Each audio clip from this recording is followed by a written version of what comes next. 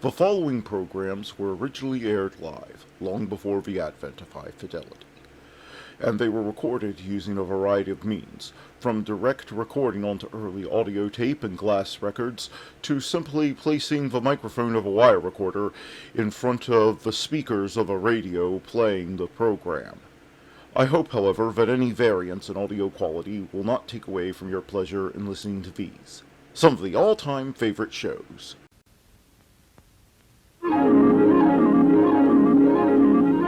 The following program is brought to you in living color on NBC.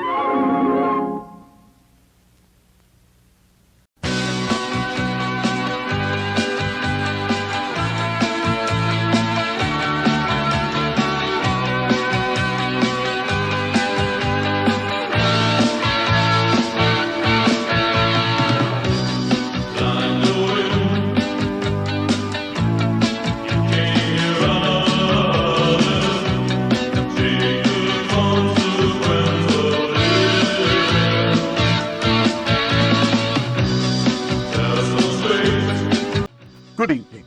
Welcome to Nightly Old Time Radio Shows. I'm your host, Matt from the past. It is March the 4th, 2025, and here is what happened on this day in history. In 1238 AD, Battle of the Sit River, Mongol forces of Betu Khan overcome Russians under Yuri II of Vladimir Suldal near Yaroslav in Russia, ending Russian resistance. In 1801, Thomas Jefferson is the first U.S. president to be inaugurated in Washington, D.C. In 1861, Abraham Lincoln is inaugurated as the 16th president. In 1902, American Automobile Association, AAA, founded in Chicago. In 1933, Franklin Delano Roosevelt is inaugurated as the 32nd U.S. president, pledges to pull the U.S. out of the Depression, stating in his inaugural address that the only thing we have to fear is fear itself. In 2009, International Criminal Court issues an arrest warrant for Sudanese President Omar al-Bashir for war crimes and crimes against humanity in Darfur, becoming the first sitting head of state to be indicted. In 1922, first vampire film Nosferatu, an unauthorized adaptation of Bram Stoker's Dracula, premieres at the Berlin Zoological Garden, Germany. And that is actually one of my favorite movies ever. I lost count of the number of times I've watched that one. Yeah, find a good print of it where they don't put, inappropriate music on top of it, and you're gonna have a good time. In 1895, Gustav Mahler conducts the premiere of his incomplete Second Symphony, Resurrection, in Berlin, Germany, with the Berlin Philharmonic. Complete version debuts in December. In 1968, Italian boxer Neo Benvenuti regains world middleweight title with a 15-round points decision over American champion Emil Griffith at Madison Square Garden, New York. Last of famous trilogy of fights. Born on this day, Theodore Judah, Richard DeVos, Mike Krieger, Catherine O'Hara, Antonio Vivaldi, Jason Newsted, Jim Clark, Ray Mancini, Draymond Green. And dying on this day, Saladin, Alexander H. Stevens, Louis Butcher, John Candy, Keith Flint, and Shane Warne. And that was this day in history. Now let's get on with the show. Calling all cars, be on the lookout for excitement with our next show.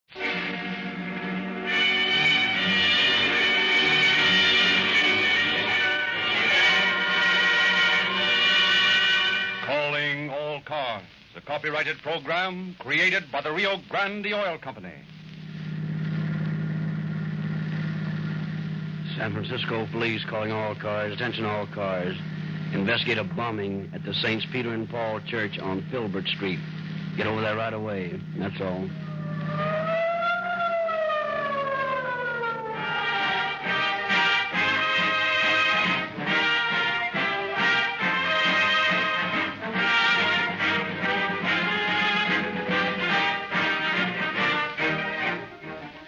Daring, fearless, up-and-coming men who do things invariably prefer Rio Grande cracked gasoline.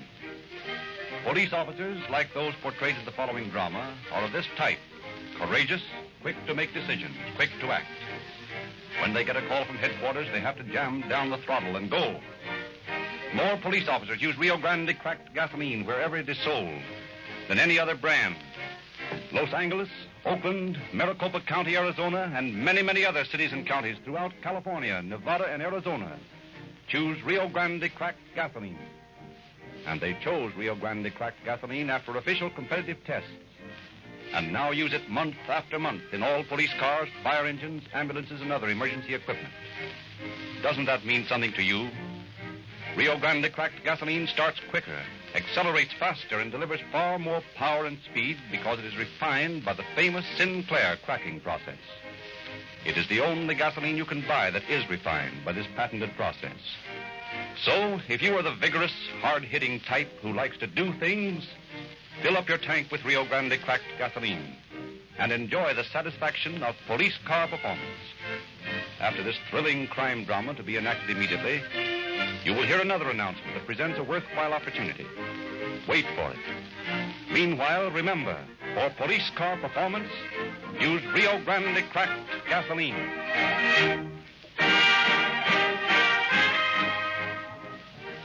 We take you now to our San Francisco studios, where you will hear Sheriff Hollenberry, San Francisco County.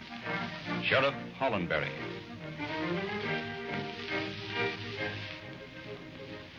Good evening.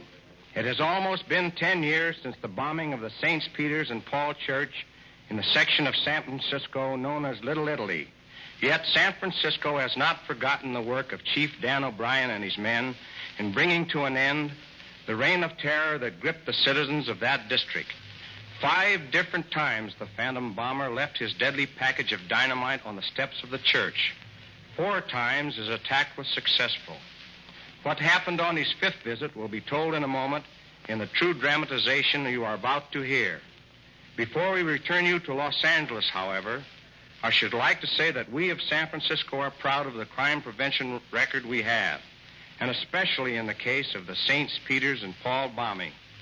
The solution of that case was a fine piece of police work.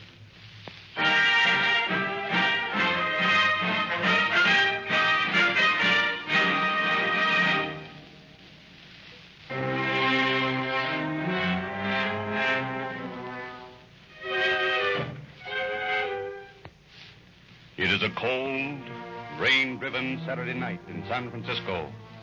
In Little Italy, there are no sounds of gaiety, no late parties. For tomorrow is the feast day of St. Francis de Sales. From somewhere deep in the interior of the church of Saints Peter and Paul on Fibber Street, the deep tones of a clock strike 11. Victor Grafero, the sexton, stands surveying the result of his efforts toward decorating the altar. There is no sound other than the clock to disturb the peace and quiet of the moment. Then, suddenly, an earth-shaking explosion shatters the silence. Its deep-throated roar echoing and re-echoing through the nave of the church. Priceless stained glass windows crash to the floor. Plaster rains from the walls and ceiling. In one split second, the interior of the church becomes a shambles. And in houses all through the district, lights suddenly flash on. Half-clad Italians rush out into the street, fear lurking in their eyes, memories of the great quake of 1906, striking sudden terror to their hearts. Then, As suddenly as it began, a deep silence. Griffero, dazed and shaken by the explosion, slowly rises from the floor, stumbles to the back door, out onto the wet cobblestones of the alley. To him, it is altogether too clear what has happened. Someone has bombed his church. And as he stands there, the rain splattering down on his bare head, he breathes a quiet prayer of thanks for his escape.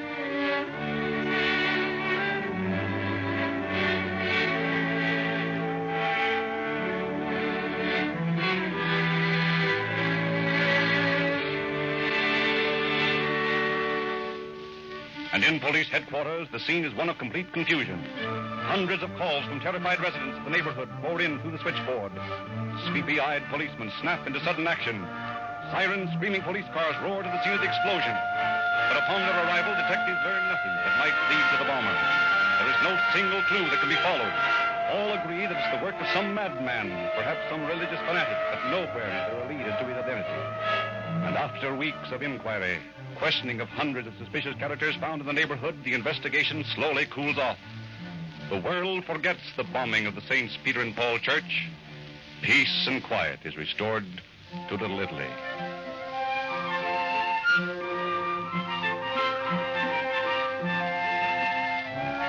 Four months later, 3:22 Sunday morning. With no warning, the mad bomber strikes again.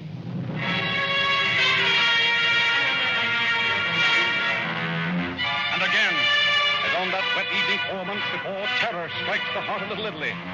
The police are again requested to find the fiend responsible.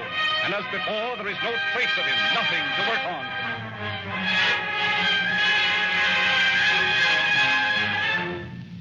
5 months later, another explosion rocks the district. And 3 months after that, another, and this time more powerful one, tears great ragged holes in the sidewalk, smashes the great door to splinters.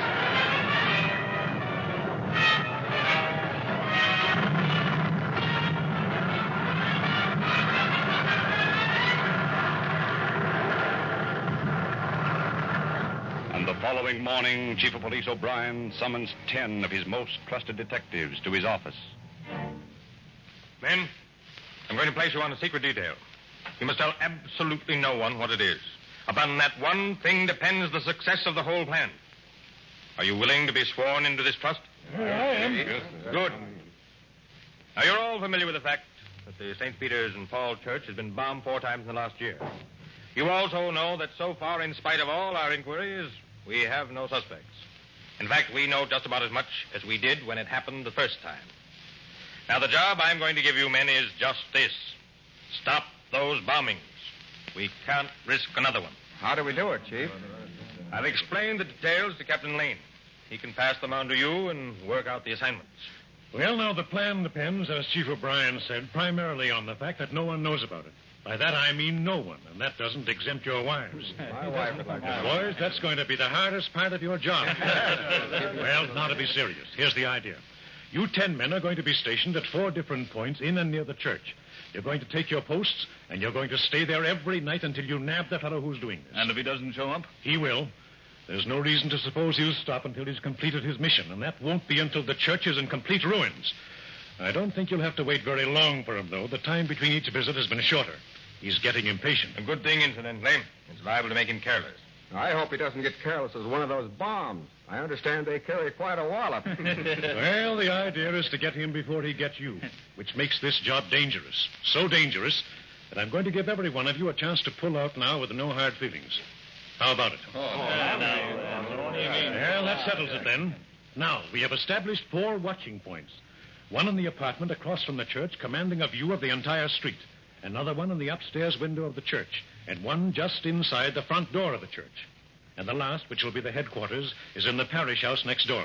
There will be telephone communication between each of these 4 points with the buzzer. Each station will have a buzzer number, and when you hear your number, you answer your phone. If you hear a buzzer that isn't your number, listen in anyway and hear what's going on. Now, tonight, you men will go to your posts. And from that time on until you catch the bomber, it's up to you. Are there any questions? Good. McInerney? Yes, sir? You can pass for a priest, so you let the boys in. Now, here's the key to the parish house. And tonight at midnight, you go through the front door of the church and let the boys in the back way. And then proceed directly to your various stations and keep your eyes open. I think that covers everything. Well... one thing I forgot. Joe Wickstrom. Yes, sir? I've got a special job for you, and one that's right up your alley. Now, Chief O'Brien and I figured if the bomber didn't see any guard at the church, he'd get suspicious and beat it. So you're going to be it. You're going to dress up in full uniform and parade up and down in front. Then why the rest of the boys? Well, I'm getting to that. You won't be a very efficient guard. In fact, you'll be the sort of a guard that the chief here would break if he saw you. Uh-huh. I think I began to understand. Sure. Your main function will be to parade up and down for a couple of hours each night and then get tired or something and apparently sneak away for a nap. You think up some good gag to get out of the way. You've got a reputation on the force for being a clown. Now, here's your chance to make some use of it. So don't let me down.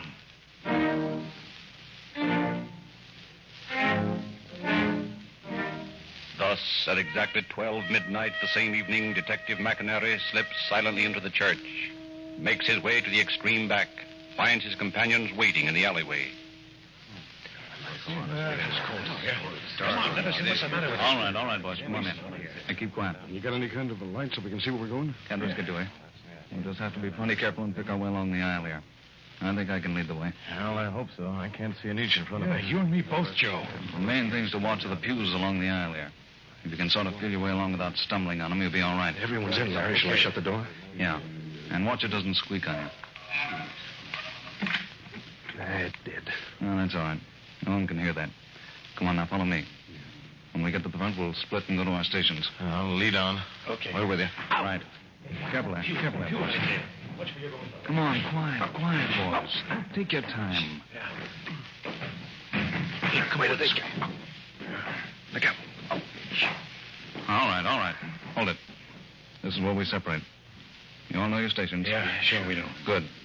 Well, then you go through this door here and up the stairs. Window's right at the top of it. Right. DeMette, you and Tom, that door over there leads to the parish house. The priest will show you the window. Good enough. Let's go, Tom. Ed, you and Greminger here. There's the phone and the buzzer right by the door. Dewey and I'll go up this way. As soon as we get to our station, we'll buzz and check the phone system. Okay, Larry. Keep those eyes peeled. Don't worry. I haven't any more desire to get blown out of here than you have. So long. See you in the morning, if everything goes well. Right. Come on, Dewey. Yeah. Easy now. Just keep close to me. That's it. So, this is to be our happy little home, huh? Nice roomy spot. Yeah, it's cramped, all right.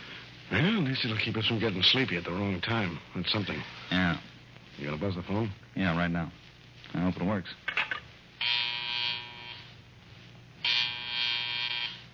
Reminger, Station 1. Hello, Joe. McInerney speaking. Just making a check on the phones. Hang up and see if you can hear the others as I ring them. Okay, Larry. Ring ahead.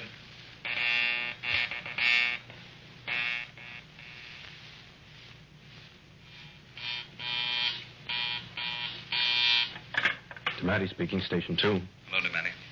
McInerney speaking. Testing the phone. Can you hear me all right? Yeah, fine. Clear as a bell. Good. Hang on and listen while I check the other stations. See if you can hear us. Right. What's up? Just checking phones, that's all. Great idea. These phones makes everything hunky-dory. Yeah, as long as they work. Simsbury. Wait a minute, let me listen. Station 3. McInerney, testing phones. Sounds fine here. Good. Keep the phone open. Okay, Larry. I can hear the others talking on the line. Anything doing? No, just testing. Lennon, Station 4. Okay, Lennon. McInerney, testing the phones. Yeah, there's Lennon over at 4. Everything's fine here, Larry. Okay. I'm going to ring off now. Keep your eyes open. Don't worry. If the rest of you stations can hear me, check back as soon as I hang up. Start with 1 and follow in numerical order. That's all. Keep your eyes on the street, Tom. I got to check back with Larry as soon as Station 1 is finished. Okay. There's Greminger up at 1 ringing. McInerney, Station 5. Reminger at 1, checking back. Okay, Joe, that's all. Right. I'm going to buzz Larry.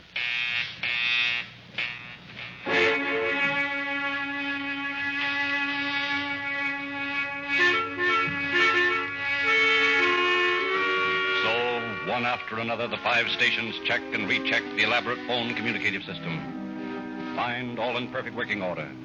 Settle down to the long vigil ahead of them.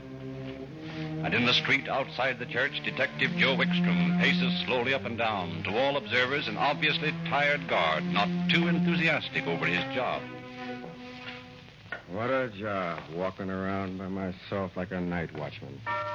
1 o'clock and all's well along the Filbert Street front. What a life. Good evening, officer. Cold enough for you? Yeah, plenty cold. You've certainly a lonely job here. I don't envy you at all. All a part of the night's work, ma'am. But I got to admit I've known better jobs. You watching the church? Yes, ma'am, that's the main idea.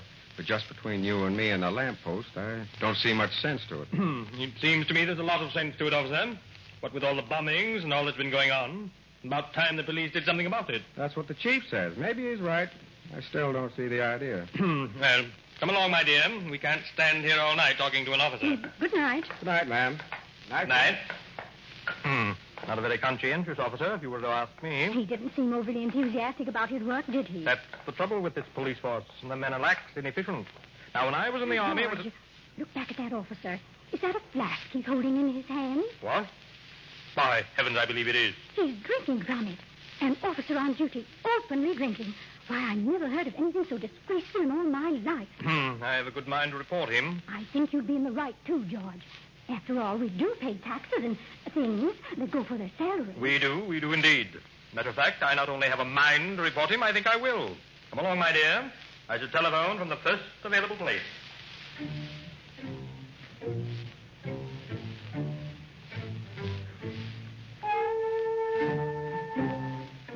Thus, so well does actor Detective Joe Wickstrom, with his coffee-filled flask, carry out his role of slipshod guard the very first night a complaint is phoned into headquarters. And so it goes, night after night of nerve-wracking watching, days spent at home sleeping. In the minds of each of the 10 men, one single thought: get the bomber and end the vigil. But the nights drag on, and no attempt is made to bomb the church. 6, 7, 8, 9 nights. Still no alarm to break the monotony of the 10 weary men's vigil. It is the 10th evening of constant surveillance. In the apartment across from the church, Detective Sidney Du Bois and James Simseri sit, staring into the empty street, lighting cigarettes one after the other, striving to keep alert. 10 nights. 10 nights of just sitting and staring out that window. It's enough to drive a guy screwy. Oh, take it easy, Sid. We may be here for 10 more, or even 10 more after that. I hope not. It's getting so I imagine I see things out there in the street. My eyes are beginning to play tricks on me. You better see if you can't grab a snooze. I'll keep watching. No. I'll be all right. Just the nerves jumping around in me. You got another cigarette? Sure. Help yourself. Thanks. I'll get a light off this butt. I know how you feel, Sid. I'm getting jumpy myself lately. You know, I could have sworn I saw somebody over by the church door a few minutes back. And when I got ready to ask you to look, I couldn't see anything anymore. Gives you a funny feeling in your insides, doesn't it? You said it. Makes you want to get up and yell all of a sudden. Only that wouldn't be such a good... What's the matter? Shh, wait a minute. See someone? I think so. Look down the street there. Is that someone coming this way? Or... Yeah. Keep your eyes on him. I'm going to buzz McInerney. What's he doing? Still coming this way. Looks like he's carrying something under his coat. McInerney. Suspicious character approaching church. Be on your guard. Right. Keep me posted. He's heading across the street for the church. Watch it, Larry. He's heading for the front door. We're ready. Can't see him from here yet. Repinger speaking. Station 1. We're ready here. Good. He's at the steps. Okay, Simsari. I can see him now. I've got a gun on him. Shall we bust out and nab him? No. When we see what he does. He's going up the steps. You'd better nab him before something happens. You'd better nab him. Easy, Sid. Larry has a gun on him. But if he has a bomb there, he'll blow the boys to bits. He's liable to let it go any second. Easy. Look, he's kneeling down. Looks like he's praying or something. Relax, boys. It's a false alarm. Larry says it's a false alarm. Yeah. The guy's just kneeling there praying. Let me look. Whew. Yeah, there he is, getting up. He's leaving. Man, what a start that gave me. Hey, you and me both, Sid. I think my heart stopped for good.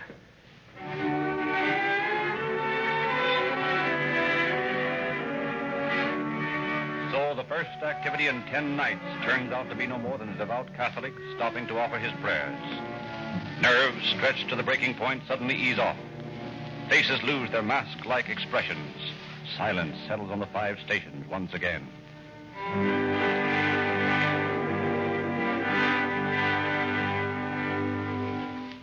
Days become weeks, weeks become months, and still the 10 detectives stay at their posts. And as the weeks drag by in each man's heart, the conviction becomes stronger. The phantom bomber has disappeared. If you ask me, the guy decided he'd done enough damage and left town. Maybe the phantom bomber's wise to the trap we've set. This business is getting on my nerves. Why doesn't he bring his bomb and get it over with? My eyes are playing tricks. I thought I saw something. It can't go on much longer. My wife's going to leave me if something doesn't happen soon.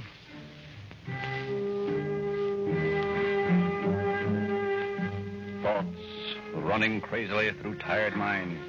Bodies aching from cramped positions. And still the endless watch continues. Wednesday, Thursday, Friday, Saturday, Sunday, the Sabbath. In the apartment window across from the church, Sinceri and Du Bois listen to the ticking of a clock. Count the ticks as the minutes turn into hours. You awake, Sid? Yeah. I couldn't tell. You haven't moved for an hour. I was listening to the clock. I got it all figured out how many ticks there are to an hour. I'm going to figure out how many there are in a 12-hour day next. Yeah, that is if you don't go bats first. Right. How much is 12 times 7,200? I wouldn't know, Sid. I never was much at arithmetic. Well, that's how many ticks there are to a day if I can multiply that far. Hey, why don't you give the clock up in favor of the spots on the wallpaper? I've counted them 5 times now, and I get a different answer every time. Why don't we give this whole thing up and start living normal lives again? That's simple. Because we stay here until we get our bomber friend. Any more questions? Seriously, though, Jimmy. How long do you think this thing is going to last? I can't answer that one. In fact, I've tried not to think about it. Doesn't do any good. If only something would happen. I think I'd even welcome a bomb at this point. Oh, no, thanks. Not for this one. I've seen what bombs do to people who get in their way. You know, they don't leave much to take home to Mother. Yeah, I've seen the results of bombs, too. Not very pleasant when you come to think about it. I remember once when I was over on... That's us. Station 3. Sinceri speaking. Keep your eye on the street, Jimmy. There's 2 men coming this way from Powell Street. You'll be able to spot them in a minute. Okay. A couple of birds coming this way, Sid. Stand by. Right. You on the line, Larry? Sure thing. Keep me posted. I can't see them yet. Wait a minute. Yeah, now I can. One of them's carrying something. Yeah, I can see it. Hey, Larry. Yes? They're right below me now, and they've stopped. Looks like they're talking together. One of them's starting across the street for the church. Stand by, Larry. One of them's heading for the steps. He's got something under his arm. Watch him, Jimmy. If he starts running, let him have it. Right. He's starting up the steps now. Okay. I see him now. Stand by, Grimminger. All stations ready to attack.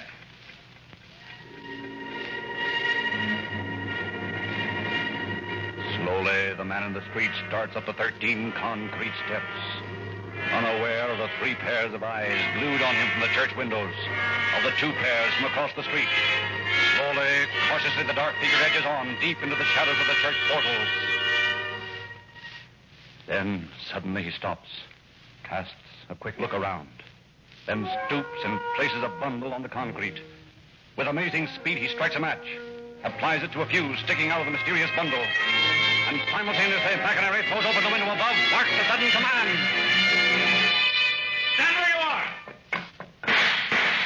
That got him. Come on, get out of here, Kaufman. Come on. We gotta get that bomb before it goes off. The fuse is almost gone. I'll get that. There goes the other one. Hold fire! You get the bomb, Joe? Yeah, just in time, too. Look. Good Lord.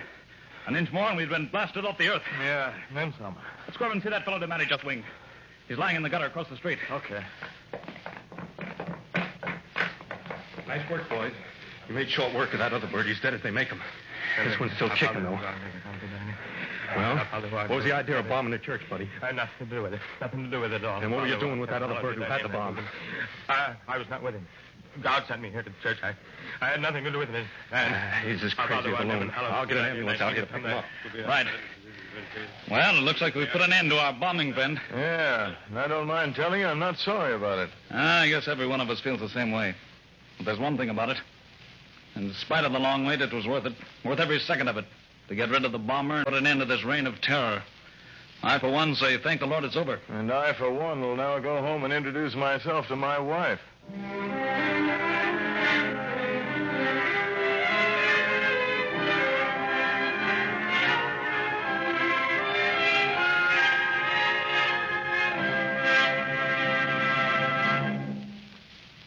And now we take you once more to our northern studios, where you will hear District Attorney Matthew Brady of San Francisco County.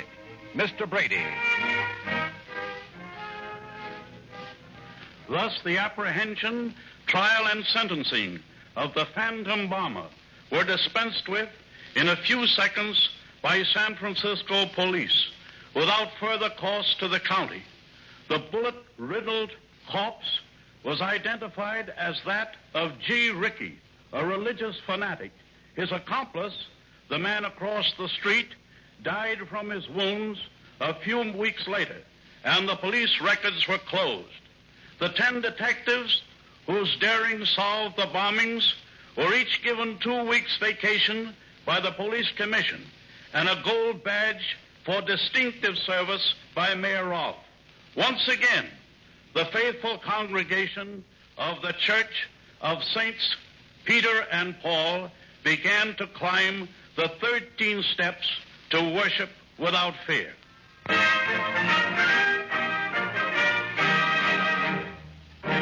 you, Mr. Brady. Perhaps these police dramas affect you as they affect this listener who recently wrote in. So many calling all cars programs that now every time I hear a siren, either on the air or on the street, I say to myself, there goes some police car performance. I said it jokingly at first, then I tried Rio Grande cracked gasoline myself. Now I'm serious when I say it is absolutely everything you claim it is. No wonder the police cars use it. Every time you hear a siren, a fire engine, or an ambulance, let it remind you, too, that there goes some police car performance.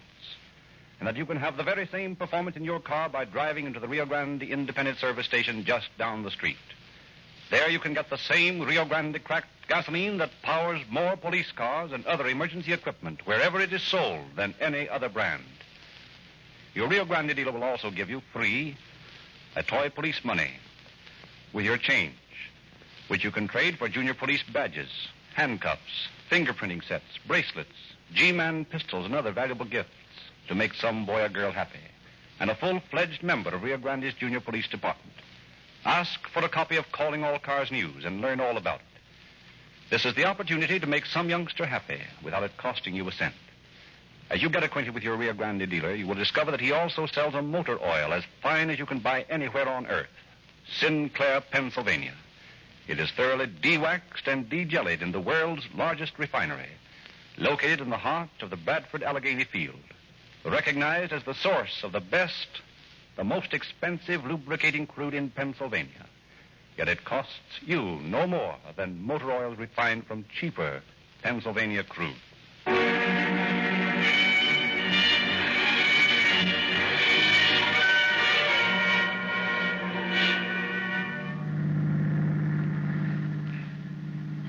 San Francisco police calling all cars, attention all cars, a cancellation broadcast 152 regarding the bombings of the St. Peter and Paul Church on Filbert Street. Suspect in this case killed while trying to escape. That's all.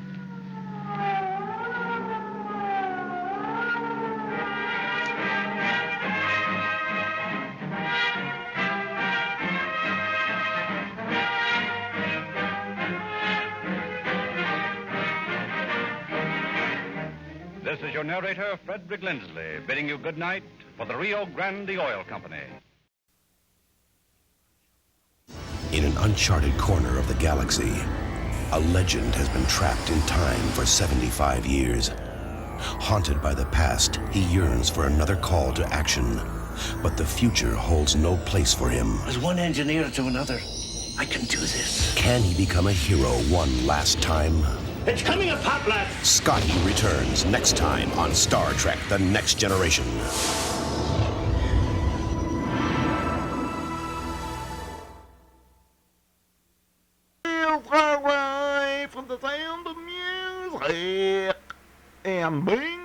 Crosby is up next.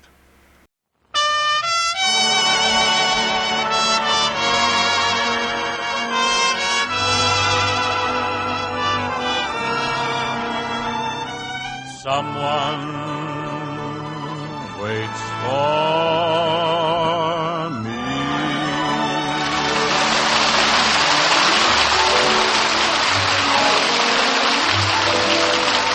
This is Captain Carpenter welcoming you to the Bing Crosby Show, presented by Chesterfield, produced and transcribed in San Francisco. With John Scott Trotter and his orchestra, Judd Collins with the Mares, and Bing's guest, Bob Hope. This is really an important evening, an outstanding evening. To tell the truth, I'm tingling. I'm fairly a-quiver with excitement. You mean because Bob's going to be on the program? No, Ken, no, not at all, because this is February 1st, the eve of National Sauerkraut Week. Oh, is National Eat More Sauerkraut Week with us again? Yep, glad. I'm delirious. Yes, sir. Tomorrow begins National Kraut and Frankfurter Week. February 2nd to February 11th. But from the 2nd to the 11th isn't a week, Bing. It's 10 days. What's the extra 3 days for? That's for people to just lay there and gasp. You know, folks really go for sauerkraut and hot dogs, Bing. Do you realize that in 1949, the American people consumed 40,000 tons of sauerkraut and 5 billion frankfurters? They'll never get off the ground. They'll never make it. Never. But, I think it's wonderful. All the special weeks we have in this country. National Hot Tea Week. My favorite week. National Iced Tea Week. Love that week. National Wring Out Your Tea Bag Week. Yes, and what about National Feel Sorry for Pickles because they have warts on them week? Oh, that's sweet. That's a nice week. Sour, too. Let's not get dill here. But, Bing, how about that other big week? Which one's that? That's National Play the Other Side of Mule Train Week. Oh, I'm for that. Ken, it strikes me that they've really overlooked an important week, something that's really needed. What's that? National Take Up a Collection for Brinks Express Company Week. Now, there is a real needy cause. But there's one hitch. What's that? Well, after the collection has been taken, who's going to watch it for him? Now, Mr. Bones, I think we've had enough of this fol-de-rol, this persiflage. The Rhythmaires are gathering around, and our opening song is a song called The Big Movie Show in the Sky. It's from a Broadway production called Texas Little Darling. The show has very nice music by Bobby Dolan and some very nice lyrics by the master, Johnny Mercer. Let's go, John Scott.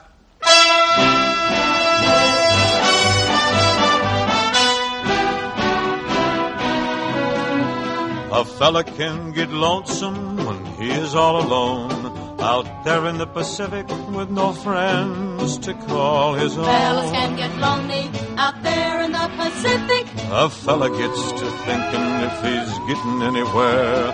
A fella gets to wondering how it's gonna be up there. Fella gets to wondering if he will meet the mayor. When your final chip is cashed and the pearly gates swing wide, there is old St. Peter asking you to come inside. There is old St. Peter, the Lord's official greeter. He whispers, son, go find a seat. I hope you like the show. And then you see a picture of the life you let belong. By and by, by and by, can you look yourself in the eye when you come on the screen up yonder at the big movie show in the sky? Imagine you are one of that great celestial crowd, sitting back relaxing with your feet up on a cloud. Surely can be taxing, a setting back relaxing. You're a pouring buttered sunshine on your popcorn white as fleece and waiting for the latest into hemisphere release. The stars spell out the title and the cast before your eye. The show commences on that silver screen they call the sky. Stars spell out the title and every scene is vital. The past begins unfolding and you see it taking place. And pretty soon you're looking at your own big ugly face. By and by, can you look yourself in the eye when you come on the screen up yonder at the big movie show in the sky. The big movie show in the sky.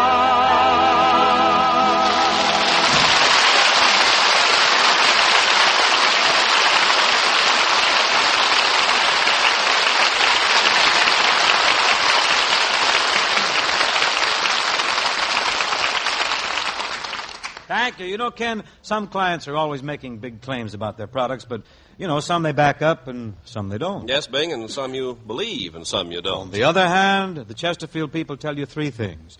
They tell you Chesterfields are milder, better tasting, and cooler smoking. And they back that up. But what's more important, they tell you how to prove it for yourself. All you have to do is open up a pack of Chesterfields and get a whiff of that mild aroma. The mild aroma that can come only from Chesterfield tobacco. The right combination of the world's best tobacco. That mild aroma is your proof that Chesterfields are A, always milder, B, better tasting, and C, cooler than other cigarettes. Yeah, friends, open that pack and get a whiff of that mild aroma. You'll know that there's a difference between Chesterfield and other cigarettes. The difference is that Chesterfields smoke cooler, better, milder. That's why Chesterfield is the cigarette for you to smoke. Chesterfields satisfy women and men. Chesterfields over and over again.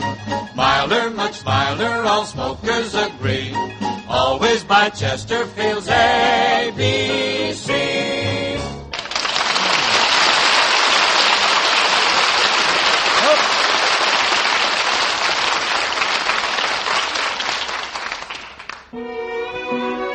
Paramount has a picture out now called Bitter Victory, and Victor Young wrote a beautiful ballad for it, to which Mr. Livingston and Mr. Evans set some lyrics.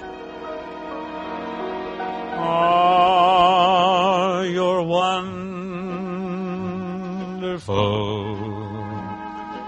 You're all that I've yearned for, the flame that I've burned for. You're by my side to stay. Wonderful to be on a crest with this love we've been blessed with. It warms our every day. You complete the glow that was missing in casual kissing.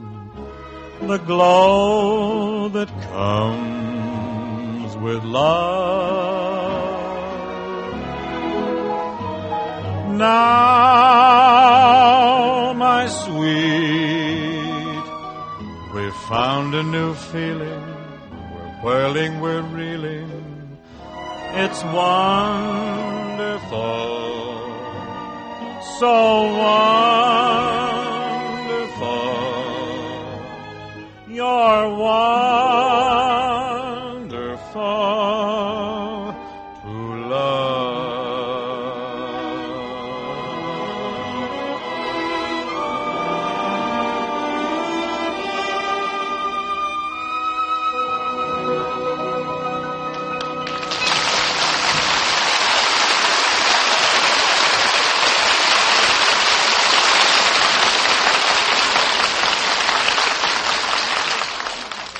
Now, ladies and gentlemen, continuing in our constant endeavor to keep abreast of the times, I want to present the national head of Sauerkraut Week. Here he is, old Kraut head himself, Mr. Bob Hall.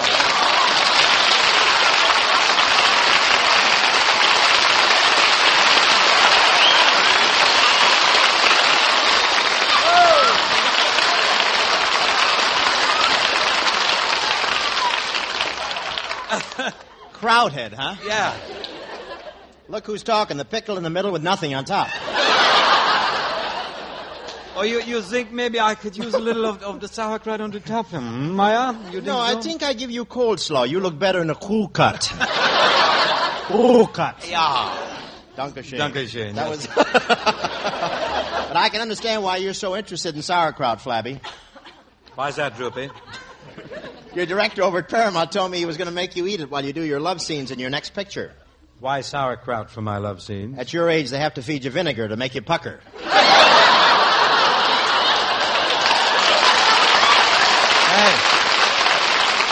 here. That's all. Good night. Back. I've seen you do some love scenes in pictures, old man. Well, what's wrong with them? You look like you're trying to take a bone away from a St. Bernard. That's hard to do. And before we go any further, let's talk about what I'm getting for tonight. Let's get into the loot. Oh, no, wait. You mean you're not happy about what I'm giving you to appear? Not exactly. Chesterfield's satisfied, but not like money. Let's get into it, boy. Yeah, I want to know who's going to pay me for taking this Hooper dive. I tell you what you do, son. You talk to my brother Everett, will you? What? Talk to my brother Everett. Who's going to pay me for that? I do like San Francisco, though. You know, when I wake up in the morning, I have a beautiful view of the whole city. I didn't realize you were so fond of San Francisco, really. Don't knock it. Nobody offered to build a bridge across your bay. That'll do. That's all. No. Not too much. When it comes to figures, Buster, I got it all over you. Listen, if you ever took off your girdle, you'd have it all over everything. Now Take a gander at your tummy. Looks like a cable car going downhill. Bob, I'm sorry I didn't have a chance to ask you, but I guess I should. How's your shoulder coming along? Oh, it's getting better, but you'll notice I'm still carrying my shoulder in a cast. It's about time you carried a cast. In all your pictures, your cast has been carrying you. Turn about. I'm seriously. I'm that really... was a jazzy one, wasn't it? I'm really interested. It's keen, eh? I love this house. You can reach down and tickle the audience, can't you? And vice versa. Don't let anything hold you back. Go ahead. Tell me, I'm interested. I really am, and I guess everybody else is. How did the accident happen, anyway? Well, it was a typical California evening. I was driving, and my companion was bailing out the glove compartment.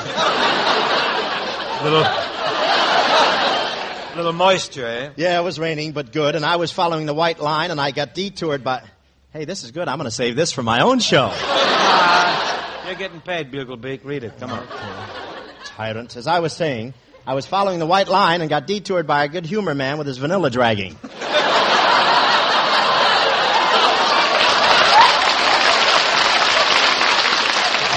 I really should have saved it. Oh, I could have used that kid. But honestly, Robert, I forgot to thank you. It was very sweet of you. Very nice gesture of yours to mail me your x-rays. I appreciate it. Well, I sent them to you as proof. I wanted you to have proof after this. Don't accuse me of swallowing your golf ball.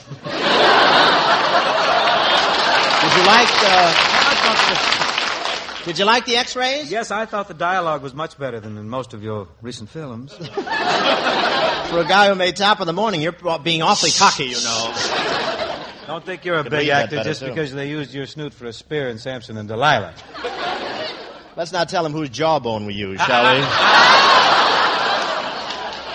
And speaking of the picture, I got news for you. Cecil B. DeMille promised to put me in Samson and Delilah, but he double-crossed me. What happened? He gave Hedy Lamarr the part. Cool.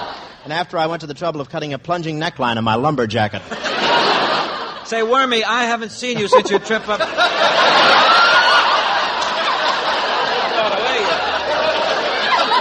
Something snuck in there.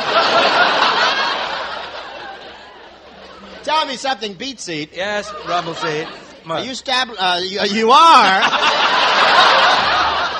Are you still dabbling in research for the Crosby Foundation? Well, yeah, but there's nothing we can do about your case. But you managed to keep pretty busy for a man with your talent. Radio pictures, cigarette girl at Ciro's, sword boy at Omer Khayyam's, Scalapini molder at DiMaggio's. Have you thought about television? No, I'm sticking to radio. And I'm sticking to radio, too. None of that television for me. Oh, me neither. I'm not going to have anything to do with television. Nobody asked you either, huh?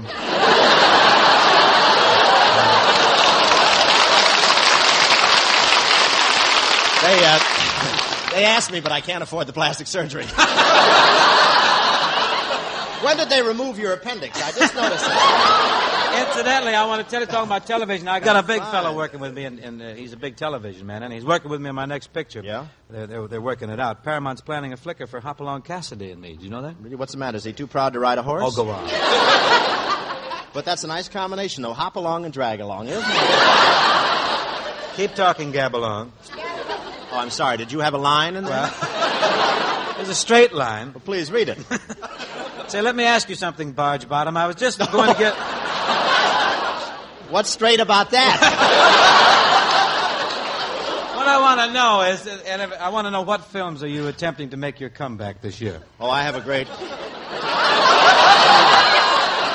I didn't mean to get my big galosh right on your line. I never realized you'd get a laugh at a dirty little thing like that. It doesn't match the way you read it. It's a rising inflection. You threw it away. You should have thrown it away before the program. What I have are a great picture coming out. It's called Fancy Pants, and it's so important they're not going to show it on a double bill. It's going to appear all over the country with just a Technicolor short subject. Oh, that'll look grand on the billboards. Fancy Pants with colored shorts.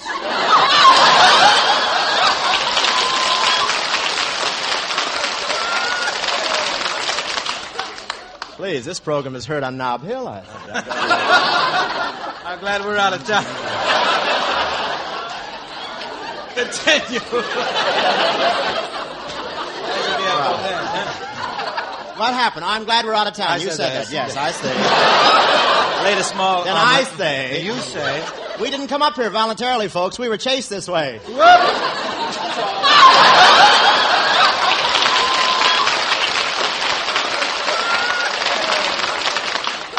Don't stretch the material. I gotta congratulate you anyhow. Really, I must. Please do. You know, really, when you come to think of it, you're due for congratulations because a few short years ago, you started out with nothing. And I can honestly say you've retained every bit of it. Well, I'm going to do all right. I'm practicing to make a He-Man picture. You know those He-Men? They always wear their shirts unbuttoned. Mm-hmm. So I unbuttoned mine and walked around my neighborhood last week. What occurred? When I passed the meat... I love those kind of straight lines. Yeah, what occurred? What occurred? Ben Bard. Something you stole from Dwight Fisk. And what occurred? Would you mind giving me that again? So I unbuttoned my shirt, and I walked around my neighborhood last week. And what occurred? I got several readings I can give you. You might as well forget this gag. We're dead, you know. Well, anyway, I unbuttoned my shirt and walked around my neighborhood, and when I passed the meat market, a woman looked at my chest, turned to the butcher, and said, "Why can't I get halibut like that without any bone?" Oh, no, Bob. Really? That's what occurred. I think, actually, you're being unduly modest. I think this is a good time to remind our friends that in the recent popularity poll, you emerged in the #1 spot as the box office champion of 1949. Well, it wasn't easy, Bing. You know, you were in the top spot, and for 5 years I tried to get in, and I was finally elected. Well, this should be happy news for the Dewey supporters. Anybody can make it. But I know you don't really mean that, do you, Lard? Certainly not, Bob. We've got have a little fun here, you know, and kid a little. But as a matter of fact, I have a little song that I'd like to sing for you. Would you care for me to throw a little true melody in? Elbowing in, always elbowing. Bob, this song will tell you and everybody exactly how I feel about you. John Scott, give me the downbeat. A little panegyric for Mr. Hope. What? Can you say that on the air? Have I told you lately that I love you? Why, Dad. Could I give the information now? What'll Dixie say? Have I told with all my heart and soul how I adore you? Let's keep it crisp. Well, Robert, I'm telling you now. I think this kid wants to go steady. My heart would break in two if you'd refuse me. You know, this is bigger than both of us. I'm no good. And that's large. Without you, anyhow. I know, I saw your last picture. Say, have I told you lately that I love you? Keep it tender, Dad. Well, Zoot, I'm telling you now. Second chorus. Thing I'd like to say how I admire you. Hi, buddy. And a memory in my heart I keep. Isn't this touching? Oh. As a child, I always had your records at my bedside. Even then, they put me to sleep. Oh, how he'd cry, old pal, if he should lose you. Wear hearts and flowers and pull out all the stops. Oh, has he told you lately that he loves you?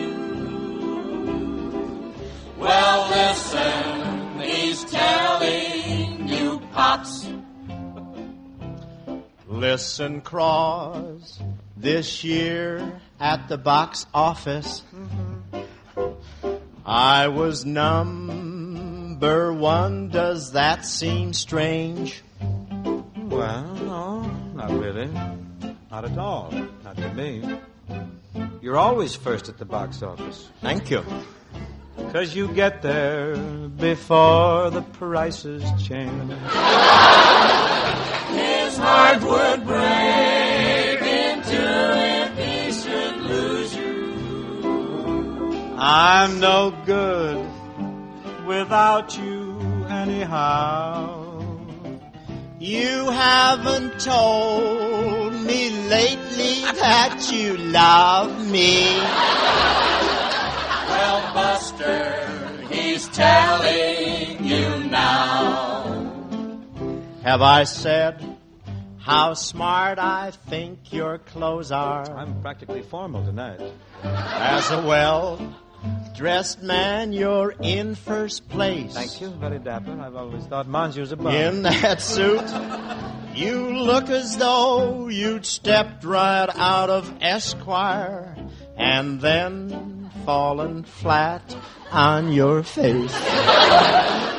Your hooper'd break in two if you should lose me. Watch that shoulder when you take a bow. It's just sympathy, that's all.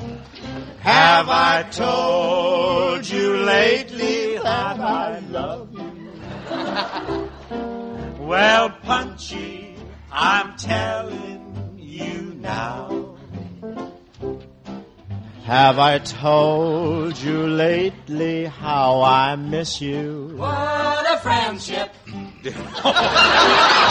With tears my eyes are wet. For we travel down that road for Paramount together. I'm with you. Oh, brother, how corny can you get? This heart would break in two if I should lose you.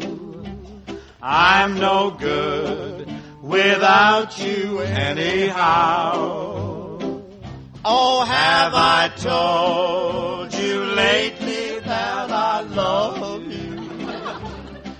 Well, Buster, I'm telling you now.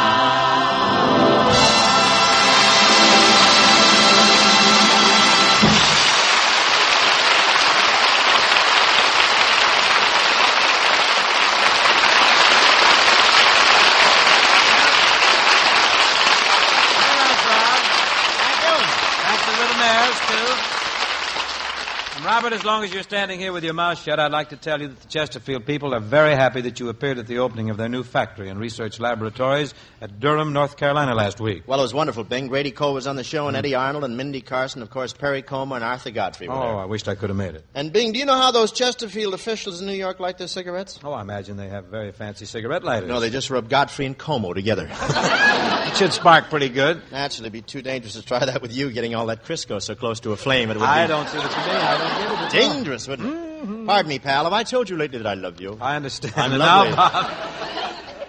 You're lovely. You're engaged. You use Brillo. It's time to tell the folks that all I have? the Chesterfield... It's a terrible line to send me off. No, we got more. Stand by. Don't let him leave the premises. Bob, it's time to tell the folks that Chesterfield has a mighty stylish special birthday carton. And believe me, those 200 milder Chesterfields make the ideal gift for every smoker.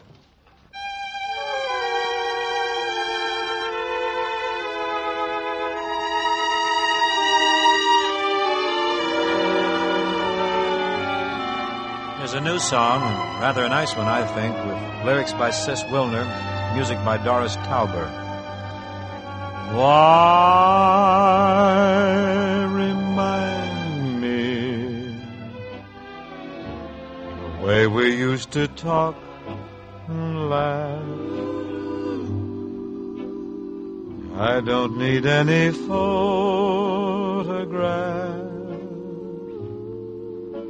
to think of you.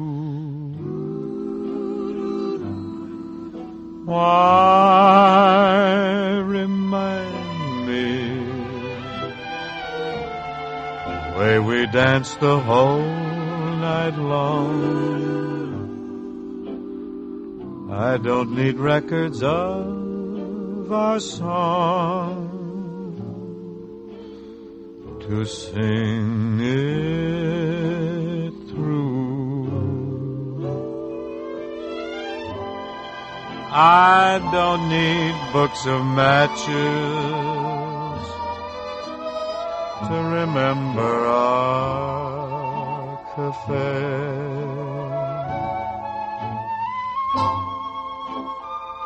What earthly good are matches to a flame of yesterday? Why remind me? I know our love has played its part. I'm only asking of my heart to stop reminding me of you. Why remind me? Why remind me? Why remind me? I know our love has played its part. I'm only asking of my heart to stop reminding me of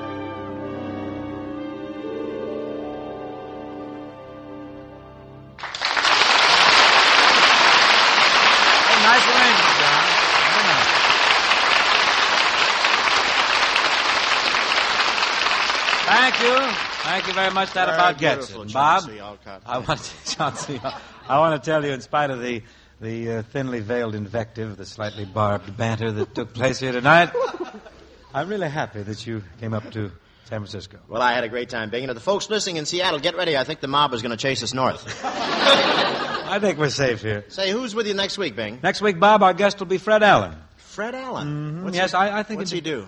Well, I think it'd be nice to have a comedian on the program for a change. Somebody lighten it up a little. Have I told you lately that I love you? Forget it. You know, Bob, Fred Allen retired from radio during 1949. Well, working with you may lay him off for 1950. We'll do all right. Come on, let's go out and eat. I got a due bill on the White Tower. Yeah. You want to go? Got any money in your sling? Okay, Bob. We'll see you next week, folks, for Chesterfield, the best cigarette for you to smoke. And thanks very much.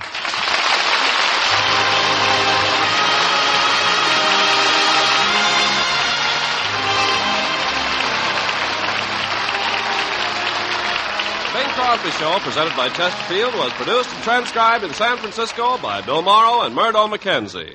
Tune in next week and hear Bing and his guest, Fred Allen. The George Burns and Gracie Allen Show follows immediately.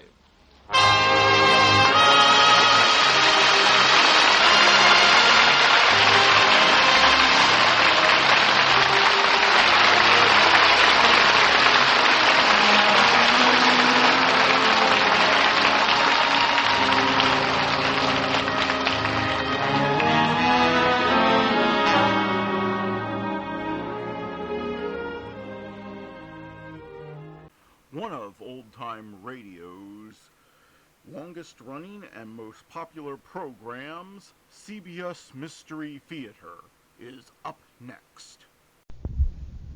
CBS Radio Mystery Theater presents...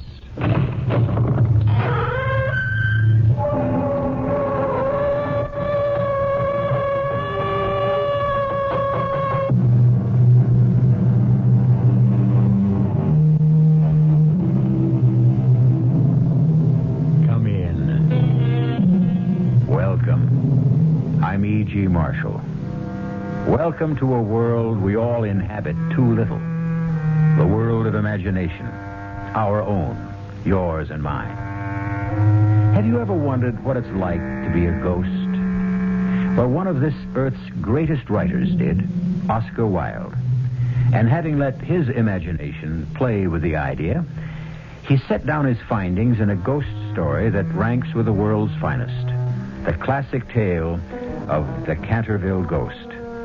And if by chance you should think that a ghost's life is all wine and roses, why then listen to what went on one night at Cantorville Castle. Blood! I must have blood. And when I say blood, I do not mean a drop or two. I mean gallons. Or am I not Gord Gibeon, the bloodsucker of Bexley Moor? Blood!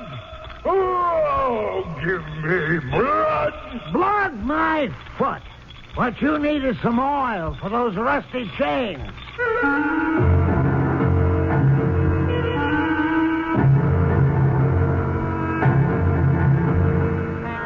Our mystery drama, The Cantorville Ghost, was especially adapted from the Oscar Wilde classic for the Mystery Theater by George Lothar and stars Arnold Moss.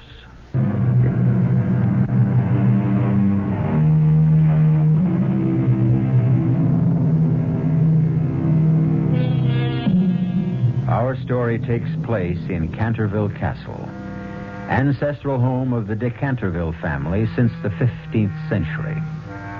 You immediately assume, I have no doubt, that the castle is in England. Well, it isn't. It was, but it isn't anymore. For you see, that well-known multimillionaire Hiram Otis had it dismantled, stone by stone, transported to the United States, and re-erected, stone by stone, on his own estate in the Midwest. So it is that one fine afternoon, we find him, Hiram, and his wife Martha, and his lovely daughter Virginia, and Geoffrey de Cantorville, her fiancé, in the newly restored library of the newly erected castle of the Cantorvilles. Well, Mr. Otis, I hope you're satisfied with the job I've done. Cantorville Castle re-erected, lock, stock, and barrel, even to the ancestral gardens which surround it. Well, the castle's okay, but I don't know about the gardens.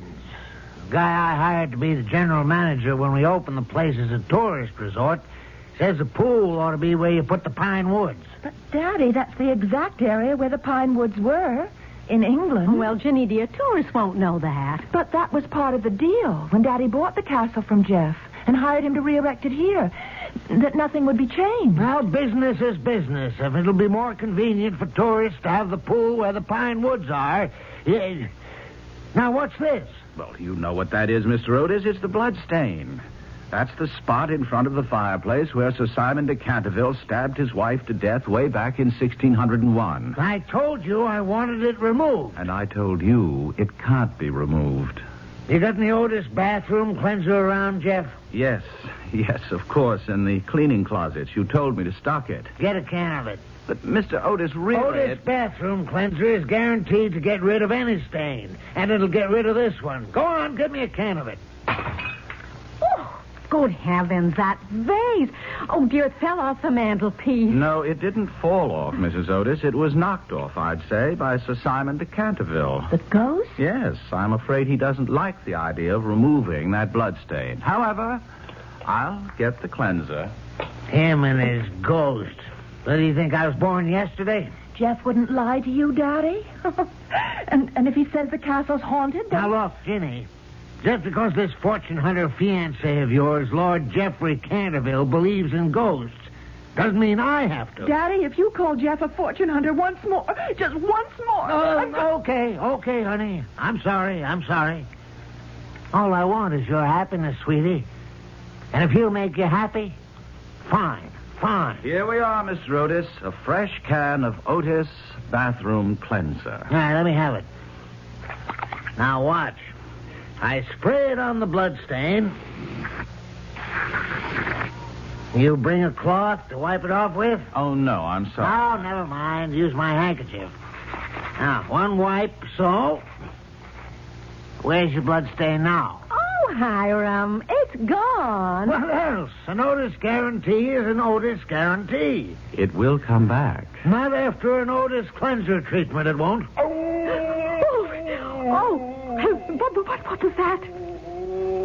Oh, what is it? It's the ghost again, Mrs. Otis. No, it was the wind or something. But there isn't any wind. No, it was something else, but not a ghost.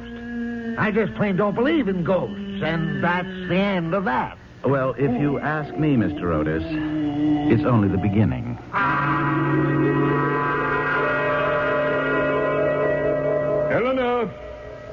Eleanor! Oh, blast the woman. Where is she? Here, Simon, dear. Here I am. Get the paint bucket. We have to repaint the stain. Again? I promise you, however often Mr. Hiram Otis erases my blood stain. My blood stain, dear. Oh, all right, yours. But you wouldn't have had it if it hadn't been for me.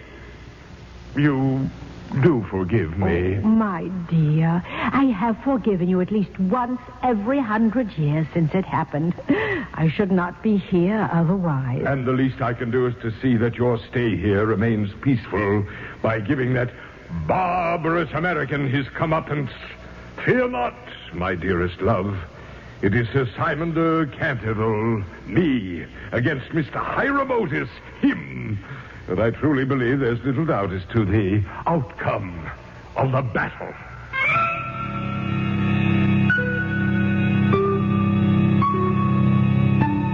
A blue blood stain? What do you mean a blue blood stain? Just what I say, Mr. Otis. The stain's reappeared, and this time it's blue, Daddy. Now, look, I don't know what you two are up to. Up to? For your information, the boss painter who's redecorating the upstairs bedrooms complained that somebody's stealing his paint. And you think that Jeff and I would... Who else? But why would you think that? Because the way I see it... Yes? How do you see it? Well, I don't know how I see it. All I know is it doesn't make sense. And we better start making some sense around here because we open in a week. Now get rid of that stain. Once and for all, get rid of it.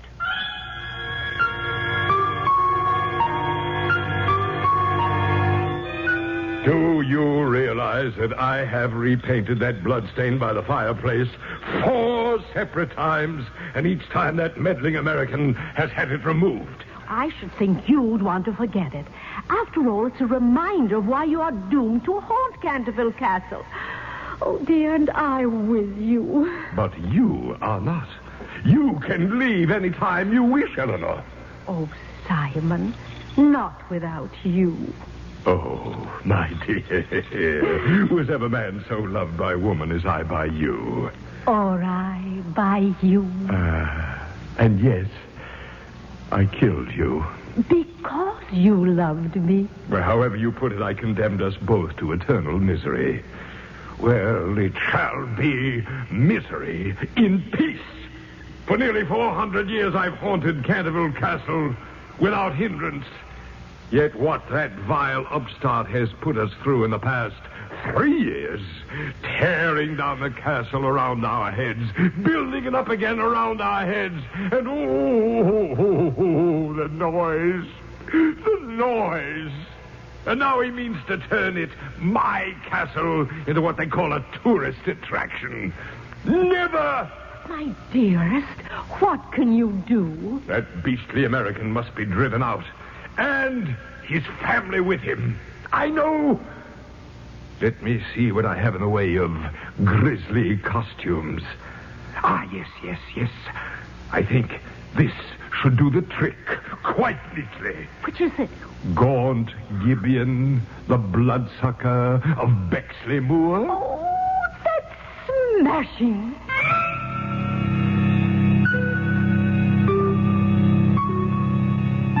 Jeff, I won't let you get married till you get a job. But, Daddy, Jeff doesn't need a job. He has all the money you paid him for Canterville Castle. Have you? Have you, Jeff? You know I haven't, Mr. Otis. But obviously Ginny doesn't. You didn't tell her. Tell her what, Otis? Yes, what? Well, tell her. Ginny, I'm afraid that just about every cent your father paid for Canterville went to pay off back taxes, liens, mortgages, interest payments, and the Lord only knows what. Oh, Jeff. Well, don't you see, that's why I sold Canterville in the first place. I had to. I couldn't keep it up anymore. I had no choice. It was sell or lose everything. So you see, he's broke. Flat bust. Now, just a moment. I have the promise of a job, Mr. Otis, a top-flight architectural firm in New York. The promise of a job. Now, look, Jeff, there'll be no marriage until... What's that? I don't know. I'm afraid I do. It's the Canterville ghost. The ghost? Come on, Jeff. Come on now. Aren't these tricks of yours getting just a little childish? Now, Mr. Otis, believe me, this is no act. It's the real thing. Whenever the ghost moans like this, it means he's going to put in an appearance. And I've seen some of those appearances. Now, Mrs. Otis, Ginny, you'd better come with me. Oh, where to? Well, anywhere but here. I'm not afraid of the ghost myself. He's never done me any harm, but his appearance can be positively ghastly. And you'd better not see it, either of you. No, I'm staying here. What? I've been hoping to see him, Jeff. Hoping to see the ghost? Yes, Mother. Oh, somehow I have a feeling I won't be afraid of him. Don't ask me why. I can't explain the feeling. I just know I won't be. Of course you won't. Jeff lets you in on his little gag. But I suppose I'm to be scared to death, huh? Oh, but Daddy, there is a ghost. You've got to believe it. Look! Oh, my heavens! Blood! I must have blood. He's got to be kidding. When I say blood, I do not mean a drop or two. I mean gallons. For am I not gaunt Gibeon, the bloodsucker of Bexley Moor? Blood! Blood, my foot. What you need is some oil for those rusty chains. And I just happen to have a can of Otis all-purpose here in this desk drawer. Cringe, thou knave! Grovel in abject fear before me. Now, here's that can of Otis oil. Oh, knock off the screaming. You got nothing to scream about, because believe me, this oil will do the trick for those chains of yours. Leave off! I'm ruining my chain. Daddy, stop it. Leave him alone. And another squirt right Daddy, here. Stop it. Give me that can. Here now. Leave him alone. Can't you see how unhappy he is? Oh, now, look, Jenny. Any guy tries to pull a gag on me. This is no like gag, no trick. This is misery. Oh, look at his face. Look into his eyes. He's in agony. I've never felt so sorry for anyone in my life. You feel sorry for me? Oh, yes. Oh, yes. No one has felt sorry for me in over 370 years. I do. Well, you frighten me. Oh, no, you can't be. You couldn't be. No. Not the Golden Girl. Oh, come on, you two. Stuff it. Nice little act, but just a little creaky in spots. You clod! You lout! You poltroon! Is it thus you'd taunt a noble lord of Canterville? Hear me, then. I sought but to warn you hence by harrowing up your soul. But there's another way to be rid of you. Death. No, No, please, I beg you, don't kill him. Don't. For thine own sake, then, child, be warned and get thee hence. I am Simon of Canterville, and easy wrought into murderous rage. So be gone. Be gone, be gone. Do you believe now that he's a real ghost? I sure do.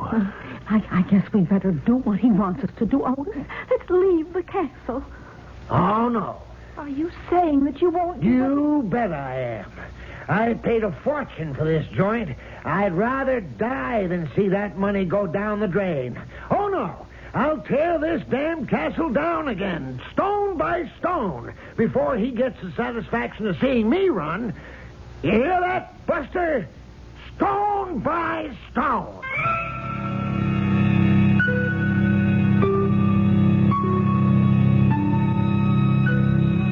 certainly appears that for once, for the first time in nearly 400 years, the ghost of Sir Simon de Canterville has met his match. What happens, you may ask, when ancient English ghost meets eyeball to eyeball with modern American business tycoon? We'll learn more when I return shortly with Act Two.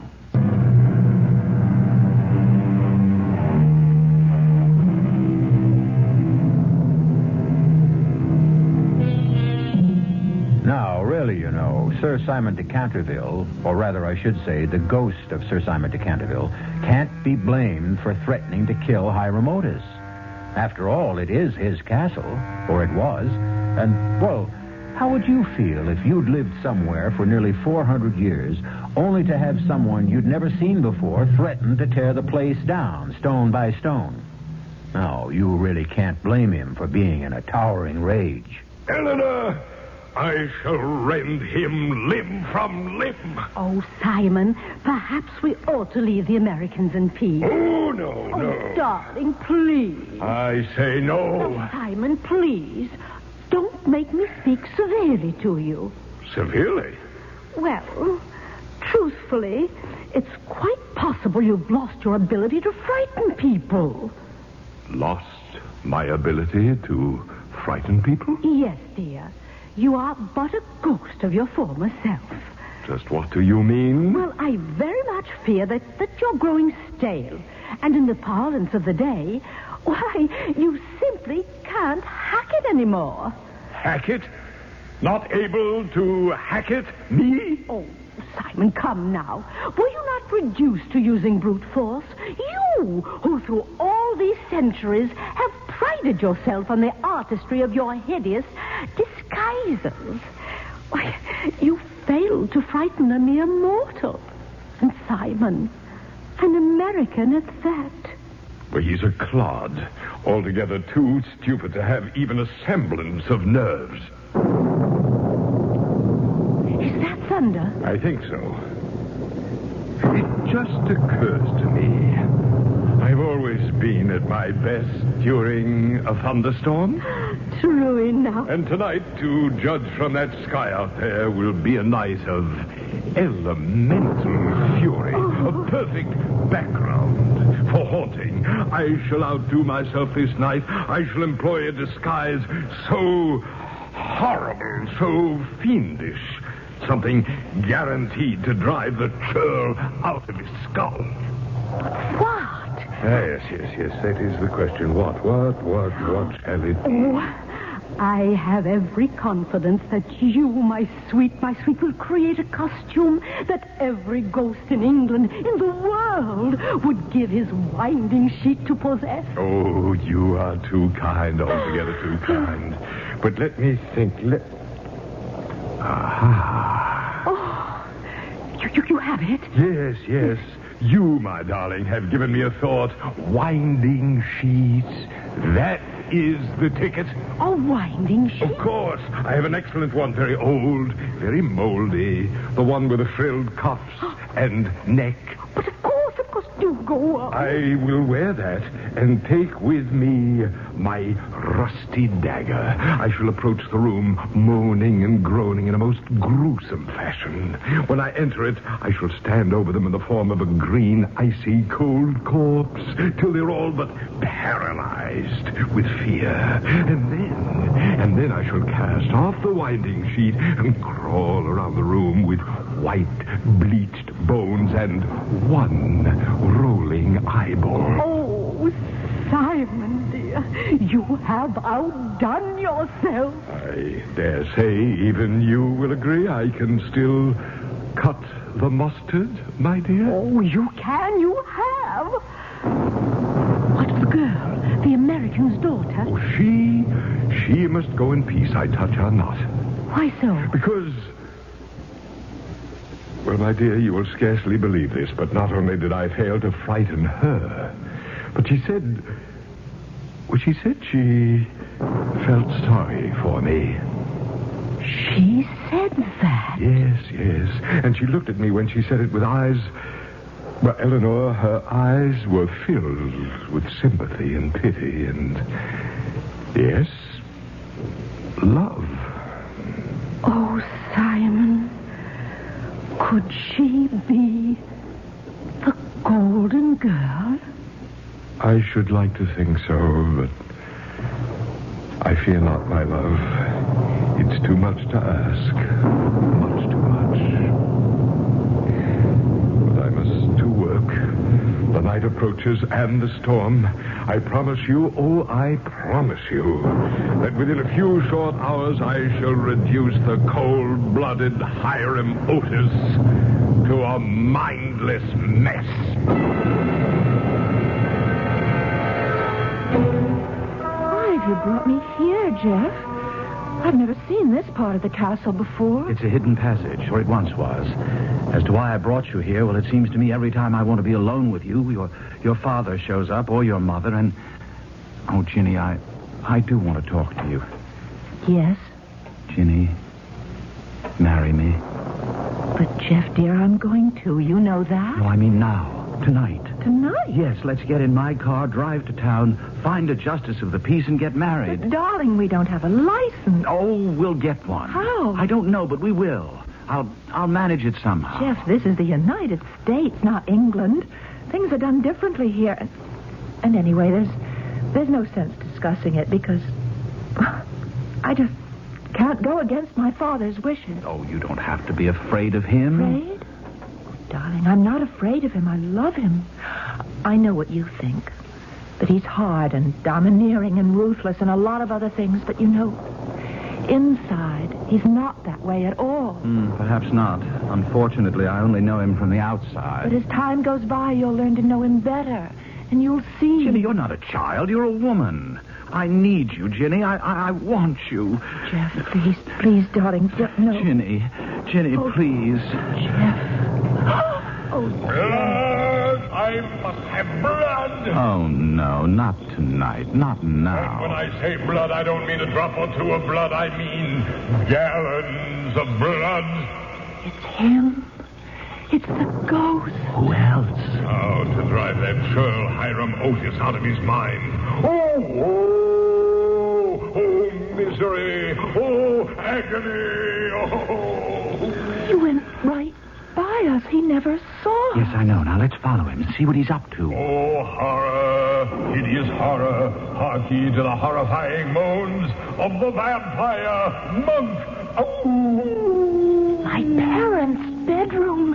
He's gone in there. Hark ye to the horrifying moans of the vampire monk or the bloodless Benedictine.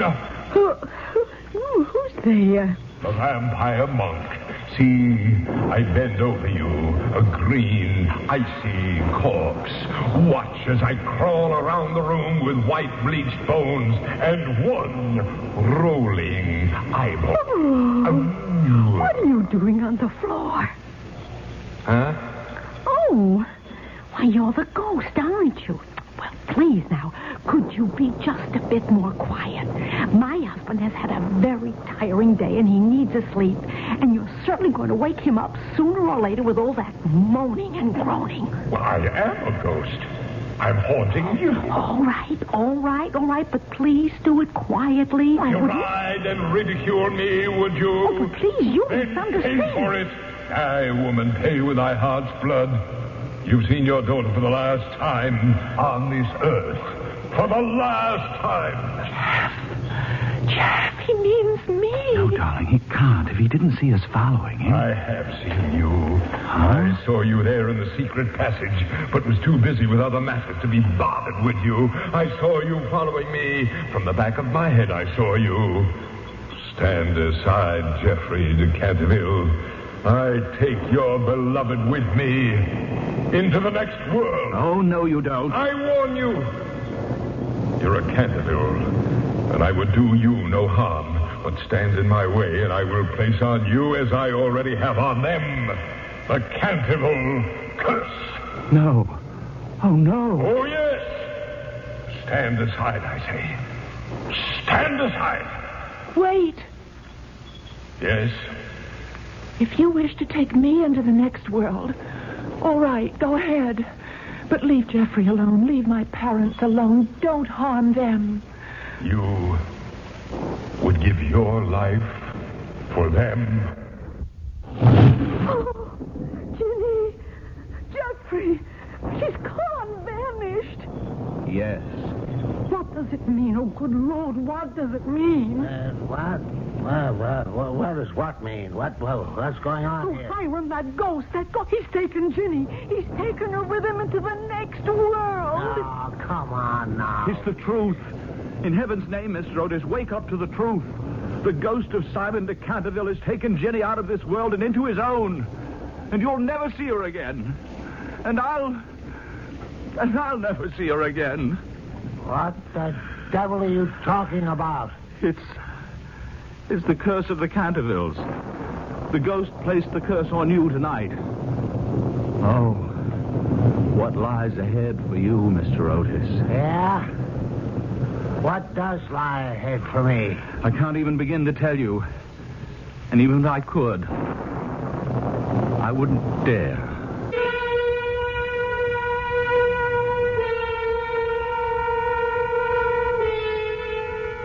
Strange sort of ghost, Sir Simon de Canterville. At one moment, he's almost gentle, tender, and the next, in a towering rage. He acts almost like us humans, doesn't he? And like us humans, he may have jumped from the frying pan into the fire in abducting Virginia Otis. We'll find out shortly when I return with Act 3.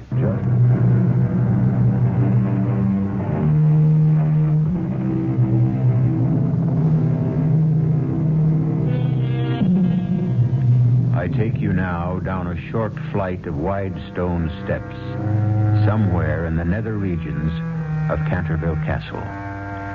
Steps stained by centuries of dampness. It is a place where rats and beetles might scuttle about, in and among the bleached bones of a skeleton which lies on the stone floor. Poor skeleton. One of its hands, manacled, claws towards the remains of a bowl which once held food. A door opens. A light appears on the steps, and Sir Simon de Canterville sweeps down the steps, dragging Virginia Otis after him. He flings her to the floor. Here lie my bones. Here soon shall lie yours.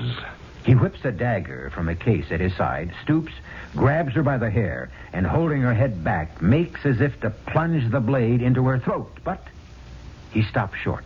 How can you look at me like that? Are you not afraid? No. You face death, yet you're not afraid. Do I face death?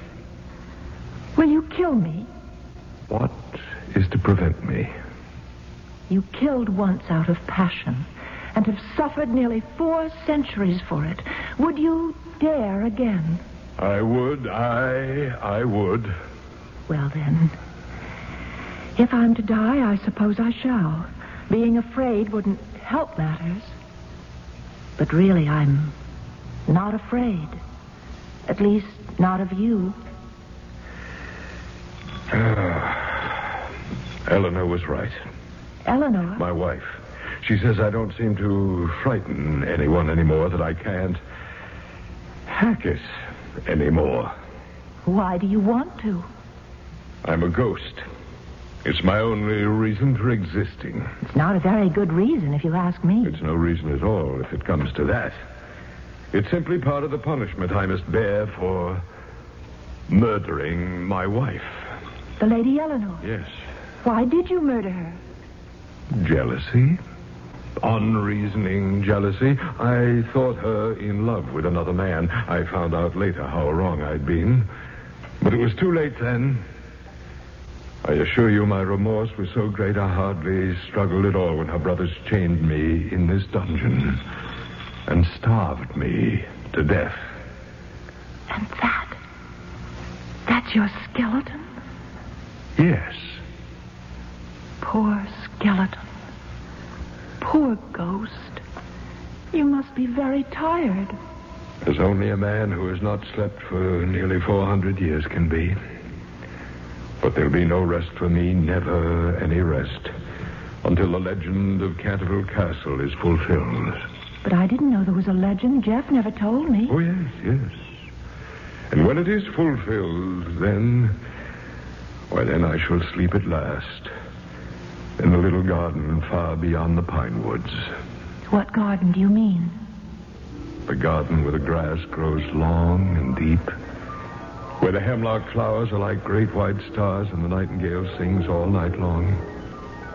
All night long he sings, and the cold, crystal moon looks down, and the yew tree spreads its giant arms over the sleepers. The sleepers? Do you mean the garden of death? Yes, death. Would you help me if you could? If you could make the legend come true, would you? Yes. What is the legend? It is this.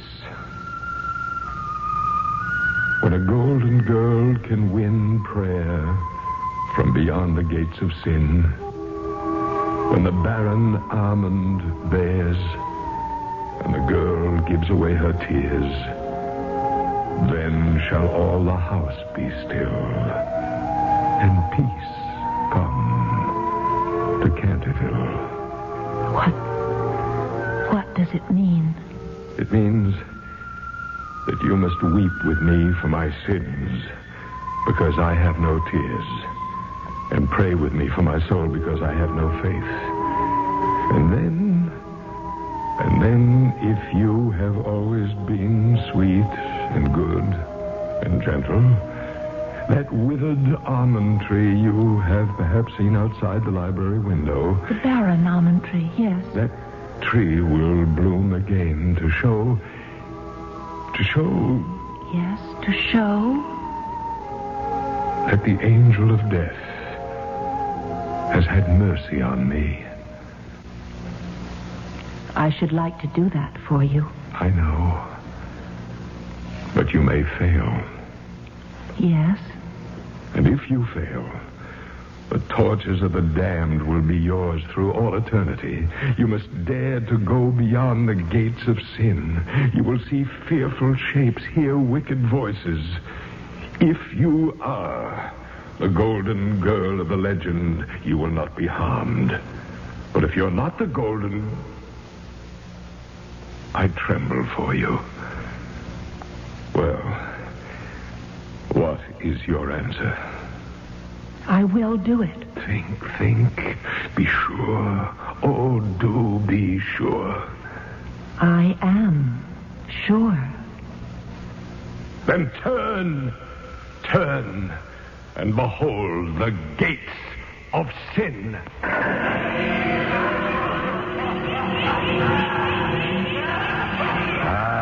You shrink back. You are afraid. The shrieks, the laughter. Worse lies beyond the gates. Far worse. You are afraid. You are afraid. And I am doomed. No. You will go for me. You will go beyond the gates of sin. For you, or any other soul. And give me your hand. Let me kiss it.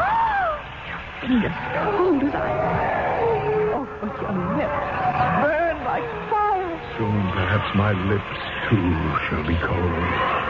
If you are the golden girl, I pray God you are, for your sake more than mine.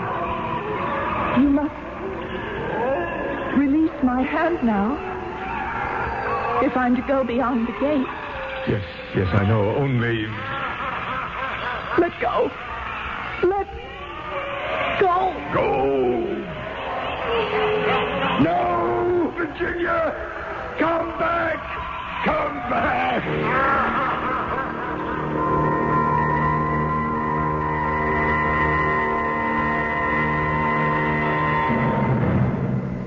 Mr. Otis, there's nothing that can be done. Virginia's gone. Forever. Hiram, it's all your fault. If we hadn't ridiculed the ghost, if we had just taken him seriously, all this would have been avoided. I got to admit you're right, Martha.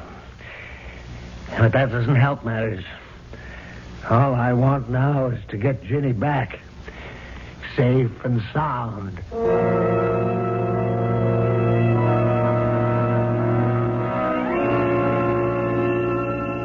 The girl. Where is she? She's gone. Gone. I've been a fool. I thought she might be the golden girl, the girl of the legend, and I let her go beyond the gates of sin. Oh, no. If that be so, I am done with you, Simon. Oh, no, not you. Oh, don't touch me. Don't touch me. You're revolting enough to be human. I tried to stop her at the last moment. I tried. But it was too late. Too late. Too late. Simon. The nightingale. Eleanor. The nightingale. Oh. It sings. It sings in the garden of death. It sings. Oh, and the girl, Virginia. Oh, she succeeded. She must have. Simon, look. Virginia. Sir Simon. You've returned. From beyond the gates of sin, you've returned. Did you think I wouldn't? Yes, I thought that. I knew I would. I'd not have gone past those gates if I hadn't felt sure. Then you are the golden girl of the legend. You are the golden girl. Are you saved now? Oh, yes, child, yes. I'm saved. After all these centuries, released. And you're the one who did it. Eleanor, she is the one. What can I do to thank her? What? What? Oh, Simon, restore her to her own world. What else, dear?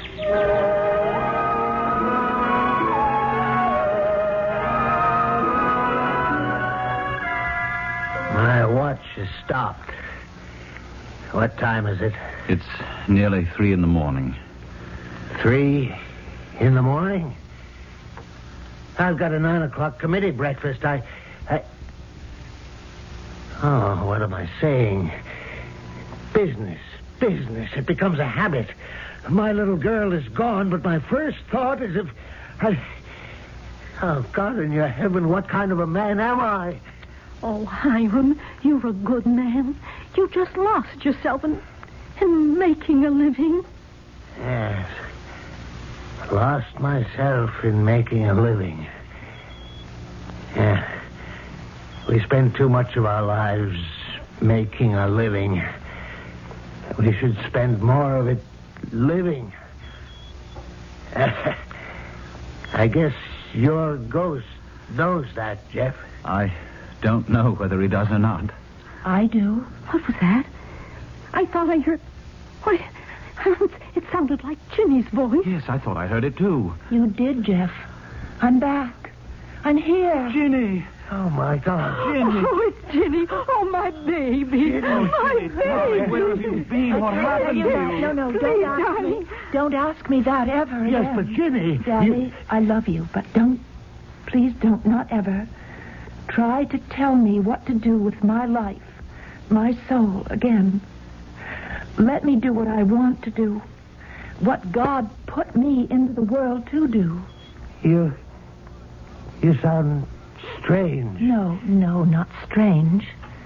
Truthful. I've seen what lies beyond this world, beyond us.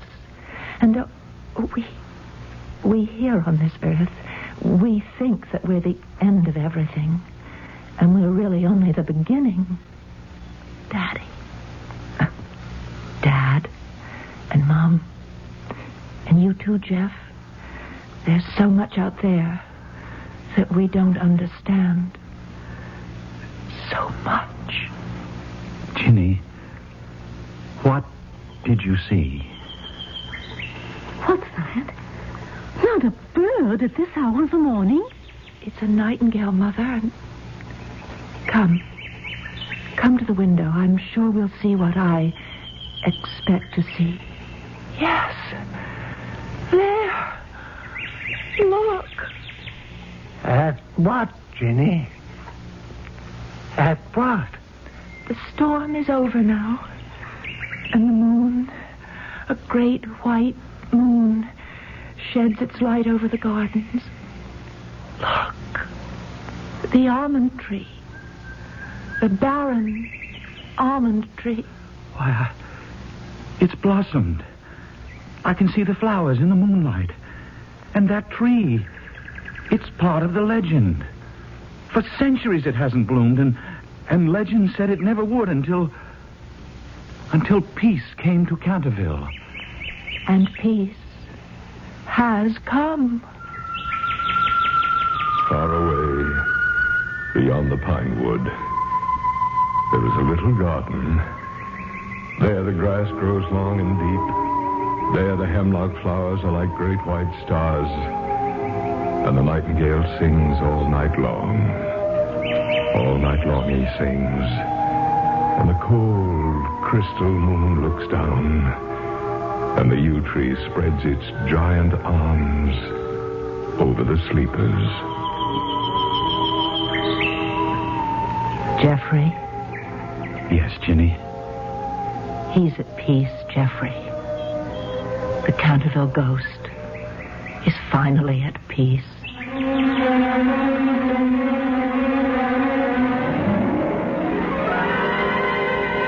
This story, this beautiful story, we owe to a man named Oscar Wilde. Perhaps some of you know the tragic details of the last years of his life. Well, no matter. What's important is what he wrote. Almost 100 years ago. Wrote what entertained you in this past hour. And perhaps enlightened you, too. It is better to live than to make a living. I'll be back shortly.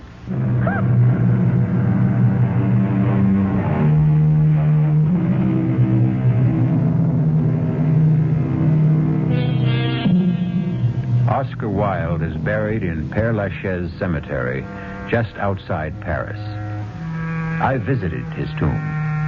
A tomb over which a sad angel with drooping wings weeps. And yes, I bowed my head. Not so much in homage to the man as to the spirit within him. The spirit within all of us. Our own private, very private Canterville ghost. Our cast included Arnold Moss, Marion Seldes, Mildred Clinton, William Redfield, and Robert Dryden. The entire production was under the direction of Hyman Brown. The answer's still the same. No dog, no baby. Just be happy with these dumb plants. They're bad enough. Taking out the whole bloody windows. I hate you. Yeah, look, I'll let you keep them. I hate you. I wish you were dead. What did you say? I said I hate you. I wish you were dead. Did you really say... Hey, what? Hey, what's this? The bloody plants are on my neck. Hey, Barbara, they're all around me. They're choking me. I can't get them off. Hey, Barbara, they're too strong. Barbara, don't stand there. Get them off. No. Get the scissors. Barbara, the scissors. I hate you. I hate you. I want you dead. Up next in our prolific parade of programming, it is Eddie Cantor. Ladies and gentlemen, Bristol Myers, makers of Sal Hepatica for the smile of health and True Shave Be Beforehand lotion, present the Eddie Cantor Show.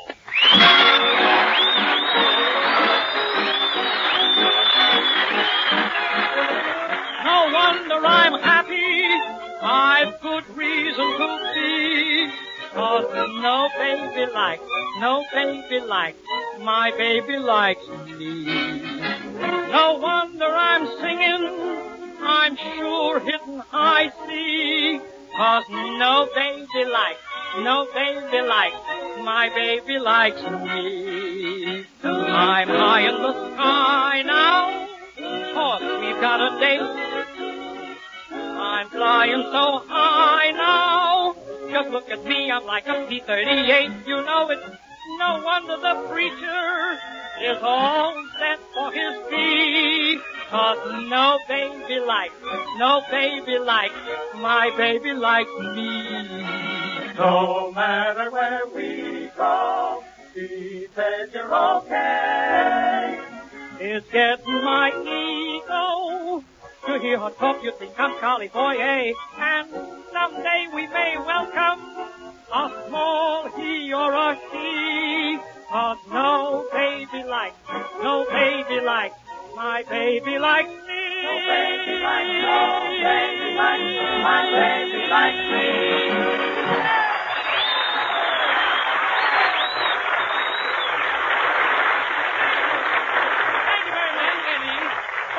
Listen, Eddie, before you go any further here, let me congratulate you. Happy birthday, fella. Happy birthday. Well, God, thank you. Thank all of you. I thank you all, really. You know, Harry, I've never felt better in my whole life. Full of pep, full of... No, baby, like... Oh, thank goodness. I really feel good. Well, Eddie, you know something strange I was just thinking of? Your birthday is today, and President Roosevelt's was yesterday. How do you like that? Just miss being president by one day. Isn't that what... By the way, Eddie, just how old are you today? I feel fine. I feel good.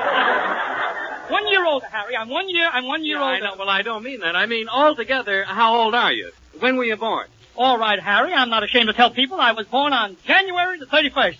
Gee, I feel good. Anyway, I don't know. Listen, what year were you born? Regardless of when I was born, I feel like a youngster again. Yeah, well, I hope it's a boy this time.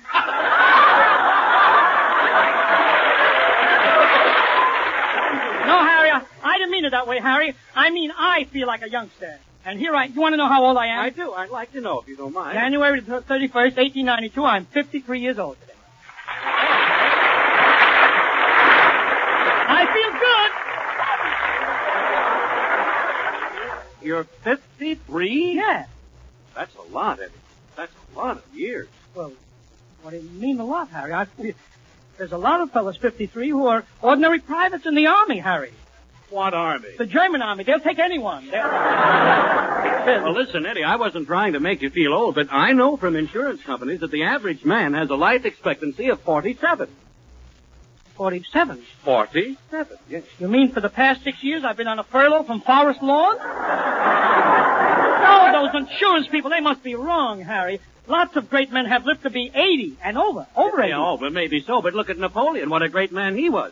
46, and... You mean at 46? Yeah. But Harry, I feel good. I felt good. Harry, maybe I ought to lie down for a while. No, listen. Eddie, don't lie down. No. At your age, that's one position I try to stay out of. Oh, yeah, never lie down. Why make it easy for them? Harry, do you think... Let me see your tongue, Eddie, here. There. Oh, well.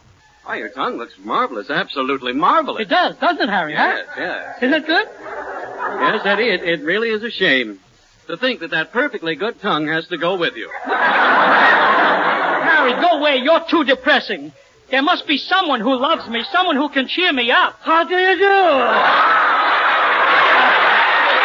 Now the depression is really on. Bert Gordon, the mad Russian. Take care, Van. Yes? Here's a little present for you. A carton of cigarettes. Oh, a whole carton of cigarettes. Well, that ain't hay. Where do you smoke them?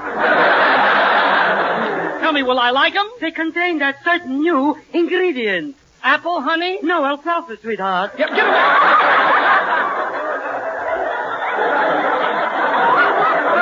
So you bought me cigarettes, huh? And flowers. Oh, flowers for my birthday. Well, yes, for your birthday. And if anything happens, it goes for that, too.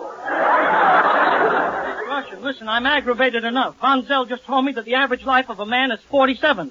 How old are you? 53. Ha ha! That's very for you, very for you. What? What's funny? For 6 years I've been working for the Cantor Ghost. The moving picture joke. Yeah, Russian, will you get out of here right now? If there's anything wrong with me, I'll go to bed. Okay, and I'll bring over 6 nurses. 6? I only need 1 nurse. What are you going to do with the other 5?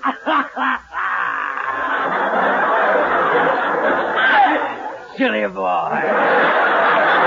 That's not funny.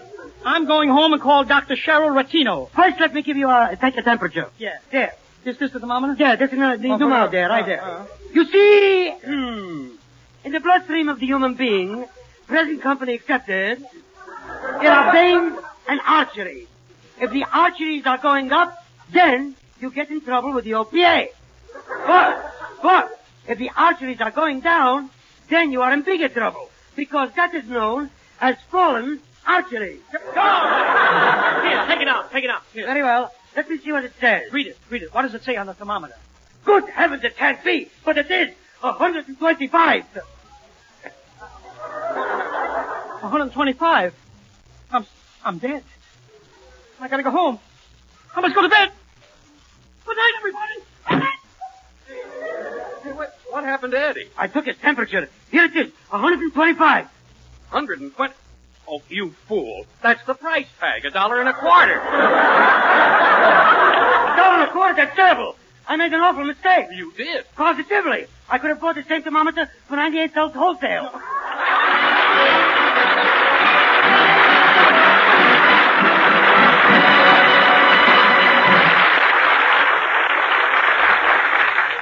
Ladies and gentlemen, if I've said anything to make Eddie Cantor feel bad tonight, I thank you.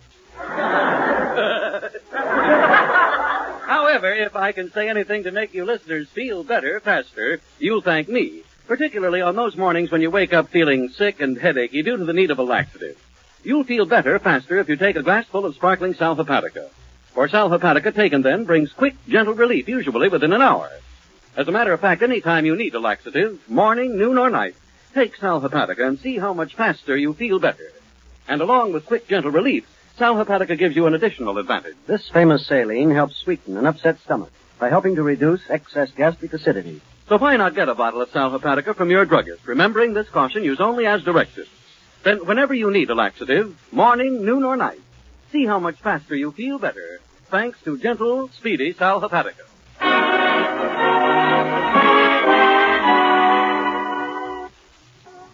Eddie, finish your tea and stop acting like an invalid. Who's acting? I'm telling you, Ida, I'm so weak I had to break the toast over my knee. I don't feel good. Eddie, I've been telling you, your age is all in your imagination. Imagination, nothing. Ida, if anything happens to me, promise you'll never get married again. Oh, Eddie. If you ever had a boy, I'd come back and haunt you. Oh, go to sleep.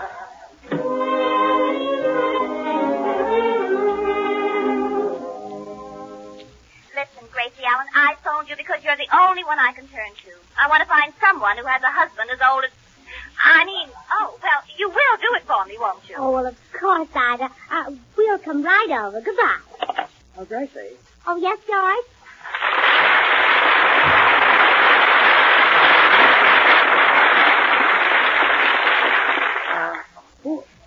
Who was on the phone, dear? Ida Cantor. You know, she's terribly worried about Eddie.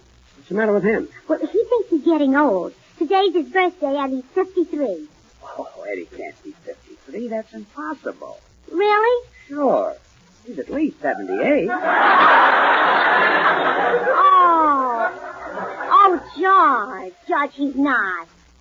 Huh?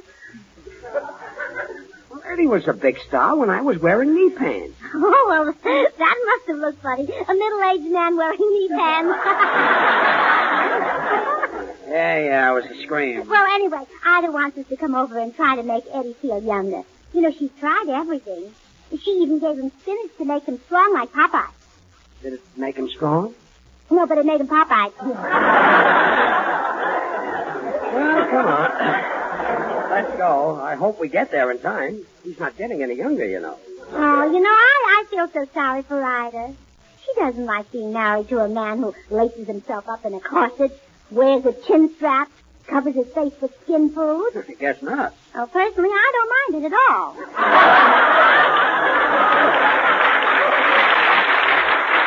Well, come on, let's go.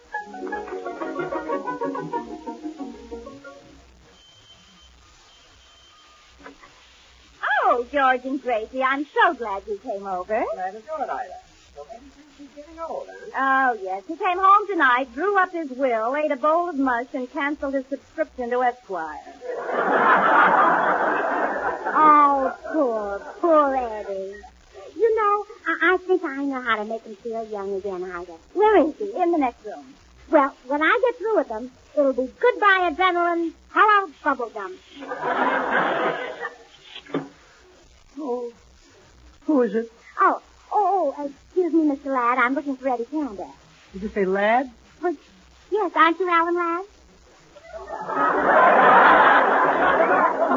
No, Gracie, I'm Eddie Cantor. Oh, go on. You can't be Eddie Cantor. He's much older than you. Why, he must be close to, 30. But it's me, I tell you. I'm Eddie Cantor. You think I look young? Young? Why, I swear you were your own son, if I didn't know it couldn't happen here.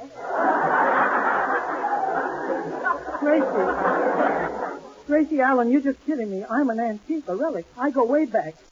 I remember the first telephone, the first automobiles, even Roosevelt's first inauguration. My life is over. Oh, nonsense, Eddie. Why, you're just a boy. Me? A boy? Gracie, just how young do you think I am? Well, if you were a girl, Georgie Jessup would be after you.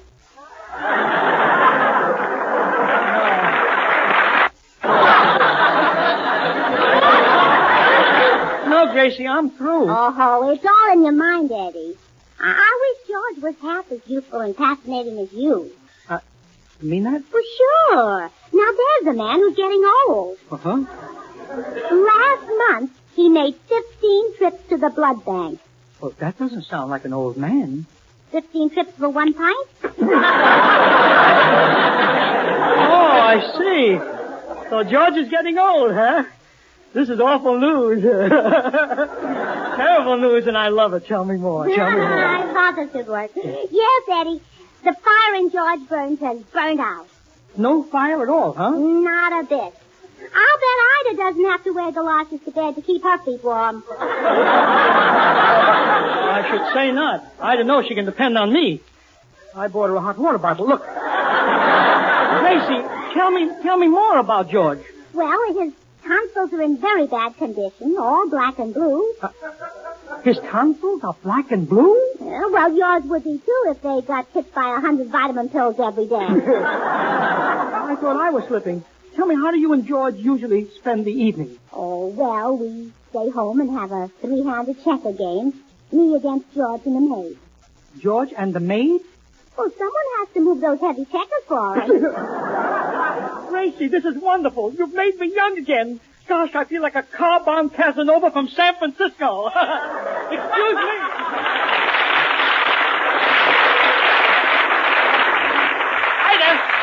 Ida, where's Janet's bicycle? I think I'll go over to the high school and work out with the basketball team. Eddie, George is here to see you. Well, George Bernard Shaw. Eddie, I'm George Burns. Oh, of course. Forgive me. I get you two mixed up. Well, there's quite a difference in our ages. I don't know. He's pressing you, George. For gosh sakes, Eddie, do I look that old? Did I say you looked old? I think you're remarkably well preserved, George. You're all right. You think I've aged since our vaudeville days? Not a bit. Oh, I see one tiny little wrinkle, but it doesn't show. Good. The big ones hide it. Ida, it's chilly in here. Bring George a shawl. A shawl? I don't need a shawl. Oh, yes, George, to keep the shoulders warm. Very important to a man your age. Well, I don't have a shawl, Eddie. For George's shoulders, a handkerchief, anything. I felt pretty good when I came over. Now I'm beginning to feel a little tired. Well, it's only natural, old-timer. Now I'm going out to the garage and find Janet's bicycle. Make yourself comfortable. Thanks, Eddie. And George. Yeah? You must have Gracie wheel you over here more often.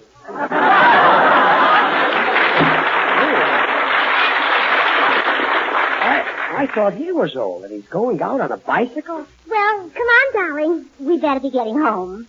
I don't think I can walk right now, Gracie. Not as young as I used to be. I guess I better go and lie down on the couch and rest a while.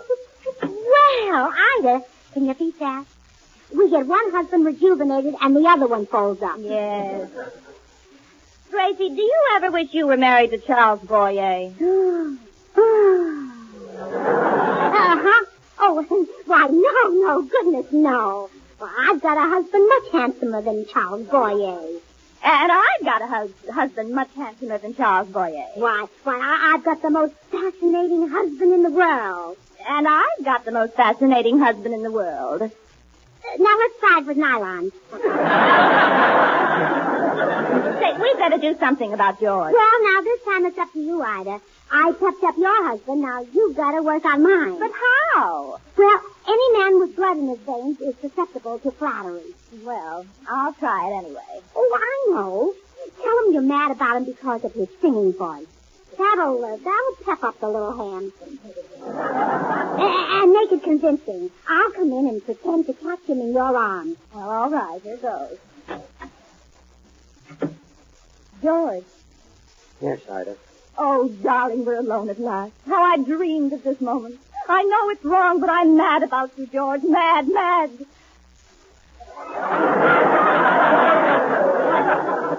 Ida, you mean you're sort of attracted to me? What woman isn't attracted to sugar throat burns?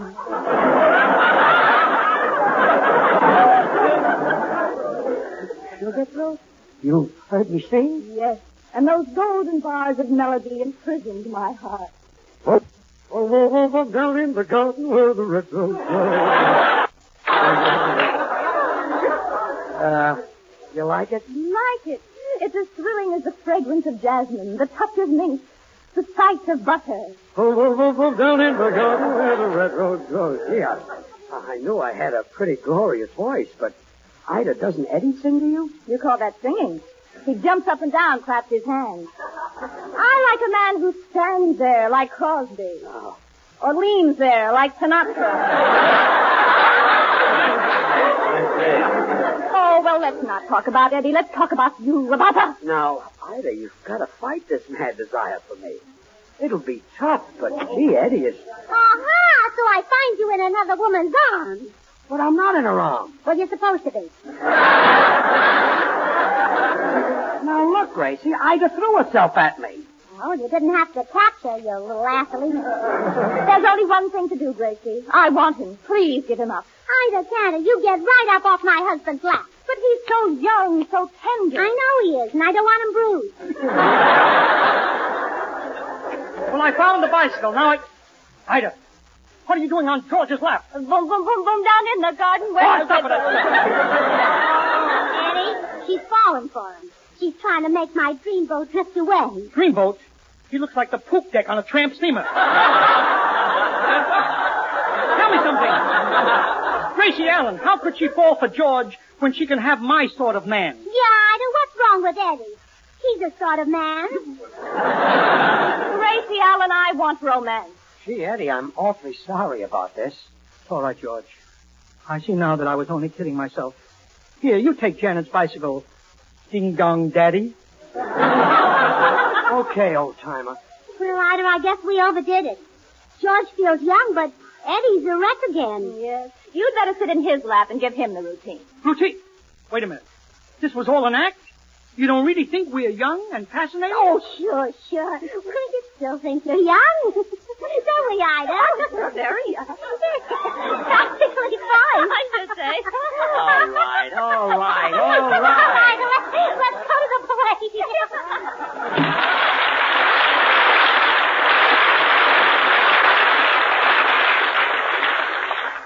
Let him go, George. What do we care? We can always get along. You think so? Sure. Don't say anything. I got a number written right here in my little black book, and I'll share it with you. What's the number? Here it is here. 901-473-524. That's some phone number. That's my Social Security number. Oh, Come on, let's go and collect.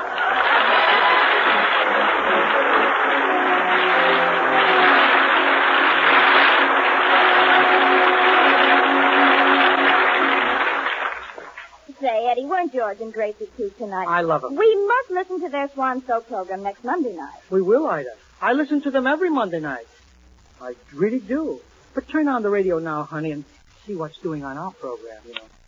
Oh, Harry, Yes, Nora. now that Mr. Cantor's sick, Leonard and I thought we'd have to do the show alone. Could you lend us a helping hand? Nora, can I lend a helping hand? Oh, here it comes, Ida, about the hand. Well, I can not only lend a helping hand, but I can lend help to a hand that needs helping. See, it took 2 days to think that up. What do you mean, Harry? Well, I mean, if a woman's hands need helping to make them look more beautiful, there's one sure way. Trouche. And that's touche. What did I tell you? Harry, did you say trouche? Like she never heard of it before, some actress. Yes, Nora, trouche. Now he'll spell it. T-R-U-S-H-A-Y. There you are. Trouche is the hand lotion that you can put on your hands before you put them in hot soapy water. So Trouche's beforehand protection can help guard your hands from the rough, drying effects of that hot soapy water. Smooth on Trouche after you do the dishes, too, for extra protection. Use Trouche for rough elbows, as a powder base, as an all-over beauty lotion. Say, that Harry Von Zell, he loves his work. I'm worried. Turn up the radio, Ida. Let's go to the studio. I want to see the... Why not begin today to use Trouche?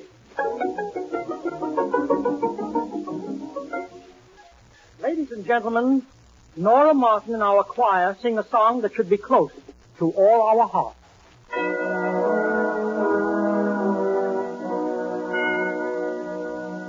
A brighter day is on its way. Have faith in things to be.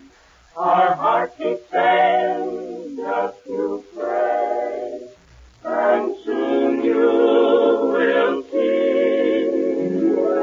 There's a happy land somewhere, and it's just a prayer away. All I dreamed and planned is there, and it's just a prayer away. Where the skies look down on a friendly town, filled with laughing children that play. Where my heart will sing, for it means one thing, I'll be home at the close of each day. There's a happy land somewhere, and it's just a prayer away. You know, victory is just a prayer away. The physical implements of war are speeding to our men in ever-increasing strength. But let us send them to the spiritual implements, our faith, our love, our prayers. Let us go to our churches, now, today, tomorrow. You to yours, I to mine. Let us join in a community of prayer for the safety, for the lives of those so dear to us all. There is a house of God near you. Don't wait for its bells to ring out the victory. Its doors are always open. God is always there.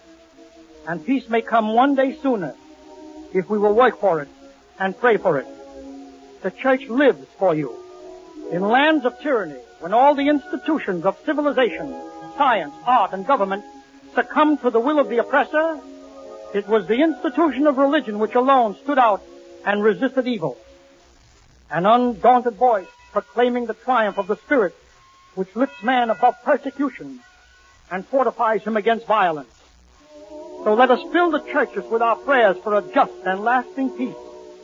Let our pleas be heard around the world, so that within the churches of the conquered countries they will hear and know that a greater day is coming for all people everywhere, that through prayer we will be united with peace on earth and goodwill towards men of goodwill. There's a happy land somewhere, and it's just a prayer away.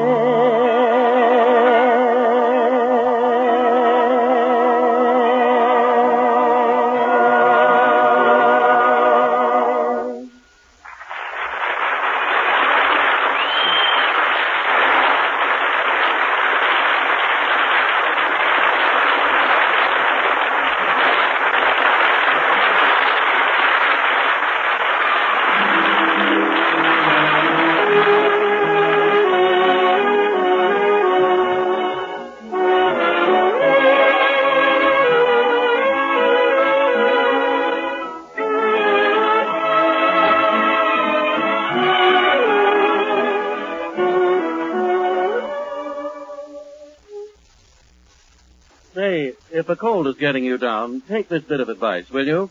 Get yourself a jar of Minute Rub, modern chest rub, and help yourself to some fast relief from those annoying cold symptoms. Rub a little Minute Rub on your throat, on your back, and on your chest. And in a minute, you'll begin to feel Minute Rub's welcome relief. There'll be a pleasant sensation of warmth, and at the same time, Minute Rub's active menthol vapors will help relieve that clogged up feeling in the nose and throat. Yes, in just a minute, you'll begin to feel Minute Rub's relief. And listen, Minute Rub is greaseless, stainless. It won't harm your clothes or bed linen. So get a jar of this modern chest rub, Minute Rub, and help yourself to fast relief from uncomfortable cold symptoms. Just ask for Minute Rub.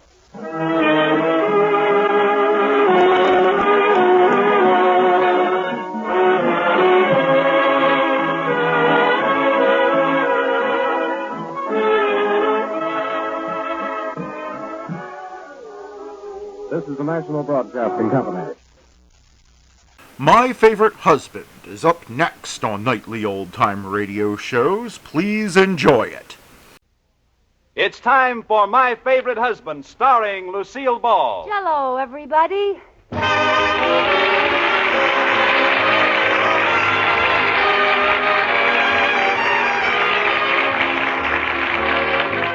Yes, it's the new Gay Family series starring Lucille Ball with Richard Denning. Brought to you by the Jell-O family of desserts. J-E-L-L. Oh, the big red letters stand for the Jell-O family. Oh, the big red letters stand for the Jell-O family. That's Jell-O. Yum, yum, yum. Jell-O puddings. Yum, yum, yum. Jell-O tapioca puddings. Yes, sirree. And now Lucille Ball with Richard Denning as Liz and George Cooper. Two people who live together and like it.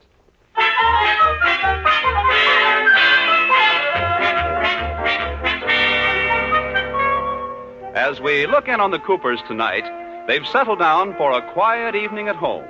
Liz has discovered an intelligence quiz in a magazine, but she's having trouble getting George's attention because he is lost in a gripping, blood-curdling murder mystery. George. George. Oh. Come on, bang, bang, bang! They got me, Liz. Oh, stop clutching your heart. Nobody shot you. Oh, what's the big idea? Well, now maybe you'll listen to me. Look, there's a quiz in this magazine we should take. Oh, wait a few minutes. I'm almost finished with this murder mystery. Put it down, George. I'll tell you who committed the murder. Don't tell me. But it'll save time. Liz! All the time I thought it was the gardener, and then it turned out Now to be... Now stop that, Liz. All right, I won't tell you. Thank you. I bet you don't even suspect the butler.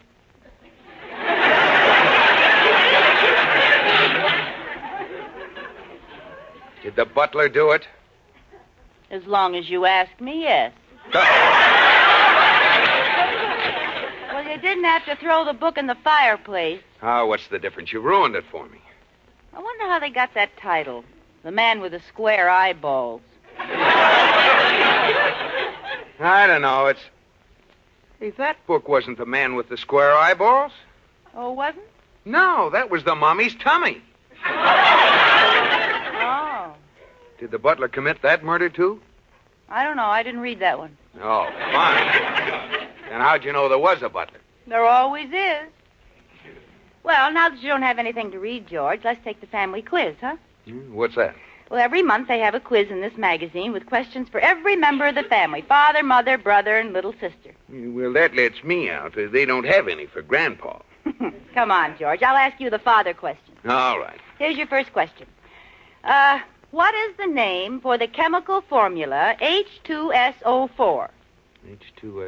Mm-hmm. Gee, I had that in chemistry class. Shall I tell you? No. H2SO4. I have it right on the end of my tongue. Well, spit it out. It's sulfuric acid. Oh, I knew it all the time. Oh, sure. Well, that's one question wrong.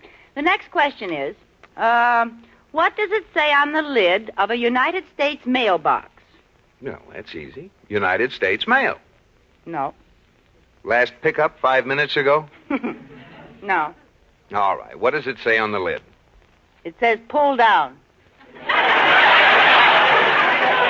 Oh, well, that's not fair. You got one more, Father.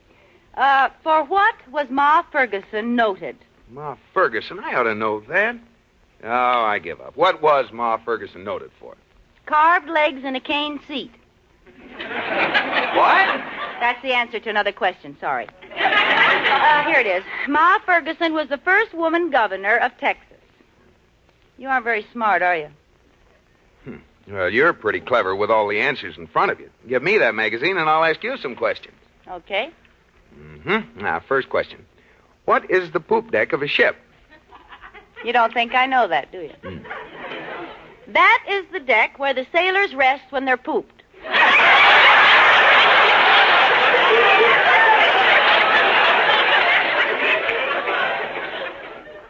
No, Liz. It's a raised deck on the stern of the vessel. I like my answer better. Well, never mind. Now, question 2. Does sound travel faster or slower in water than it does in air? That's a very good question. Well? Next question. All right. Chicle is the main ingredient of chewing gum. Where is the largest deposit located? Under theater seats. Oh, you're doing great. Well, I guess the questions for Mother are just too hard for me. Try me on the ones for little sister. I just did. Oh. You know something? We're stupid, and we ought to do something about it. I'll get a gun. 2 bullets, 1 for each of us. It'll be better that way. Oh, now stop that, George. I was never more serious. Dr. Guilfoyle, who made up this quiz, says if your score is under 50, you should improve yourself. Well, what was our score? -5. I'll go get the gun. George, you may be contented to live in the mental rut, but I'm not. I want to make you proud of me. I don't want to be proud of you. I want you just the way you are. Oh. Now, what's the matter? You don't have to be so obvious. You think I'm beautiful but dumb. I do not. I didn't say you were beautiful. Oh, I don't know what I mean. I'm going to send for Dr. Guilfoyle's book on how to improve yourself. Oh, forget it, Liz. That's just a racket. They write a hard quiz just so they can sell a book. Is that so? Sure. Well, look at the people who recommend this book. Truman and Goldwyn. Oh, yeah? What are their first names? Harry and Sam. Harry Truman and Sam Goldwyn? Oh, Sam Truman and Harry Goldwyn. I might have known. Well, just forget Dr. Guilfoyle and his book, Liz. Are you satisfied to stay stupid? Yep. Oh, George.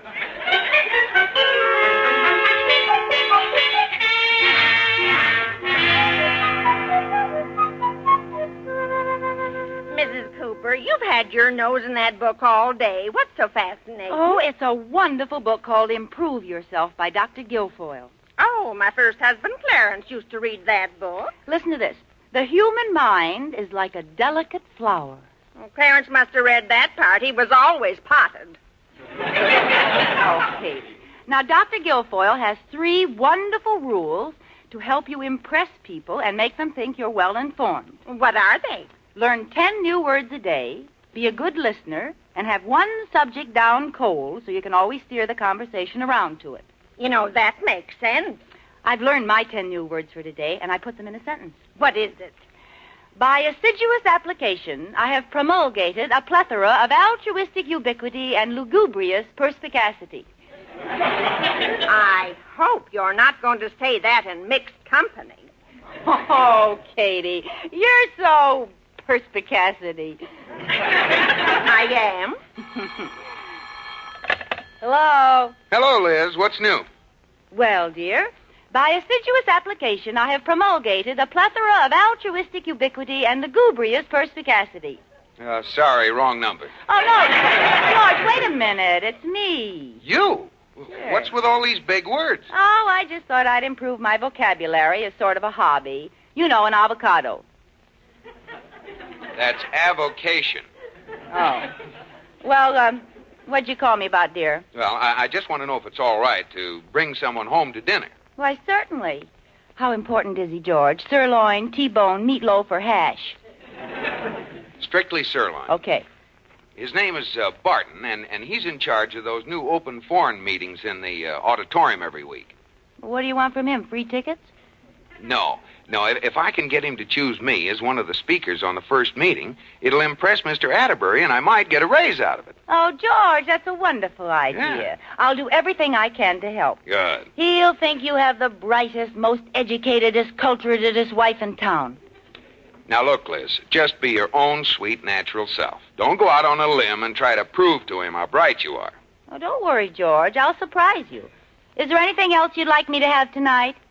Yes. What? Laryngitis. Well, see you later, dear. Goodbye. Goodbye. How do you like that? George wants me to keep quiet. He's afraid I'll make a fool of myself. Well, I'll show him. Hand me that encyclopedia, Katie. I'm going to try Dr. Guilfoyle's system of being well informed on one subject and swinging the conversation around to it. Here. What subject are you going to choose? No, I don't know yet. Well, what did you study in college? Men. But that won't do. Oh, well, one subject is as good as another. I'll just close my eyes, and whatever page I open to, that's my subject. There. The subject I'm going to study is... Oh, dear. Well, I said I'd do it, and I'm going through with it. What's the subject, Mrs. Cooper? Beekeeping.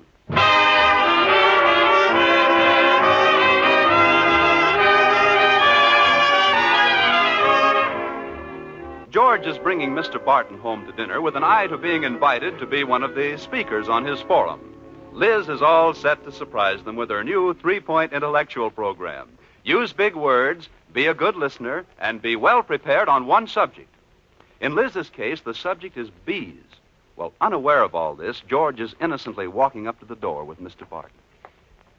Well, this is our little house, Mr. Barton. Yes, very nice, very nice. I'm anxious to meet your wife, Mr. Cooper. Oh, you'll like her. Liz is a swell gal.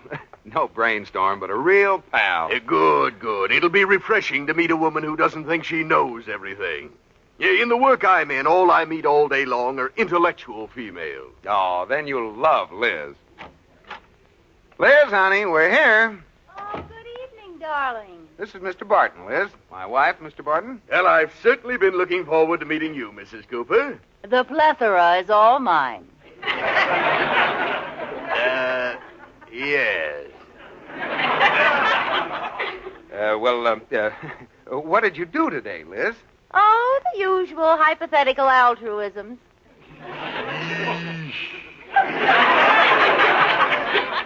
Shall we all go into the living room? Yes, that'll be very nice. Lovely place you have here, Cooper. Oh, well, it really isn't much. No, but it has a nice feeling of claustrophobia. Claustrophobia? Liz, how about a drink before dinner, Mr. Barton? Now, there's a fine idea. Yes, George, get Mr. Barton a libation. Oh, and if you're hungry, there's a dish of unicorns on the table. Thanks. I never touch them. The horns stick in my teeth.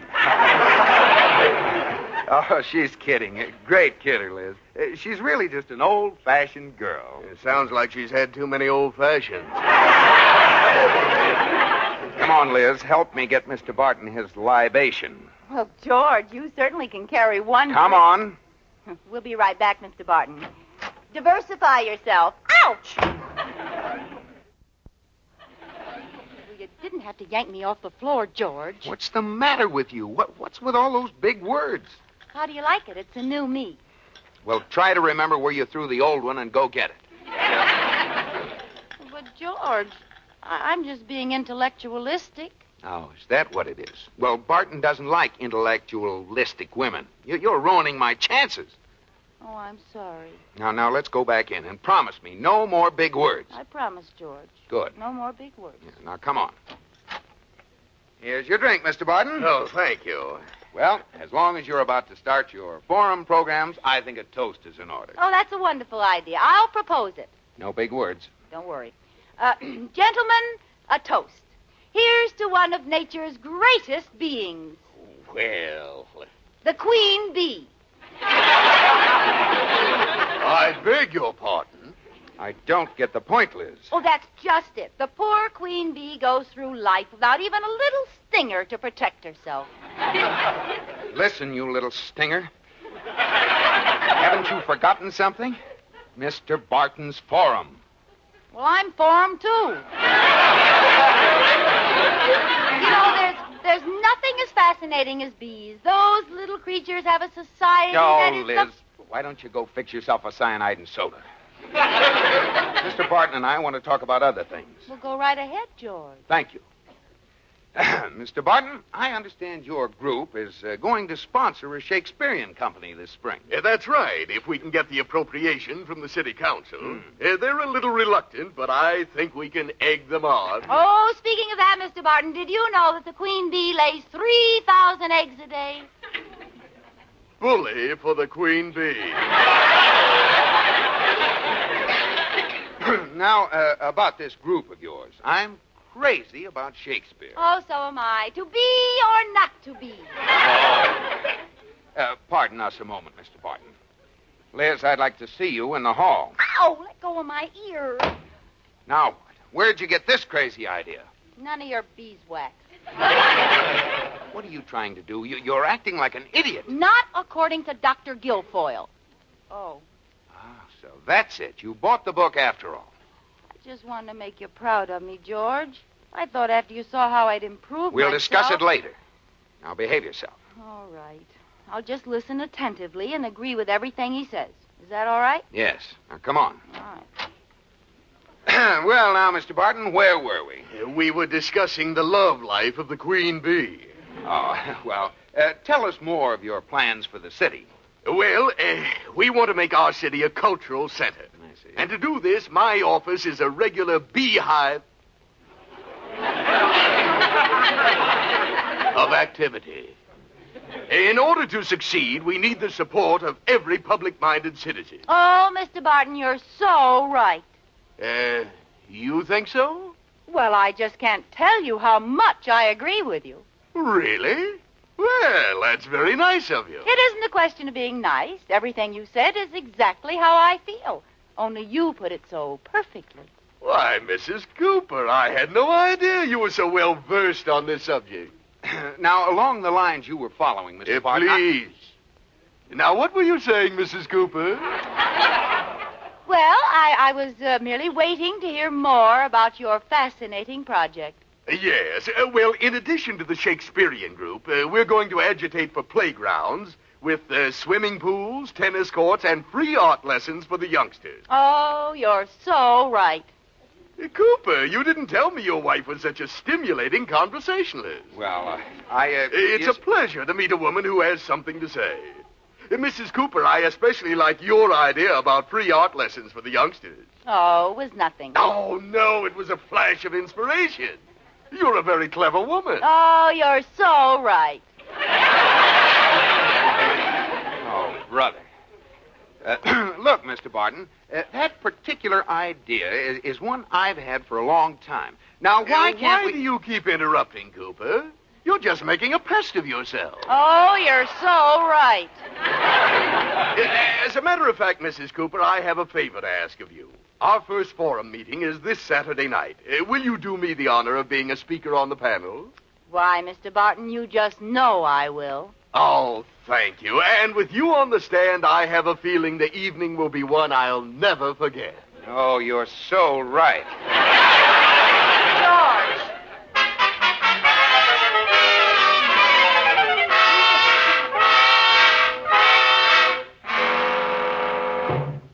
George. George, you've done nothing but grumble for the past 2 days. Well, I wonder why. I bring Barton home, and he ends up asking you to appear on the forum. You're just jealous. I am not. If your eyes get any greener, you can stuff them with pimentos. Oh, Liz, be serious. You're not going through with this, are you? Of course I am. Well, do you know what the subject for discussion is? Yes.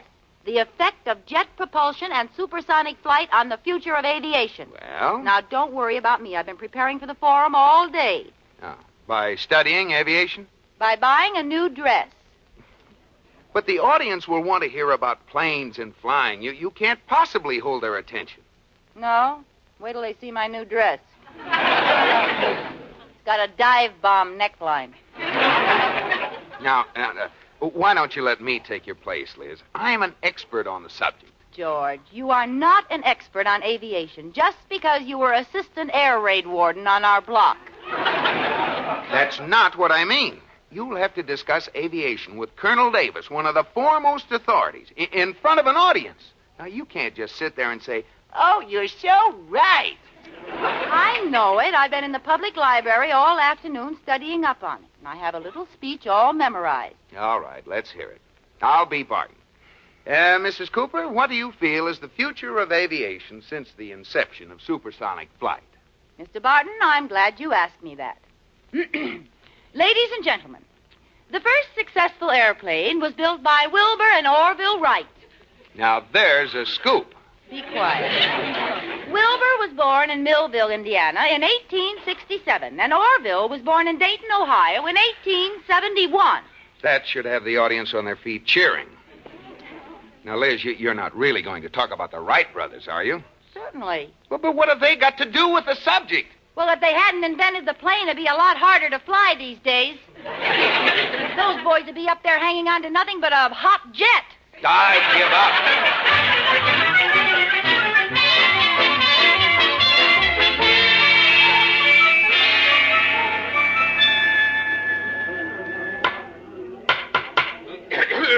Ladies and gentlemen, the town forum will please come to order.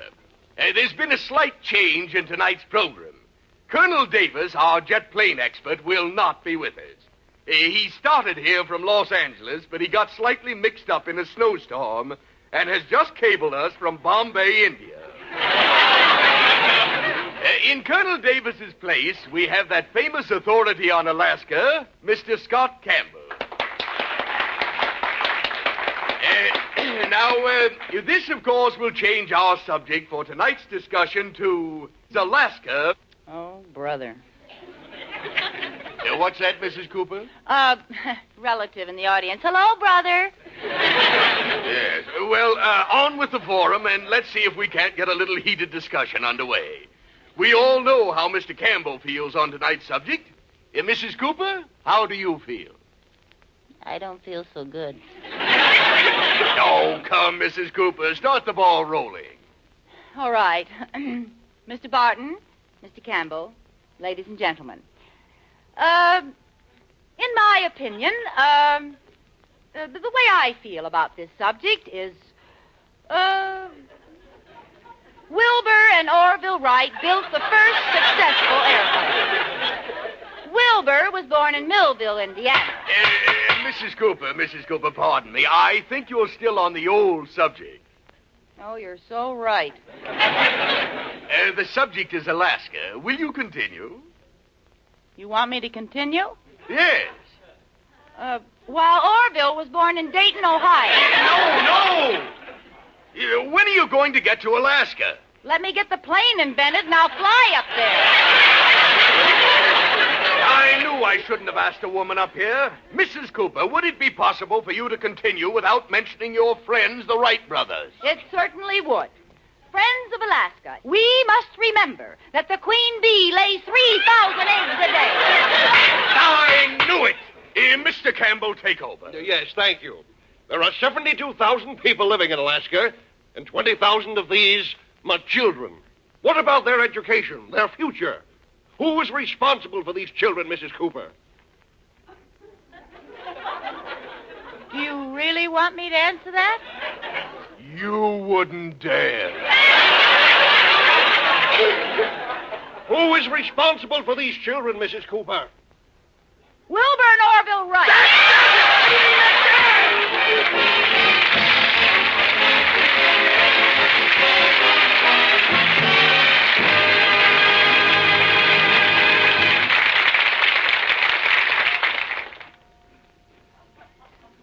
Liz, what's that noise? What noise? Liz, it's 4 o'clock in the morning. Are you eating crackers in bed? Certainly not. Oh, no? Let's hear you whistle.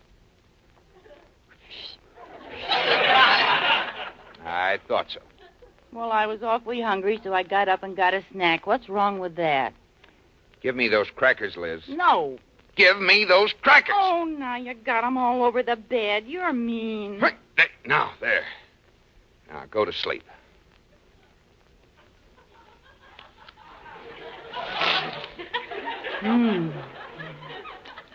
Liz? What's the matter now? Give me that apple. No. Give me that apple. Oh. Now, go to sleep.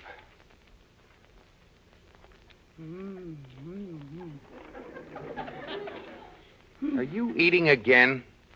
I'm not making any noise. What are you eating? I'm not making any noise. Now leave me alone. Give it to me, Liz. No. I'll take it away from you. You'll be sorry. Give me that. What was that? A glass of cold milk. Good night, George.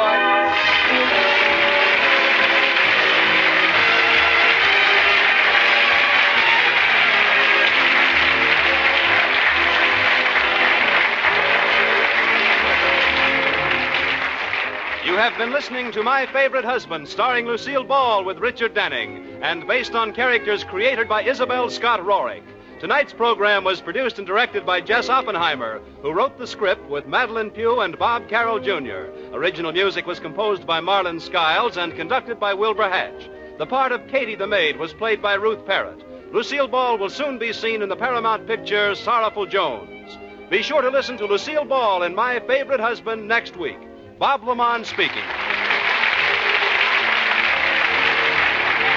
This is CBS, the Columbia Broadcasting System.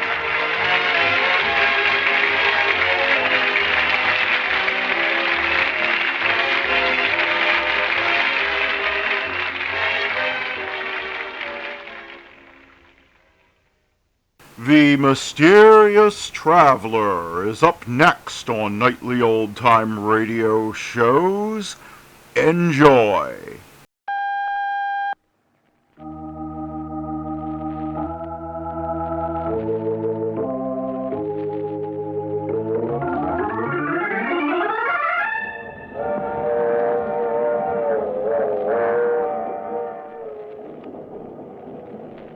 Mutual presents The Mysterious Traveler.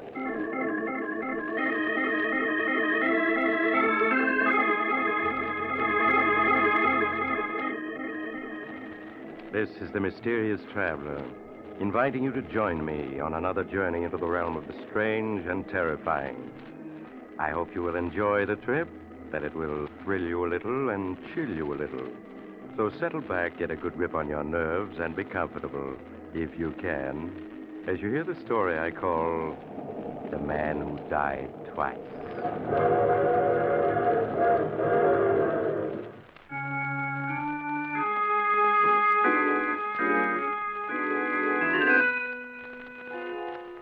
Tonight, we're going to delve into a murder most strange, one that confused many of the greatest legal minds of our day. My story begins in the mansion of Judge Marshall, situated high on a hill overlooking a large New England city. It is early evening, and Judge Marshall, one of the state's foremost jurists, is sitting in his library reading a legal brief.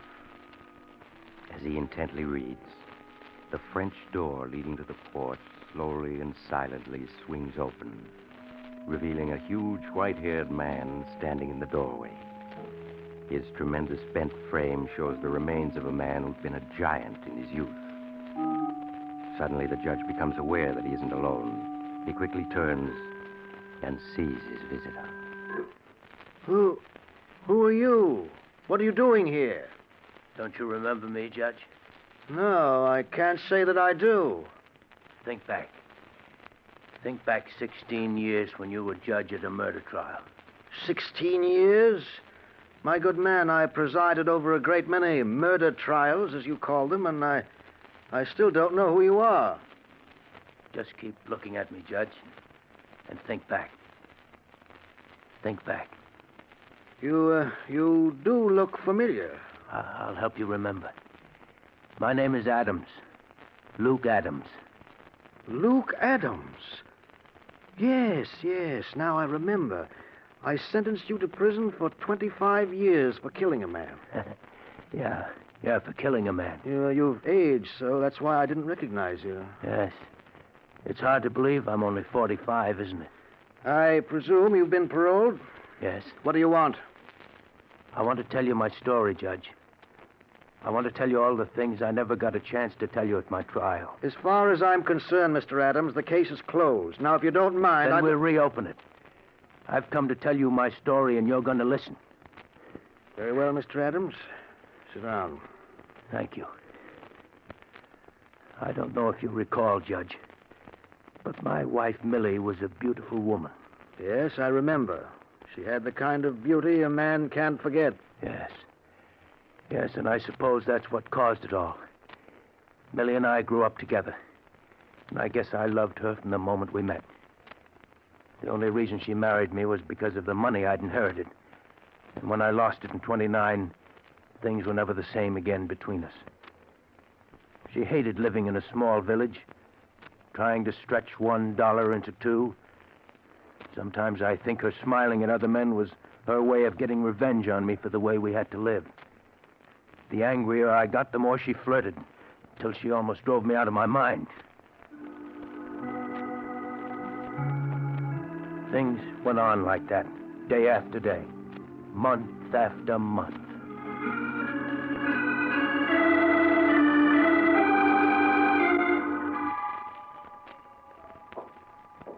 Here comes Luke.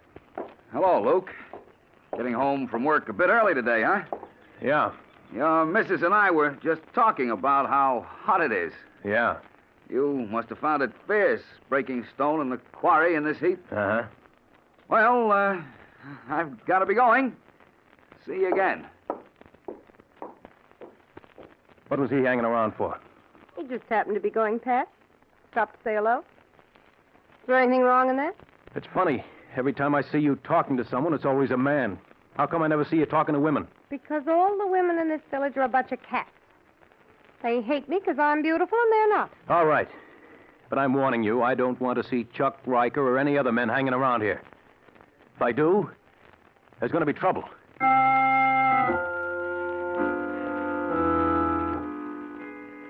The days went by. Millie hardly spoke to me. Nothing I said or did seemed to please her.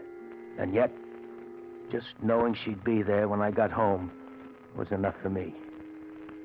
And one day I come home from work. She wasn't alone. Oh, hello, Luke. Home early, aren't you? What's he doing here? Chuck was going past, stopped in to say hello. Just like that, huh? I thought I told you not to let this happen again. If Chuck wants to call on me, why shouldn't he? Right, Chuck? Sure. After all, Luke, there's no use being old-fashioned. We've all known each other since we were kids. What harm is there in an old friend dropping in and... Why are you looking at me like that? There's lipstick on your cheek. You'd better let me wipe it off for you. Now, wait a minute, Luke. I can explain. There's no use fighting over... Get up. Now, wait a minute, Luke. Can't we... Get up. Talking won't help. You'll have to fight your way out. That's it. Pick up that poker. Come on, come on. What are you waiting for? Okay, you asked for it, and you're gonna get it. No. No, Luke, no. This'll learn you. No. Not to hang around other men's wives. Before I'm through with you, no woman will want to look at you. Luke, stop it. He's out on his feet. Stop it. How does he look to you now, Millie? I'll throw him out, then you and I will settle a few things. Come on, you. Out you go. Here's a push to start you on your way. There. Now we come to you. You think I'm afraid of you. Go ahead, hit me. Ruin my looks so no man will ever want to look at me. Go ahead. Millie, don't talk like that. You know how much I love you. Why are you doing this to me? I know I haven't been able to give you all the things you want, but that's no reason to treat me this way. I won't stand for it, Millie. All right, then, let's separate. You go your way, and I'll go mine. No, I couldn't live without you. You know that. I'll never let you go. You're mine, do you hear? Oh, stop it. Millie, don't turn away from You me. make me sick. All right. But I'll never give you up. Never.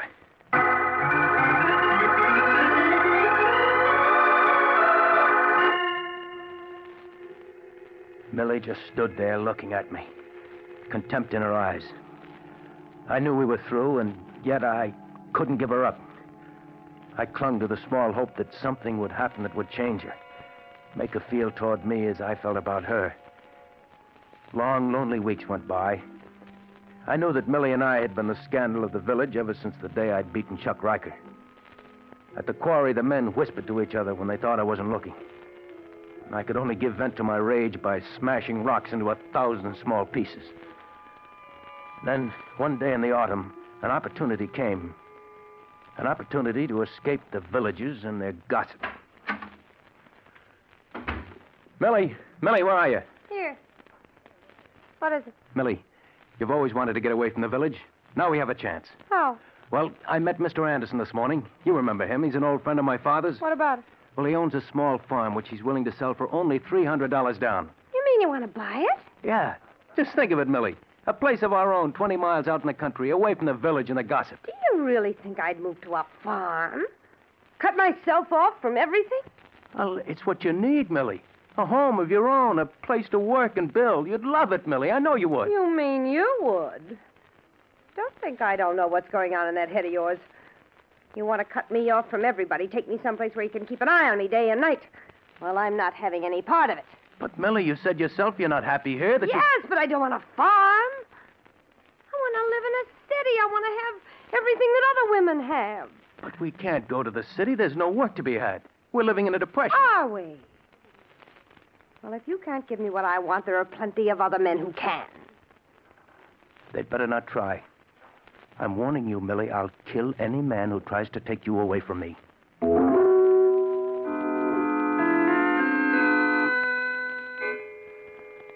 Weeks went by. Weeks in which Millie scarcely spoke to me. We lived as strangers in an uneasy truce. I worked from dawn to twilight at the quarry, and as I worked, I could sense the men gossiping about Millie and myself. I would think of Millie and wonder what she was doing at that very moment. Steve, Yeah, baby?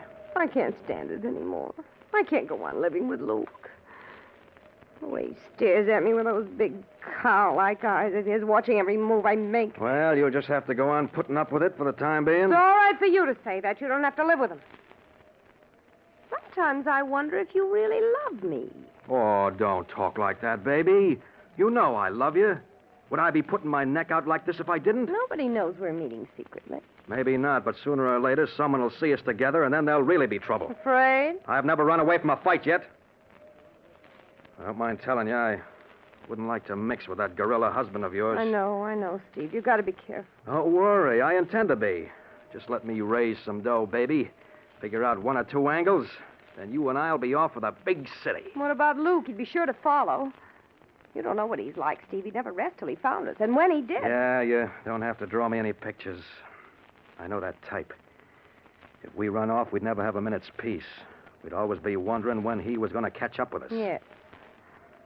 Oh, Steve, what are we going to do? Oh, I don't know, baby. I don't know. We'll just have to sit tight for the time being and be careful not to be seen together. All right, Steve. Oh, cheer up, baby. We'll make the big city yet, and until then, we've got this. Oh, yes, Steve. Yeah.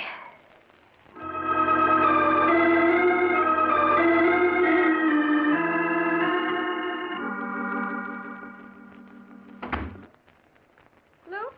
That you? Yeah, Millie. You want me? Yes. I've moved all your things up to the attic. I want you to sleep there from now on. Why? Because you keep me awake half the night with your tossing and turning, and you talk in your sleep. I talk in my sleep.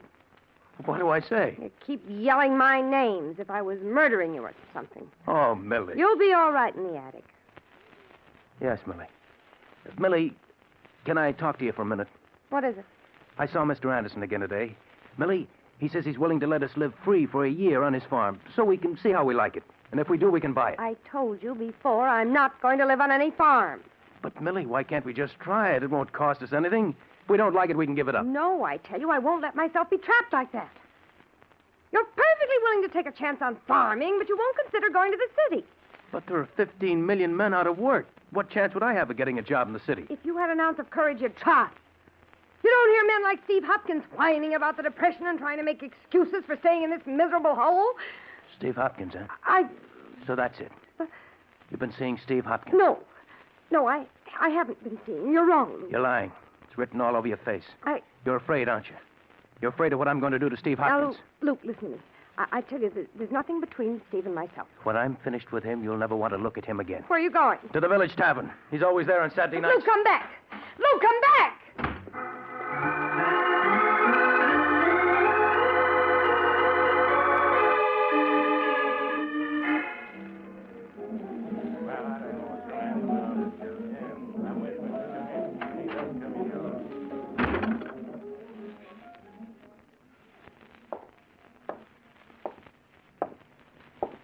Hopkins, I want to talk to you.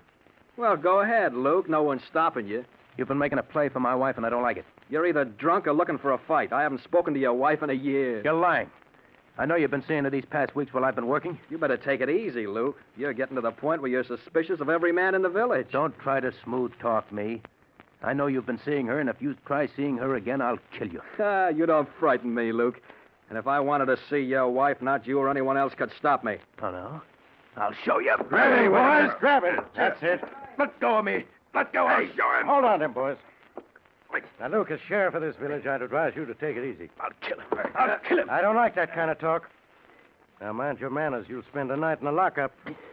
No man's going to make a fool out of me and live. Now, get hold of yourself. If Steve was seeing your wife, it'd be common gossip in no time. You know that. He may have fooled you folks, Sheriff, but I know better. You can protect him here, but just wait until I catch him alone. Just wait.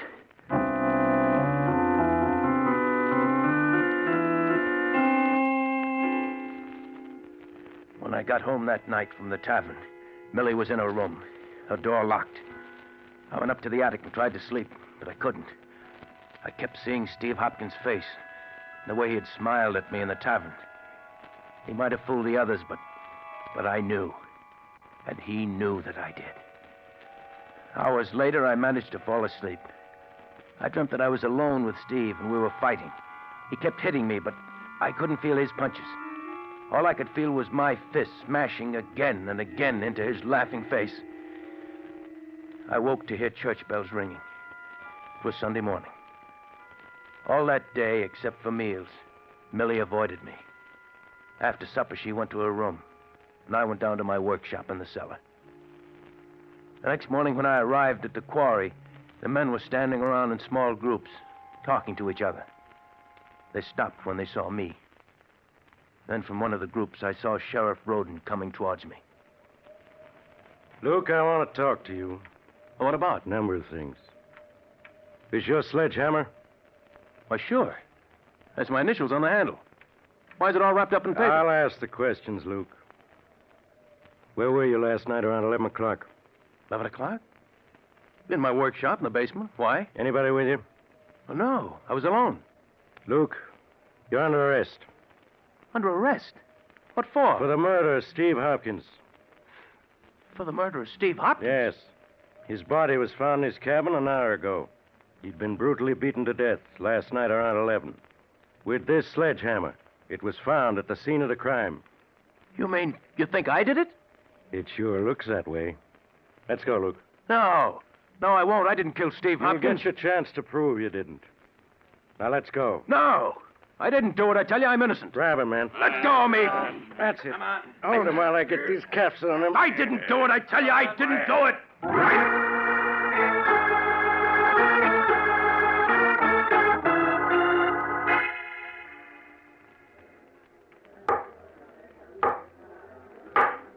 Silence in the courtroom.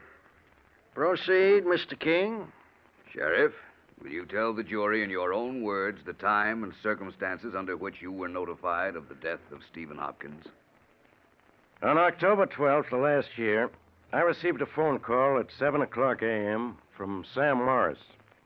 Said that he'd just stopped by at Steve Hopkins' cabin to pick him up for work and had found him murdered.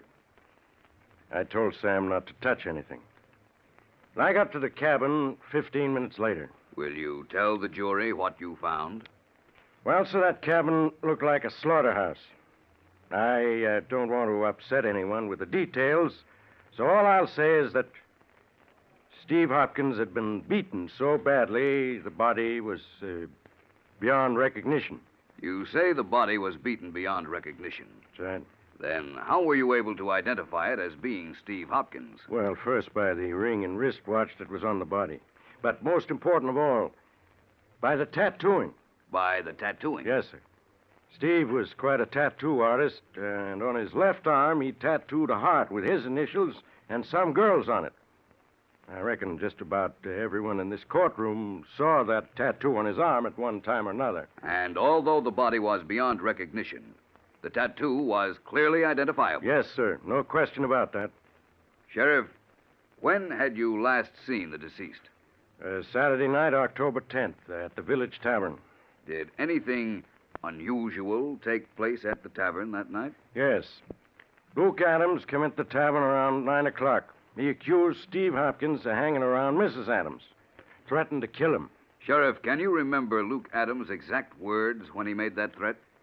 Well, his last words before he left the tavern were, "Just wait till I catch him alone. Just wait." I see. Now, Sheriff, when you arrived at the scene of the crime, did you find the death weapon? Yes, sir. Steve Hopkins had been beaten to death with a sledgehammer. I found it in the cabin, covered with blood. Was there any identification on the sledgehammer? Yes, sir. On the handle were carved the initials, L.A.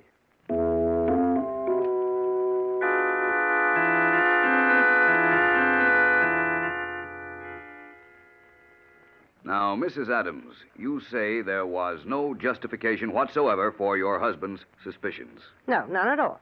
In other words, he was mistaken when he accused Steve Hopkins of forcing his attentions on you. Yes, he was.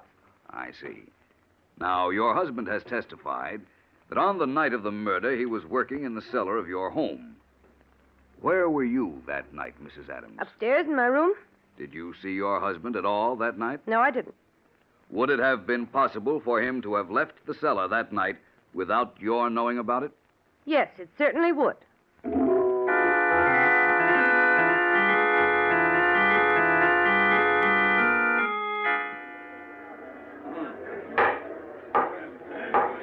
Silence in the courtroom. The prisoner will rise. Luke Adams, you have been found guilty of murder in the first degree with a recommendation for mercy. The court hereby sentences you to 25 years imprisonment in the state penitentiary.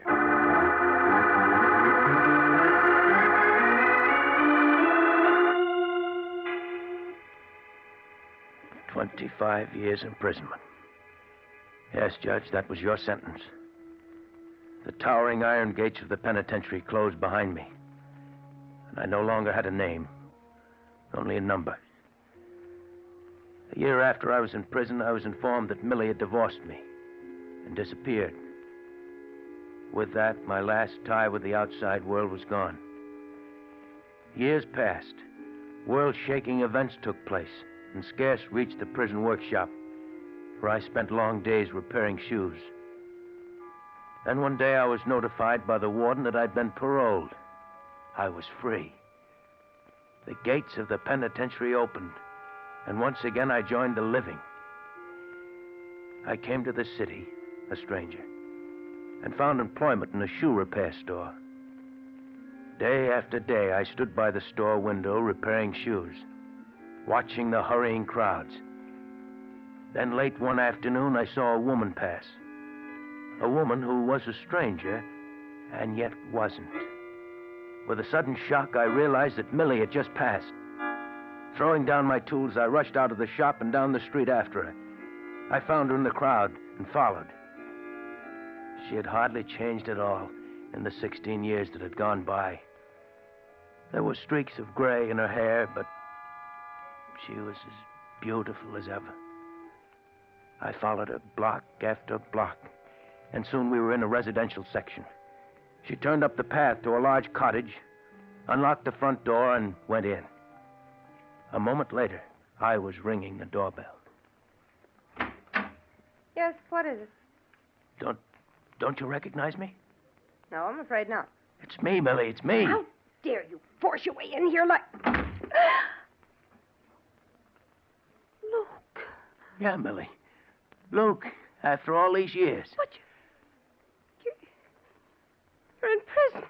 I was paroled 6 months ago. Well, I'm glad to hear that, Luke. You must leave now. I'm busy right now. I can't Millie, talk. who is that? Millie, who are you talking to? Who's he? Steve Hopkins. Oh, you're mistaken. The name is Reed, Robert Reed. Steve, it's Luke. Luke? You're not dead. You're not dead. The body in the cabinet wasn't yours. No. I went to prison for your murder, but you're alive. They said I killed you, but you're alive. Yes. You let them put me in prison. You framed me. Luke, you must listen to me. You framed me. No, Luke, don't. I didn't... You framed Luke, me. let go of him. Let go of him. Don't, Luke. Don't. Whose body was that they found in your cabin? A young hobo I picked up by the railroad tracks. But the tattooing on the arm. After I'd killed him with your sledgehammer, I tattooed his left arm to look exactly like mine. I put my wristwatch and ring on the body and then beat him beyond recognition. And then you ran away, leaving me to stand trial for murder. Luke, what are you going to do? What am I going to do? You remember Judge Marshall, don't you, Millie? Yes, I remember him. Well, I read in the papers a few weeks ago that the judge lives here in a fine mansion overlooking the city. What are you getting at? Steve and I are going to visit Judge Marshall. No, Luke, no. You know what that would mean. Luke, we have some money. If you'll just forget what's happened, we'll give you money, plenty of it. Yes, we'll give you $10,000. $20,000. I'm not interested in money. Come on, Steve. Luke, you can't do this to me. You can't. Luke, you once loved me for my sake. Come along, Steve. No, I won't go. If they find out about that hobo, they'll hang me. I wouldn't have a chance. You'll come, Steve, one way or another, understand? Yes.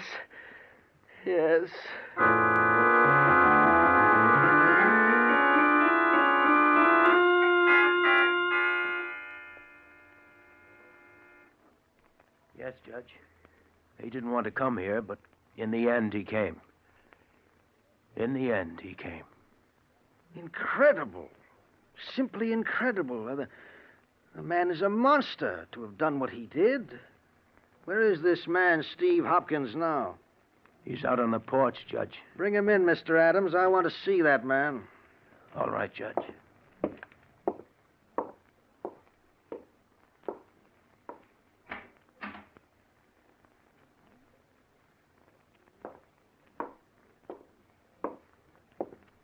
Why are you carrying him? He can't walk. Can't walk? What's wrong with him? He's dead. Here, Judge. Dead? Yes, Judge. But I understood he was alive. He was. Up until a half hour ago. You mean you... Yeah, Judge. I put my hands around his throat and squeezed. Squeezed until he was dead. Huh. I killed him. And there's nothing you can do to me, Judge. Nothing. Remember, you sent me to prison for killing Steve Hopkins? For 16 years, I rotted in prison. I've paid my debt to society for Steve Hopkins' death. I've paid it. There's nothing you can do to me now. Nothing.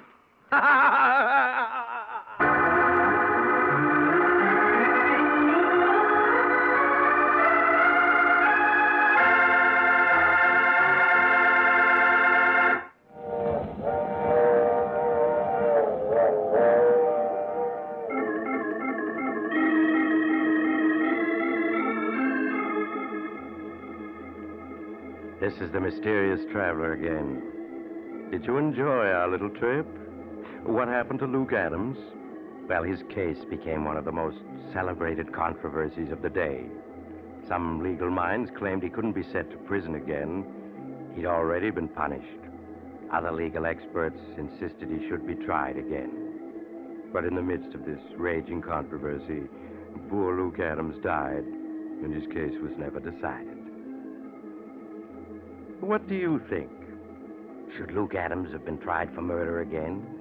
Or having already served 16 years for Steve Hopkins' murder, should he have gone free? I should like to know what your verdict is. Send your letters to the Mysterious Traveler, care of Mutual Broadcasting System, New York 18, New York.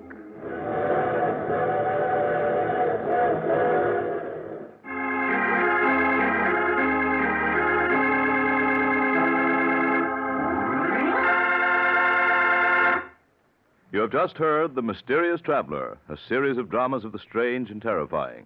All characters in today's story were fictitious, and any resemblance to the names of actual persons was purely coincidental. In today's cast were Maurice Tarplin, Art Carney, Elspeth Eric, Frank Behrens, and Jackson Beck. Original music was played by Paul Taubman. The Mysterious Traveler is written, produced, and directed by Bob Arthur and David Kogan.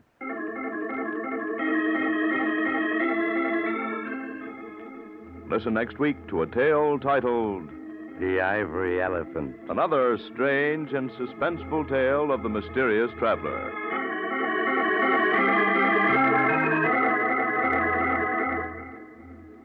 This program has come to you from our New York studios.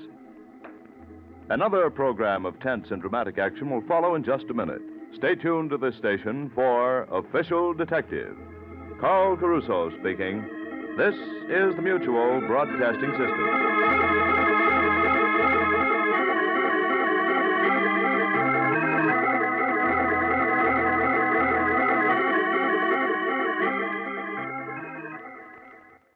Hey, man, how about we check in with Fibber, Magee, and Molly next? That sounds good to me. A pet milk program with Fibber, Magee, and Molly.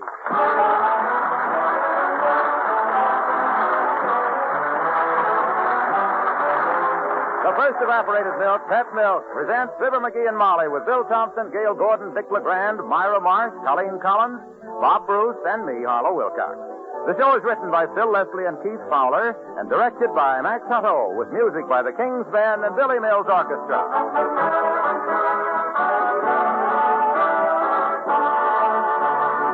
Many happy returns of the day. That's a familiar birthday greeting. But to Mr. and Mrs. Rosebush of Oakwood, Michigan, those words have unusual significance. You see, a year ago, on January 10th, 1951, 4 extremely delicate little babies were born to the Rosebushes. So tiny, so delicate, it was a question about whether there would be many happy returns of the day for all 4. But you should see how they've grown in that year, how strong and sturdy they are now. It's easy to see when you look at the Rosebush babies how much pet evaporated milk can do for even the most delicate infants. And it's easy to understand why their doctor approved pet milk for their feeding.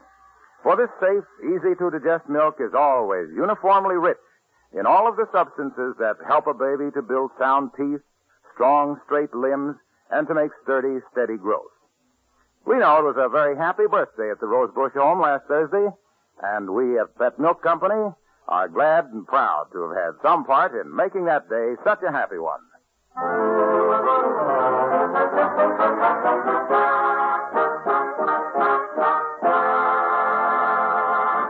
This is the day of the rummage sale at the Wistful Vista Women's Club. And the living room at number 79 looks like a cyclone had hit a second-hand clothing store. As we join Fibber, Magee, and Molly.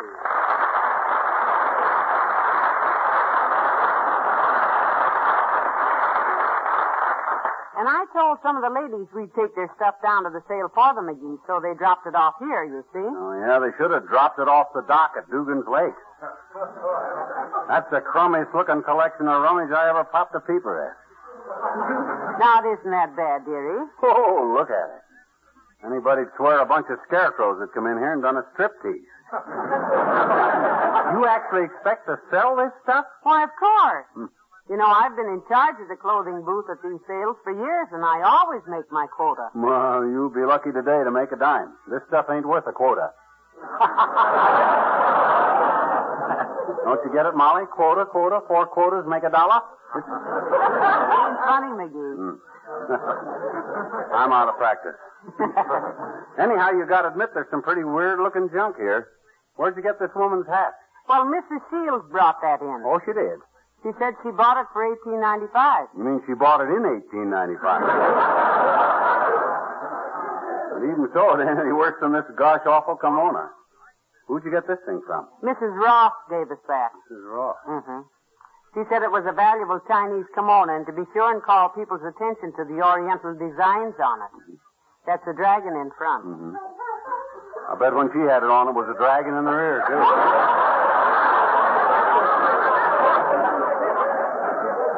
Boy, if this is the kind of stuff we got to sell... Well, no, I'm not worried, sweetheart. With you to help me, with your super salesmanship, we'll fracture 'em. Well, I will admit that if anybody can peddle this batch of moth bait, I'm the guy you're looking at. I've been a natural-born salesman ever since I was a kid in ankle pants. Ankle pants? My big brother's knee pants. I remember when all the kids in town were trying to get a jackknife with a special gimmick for taking stones out of horses' hoofs. You got it by selling 500 bars of Simpkins Sassafras scented soap. And I was the only kid that made the grade. You sold 500 bars of it? To my mother. And the whole family smelt like sassafras for 15 years. Well, I was really getting a jackknife the hard way. Yeah, it turned out to be not worth it, too, either. On account of I never did find a horse with a stone in its hoof. I lifted so many horses' legs, they started to shy away when they seen me coming. What a pity. I also lifted a mule's leg, too, but it didn't have a stone in its hoof, too, either.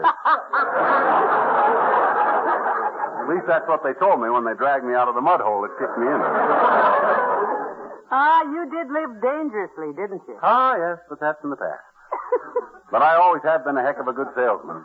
Even with this kind of junk to work with, I guarantee I'll sell more rummage than anybody there, Tootsie. Well, I'm sure you will. Yep. Although Mayor Latrivia has made the same promise. You know what? He's helping Mrs. Bailey at the furniture booth, and he claims he'll outsell both of us. Latrivia? He couldn't sell saw blades in sinks in that guy. Well, you gather up the stuff, kiddo, while I get my hat, and let's get down there and get this thing now, started. just a minute, dearie. Come in. Oh, hello, Mr. Oldtimer. Hello there, kids. Where are you going? Someplace? Just taking these things down for the Women's Club rummage sale, old-timer. Care to contribute some old clothes to the cause? Nope, not me, Johnny. Well, why don't you, Mr. Oldtimer? It would show your civic spirit. You show more than that, daughter. The only old clothes I got is the ones I'm wearing. Okay, you're excused, but you ought to come to the sale anyway. I'm going to be their head salesman there today. Maybe I could give you some pointers, Johnny. Oh? I used to be quite a salesman myself at one time. Worked out of a suitcase on street corners. Oh, a pitchman, eh? What'd you sell? Everything, son. I started off with a miracle of the century. The little nifty necktie cleaner. Guaranteed to remove the spots from any necktie. Did it work good? It worked too good, son. Remove the spots and most of the stripes. Well, I hope you quit selling it. Yep. I switched over to a special tonic, daughter. Composed of 1% Tabasco sauce, 1% turpentine, 98% alcohol, and a dash of gunpowder. It was for people that suffered from rheumatism and lumbago. It cured those things? Nope, but it made you forget you had them. Tonic was invented by an Indian chief. Oh. He took the first dose, and the formula passed on to his wife, Princess Watagumiwiki. Watagumiwiki? That means widow of the man who exploded.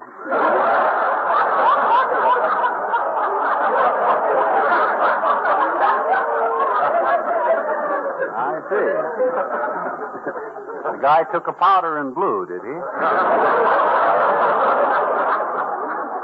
Took a powder in blue. That's pretty good, Johnny, but that ain't the way I heard it. The way I heard it, one feller says, the other feller says, I read where Mr. Truman is planning a little change for the revenue department. Is that so, says the other feller. Well, he needn't look at me. They got all my change this morning. Go on.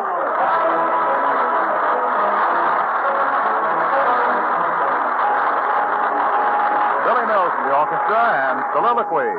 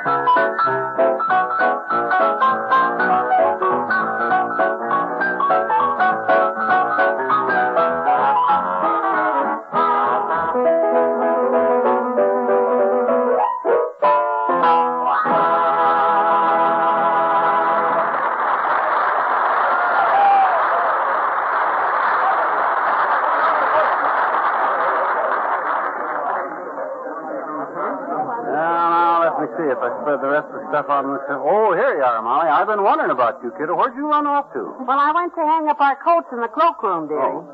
Quite a few people starting to come in, aren't there? Yeah, I already made one sale. If I never make another one. You know that straw skimmer that Mort Tukes donated? You mean the one with the band that says Chicken Inspector on it? Yep. Well, now, who on earth did you sell that to? A guy with the city poultry department. You mean? Yep, a chicken inspector.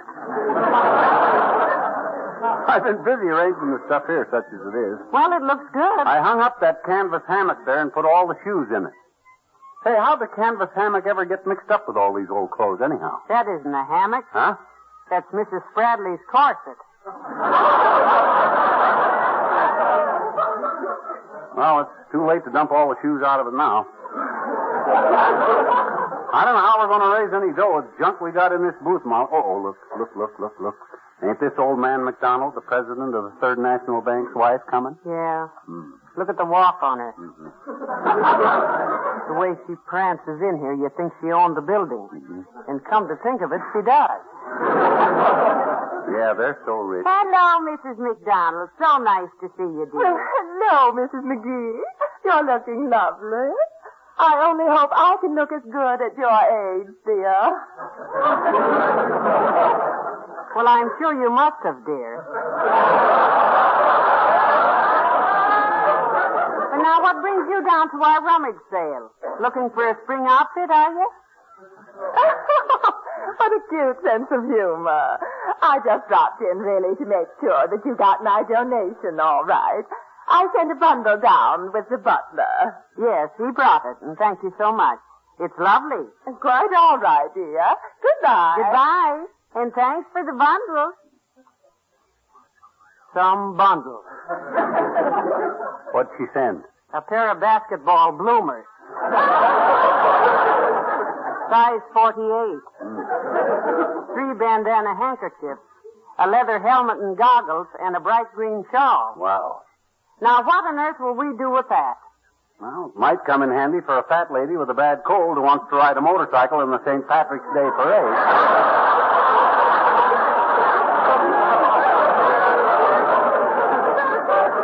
Well, give me the bundle and I'll stir up some action. All right, folks, how much am I bid for this bundle? I bid 2 cents. 2 cents? Oh, hi, Ole. Hello, Magee. Well, hi, Yoli. Oh, you're fine, Mister. Hey, you ain't going to get all this stuff for no 2 cents. What's the idea of making a bid like that, Ole? Well, me and my missus have a fight. And she say for 2 cents I go home to mother. So, I think I better send the 2 cents before I give it to her. My goodness, what were you two quarreling about? Well, every Monday the missus stay late at her bridge club, so I come home and fix dinner. Last night I put sauerkraut on the boil, I lay spare ribs out on the table, begin to sift the flour for the dumplings, and then things go wrong. What happened, Ole? Well, first the doorbell rings, so I go to the door with apron on and flour sifter in my hand, and it's a salesman. He say good evening, and I hit him with a flour sifter. Why did you hit the poor lad for saying good evening? It was the way he said it. Good evening, madam. So I slam the door, go back to the kitchen, and our dog Jupiter, he's got the spare rib. Chews the meat off a half of them, and is trying to bury the bones in the garbage disposal. So I chase Jupiter out into the yard, and when I come back to the kitchen, the sauerkraut is boiled over on the floor. Wow. I slip in the sauerkraut juice and sit down so hard the flour sifter falls off the table on my head. Boy, you were having a time. And while I sit there scraping the flour off my face, my boy Sven sticks his head in the kitchen and says, "Hi, Pop, let's cooking." So I throw the cockeyed sauerkraut at Sven. Well, I can see why those things made you mad, Ole, but where did your wife come in? Through the back door with her arm full of roses. She says, "That's you fixing dinner?" And I say I was, and she says, "Too bad. I meant to tell you my bridge club was canceled and I was going to cook dinner tonight." So then you had words. Well, she had words. Me, I used right there in the sauerkraut juice and have hysterics. That's so long, baby.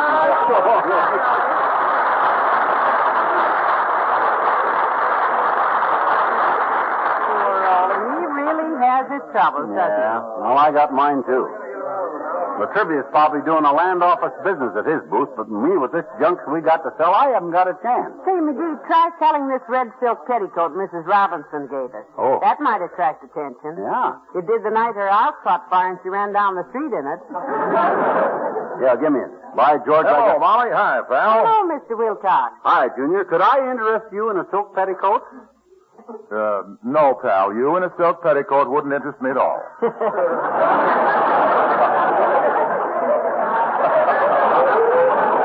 He wants to sell it, Mr. Wilcox, not model it. Say, have you found anything that you like at this sale? Well, not so far, Molly. I thought I might find some neckties to replace the ones that were stolen the other night. Oh, you had a robbery at your house? Yes, they took 4 suits, 2 top coats, all my shirts and ties, my watch, and $80 in cash. Boy, was I lucky. Lucky? Sure. If they'd thought to go into the kitchen, they'd have taken the platter of barbecued corn and meatballs that I'd made with pet evaporated milk. Oh. That would have broken my heart. No. Pitiful part of this is he means it. Did you report the robbery to the police, Mr. Wilcox? Right away, Molly. 2 very nice officers came over, and we had a long talk. They asked me a lot of questions, and I wrote everything down for them. You wrote down the stuff that was stolen? No, I wrote down the recipe for barbecued corn and meatballs. You see, we each had a plateful while we were talking, and when they tasted that wonderful pet milk flavor, got a load of the added goodness that pet brings to all foods, they loved it. That must have been a jolly little party. 2 pavement pounders and a pet peddler. Well, anyhow, Mr. Wilcox, I hope you find some neckties you like at our rummage sale. Well, as a matter of fact, Molly, I've given it up. I'm going home and have a rummage sale of my own. A rummage sale of your own? Yes, I'm going to rummage through the icebox, get out the barbecued corn and meatballs, warm them up, and sail right into them. So long now. So long, Hilo.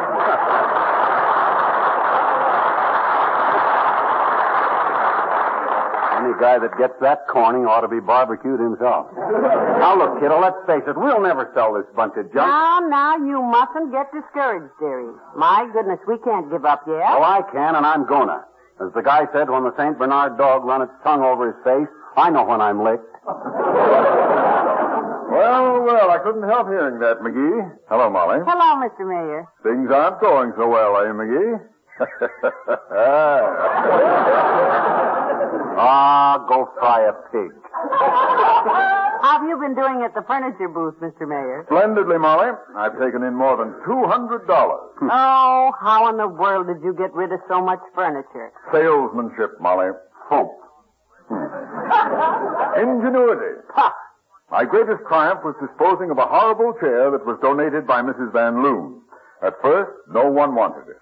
So I ripped the upholstery, broke off one of the legs, and sold it for $50 as an antique. Heavenly days. Who fell for that? Mrs. Van Loon.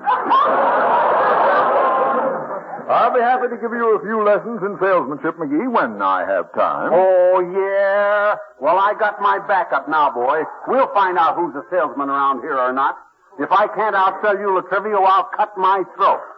If you do that in the Civic Auditorium, I'd like to have the ticket concession. I'll see you, Molly.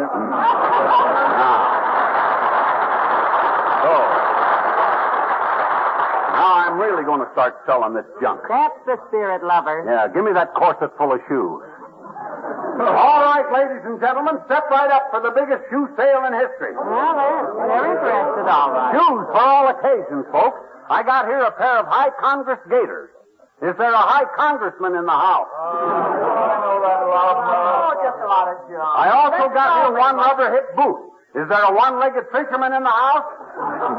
I also got a pair of fluffy ladies' mules. Is there a fluffy lady in the house? Is there a fluffy mule in the house?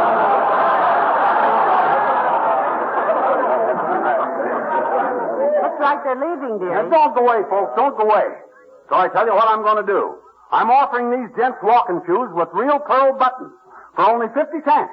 And I'm throwing in the Congress gaiters. I'm throwing in the rubber hip boots. I'm throwing in the ladies' mules.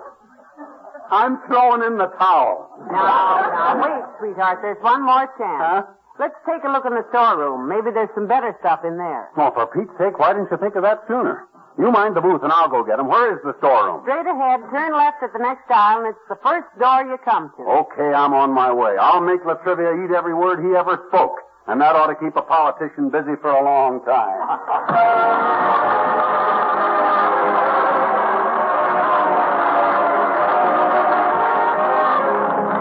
The King's Men and Never. My love is deep as the sea that flows forever. You ask me when will it end? I tell you never. My love is bright as the sun that shines forever. You ask me when will it fade? I tell you never. The world may disappear like a castle of sand, but I'll be waiting here with my heart in my hand. My love you so much, now and forever. You ask me when will it die? I tell you never. The world may disappear like a castle of sand, but I'll be waiting here with my heart in my hand. My love you so much, now and forever. You ask me when will it die? I tell you never. You ask me when will it die? I tell you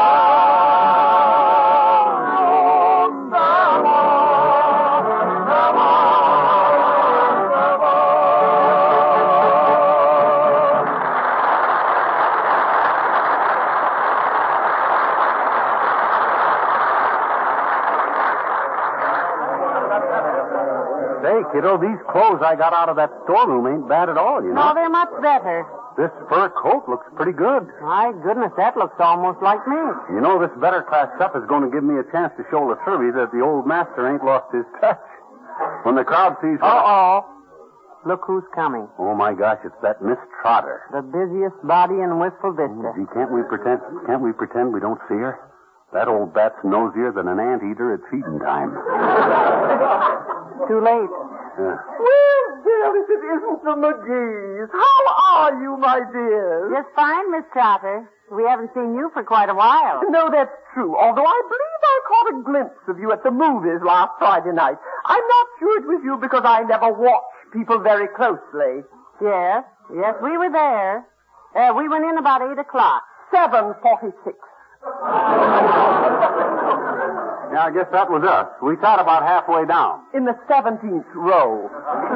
It probably was. As I said, I just caught a glimpse. Did you happen to glimpse what color socks I was wearing? Magee. Lavender. Right. Oh, but I'm forgetting why I came to your booth. Is that fur coat for sale? Sure, it's yours for $2. I'll take it. You really got a bargain, Miss Trotter. Yes. It's a lot like the coat I saw Mrs. Weatherby wearing this evening. She's a lady who just moved to Wistful Vista a month ago. Yes, a very mysterious person. Nobody knows a thing about her. I believe she used to live in Dayton, Ohio. Columbus. Well, anyway, I've heard that Mr. Weatherby is her second husband. Third. Her first husband was a Mr. Mitchell, who was a paper hanger in Sheboygan, Wisconsin. Oh? And her second husband was a man named Henderson, who had a drugstore in Seattle, Washington. And he ran away with a platinum blonde named Gladys Lamont, who was a chorus girl in a musical comedy and slightly pigeon-toed. Goodbye, my dear. Goodbye.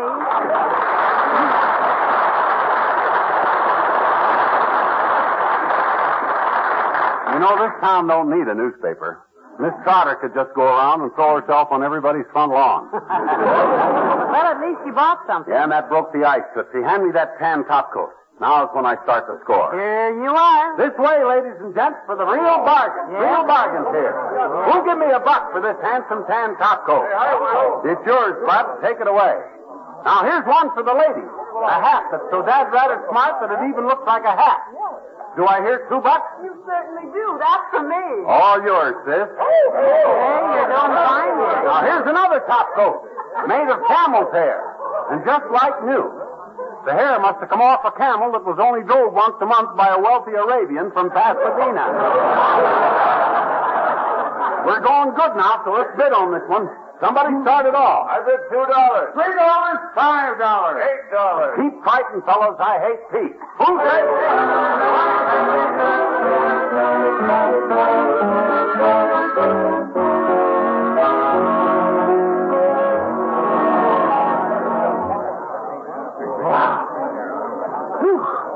More than $100 took in less than 10 minutes. How's that for salesman? Oh, Mother's proud of you, dearie. You did a great job there. Yeah, and I'll keep pitching as soon as I catch my breath. Once I get a head full of steam, I could sell fried pork chops to a guy with ulcers. I'll show the women's club what a... Oh, hello, Magee. Oh, so you're back, Latrivia. Good. You done some gloating when you was here before, and now it's my turn. Yes, I understand that your sales have increased. That's it. The fact that you're catching up to me. Well, he has some better things to sell now, so That's got nothing to do with it, Molly. I'm just a natural-born salesman, pulling in the pop-eyed public with the persuasive power of my potent personality. That's what I like about you, Magee, your modesty. Thanks, Homer. On account of your taking this like a sport, I'm going to give you a break. I got a swell topcoat here that looks about your size, and you can have it for $1. Here it is. Well, that's very kind of you, but I really don't want it. Wait a minute. Huh? What feeble sort of joke is this? That's my topcoat. The one I wore here tonight. Oh, no, that's part of the rubbish, Homer. We took it out of the store. It's my coat, and I can prove it. Look, my name embroidered on the inside pocket. Let's see that. Homer Latrivia, the people's choice. A vote for Latrivia is a vote for progress. Yes, I guess that must be yours. Well, just take it along, boy, and never mind about the $1. You're much too generous. Goodbye. Molly. Yes, dearie? To get to the storeroom, did you tell me to turn left or right at the next aisle? Left. And if I turned right, what would have been the first door I come to? The cloakroom. Oh. Where everybody hung their coats and hats. Follow me, kiddo. We're sneaking out the back way.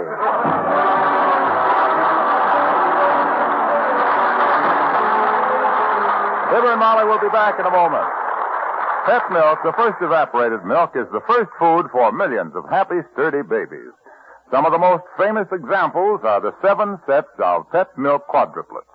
The Caspers of Passaic, New Jersey, the Badgetts of Galveston, Texas, the Zarifs of New York, the Fultz quadruplets of Reidsville, North Carolina, the Hen quads of Baltimore, the Collins of the Bronx, and the newest addition to this happy pet milk family, the Rosebush quadruplets of Oakland, Michigan. Every one of these 28 babies was tiny and unusually delicate at birth. Today, they are sturdy, vigorous huskies can be. And all 28, even the Caspers, who are now nearly 16 years old, are still thriving on pet evaporated milk. The milk approved for their use shortly after birth. Here, indeed, is living proof that there is no better milk for babies and for growing children than pet evaporated milk. No wonder more and more doctors, when recommending evaporated milk for their young patients, specify pet evaporated milk. No wonder more and more mothers are giving their children pet milk to drink through all their growing years. Oh,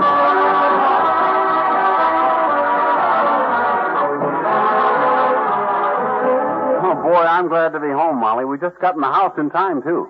You know that? To keep from getting killed, you mean? No, to listen to the radio. Eddie Cantor's program is on tonight, Tootsie. Heavenly days, I almost forgot. Yeah. NBC, isn't it? Yeah. How is it them announcers say it? Stay tuned for the Eddie Cantor program, which follows immediately on most of these stations. Right. Good night. Good night, all.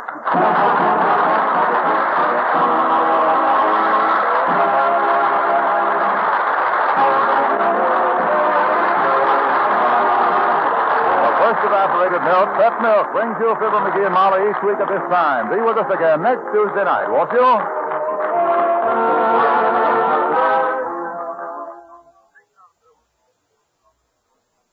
Do you like your love stories to have a happy ending? Well, then, be listening when young wife Sally Cantor tries a rather unusual method for patching up a lover's quarrel.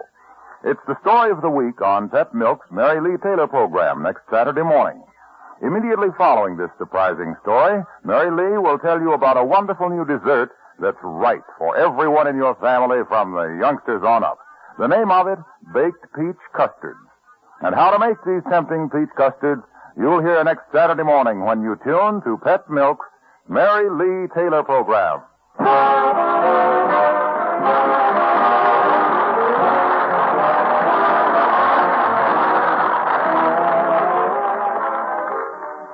Next, it's the Eddie Cantor Show Business Show on NBC.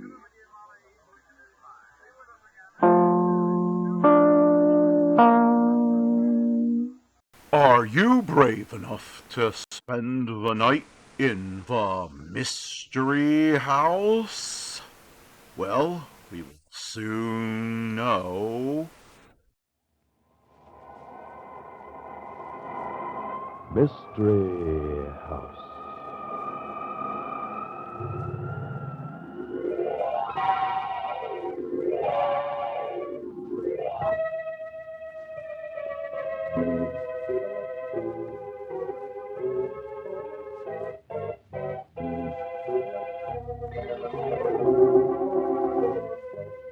Mystery House, that strange publishing firm owned by Dan and Barbara Glenn, where each new novel is acted out by the Mystery House staff before it is accepted for publication.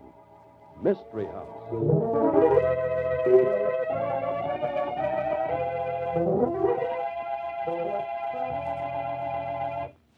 Well, Barb, I hope tonight's story's good enough to make a bestseller novel. I think it is. Well, let's see now. What's the title again? Sub Rosa Justice. The folks all ready to act it out? Sure, they're out in the game room. I'll go get them. Fine. Say, while Mrs. Glenn's rounding up the rest of them, here's something you should hear.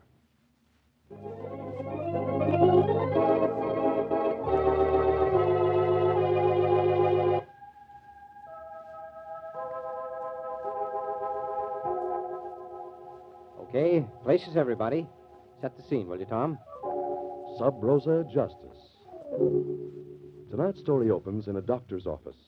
Thorne Carlson is looking at the doctor with amused disfavor. Oh, come now, Doctor. You're being too abstract. You're putting on that smug, complacent, professional face. I have tried to be as plain as possible, Mr. Carlson. In cases such as yours, one cannot be specific. One cannot be specific. Well, maybe not, but one can be blunt. Take a chance, Doctor. Tell me something that adds up. All right, Mr. Carlson. You have 1 month to live. Maybe a little more, probably somewhat less. Thank you, Doctor. Thank you. Now, 1 month to live. Well, that's quite amusing in a way. Oh, don't look so shocked. With an affliction such as yours, Mr. Carlson. That really is funny, Doctor. An affliction such as mine. Do you know why I'm so little disturbed about dying? Because I've lost my affliction. You must be mistaken about that, Mr. Carlson. The X-rays show quite clearly. X-rays? Did you take an X-ray of my soul, Doctor? Or isn't medical science that well developed yet? Oh, pardon me. I'm doing the identical thing I accused you of doing a few minutes ago. I'm being abstract. Perhaps I'd better explain what I mean. Or aren't you interested? But, of course, I am very much interested. Fine. I think I'll enjoy telling someone about everything. It all began when Gretchen and I were married.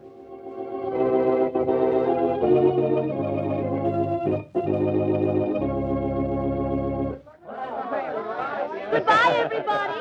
We'll be back in 3 weeks. And here's a little surprise for all of you. Surprise? What are you talking You about? see? It's a surprise on Thorne, too. We'll be at home at the old Tinley Mansion. Mother's giving it to us for a wedding present.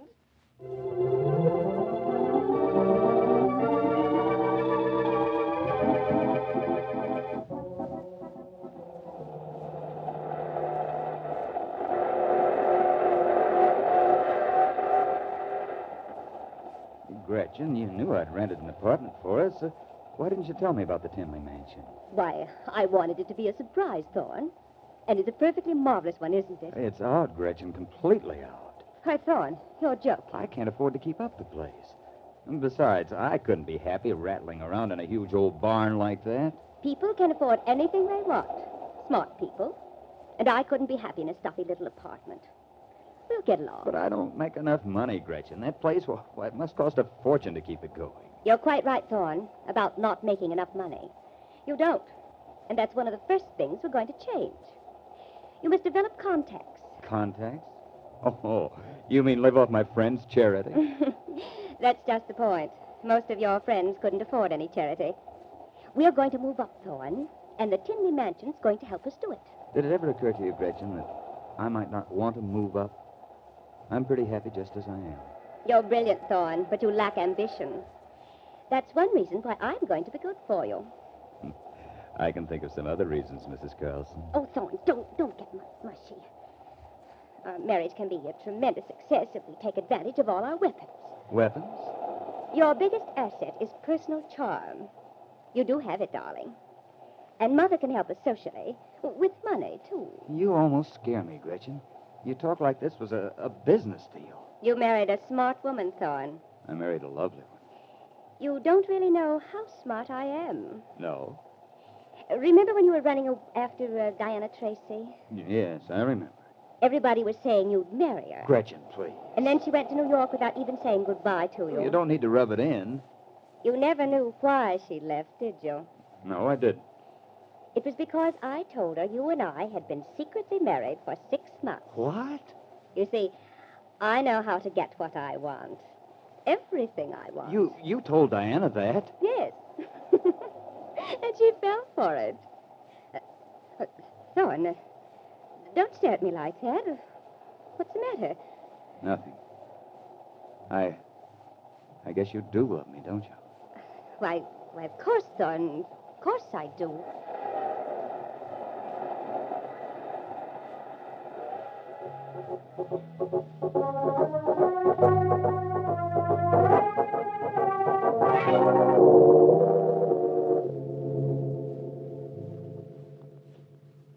Oh, Thorne, you'll have to change in a hurry. Guess who's going to be here for dinner tonight? Oh, Gretchen, can't we just for once have some friends in for dinner? Must we be forever selling something? You should know the answer to that. Bills past due at every store in town. You bet we should be selling. And Thorne. Well, what now? It's terribly important that you play up to Mrs. Sweet tonight. I can handle her husband, but she'll actually make the decisions. I'm sure of that. So be especially nice and charming to her. There's a word to describe you, Gretchen. Thorne. Get me sore enough and I'll use it sometime.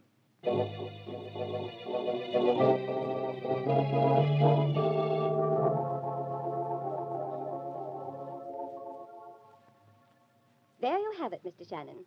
What do you think? Well, that's very good, Mrs. Carlson. I wish you weren't married. You'd be a great success in the advertising business. I will be anyway, Mr. Shannon.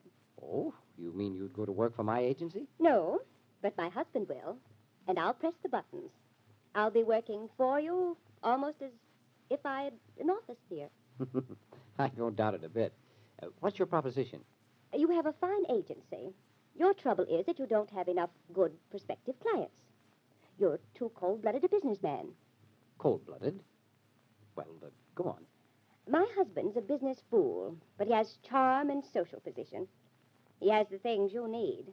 I sell on the merits of my product. Oh, nonsense. You need what Thorne could give you, and you know it. Well, what does Mr. Carlson think about all this? He's an architect, isn't he? Well, I haven't even consulted him yet. But he'll come into your agency if I tell him to. There's just one catch to it, Mr. Shannon. Yes? What's that?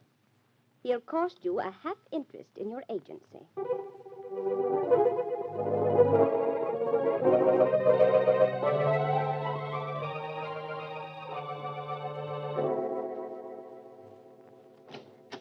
Hello, Gretchen. Oh, you're looking beautiful tonight. I have 2 surprises for you, Thorne. Oh, what have you done now? But what do you mean? I've learned to distrust your surprises, Gretchen. You have the nerve to say that. Haven't they always worked out for the best? Haven't I brought you right up the ladder? All right, what now? First, We're going to have a baby. Oh, that's wonderful, darling. Just a minute. Second, you're through with architecture. Huh? The arrangements are all made, and I drove a hard bargain. You're going into an advertising agency.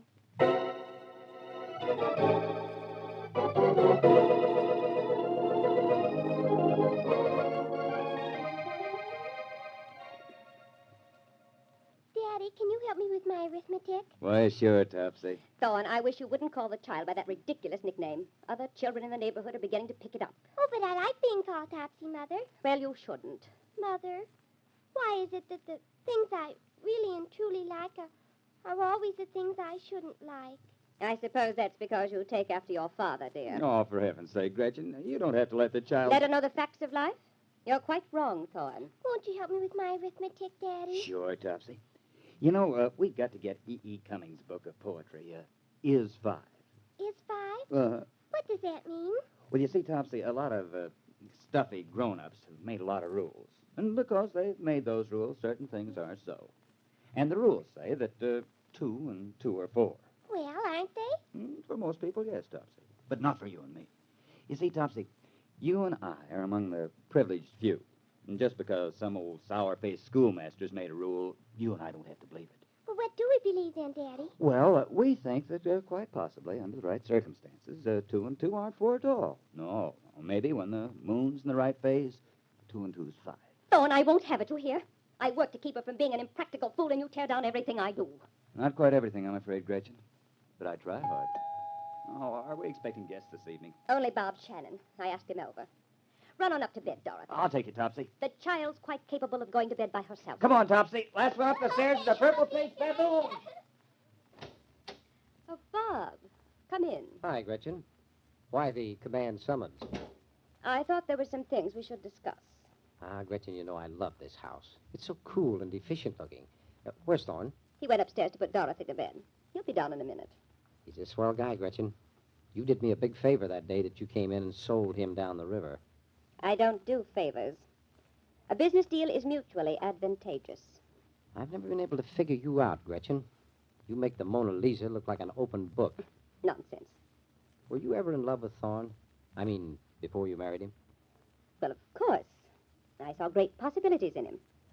I'm glad you never fell in love with me, Gretchen. Oh, I don't know.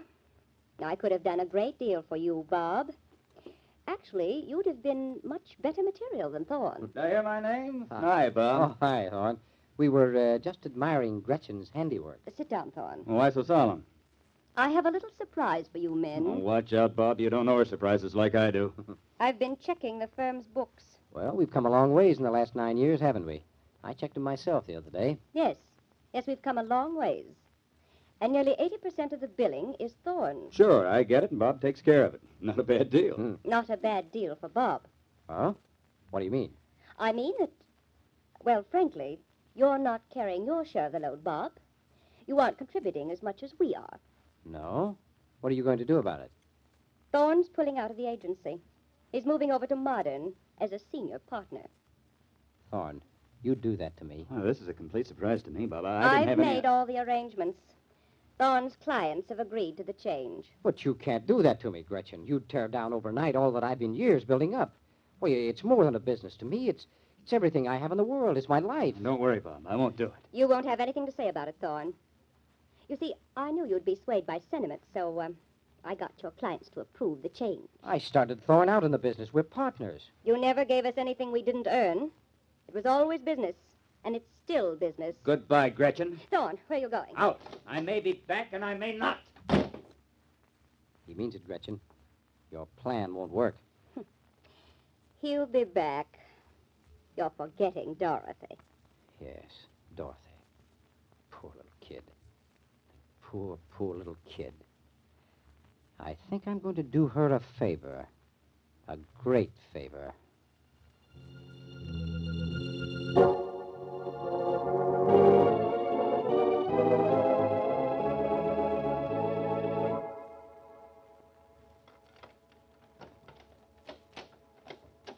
Gretchen. Gretchen. Oh, Gretchen! Great Scott. No. You woke me up, shout so... Oh, Mother. Daddy, something's happened. Mother's hurt. No, not her, Topsy. Your mother's dead. She's been strangled to death with a handkerchief. No. She can't be dead. She can't be. Mother, speak to me. Oh, please, Mother. Say something. Topsy, honey. Sometimes things happen that little girls can't understand. Maybe later and maybe never. You'll have to be a brave kid. Now, go on back to bed, honey. Untie the handkerchief from around her neck, Daddy. It's so tight. All right, darling. Daddy, what are you doing with the handkerchief? I'm going to put it in my pocket, Oh, Topsy. but it belongs to whoever killed my mother. It's a man's handkerchief. A man with the initial S. It must be Mr. Stanton. He was coming here when I went to bed. Topsy, no, you mustn't say that. Don't ever mention it. Your mother was killed by a man while I was gone. People say bad things about that, honey. Bad things about your mother. This is our secret. Promise, honey. All right, Daddy. It's our secret.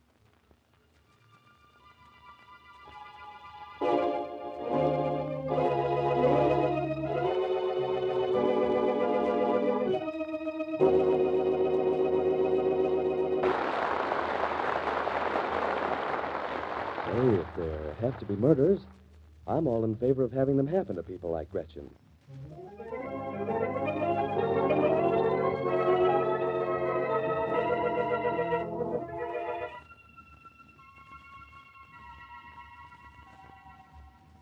And now, we go back to the living room of Thorne Carlson's home. The twisted body of Gretchen Carlson is still on the floor behind the piano. The police have just arrived on the scene. I'm sleepy, Daddy. And I'm scared. I want to go to Grandma's. In just a little while, lass. You can go to your grandma's. Maybe I'll take you in a squad car. Wouldn't that be fun? Topsy, this is Mr. Dolan. He's from the police. How do you do, Mr. Dolan? How do you do? So your name's Topsy, huh? That's cute. Oh, it's not my real name. Mother got awful mad when Daddy called me Topsy, but I liked it.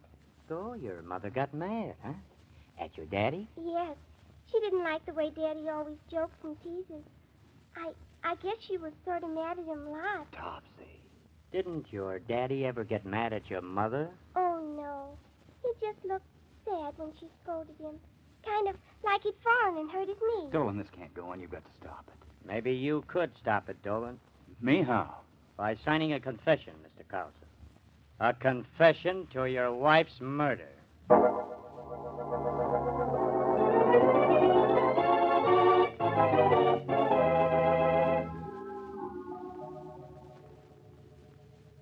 Well, now that you've learned that Gretchen and I had our quarrels, what next? I figured that was kind of up to you. What do you mean? A man has a quarrel with his wife. The wife is murdered. But I tell you, I wasn't even here when she was murdered. Sure, you tell me that. I wasn't mad tonight. I was just disgusted. So disgusted that I walked out on them. Them? You hadn't said anything about anyone else. You said you and your wife were alone. We were. When a woman gets murdered, there's a reason. Either you're lying about you and her being alone, or you killed her. No, that's not true. You had a motive. You hated your wife. You fought with her. You had the opportunity. You were alone with her tonight. Stop it. Don't you have any feelings at all? I'll get it. Hello? Oh, Newton. What? Well, I'll be darned. You don't tell me. That just goes to show you never know, doesn't it? Okay, thanks, Newton. I'll see you later. Goodbye. What was that? Never mind. Are you ready to sign a confession? No. You'll hang, Carlson. You'll get a rope around your neck just as tight as the one you tied around your wife's neck. It wasn't a rope. Oh, so it wasn't a rope. Well, now we're getting somewhere. Come on, you might as well come clean, Carlson. You'll spill the whole works sooner or later. No, listen, you can't talk to my daddy like that. Topsy. You're a bad man, and I hate you. Besides, you don't know what you're talking about. Topsy, I thought you were in bed. I was sitting at the top of the stairs listening. Hang it, Dolan. You can't torture the youngster this way. So I don't know what I'm talking about, huh, Topsy? No. Topsy, please.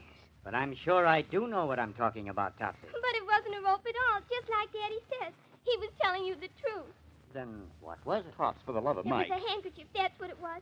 A man's handkerchief. Wasn't it, Daddy? Honey, please go on back up to bed. You shouldn't be down here. So it was a man's handkerchief. And what happened to it? Daddy stuck in his pocket. That pocket pocket right there. I'll remember this, Dolan. And your daddy put it in his pocket because he didn't want anybody to know it was his. Is that right? Oh, but it wasn't his, Mr. Dolan. It wasn't Daddy's at all. It was Mr. Shannon's.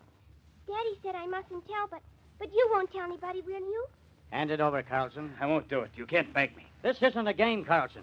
This is a murder I'm investigating, a cold-blooded murder. And I think I can make you. Now, give it here. All right. Here. All twisted. I can see where there's been some hard knots tied in it. Initial letter S in the corner. You'll be sorry for this, Dolan. Did your daddy say why you mustn't tell anybody about the handkerchief, Topsy? Yes. He said something about my mother being killed by a man while he wasn't here, and something about people talking bad. He said maybe someday I might understand. Oh, I see. You're quite a guy, Carlson. I'd like to shake your hand. What for? You take a murder rap to protect your wife's name. But Shannon didn't kill her. Shannon wouldn't do a thing like that. Was Shannon here when you left the house this evening? No. No, he wasn't. Why, Daddy, that was a whopper. He was. You know he was. Thanks, Topsy. Now you can go up and go to sleep. And you won't talk bad to my daddy anymore? No, I won't talk bad to your daddy. I think I'll talk kind of respectful to him. Good night. Good night. Good night, Daddy. Good night, It was dear. all right for me to tell Mr. Dolan our secret, wasn't it? Yes, honey. I guess it was all right. You probably won't believe this, Mr. Carlson, but I already knew Shannon was the murderer anyway.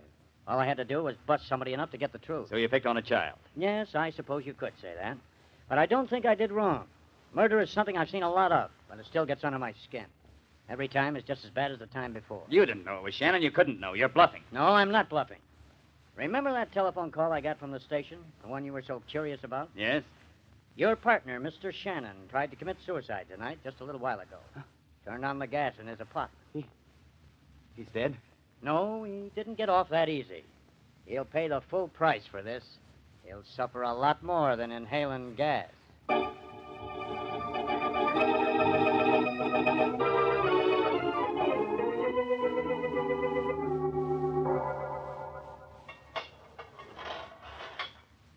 You can have 10 minutes with him, Mr. Carlson. I'll tell you when your time's up. All right.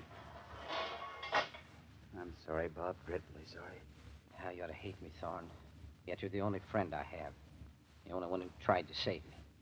Didn't do any good, but you tried, Thorne. You're not guilty, Bob, even if the jury said you were. I know that. I'm afraid I am guilty, Thorne. I remember saying to Gretchen something about Topsy. I said, I'm going to do her a favor. Well, then Gretchen laughed at me, and I slapped her face. Everything went black, and the next thing I remember, I was in the hospital. They didn't believe me when I told them that, Thorne.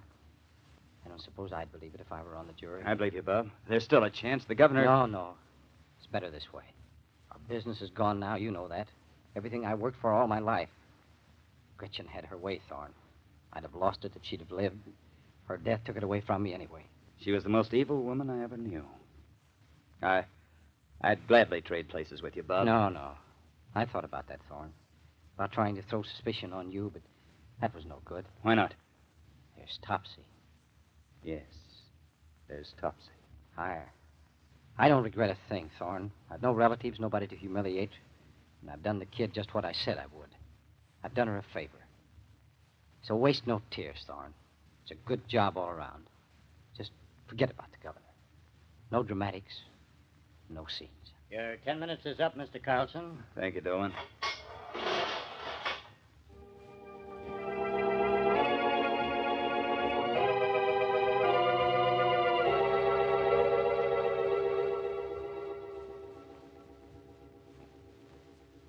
That's the story, Doctor. When I said I could laugh at death because I had lost my affliction, you see what I mean. But you have undergone a terrible shock, Mr. Carlson. It's no Shock, wonder. Doctor? Yes, I suppose I have. But there's something extremely amusing about the whole thing. Amusing? My dear Mr. Carlson. You see, Shannon was telling the truth, Doctor. What? He didn't know what happened after he struck Gretchen. I found him wandering about the streets, incoherent. I took him to his apartment and turned on the gas. Then I went home and strangled Gretchen. I killed her. You murdered your wife? Certainly.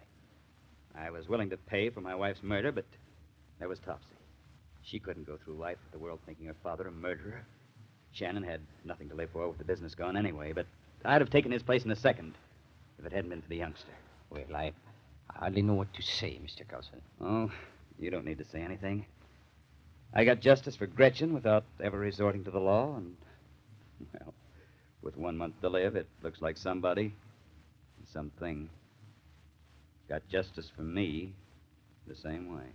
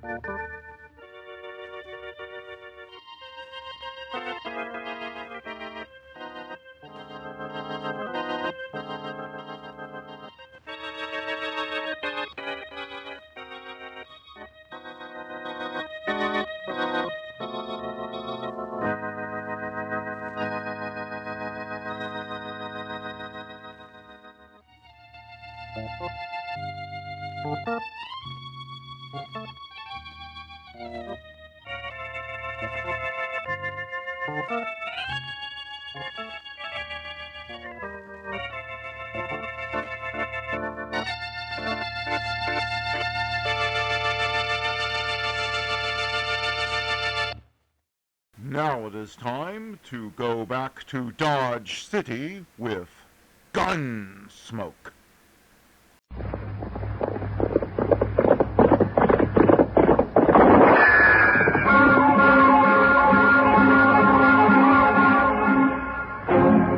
Around Dodge City and in the territory on West, there's just one way to handle the killers and the spoilers, and that's with a U.S. Marshal and the smell of Gunsmoke.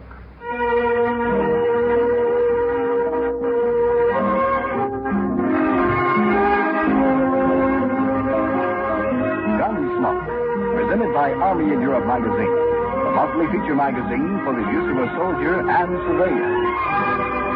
Gunsmoke, starring William Conrad, the story of the violence that moved west with young America, and the story of a man who moved with it.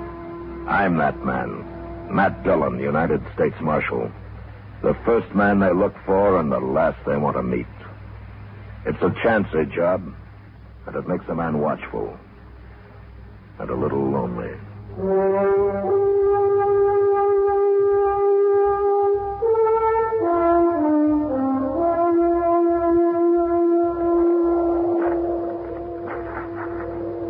Go bring his horse over here, Benson.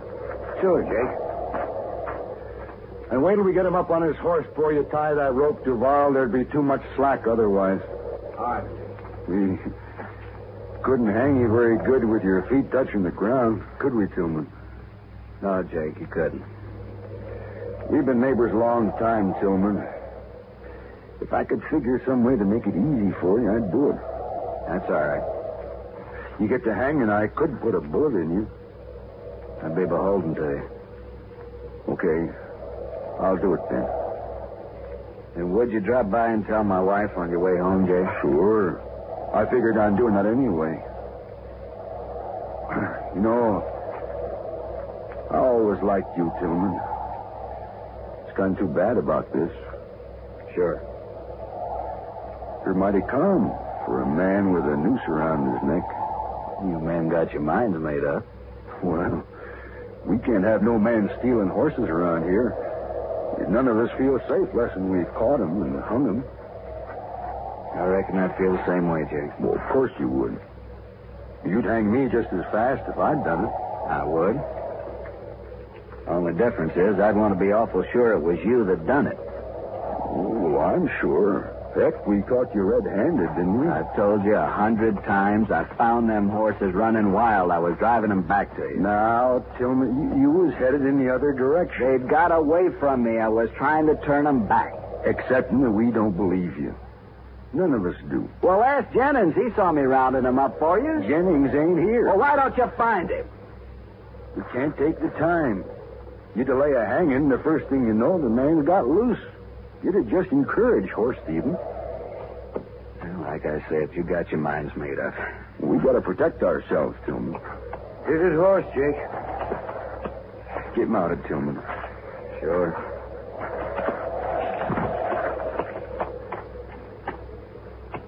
Okay, Duval. Take up the slack and tie it off around the tree trunk.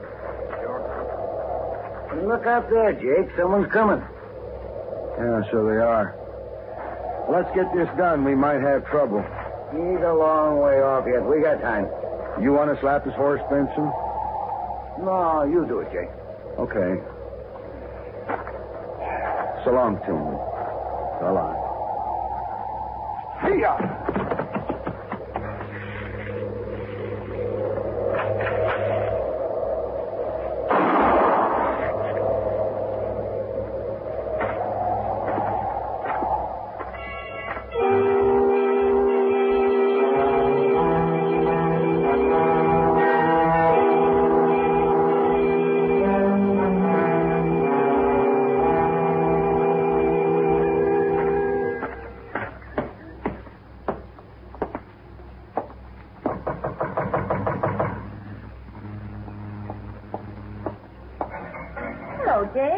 Hello, Miss Tillman. Come inside.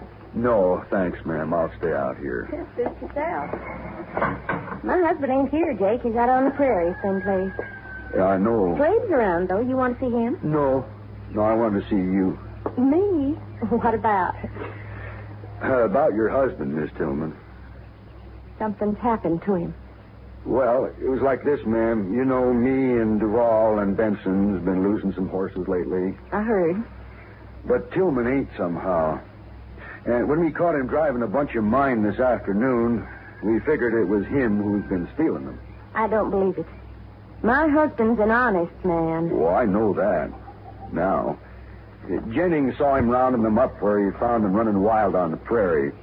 I guess whoever had stole them got scared and left them there. Where is my husband, Jake? That's what I want to explain to you, ma'am.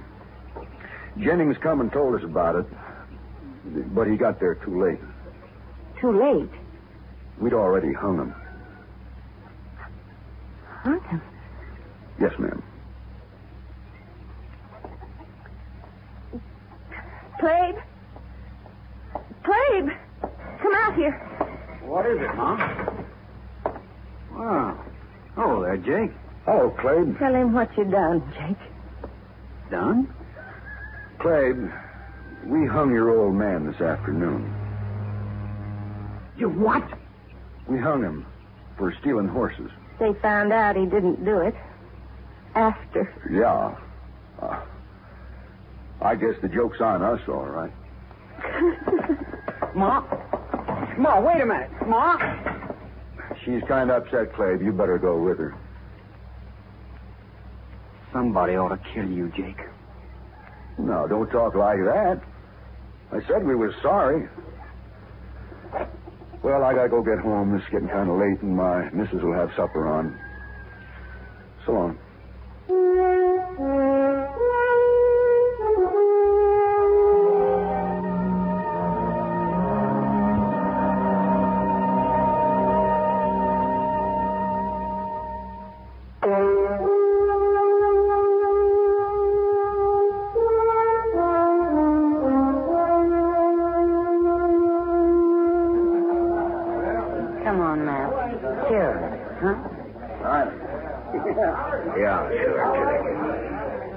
You're still bothered by the Tillman hanging, He was sir. lynched.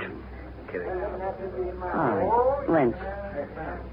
But you'll never find out who did it now. That was nearly 3 weeks ago. I got a pretty good idea who did it. Just can't be sure. Huh? Who? Probably some of the ranchers out there who've been losing their horses. Benson and Duvall and Jake Kaiser in particular. Benson. I heard he got shot the other night, right in his own house. Yeah, he did. Just about a week ago. Maybe his conscience was bothering him, Matt. What do you mean? Well, maybe the other two killed him to keep him from talking. Yeah, maybe. Anyway, you had it coming to him. Still murder, Kitty. You feel worse about Tillman, don't you? You know, there's nothing I hate more than a lynching. Knowing Tillman, my guess is he was completely innocent. What about Mrs. Tillman and the boy? Do they have any ideas? Well, if they have, they didn't tell me. Well, you've done all you can. Might as well be in St. Louis. Oh. I'd like to be in St. Louis, man. Why don't you go, then? I don't know. I guess I'm afraid of the dark. What are you talking about? Never mind, Matt. Matt! Hello, Doc. Hello, Kitty. Sit down, Doc. Thank you. Say, Matt, that fella Duval. What about it? He's been shot, Matt. Shot dead. What? That's right. His hired hand brought him in. When did this happen? Early tonight, he said. You know, it's the funny thing about that, man. Duval was shot through the window of his house with a .50 caliber rifle. I dug the bullet out. Just like Benson, huh? Yes, I thought it was kind of interesting myself. That makes Jake Kaiser the only one left, Matt. You think Jake did it? I don't know, Doc. He's been sitting right over there in the card game since noon. Huh? You sure of that? Well, he was gone for an hour, but he was there when I left, and he was there when I got back. Or he couldn't have done it in an hour, Matt. No. Look, Matt, he's leaving. Oh, I'll be back.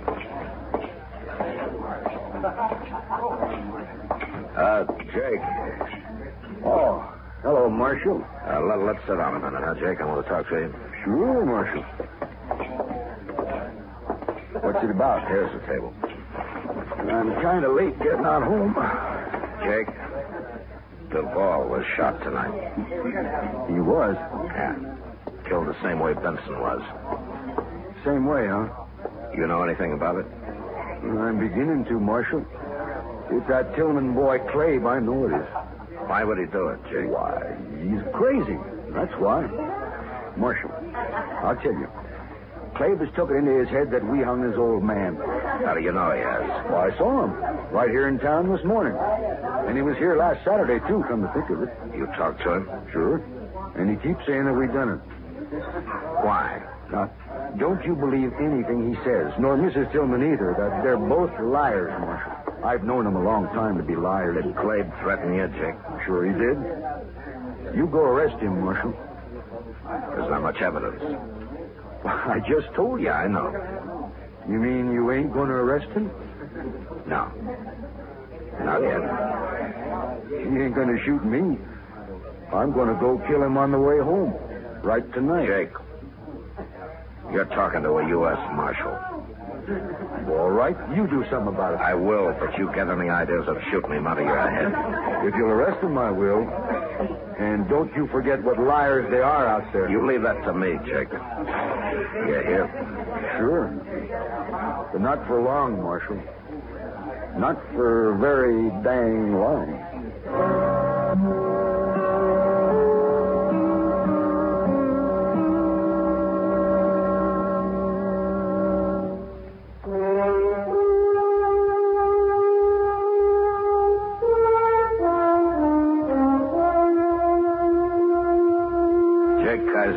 Senseless kind of a man, and I knew he'd probably go kill young Clabe Tillman the first time it happened to occur to him again.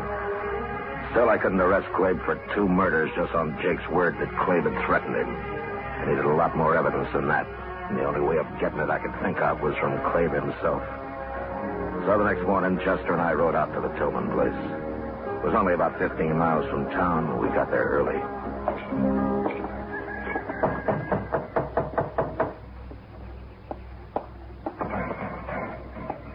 Hello, Marshal. Chester.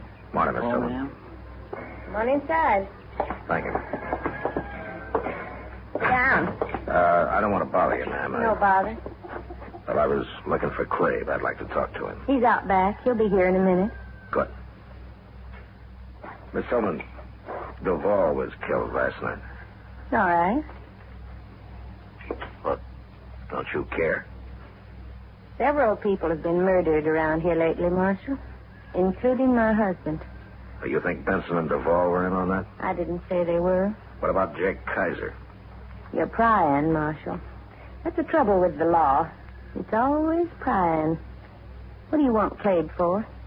I thought he might tell me what he knows. You won't. We don't know nothing. And Clabe ain't shot nobody. He was in Dodge yesterday. Yeah, I know he was. I wouldn't put it past Jake to have shot Duvall himself. I thought of that, too. You have any idea why he might have? No? Well, here's Clabe now. Oh, we got visitors. Hello, Clabe. Marshal? Chester? All right, Clabe. You been hunting this morning? Nah. Put that rifle back where it belongs, son. Okay, Mom. I was shooting hawks with it yesterday. Left it in the barn. You should have brought it in last night, son. Sure, but... well, it was dark when I got back, Ma. I didn't see it out there. I should have brought it in myself. What are you doing here, Marshal? Duvall was murdered last night, Clabe. He was? Yeah, shot, same as Benson. Well, what do you know? Jake Kaiser thinks you did it. He does, huh? He also said that you threatened to kill him next. Maybe I ought to. Clabe, don't talk like that. You know, there's a law against murder. They murdered my pa. Where was the law then? I'd have him in jail right now if I knew who they were. Too bad you weren't there, Marshal. I could still arrest Jake. We don't know nothing about Jake, do we, son? No. No, we don't know nothing. Okay. But you'll hang for murder if you kill him, Clabe. Come on, Chester.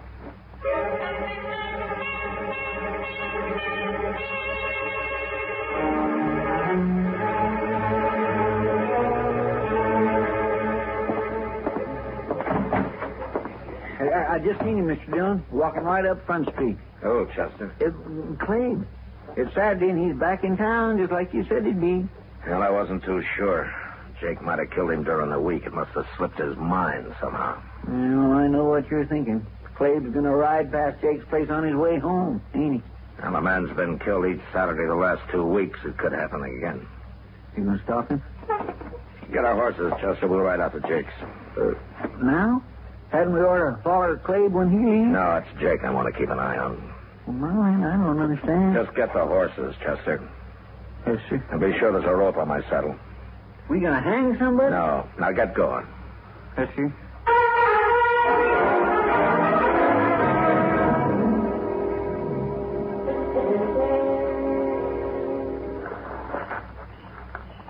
Old Jake's just sitting in the house here, plumb unconcerned, Mr. Dill.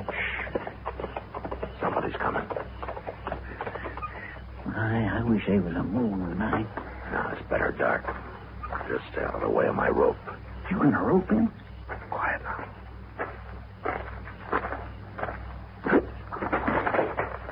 All right, Chester. All right, grab the rifle. I got it. No! Let me go! I landed the woman. Yeah, I know. All right, stand up now, Miss Tillman. You shouldn't have stopped me, Marshal. It won't do any good. 2 murders are enough, aren't they? I was saving Jake for the last. I wanted him to sweat, and I'll kill him yet. Who's out there? It's Marshal Dillon, Jake. Now put that gun down. What's going on here? What? It's Mrs. Tillman. She wants to kill you, Jake. A woman? Yeah, that's a sharp's 50. I think that'd do it. Sure would. Why, you killed Benson and Duvall. And I'll kill you if I have to use a knife, Jake Kaiser. A woman? Going around killing people?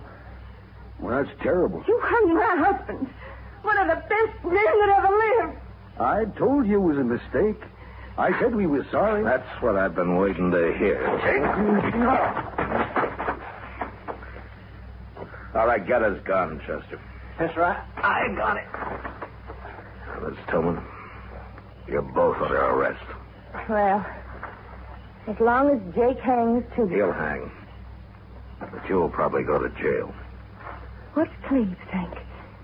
He knew about this when he found a rifle in your barn last week, but I guess he figured there was no way to stop you. You found the only way, Marshal. I guess maybe I should have told you everything from the first. Yeah. It's too late now. I'm sorry. Don't you feel bad about it, Marshal. I don't mind. I don't really mind at all. You want to know something, Miss Tillman? That's the worst part of it. All right, come on, let's get back to Dodge.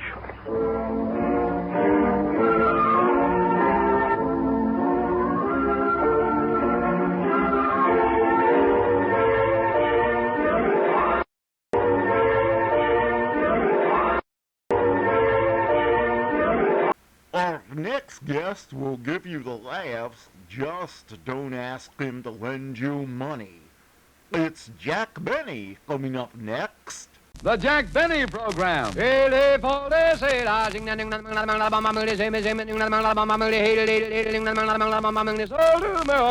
Lucky Strike means fine tobacco. LSMFT, LSMFT, LSMFT. You said it. Yes, sir. Lucky Strike means fine tobacco. At 49, American. Quality of product is essential to continuing success. And Lucky Strike means fine tobacco. So round, so firm, so fully packed, so free and easy on the draw. When it comes to real, deep-down smoking enjoyment, remember these 5 words. Lucky Strike means fine tobacco. Yes, Lucky Strike means fine tobacco. The finer, the lighter, the naturally milder Lucky Strike tobacco. So for your own real deep-down smoking enjoyment, smoke that smoke of fine tobacco, Lucky Strike. So round, so firm, so fully packed, so free and easy on the draw. And for that Christmas present, remember... LSMFT. Suggestion, a carton of cigarettes for Christmas. No gift offers so much for so little. So say Merry Christmas with a carton of Lucky Strike.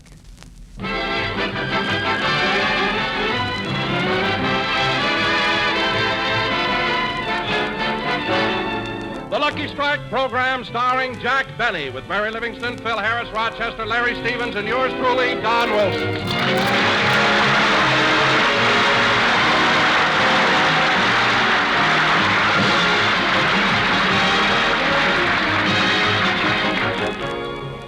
Ladies and gentlemen, 2 weeks ago, Jack Benny had dinner at Mr. and Mrs. Ronald Coleman's house. And tonight, as a typical good neighbor, Jack has invited the Colemans over to his house.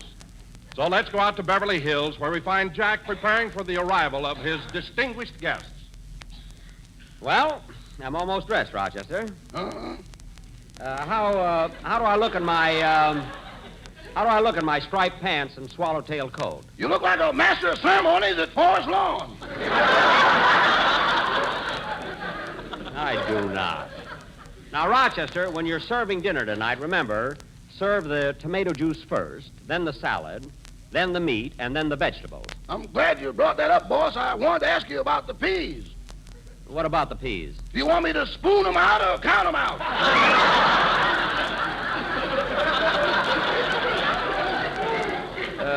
Spoon them out tonight. There's nothing too good for the Colemans. And don't forget, for dessert, we're having a flaming plum pudding. How do you fix it, boss? Well, you take the plum pudding and put it in a bowl. Then you take a pint of brandy, good brandy, real old brandy, and you pour it over the pudding. Continue, boss. You fascinate me. Then you take a match and set fire to the brandy. You what? You take a match and set fire to the brandy. Boss, I doubt if I'll have the heart.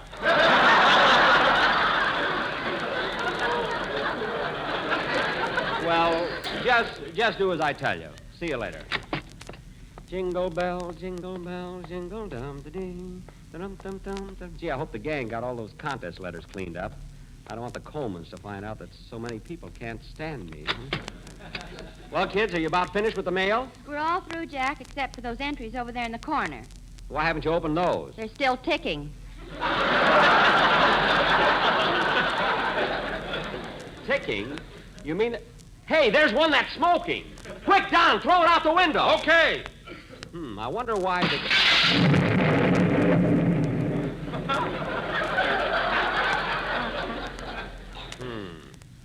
Fine Christmas spirit. That thing could have... Hello, Mr. Benny. Huh? Who are you? I was just passing by and something blew me in.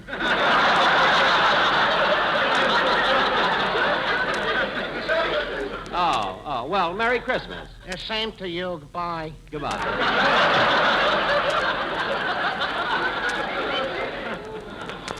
Now, kids, we've got to get all these letters read because the contest ends tomorrow night, December 24th, you know. Say, Jack, listen to this letter I just opened. I think it's from a Scotch girl. A Scotch girl, what does it say? I can't stand Jack Benny because his nose is warmer than mine. Signed, Lassie.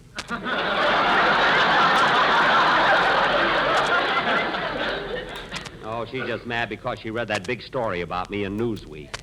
Anyway, kids, never mind the rest of those letters. Mr. and Mrs. Coleman will be here for dinner soon. I also invited their friend, Jack Wellington. So please be on your best behavior. Especially you, Phil. Me? Yes, you. Just for tonight, don't bring your jug to the table with you. Please. Now, wait a minute, Jackson. Have you ever tried eating that meat straight? I know it's awful, Phil, but do it just as a favor to me. And another thing, Phil. When you take the jacket off the baked potato, you're not supposed to go...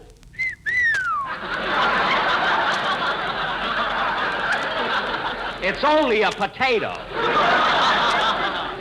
And Don... Yes, Jack? Don, when Rochester offers you a third helping, try to refuse, will you? Or at least say well before you dive in. And Mary... Oh, Jack, don't try to tell me anything about eating. You better listen to him, Libby. He was eating 30 years before you were born. Phil, your Christmas present isn't so big that I can't carry it back to the store. So don't try to do... Oh, hello, Polly. Merry Christmas. Merry Christmas. Isn't that cute? Say, kids, don't you think my Christmas tree is a beauty? Look how big it is. It sure is, Mr. Benny. Where did you get it? Well... I'll tell you, kid. A man drove through Beverly Hills with that tree laying on top of his car, and Jackson was right behind him. Phil. Jackson knew about the sharp curve in the road, and the man didn't.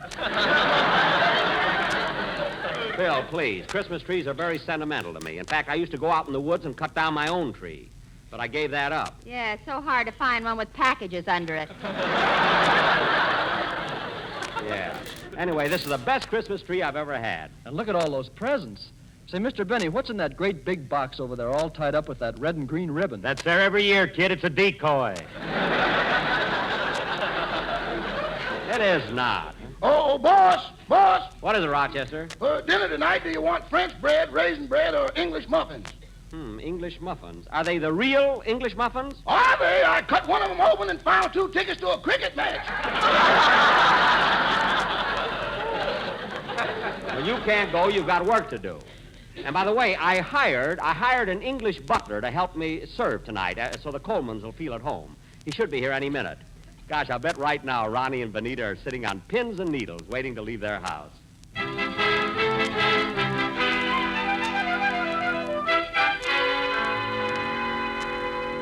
Oh, Ronnie! Ronnie, where are you? Right here in the library, Benita.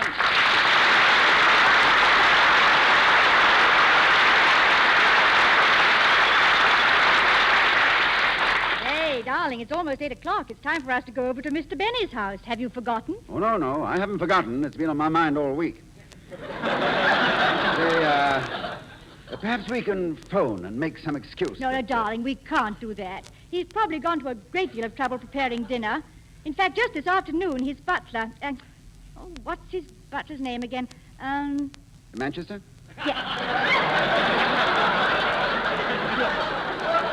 Manchester.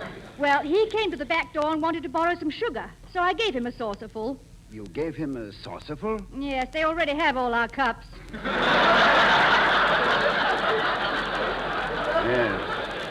Yes, I wondered why Sherwood served my afternoon tea in a Dixie cup. But I guess you're right, Benita. Maybe we should go. I'll never forget when Benny invited us to his house 3 years ago and we didn't show up.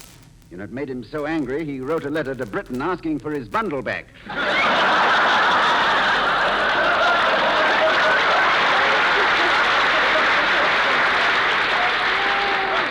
well, he's probably sensitive. Well, it's getting late. You better start dressing. Oh, yes, and I mustn't forget to take Jack Benny's shoes back to him. His shoes? Yes, he slipped them off when he was having dinner here 2 weeks ago. You know, I've never seen such interesting shoes. There's so many secret pockets in them. And there's There's a little device in there where you wiggle your toes and it makes change.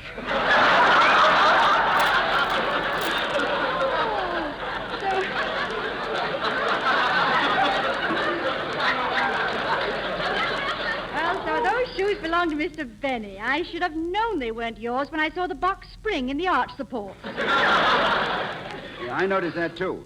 By the way, Benita, who's invited to the dinner besides us? Well, I understand there'll be Mary Livingston. She's on his program, you know. Mary Livingston. Didn't she at one time work behind the stocking counter at the May Company? Yes, and I can't understand her giving up a good job like that. Now, let's see. Oh, yes, besides Mary Livingston, there'll be that Phil Harris fellow. Oh, yes. Ham hocks and turnip greens. Say, Benita, couldn't we phone and say that Uncle Oswald is ill and that we have to go and visit him? You can't do that. After all, Mr. Benny lives right next door. He'll see our lights and know we're home. Oh, yes. Even that 30-foot fence doesn't keep him from peeping in on it. Creeping along his side of the fence with a periscope. A most remarkable fellow. I do hope Mr. Benny doesn't insist on playing that violin tonight. Why, Benita, why did you have to bring that up? For 10 years, I've been plagued with love in bloom. I've hoped, I've wished, yes, even prayed for a minor disaster, a fire, a tornado, even termites, anything. But destroy that violin. Darling. Well, if he can't be stopped, then in the name of heaven, let him play right. Give him the will. Give him the strength. Give him the talent to hit that high note. Perhaps he's got short fingers. Well, every day for 10 years, it's been love in bloom. And now it's a new one. Kiss me once and kiss me twice and da-da-da-da-da.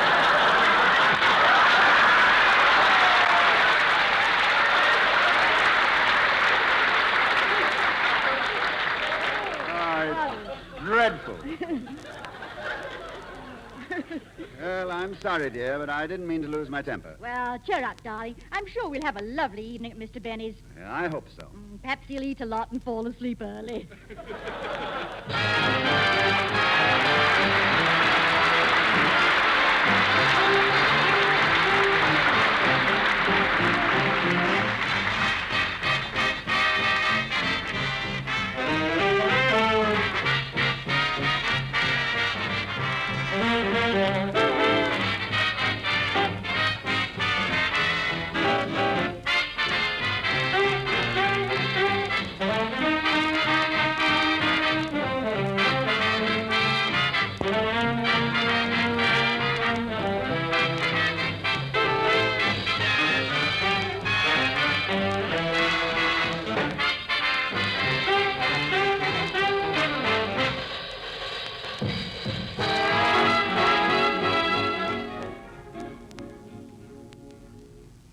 Jack, do you want to come in the dining room and see if the table looks all right? In a minute, Mary. I'm busy. Oh,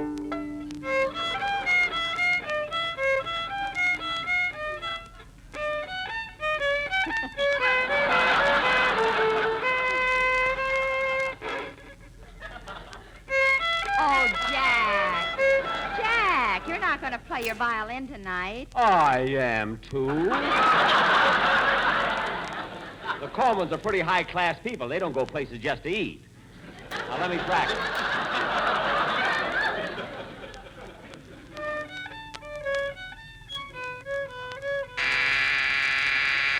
I'll have to get a new string. That was the door buzzer.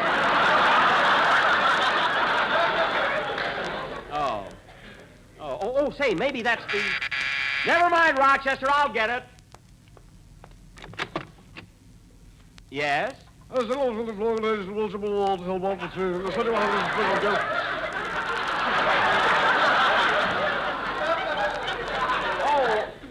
yes, you're the English butler I ordered. Have you had much experience at serving? Yes.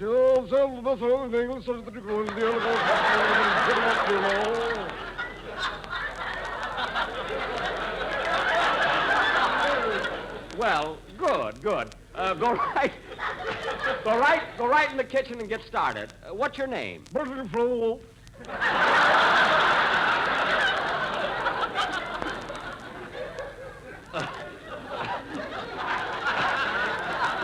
What was that? Oh. Well, tonight, I'll just call you Nottingham.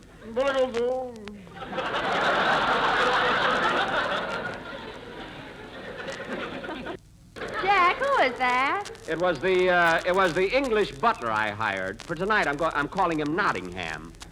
Do you think that's English enough? Why don't you call him the White Cliffs of Dover? No, that's too long. Maybe Hey, Jackson, why don't you call him Heathcliff? Heathcliff? Sure, you're trying to pull a bluff. Oh, Philsy, they ought to hang you up instead of your stocking. You can say that again. Oh, that must be the Colemans now. I'll get it. No, Rochester, that's why I got the English butler. Nottingham, answer the door, please.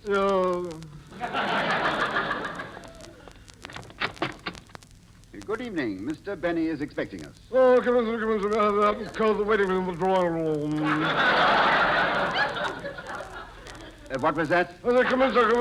I haven't called the waiting room in the drawing room. Oh, you're the fellow who sells the tobacco.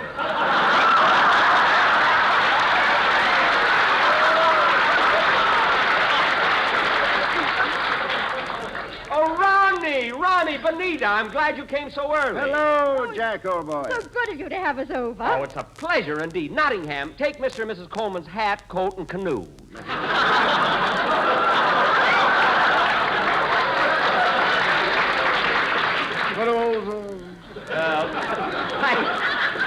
Thank you.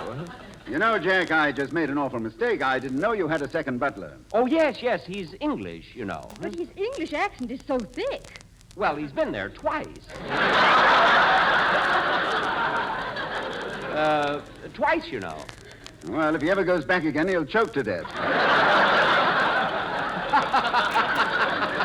Yes. Come, let's go into the drawing room. By the way, Mr. Benny, where is Manchester? What? What did you say? Where is Manchester? Oh, Manchester. Well, you go out Sepulveda Boulevard. Through Culver City, you turn left at the second traffic light. Jack, Benita means Manchester, your butler. Oh, that's Rochester. Rochester. Let Nottingham do it. I'm not talking to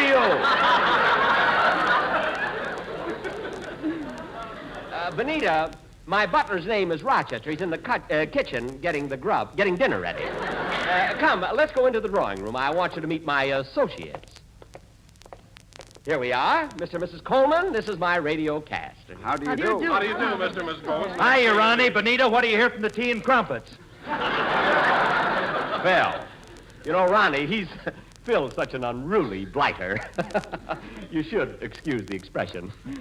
By the way, Ronnie, I have a little surprise for you this evening. I also invited your friend, Jack Wellington, to dinner. Wellington? Splendid. Did you hear that, Benita? Yes, isn't that nice? Sit down, folks. We'll have cocktails in just a few minutes. I hope you'll pardon the way my house looks, but I've been so busy opening mail. Oh, that reminds me. How is your I Can't Stand Jack Benny radio contest coming along? Oh, wonderful, wonderful. Of course, it ends tomorrow night. So, Benita, if you want to get your letter in, be sure it's postmarked before midnight, December 24th. You know, Jack just received a citation in Congress because of all the national unity his I Can't Stand Jack Benny contest is promoting. Was that national unity? Yes, it's the first time in history that the Republicans and Democrats agree on the same thing. Yes, sir, that's me. Yep. Oh, Ronnie, look at that Christmas tree. Isn't it beautiful? Yes, it certainly is. I suppose you folks have a nice Christmas tree, too. Well, we bought a nice tree, but while we were driving home, a peculiar thing happened. Yes, Ronnie made a sharp turn, and that's the last we saw of it. Oh, that's a shame. Well, how about some cocktails? What would you like, Ronnie? Oh, nothing right now, thanks, Jack, but after dinner, perhaps a little B&B. Oh, so will I. For dinner, I always have an S&S. S&S. Now, what's that?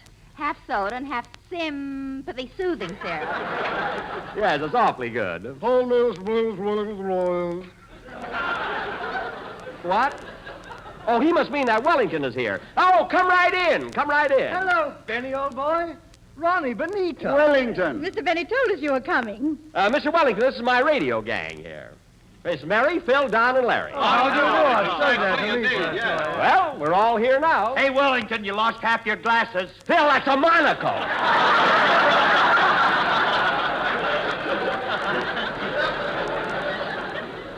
Half his glasses. Say, Wellington, I should tell you, we had a letter from Wickersham the other day. Wickersham? Well, how is the old duffer? Oh, he sounded cheerful enough. What a sense of humor he has. Yeah, Willie, that reminds me. Why don't you tell Mr. Benny and his friends that amusing anecdote Wickersham always tells at dinner parties? Oh, yes. Now, let's see. Now, how does that go? While you're thinking about it, I can play a solo on my... Oh, I have it. Good. Good. Go ahead, Willie. Tell that amusing story. Well, it seems that there was a rather old codger in London who was somewhat hard of hearing, and he was riding on a westbound tram toward... No, Wellington. It was an eastbound tram. Oh, yes. He was riding on an eastbound tram. He was going to Trafalgar Square, so it must have been a southbound tram. By Jove, Benita, you're right. It was a southbound tram. Well, anyway, he wanted to get off at Wembley Station. You see, Jack, Wembley is the station where the tram stops. Oh, good. I thought the man wanted to jump off. Well, anyway, this old codger turned to the woman standing next to him and said... Wasn't it a man standing next to him? No, it was... By Jove, it was a man. Anybody here care to shoot a game of pool? Mary. Anyway, he turned to the man standing next to him and inquired, is this Wembley? And the man said... No, wait. You forgot to mention that the second chap was hard of hearing, too. Oh, yes, that's important. Well, he turned to this stranger and asked, is this Wembley? And the stranger, who was hard of hearing, said, no, this isn't Wembley, this is Thursday. So the old codger... I say, did I tell you that this old codger was also hard of hearing? Oh, yes, you told them that when you mentioned it was a westbound tram. Southbound. Oh, yes, Trafalgar Square, that's right. So the old codger, who was hard of hearing, said Thursday, so am I. Let's get off and have a drink.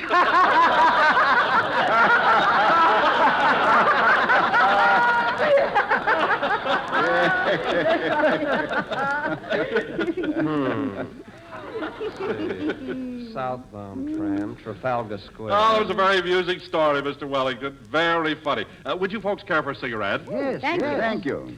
Southbound tram, Trafalgar Square, Trafalgar... You see, these cigarettes I just gave you are Lucky Strikes. They're made of the finer, the lighter, the naturally milder tobacco. Well, that's interesting, isn't it now? He got off at Wembley Station because he was hard of hearing, so he didn't... And you notice that Lucky Strikes are so round, so firm, so fully packed, so free and easy on the draw. How enchanting. Please go on, Mr. Wilson. And the second chap got off the tram because it was so fully packed. No, that was a woman, by Jove. That's right. And that's the reason LSMFT is so popular. LSMFT stands for Lucky Strike means fine tobacco. Amazing. Yes, just think of it. LSMFT. Lucky Strike means fine tobacco. Deucedly clever, isn't it? So when the stranger said, this is Thursday, the man who was hard of hearing said, so am I. Let's get off and have a drink. Oh, yes, Thursday. Thirsty.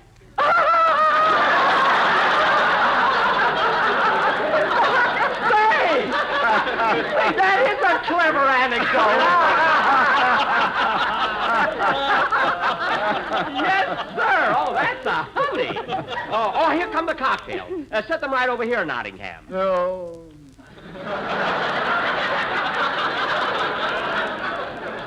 Well, folks, dinner will be ready pretty soon, and I can't tell you how happy I am that you were all able to come over, particularly at this time so close to Christmas. Oh, thank you, Jack. Thank you. And since it is so close to Christmas, I think it would be nice if we had Larry Stevens sing an appropriate song. Oh, good. By all means. Are you ready, Larry? Yes, Mr. Benny. Go right ahead. Here, let me sit next to you, Mary.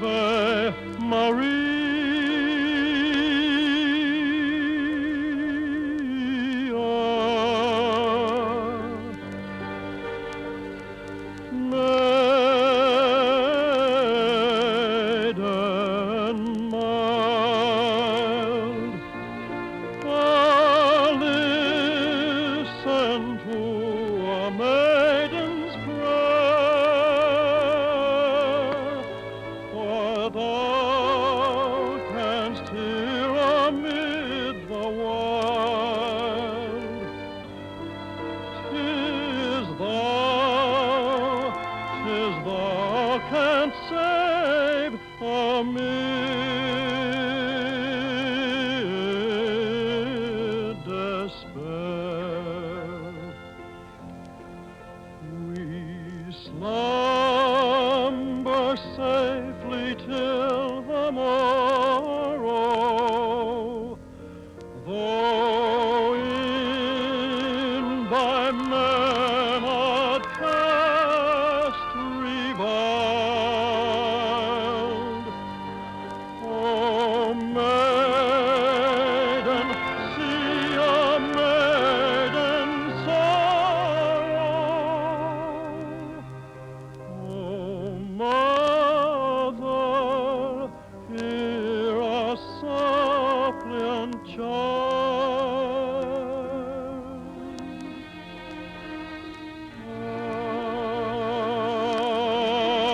Ave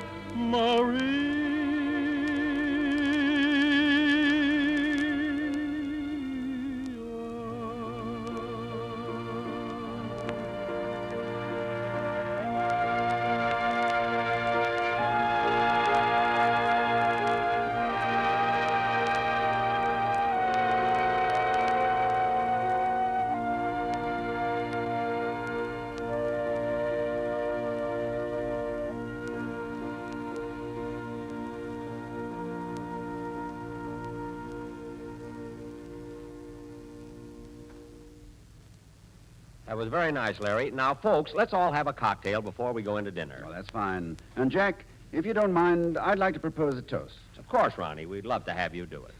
I propose a toast to the world. A world which has just survived the bloodiest and costliest of all human conflicts.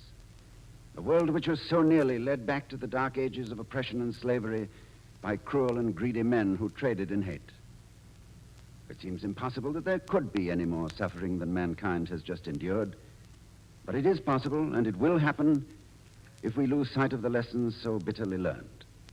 Let us remember that men everywhere are our neighbors, and their right to life and freedom is as precious to them as ours is to us.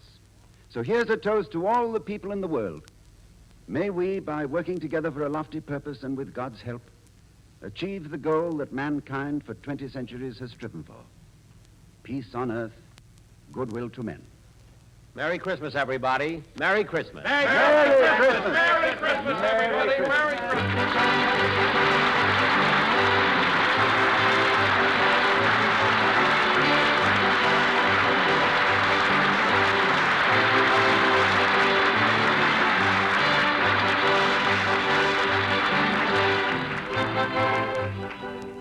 Thanks again to Mr. and Mrs. Ronald Coleman and their friend, Mr. Wellington, for spending the evening with us. And I and my whole gang want to wish everybody everywhere a very Merry Christmas.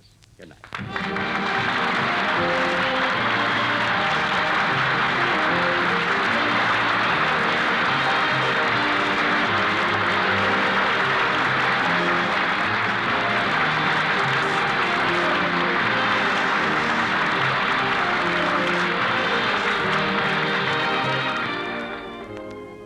Ladies and gentlemen, the contest ends tomorrow, December 24th at midnight. If you haven't sent in your entry, do it now. Just complete this sentence, I can't stand Jack Benny because, in 50 words or less, and mail your letter to the Jack Benny Contest, Hollywood 28, California.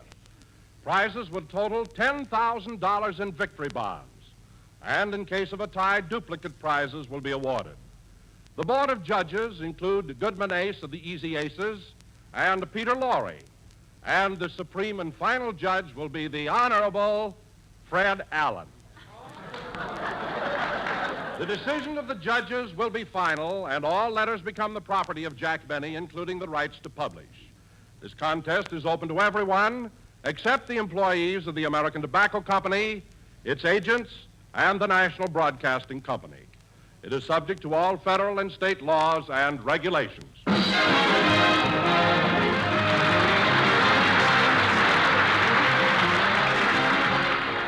This is the National Broadcasting Company.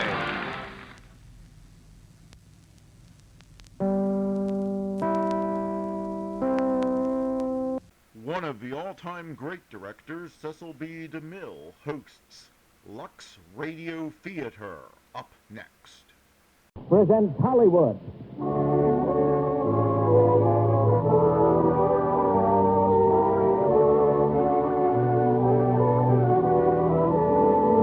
The Lux Radio Theater brings you Bing Crosby, Bob Hope, and Ginny Simms in The Road to Morocco. Ladies and gentlemen, your producer, Mr. Cecil B. DeMille.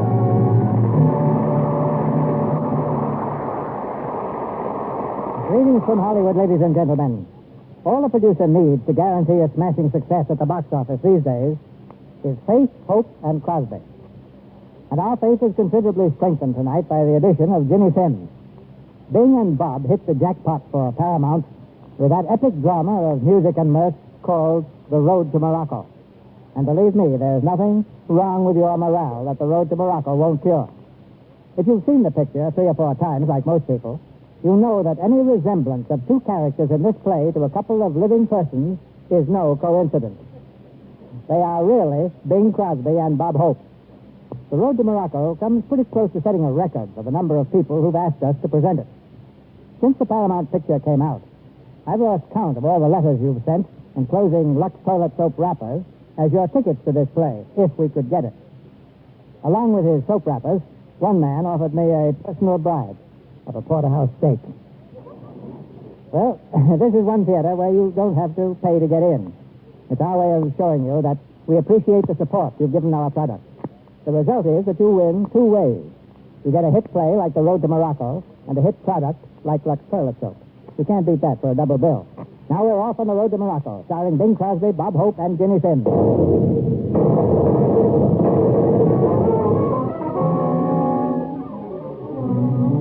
freighter star of Cape Town was bumped today off the coast of Africa by a series of mysterious explosions. All hands are safe and accounted for, with the exception of 2 unidentified stowaways. Just a minute, Lou. All right, that's enough music. Hold it. Hold the music. Ladies and gentlemen, we aren't going to set a scene for tonight's play, for those 2 unidentified stowaways have been found. They're right here in the theater with us. These 2 boys are cousins, Jeff and Orville Peters. They went through this experience together, and we're going to hear about it in their own words. Orville Peters, will you tell us, please, about the time you spent on that raft after the shipwreck? 48 days in a raft. 48 days under the broiling sun without food and water. 48 days. What do you mean, 48 days? It was 48 hours. We had plenty of water. Now, just a minute, Jeff. What are you trying to do, get a 4-page spread in Life or something? 48 days. Listen, who's telling this story? We're both telling it. You heard what the man said. The man said we're both supposed to tell it. Well, the man asked me to start, didn't he? All right. Get it straight. All right. 48 hours in a raft. Better. 48 hours drifting helplessly on the sea. Oh, I didn't care about myself. It was my cousin Jeff I was worried about. Oh, isn't this awful? Listen to him. Jeff was all on edge. It got to the point where he was biting my fingernails.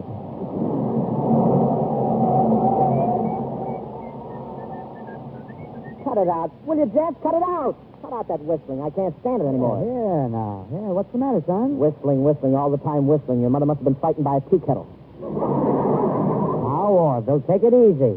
Take it easy, he says. Look at us, 2 on a raft, sunny side up. I'll tell you how to get home, you said. We're stowaway, you said. No, sir, I said. Don't be a sap, you said. No, sir, I said. We're stowing away on that, you said. No, sir, I said. Yeah. What a brilliant conversationalist you are. Yeah, I took one look at that seagoing crate, and I knew it would blow up in our faces.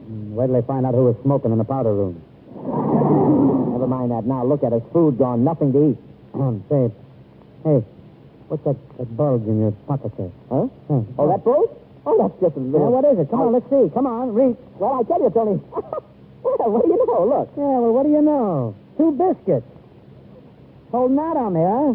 Well, I was going to wait for your birthday and put a candle on yours. Please. You don't mind if I bite into my portion, do you? No, go on, bite. What do I care? Thank you, Turkey. You can spit your teeth right over here next to mine. Like biting into a blockbuster. Well, Turkey, we got to face it. We may be days and days and days without seeing ship or land. We're going to get hungry. I say hungry. What do you mean, get hungry? When we started, this raft was 9 feet long.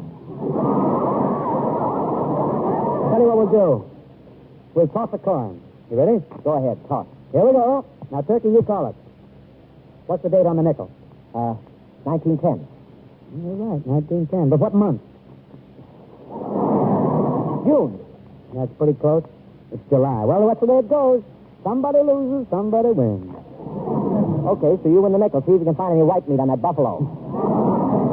Turkey, old man, I have a TL for you. We talked for something much deeper than that. Yeah? I remember a story once about two fellas like us, castaways and hungry. They tossed a coin, too. Uh-huh. And the fellow who survived used to tell his grandchildren about his pal's sacrifice. Hey, that's what... Hey, wait a minute. What pal's sacrifice? I don't know, though. You're all blubber, not much meat. You wouldn't make a good-sized patty, Fatty. You mean you... Yes, you're losing your buttons. You mean you'd eat me without ketchup? Don't do it, Jeff. There must be an easier way to get on We the People. Calm down. Now, calm down, Junior. I'm not going to do anything right away. I might not do anything for a week or so. Not until I get desperate. Hey, Jeff, listen, you wouldn't like me. Once I bit my tongue and I tasted awful. Help, Jeff, don't, help. Turkey, look. Huh? Look over there. Am I seeing things? What's the matter? Look. It's land. Land? Land. Yoo-hoo! We're saved! We're saved! Yeah, there was land. We jumped off the raft and started to swim to shore. But Jeff was weak and he couldn't make it. Who was weak? Who was it? So I put my arm around his waist, I just made it, and started to swim with one hand. Boy, I saved his life that day. Oh, brother, get this. Pulled him up on the beach. He was all in, unconscious. I started to work over him. I worked for hours. Come on, Turkey. Turkey. Come on, open your eyes. Open up, Junior. You'll be all right. Come on, boy. Come on, boy. Oh. Come on now. Oh. Come on. Gee, this is a switch, me getting slapped by a man. Hey, what happened? You tried to save me, Junior. Come on now. That's a big boy. Oh, stop slapping me. I'm conscious now, ain't I? It's hard to tell with you. Yeah, fine pal you are. All I hope is that Aunt Lucy's looking down from above and seeing the way you're treating me lately. Oh, you're going to start stuffing Aunt Lucy down my throat again? Yeah, well, never mind. She saw you tossing that coin and licking your chops. You're certainly sloughing off your promise to her. Aunt Lucy. Boy, I can see her now lying there in her dying bed, looking at you with those big, trusting eyes. Before I go, Jeff, promise me you'll always be a friend to little Orville, she said. No matter what happens, you'll never leave the little jerk, she said. Promise me. Yeah, and then she up and died before I had a chance to say no. Jeff, don't. What's the matter with you? Boy, I only hope she didn't hear that. You know, the dead have a way of coming back. Ah, get out. When they're dead, they're dead. Not Aunt Lucy. She was a Republican. She was such a good Republican, she had her will chiseled on a Wilkie button. Okay, Junior, okay. What we got to do now is find out where we are, Is that right? Right. Let's see. Oh, look. There's a signpost. Hey, see what it says. The road to Morocco. Morocco, 74 miles. Last chance for gas and oil. Fill up at Flanagan's. And keep to the right to let Ramo by. Hey, what do you know? Listen, you hear something? I don't hear nothing. Listen. There. You catching up a cold, Junior? I didn't do that. It came from way over there, behind that sand dune. Well, jumped up Jehoshaphat. Look at that. It's a horse. A horse? Oh, did you ever hear of a horse with a long neck and two great big bumps on his back? Leaving yourself open, aren't you, Dad?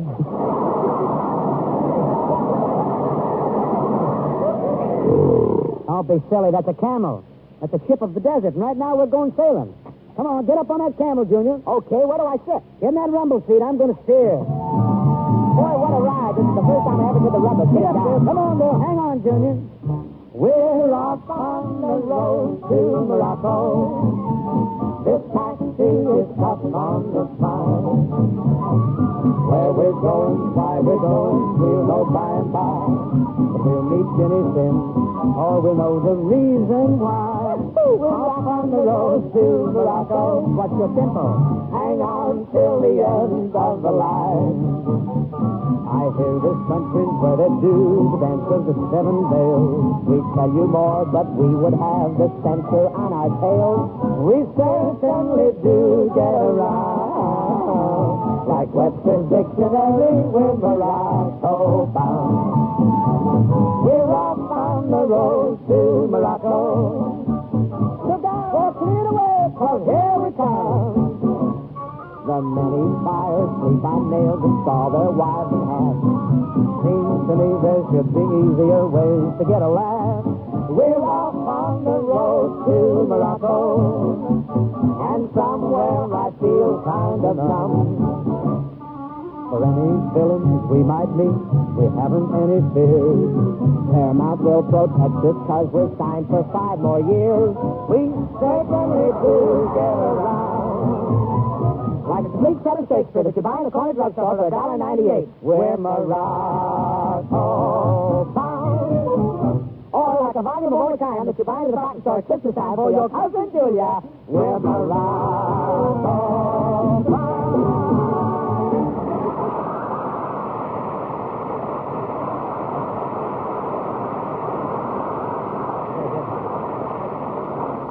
We arrived just at sundown at the great little Moroccan city of... Chewing gum. Here, what are you... What are you trying to do? Well, it's my turn to tell the story now. Well? I'll be good, too. All right, you won't be good. Well, we arrived just at sundown. You can read all the lines. You just let me start, yes. Standing there looking out the window, the quaint little Moroccan city of Catamite. We stood in the crowded marketplace, watching the hawkers vending their wares, and the native rug peddlers ruddling their pegs. See what I mean?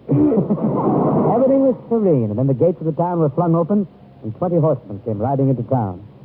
This occasioned a slight flurry of excitement.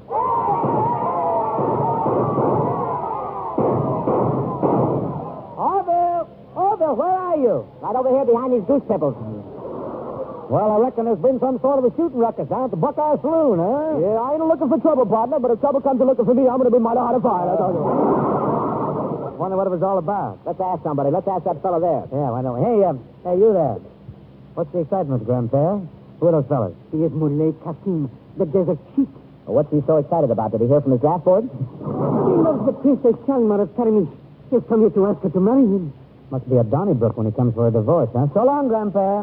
Say, Jeff, I'm hungry. I wonder if you can get a hand out in this burg. Place looks like it's loaded with food. Look at that. Something to eat, please?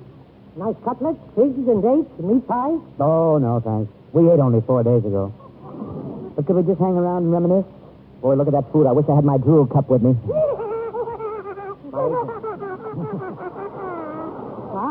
Good evening, brother. I have some of those.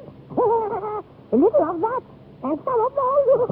So, take all you want, my friend, all you want. Money? Money? No money. Take all you need, my friend. You got too much of that cheese, I know. What is this? Free cold cuts around here, everything on the house? Boy, that USO really gets around, doesn't it? Well, what are we waiting for? I'll take a meat pie. Have one on me, Jeff. Sure, everybody grab. Take the hands off the food. Ow. Yeah, I did. The other fellow did it. Why can't we? He is not sane. To us, such unfortunate ones are sacred. Everything is free to the dim-witted. Well, my friend here isn't exactly John Kieran. Hey, I don't think that's fair. Hey, wait. Come over here, Turkey. Come here. Hey, can you imagine that? Just because a guy's got a loose bolt, he don't need a ration stamp. Come on, now stop wrapping your rack and come over here. Look at me. Let me see. Look at me. What's that? Yeah, you'll do fine. You're all right. Hey, what's the idea of casing me like that, huh? Turkey, from now on, you're sacred. What do you mean, sacred? You just became a full-blooded American idiot. Oh, no. You do it. Who's going to believe I'm an idiot? With the head start you got? Now, all you got to do is go into a shop, you put on that silly look, and you talk like this. Now, watch. You do like this. I'll take some of those, and I want some of those, and I'll take some of those, and I want some of those. Let me have that slow. You like this. I'll take some of those, and I want some of those, and some of those, and some of those, and I want some of those. You feel all right, Daddy? Let me hear you do it. Come on, let me hear you. I'll take some of those, and some of those, and give me some of those over downtown. Oh, you're a pro. First shop we went to, the guy will probably load it. He'll throw in his daughter and everything. Come on. His daughter? Sure. I'll take some of those, some of those. Wait a minute now. Wait. Don't overstrain here. Here's a likely-looking guy. Come on in. Come on. Don't forget. Lay it on good and thick. Here comes the owner. Well, gentlemen, what can I do for you, huh?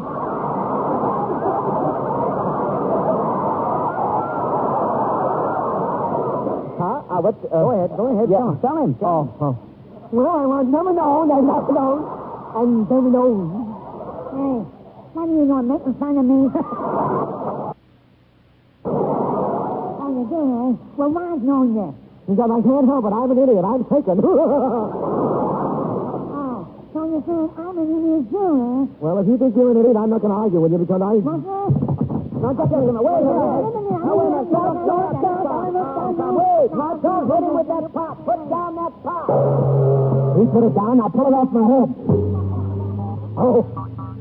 How's it up? Come on, get off and get hammered. All right. We were just leaving. Woo! Come on, Turkey. Come on, boy. There you are. Look at me. Look at me, son. You all right? Turkey, speak to me. Okay, come on, perfectly normal. Here you are.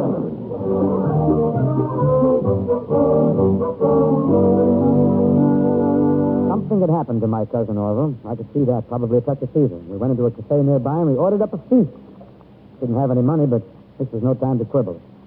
As we sat there eating, we noticed the manager showing a customer the door. Get out, that's flying.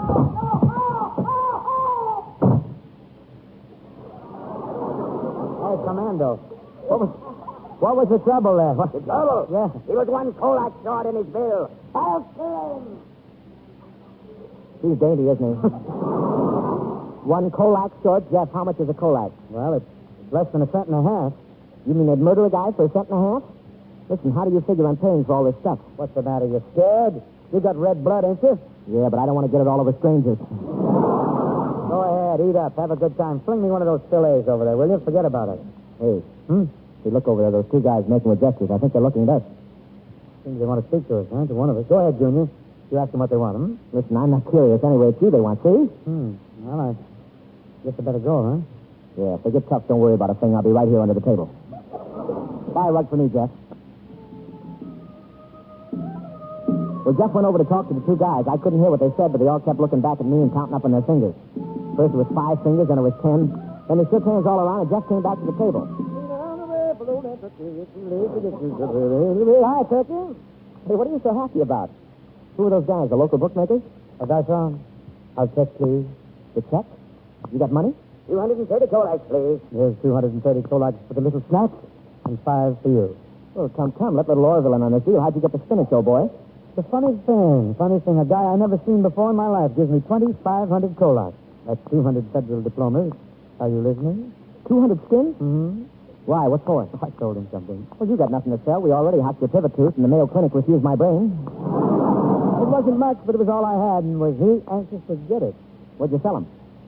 Orville, I want you to keep very calm now. What did you sell him? You. Oh, well, for a minute. Huh? Sit down now. Me? Wait a minute. Get that guy and give him those fish back. What's the matter with you? You can't tell me. I'm not a horse. Just the way I comb my hair. I know, Orville. You and I know you're not a horse, but these people are peculiar. What are you talking about? You going nuts? Why would a guy buy a guy? I don't know. They buy anything. Any old junk. Well, why would he buy me? What does he want me for? Didn't ask him. Listen, do you know why they buy guys in a country like this? For slaves. They hit you with whips. They put you to picking guayuli. They beat you. No, they don't pick guayuli here. Well, they beat you for whatever they're picking. Why don't you relax? Take it easy. I got this thing all figured out, see? Yeah? I got plans. Don't tell me about plans. All I know is I'm being caught with mine down. If I got the guy's address, I'm going to get you back, and when I do, we'll be $200 ahead. What's that, 10? Well, that's something. Certainly. Then 100, that's mine. That's what I'm telling you. Well, come on, flip it to me. Put me in a higher bracket. I know you're giving it to you now. If anything goes wrong with my plans, why, the money'd be wasting. If anything goes wrong? Yes. Well, I'm getting out of here, see? You might have saw me, see, but you're not going to deliver me, see? Oh, wait a minute. No, seriously. I don't have to deliver you. They're coming to pick you up. Coming to... What? Yes. Who do you think you're playing with, children? You're talking to Turkey, the man with the muscle. We are ready, gentlemen. Now, wait. Take his seat, Abdul. Now, listen. So long, Walter. Now, pick him up. Stop, wait, let go of me, let go. Well, the least you could do is wrap me as a gift. Too bad. You know, if he'd been a foot taller, I could have got another 100.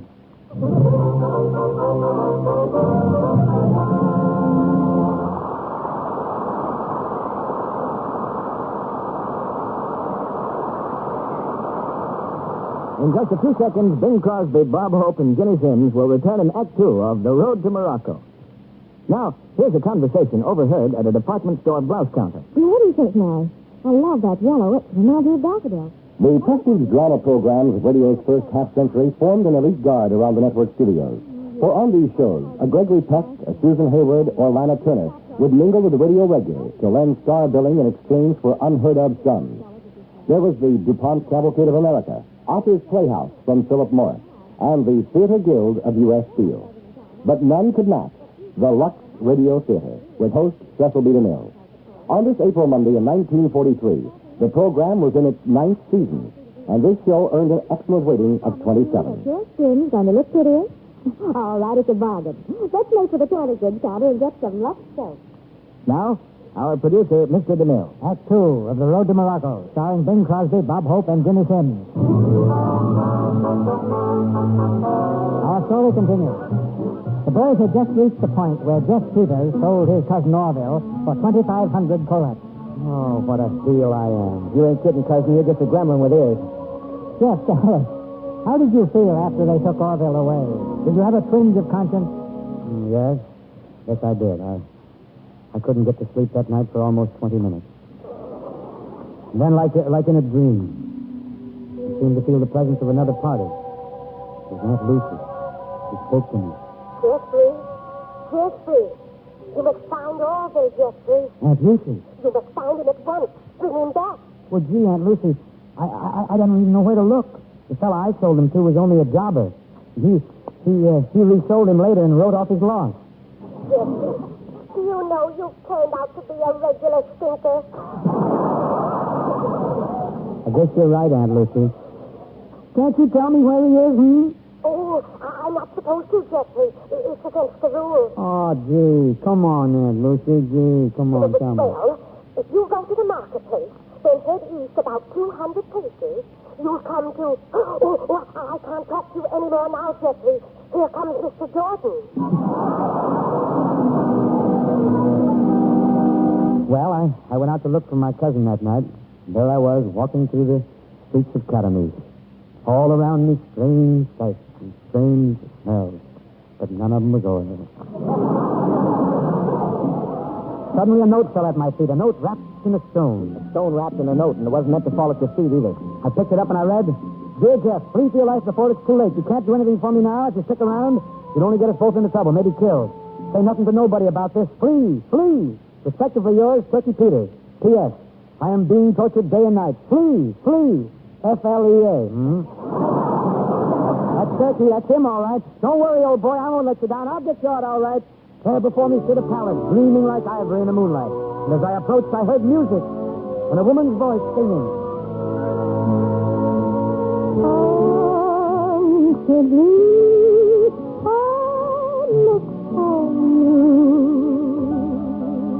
No day or two, but constantly.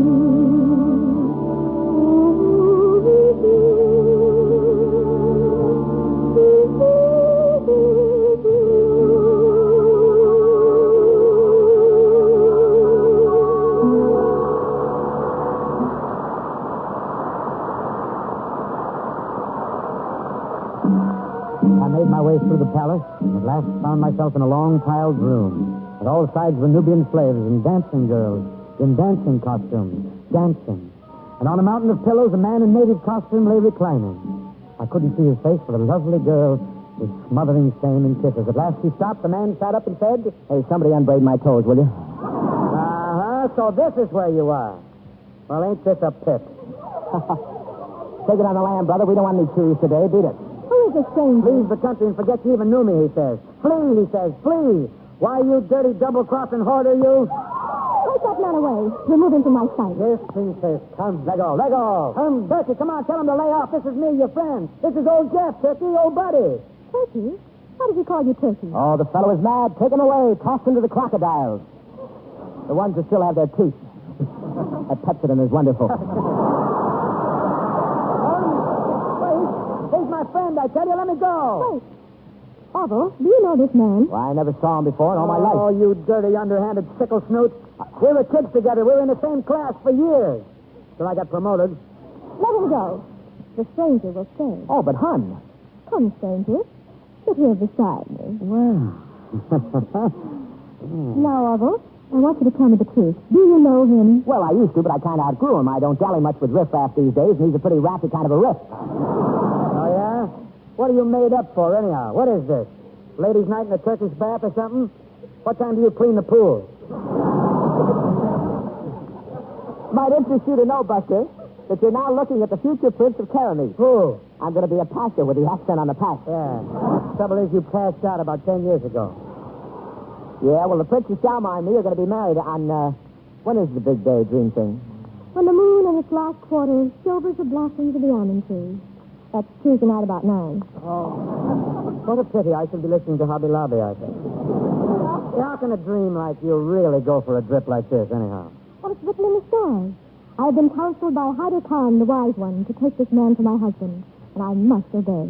Well, old Hyder Khan must have been reading last year's racing form or something. Oh, is that so? Well, there's nothing you can do about it. See, I'm her Heathcliff. And believe me, I'm going to turn on the heat. She bought me, see? She bought you? Certainly. You sold me to her for $200. Yeah, no mistakes rectified after leaving the window. I feel like a black market, but just to show you there's no hard feelings, I'm going to stick around for the wedding. I'll even give you away, pal. Oh, now, just a second. You've already given me away. Come on, blow before I press a button and have your head served up in a cup and a saucer. Now, wait, look out. Come on now. Wait, cut out this shoving. Cut it out, see? There'll be a room full of teeth around here. Yeah, and you're going to look awfully funny with your gums showing. You better get out of here. I might forget that I'm the prince. Not with that Arabian antimacassar you got on there. Get the sleeves on this. Let go. Why, you ripped my sleeve. Do that again. You did it. Why, you do that again. Gentlemen, please. What is your name? Jeffrey. Jeffrey? Mm-hmm. Jeffrey, I want you to stay here with me. Well, I could be very happy here. Could you, Jeffrey? If he stays, I'm leaving. You hear? I'm leaving. Now, you can stay as long as you want to, Jeffrey. Sure, stick around. Nice to have you.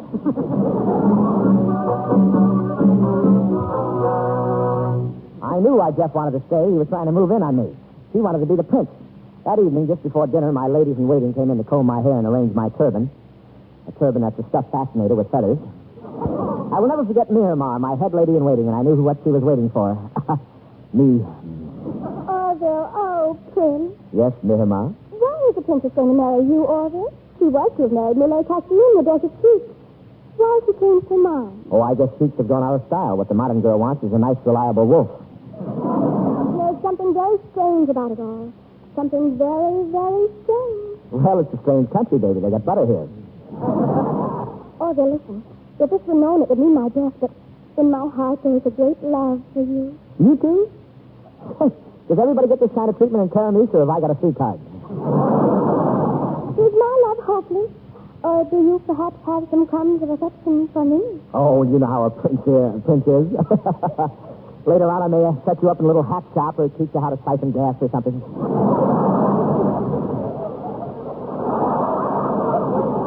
And because I love you, there is something I must tell you. I'm all ears, haven't you noticed? Listen.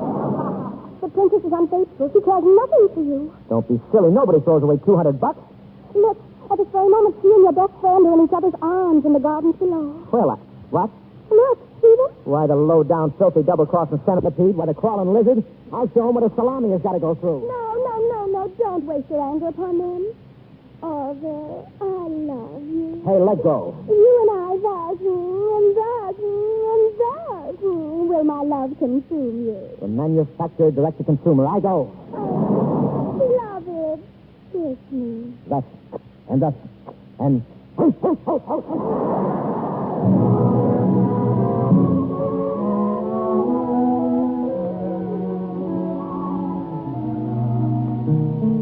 Moonlight becomes you. It goes with your hair. You certainly know the right thing to wear.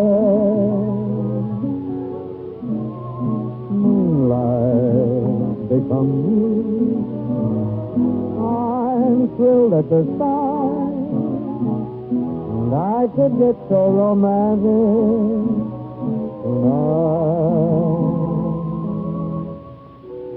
You're all dressed up to go dreaming. Now don't tell me I'm wrong. What a night to go dreaming. Mind if I tag along? If I say I love you, I want you to know it's not just because there's moonlight, although moonlight becomes you.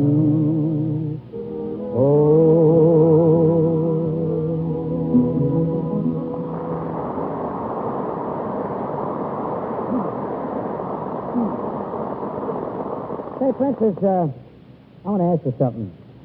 Supposing you sort of put off this wedding for a little bit, and I sort of hung around a little bit, and maybe learned a couple of courses of black magic or something, and you got to grew to like me a little bit, and wouldn't that change things a little bit, No, Jeffrey, it would not.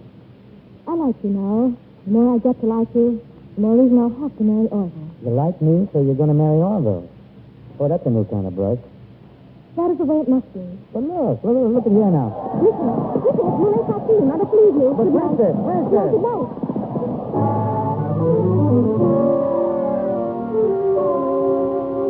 Where is he, this dog? Hold your anger, Kasim. Wait until you've heard. I have already heard. You are planning to marry this American. Yes, Kasim, but it's only because... Enough. Come, Ahmed. Let us find this jack. No, wait. First you must hear the words of Hyder Khan, the wise one. Hyder Khan, tell him what the stars have said. O Lion of the Desert, it is here written that the first husband of the Princess Shalma will die a violent death within a week of the marriage. What is that you say? It is also written that her second husband will be blessed with long life and happiness. Now do you understand, Kasim? The American, as my first husband, will die within a week. And then I will be free to marry the man I love. This is a great joke. Kiss me, Salma. Kasim. I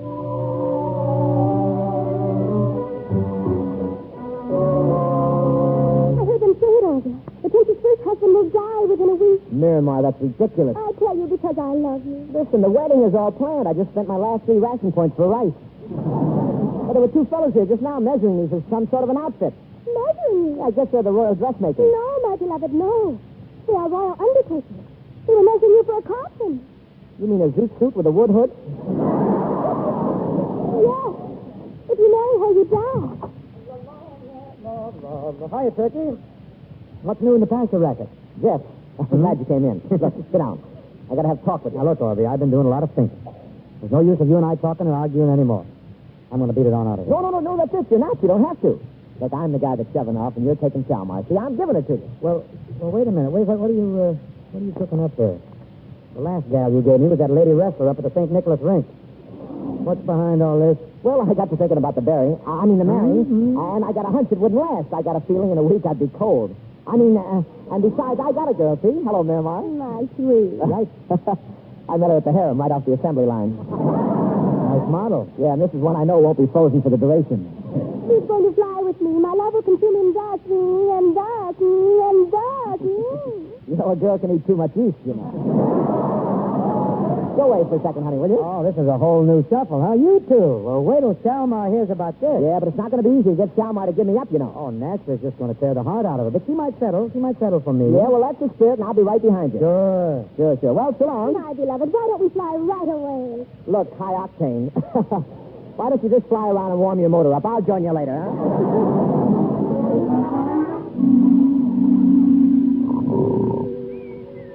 Orville, wake up.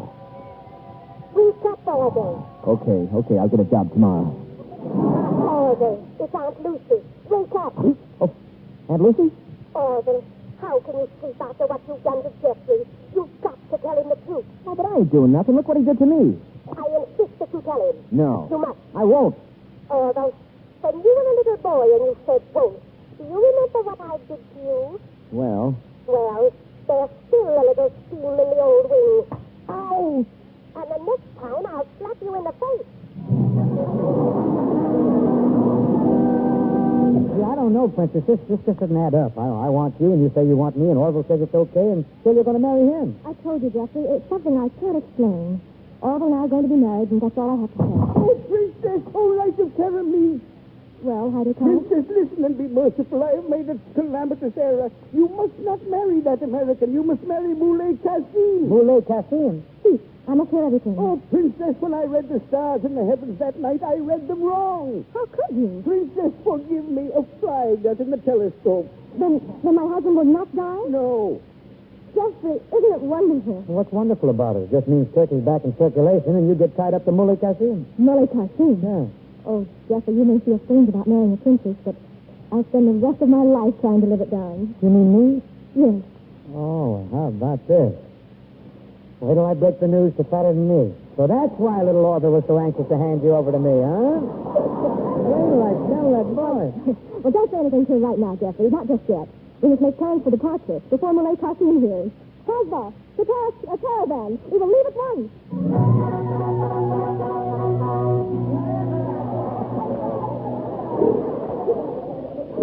Now, listen, Jeff. What's the matter? Why don't you get some sense into that shell and just you and me blow, huh? Well, we're going to the United States to get hooked up, I tell you. This character Cassim is trying to kidnap her. Boy, what a sneaky way for Lockheed to get welders. Listen, Jeff. You're in a bad spot. That guy had his hands got the gist of his spread all over the world. Oh, yeah? Let's see him mess around in Brooklyn. Princess Moulay Cassim! Oh, here comes Murdoch Incorporated. Princess, he knows all! Jeffrey, hi! Too late. There it is. Oh, that is your plan. Running away with this dog. Don't call me a dog. Why not? The Cocker Spaniels resent it. Look, I'm not mixed up in this at all, Moulay. I just work here. You lie to Cassim? No, Moulay, settle down. It's a big switch now. I gave her up. I'm on your side. I'm your friend. They're ducking out on you, the dirty double-crossers. What do you think we ought to do with them? What is this? Nice going, Junior. Silence! Who is this goat? This moon-faced son of a one-eyed donkey? I wouldn't let him call me that, Jeff, even if there is a resemblance. Listen here, big boy. Where do you come off cutting in here? Go on. Go play cops and robbers someplace else. Beat it, scat, you. Boy, now you're telling him to go on, slap his teeth out. I'll hold your coat. What? Well, I'll hold your coat, too. In fact, I'll take it out and get a press. Cassim, please listen. Quiet. Come here, donkey. You would dare oppose the will of Cassim? Oppose your will? Well, you'll be right in one if you mess around with me, Jack. Oh, now you're talking. Go ahead, take a poke at him. We're not afraid of him, are you? Turn up. You're coming with me. Who, me? Both of you. Abdul, put them on horses. The princess also. Now, listen, friend. Look, what's up? What do you think you're going to do? Yeah, what about me? I'm innocent, I tell you. Moulay Cassim will take care of you on the desert. You shall die slowly. Your ears shall be sliced off and dried on sticks. The buzzards will feast on your nose. What? That's 16 points right there.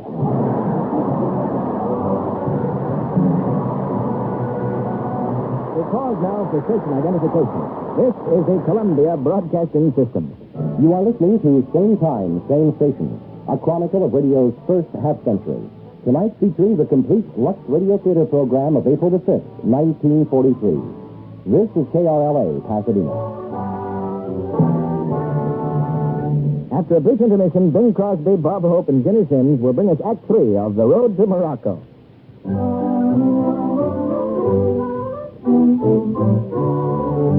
Country Gardens is one of my favorite songs, Sally, and I know what made you think of it. Of course you do. It's been 6 packets of flower seeds in my hand, Mr. Kennedy.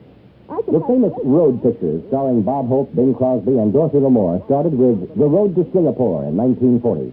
Other roads for the trio led to Zanzibar in 41, Morocco in 42, Utopia in 1945, Rio in 1947, and finally Hong Kong in 1962.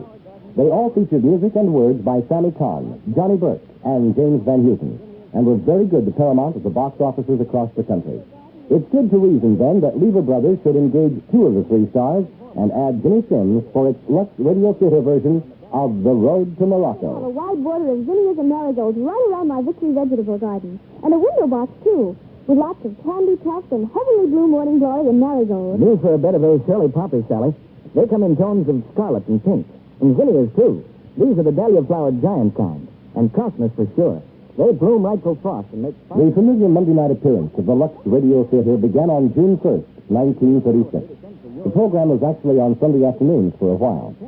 When the broadcast occurred on April the 5th, 1943, the show had shifted from New York and Broadway to Hollywood, where it would stay on the air until June 6th, 1955. If you wish. Be sure to wrap coins securely and write name and address plainly. No stamps, please. This offer is good only in the United States. Now, Mr. DeMille returns to the microphone. Here's the curtain for the third act of The Road to Morocco, starring Bing Crosby, Bob Hope, and Jimmy Sims. Our two heroes, Jeff and Orville Peters, are facing a horrible fate. You will remember that Jeff, instead of Orville, was supposed to marry Shalmar. Because Miramar told Orville that Hyder Khan told Shalmar that Muley Kassim, not Jeff, would die in Orville's place if Shalmar married Jeff and not Orville. Oh, what am I saying? If Jeff marries Shalmar and Muley Kassim marries Orville, Muley Kassim himself and not Shalmar will Jeff. Wait a minute. You're a little confused, aren't you? Well, it's a very confusing story, Mr. Peters. Well, you got the whole thing balled up. What seems to be this trouble? This man here is gumming up the works. This bystander here. Oh, yeah? Well, gentlemen, I'm the producer, you know. Yes, we know. I tell you what to do, Bob. Just go over there and sit down. What? Go ahead, friend. Find a nice corner over there and lux your socks. Just a minute. Go ahead. Blow a few bubbles. Let's not argue with him. Let's pick up our soap and get out of here. Come on. No, please, gentlemen. I'm sorry. I'm very, very sorry. It's all right, Bob. That's all right. Take nothing. Go ahead, Orville. Go right along. Where were we before? Yes, what is it? People walked in here. Oh, yeah. We're working in an alley. Muley Kassim had us bound hand and foot. They carried us out into the desert. And there they left us under the broiling sun. Our hands were chained behind our backs. Our legs were staked to the ground. Around our necks, they placed a 70-pound iron weight. A few hours later, we were walking across the desert toward a distant mirage. Wait, you skipped something there. Yeah, what? Those chains and stuff. How'd we get out of them? Oh, you think we ought to tell them? No, they wouldn't believe it anyway. Okay, let's not tell them. After all, does Macy's tell Gimbal? No. Let's get on with this thing, huh? There we were, stumbling through the desert sand. The sun was beating down on us. Yeah, fine pal you are, letting me give Shalmar up, and all the time you knew you weren't going to die. Now, what did you do? You were going to let me marry her because you thought I was going to get knocked off inside a week. Listen, this is no time to argue. Hey, look up there in the sky. You know what they are, don't you? They're buzzards. Yeah, they're carrying finger bowls, too. Fine way to end up a box lunch for a bird. There's a switch, Junior. A bird getting you. Hey, Turkey, take a look over there. Gee, a lot of tents stuck right out in the middle of the desert. What do you make of it? I don't know. Wait a minute. You see those guys? Those are Muley Kassim's gorillas. Yep, and that joint must be their hideout. Well, we've got to save the girls. It's up to us now, Turkey. We'll have to storm the place. You storm. I'll stay here and drizzle. Tell you, we got to get in there. Hey, I've got something that can't miss. So they guns. What have you got? Listen, now get this. We go in disguise as a horse. Yeah, that's a good... What? A horse. We skin a horse and we get inside. The cinch. I got 4 nags in the Kentucky Derby that way once. Look, Bubbles, the only horse you ever had in the Derby you got in the Brown Derby. And they went in as filet mignon. Come on with me. We'll find this horse skin. See, you wouldn't think it was possible, would you? 2 guys inside a horse skin. I bet we look like a real horse, eh? Hey, Turkey, how you doing? Oh, I'm doing fine way back here. I feel like the tail gunner on a flying fortress. Attaboy. Keep walking now. We walk right past that guard. You see him? I see him, yeah, but does he see us? Sure. Thinks we're a horse, see? He's looking at us right now. He still thinks we're a horse. Yo! Did he get you? Yeah, right where the plow should have been. I know it's hiding in that horse skin. Well, there ain't nobody in here except just us horses. Quick! It is the 2 swine. Oh, you returned once again, eh? Oh, now wait, Muley. We can explain this. Take them away. Take them to the guardhouse and bring me back their ears. Come, old man. You're taking this meat shortage too seriously. Fine thing. First you sell me for $200, and I'm going to marry the princess. Then you cut in on me. Then we're carried off by a desert sheik. Now we're sitting behind bars waiting to have our heads chopped off. I know all that. Yeah, but the people who tune in the middle of the program don't. You mean I missed my song? Hey, what's all that? Hey, God, who are those guys? That's the great chief, Neb Jola and his men. Friend of Kassim? No, the enemy of Kassim. For 10 years they've been at war, but tonight Kassim has invited him to his wedding as a token of peace. Now be silent, both of you. You ought to take something for your throat. Yes, Ever. Salma, where are you? Over here by the window, quick. Shalmar, any word from the governor? Listen. I got permission to bring food. In this bowl, you'll find native clothes and blacking for your faces. What good are native clothes? Why don't you bake us a nice cake with a landmine in it? Yeah, I've worked out a plan. It is complete except for one detail. Now, you put the clothes on, put black on your faces, and they'll think you're Arabs. Yeah, but how do we get out of this jail?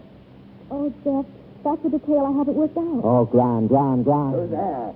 The guard is coming. I must fly. That's a great idea she's got. What's going on here? Oh, nothing. Say, did anybody ever escape from this jail? Once, about a year ago, 2 men got out. Oh, yeah? Tell me, chum, how'd you do it? It was an accident. To light a cigarette, I placed my rifle in the window like this. Hello. Oh, interesting. And then what happened? One of the fellows reached through the window, grabbed the rifle, and pointed it at me. Oh, you mean like this? Exactly. Except that he put it right up against my head. Oh, you mean like this? Yes, and then... Oh, stick 'em out and give us those keys. Hurry or we'll spread you, brother. Oh, dear. I've done it again. A few minutes later, two natives appeared outside the wedding party tent. Two figures muffled to the ears. Clark and Tyrone Peters. That's Turkey and me. Look, Jeff, I don't get this. What's fine? Well, I'm cooking up some small sabotage here. Muley Kassim and Ned Jola are friendly tonight, but they're really enemies, right? Right. Now, here's the plan. We're natives, see, so listen. I think the plan is going to be... What are you laughing at? You're breathing down my neck. You get the plan? Oh, I get it. Divide and conquer. Brother against brother. Yeah, come on.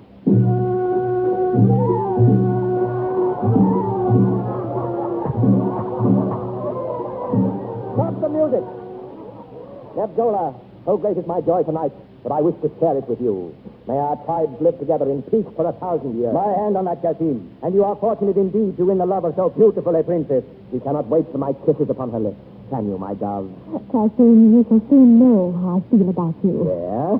You hear? Oh, Kassim, O Lion of the desert. Yes, Nebis, what is it? Two native horsemen have arrived, O Lion. They beg entrance. Send them in, Nebis. All are welcome tonight. Enter, horsemen. Oh, greetings, O Sheik. Greetings, O Lion of the Sands. We bring you felicitations on your wedding. Welcome, friends. And from what tribe are you? Who is your master? Our master? He's the great Sheik Bulbul Elbul Bulbul Benet. Spelled backwards spells Benny the Bull. He says to congratulate you on our wedding to the beautiful Chalmar. Greetings, O Chalmar. Well, you know... It's What tongue is this? These men speak a strange language, O Sheik. I learned it from one of their tribesmen. From what country? Ukunbray. And you may tell your master that I accept his greetings. Tell him also that Muley Kassim and Neb Jola are now brothers. No! Yes. Yes, great news, O Lion of the Desert. Yes, great news. And will you forget, O Lion, that Ned Jola said you ought to have your mane clipped? I never said it. Well, it doesn't matter. That's all a thing of the past. Certainly drop it. Like the time Muley Kassim told Jola, Judge Jola, he said never, Your Highness. If I thought that was true, my tribesmen here would tear your men into little bits. Oh, now, don't fight, boys. There's nothing to get excited about. They're not your brothers. They're right, Neb Jola. There must be no shedding of blood. Please, my friend. Very well. I will forget it. Sure. Everything is forgotten tonight. Say, Neb Jola. Oh, boy, will you ever forget the time you sneaked into Muley's harem? My heavens, Neb Jola. Will you believe this swine? You snake, you viper. It's a lie. Here. Now, quiet, everybody. Sit down, Muley. Sit down, Neb. What's the matter with you guys? Sure, it's all in fun. Very well, but no more impulse. Your Highness, my word. Oh, yeah? Yes, now we are friends again. It is good. What does it matter if once you were enemies? Tonight, Muley Kassim and Neb... Ow! Ned Jola, you pinched me. What? You swine? He died. I never pinched. Well, somebody did. This is the finish. Now, boys, don't shoot each other. Don't shoot. No, use your knife. Here we go. Here we go. Come on, Nehemiah. Come on. This way. Let's go. Come on, honey. Spread your wings. Well, that's the story. We escaped during the brawl, and we reached the coast by camelback. Then a boat to Lisbon, and then home to Brooklyn, and here we are. Gentlemen, that's one of the greatest adventure stories I've ever heard. And the girls? I suppose you married them. The girls? Turkey, the girls. What's the matter? The girls, Chalmar and Miramar. Well, what about them? Where are they? Well, you ought to know. I gave them to you. You did not. I was taking care of the tickets. Don't say that. Right there in the dock in Morocco. I said, here's the girls. I'll take the baggage. Well, how did I know what bags you meant? Turkey, I bet they're standing there in that dock now. Yeah, but what are we waiting for? Come on. Well, come on. Gentlemen, come back. Hang with, son. Hey, which way is the road to Morocco?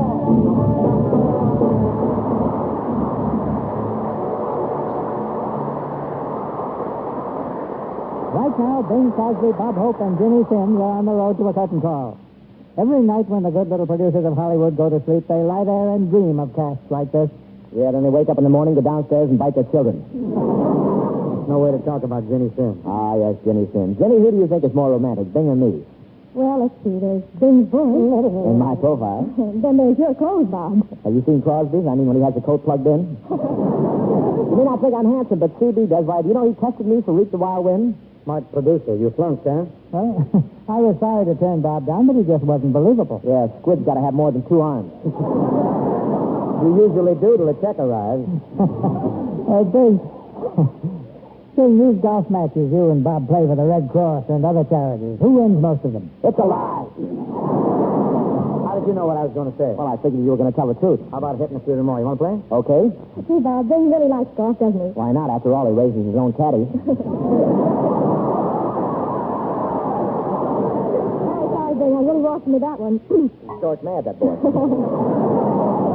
Mr. DeMille, it's been swell being here. And before we say goodnight, I'd like to tell you that I've been using your Lux soap for a long time now, and I like everything about it. So does my skin. What do you think about Lux soap as a page 1 item with us, Jenny? Hey, what do you figure you'll try out here next week, CB? An exciting adventure story, Dane. The RKO hit Once Upon a Honeymoon. And our stars will be Claudette Colbert and Brian Ahern. Let's see. Yes, I'll be listening, CB. None of my pictures are playing anywhere next Monday. Good night. Good night. Good night. Good night. And don't forget to load to the Lux Radio Theater. Our sponsors, the makers of Lux Toilet Soap, join me in inviting you to be with us again next Monday night when the Lux Radio Theater presents Claudette Colbert and Brian Ahern in Once Upon a Honeymoon. This is Cecil B. DeMille saying good night to you from Hollywood. Bing Crosby was heard tonight with the courtesy of the Press Cheese Company. His next Paramount picture is Dixie. Bob Hope appeared through the courtesy of the Pepsodent Company and will soon be seen in Paramount's Let's Face It. Jimmy Sims appeared through the courtesy of Philip Morris. Our music was directed by Louis Silvers, and this is your announcer, John M. Kennedy, reminding you to tune in next Monday night to hear Claudette Colbert and Brian Ahern in Once Upon a Honeymoon. Night Beat is coming up next on Nightly Old Time Radio Shows. Night Beat.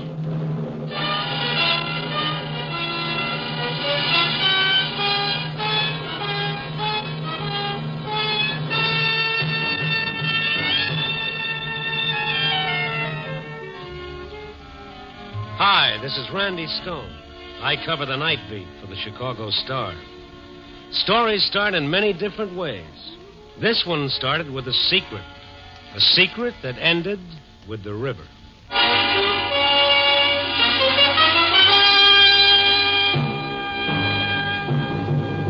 Night Beat, starring Frank Lovejoy as Randy Stone.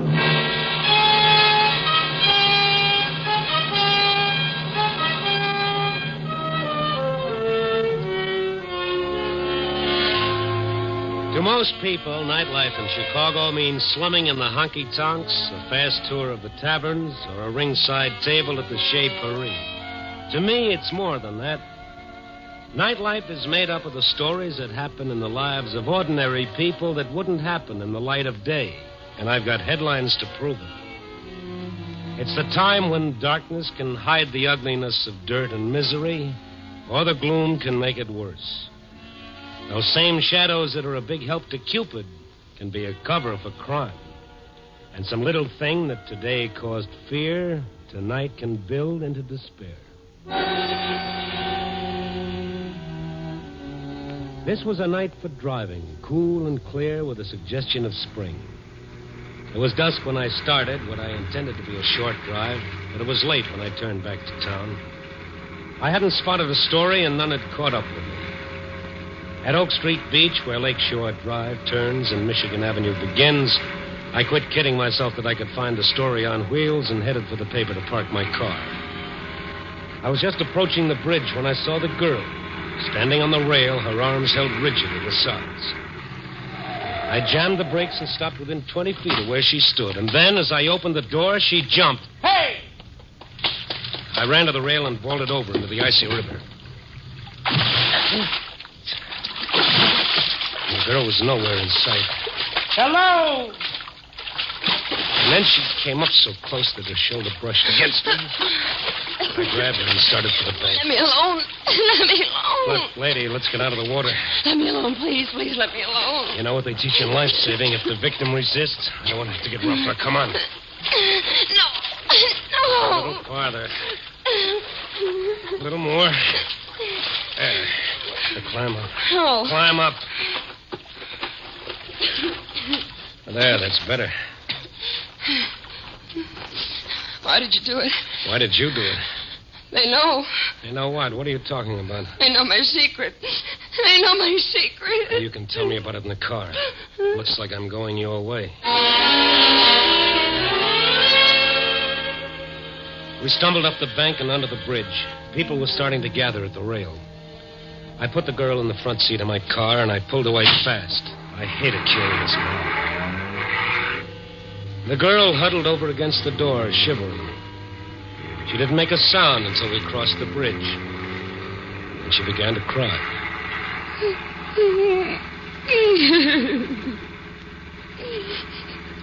Want to tell me about it? All right, you've been a hero. Why don't you let me alone? Look, I'm only trying to make it easier for you. Strangely enough, when you try to take your own life, it becomes a matter for the police. Oh, no. Does that frighten you? I don't want to see the police. They want to see you? Why don't you mind your own business and leave me alone? I want to help you. No one can help me. No one. Nothing's ever that bad. Just seems like it. That's easy to say about somebody else. Well, I know it wasn't very original, but neither is jumping off a bridge. Are you a detective? No, I'm just a guy. Why did you go in after me? Oh, I saw you jump just as I drove up. Reflex, maybe. I was in the water before I had time to think. I guess I do owe you something. Well, now that's more like it. I'll settle for a cup of hot coffee and some dry clothes. I can make the coffee. I don't know about the dry clothes. Maybe the janitor can find you some. It's quite a trade. A cup of coffee for my life. One of us is getting gypped.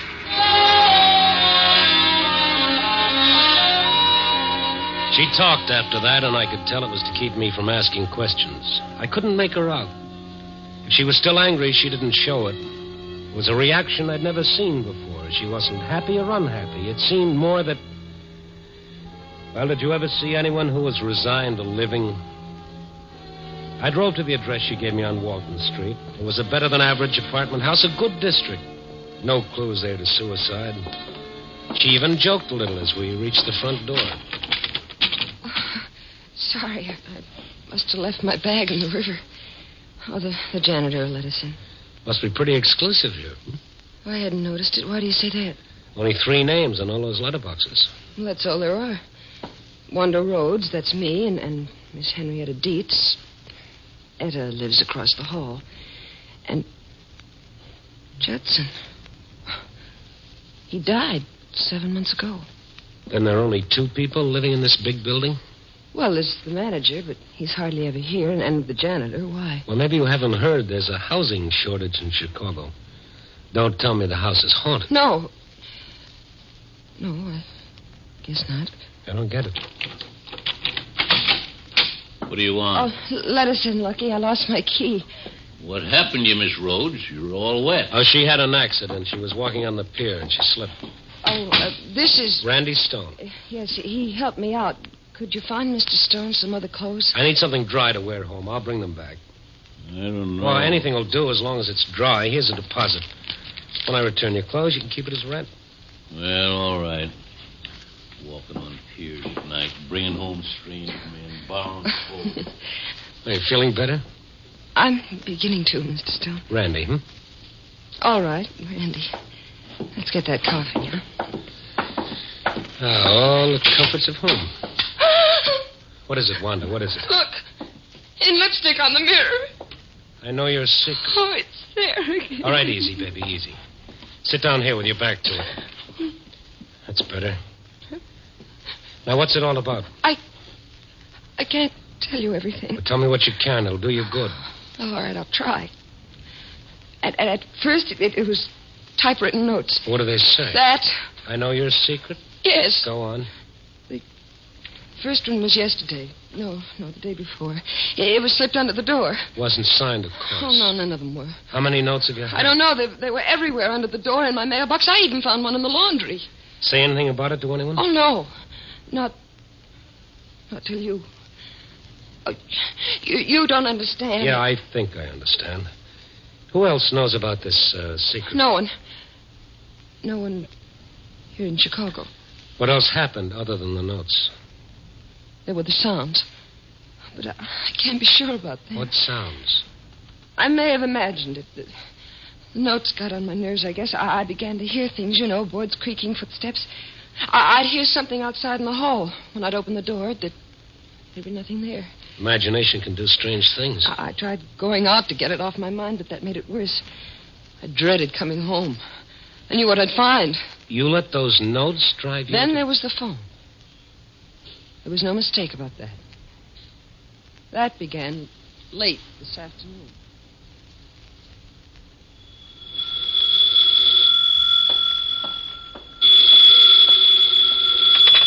Hello? Hello? Hello? Hello?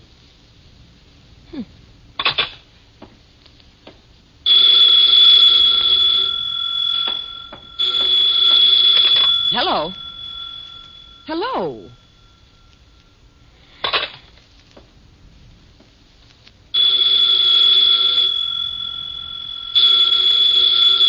Hello, who is this?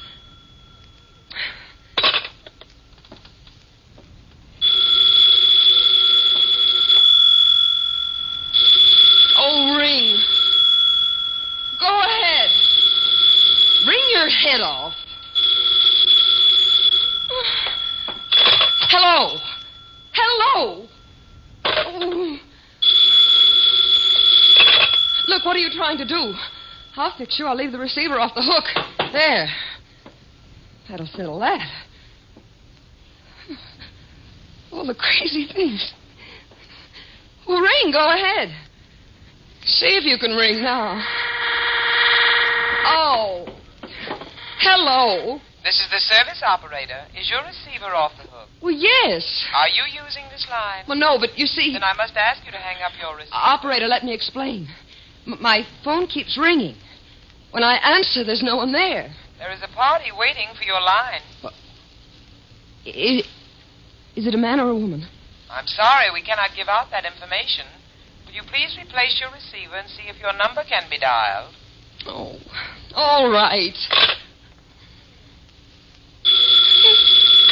Hello? Hello? Oh.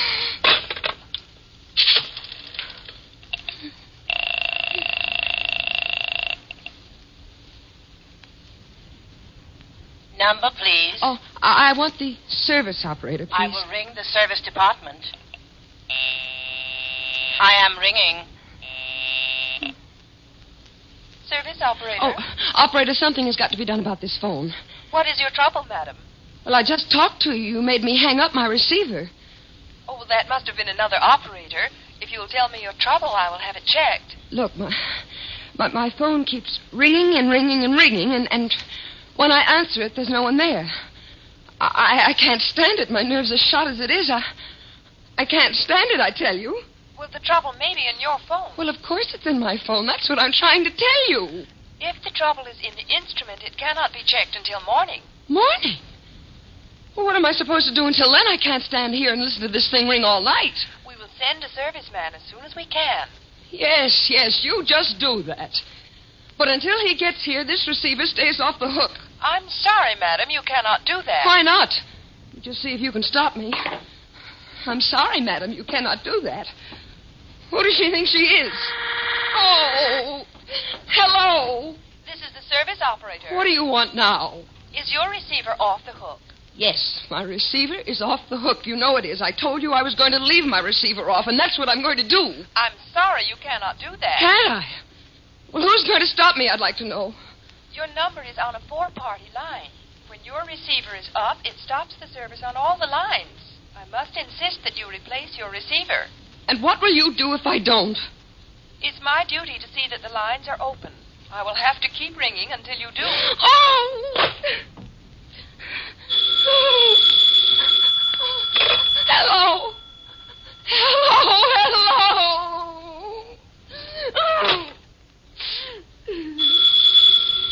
The phone kept ringing and ringing until I guess I went a little crazy. I grabbed my coat and ran down the hall. When I got to the front door, I found a note pasted on the glass. I know your secrets.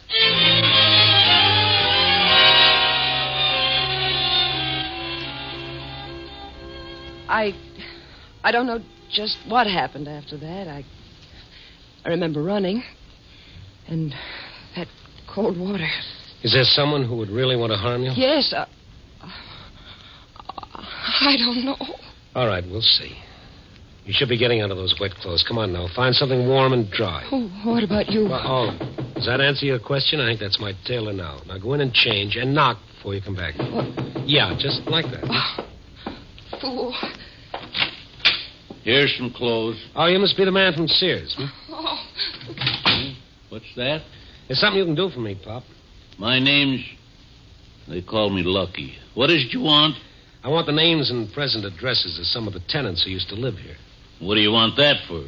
I want to ask them why they moved from here. What business is it of yours? It's none. I'm just curious. Oh, that ain't in my department. Would this help you find that information? Sure easy with your money, ain't you? But put it away. It won't do you no good. First place, I don't know where they moved. Second place, I can tell you why. I'd go myself and I had any place to move. Well, why did they move? Because this is a crazy house, that's why. People walking around all hours, peeping and prying. Mm-hmm. You wouldn't be meaning that for me, would you? No, for you. Wandering all over they was. Top floor, this floor, even in the basement. I saw them a-looking and a-searching. Searching for what? I ain't a-saying. Tell me what you mean, Pop, Lucky. You can tell me about it. There ain't nothing more I'm going to say except this. Just heed, mister, you don't get in somewhere you can't get out of alive.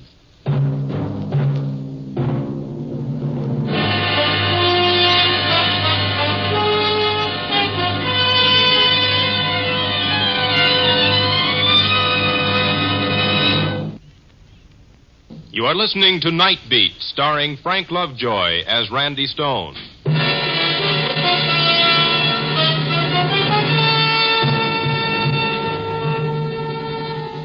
There I stood in a strange apartment, wringing wet, with an armful of shabby, faded clothes, and a door slammed in my face. Well, I wonder what that was all about. Must be as nutty as a candy bar. Just heed, mister, you don't... Yeah. Can I come in now? Oh, not yet. Has Lucky come yet? Yeah. And who are you talking to? Oh, myself. It's getting me, too. Okay, come on in. What's getting you too, Randy? This house. Next, I'll be hearing things. You don't believe me? Oh, sure. I believe most of it happened. The rest was the product of fear and panic. What about this Henrietta, what's her name? Etta? What about her? Think she'd know anything? If she doesn't, it's not her fault. She tries to keep an eye on everything.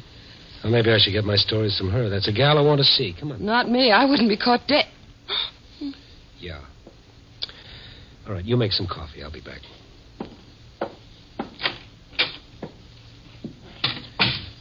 I stepped across the hall, rang the buzzer. There was no answer.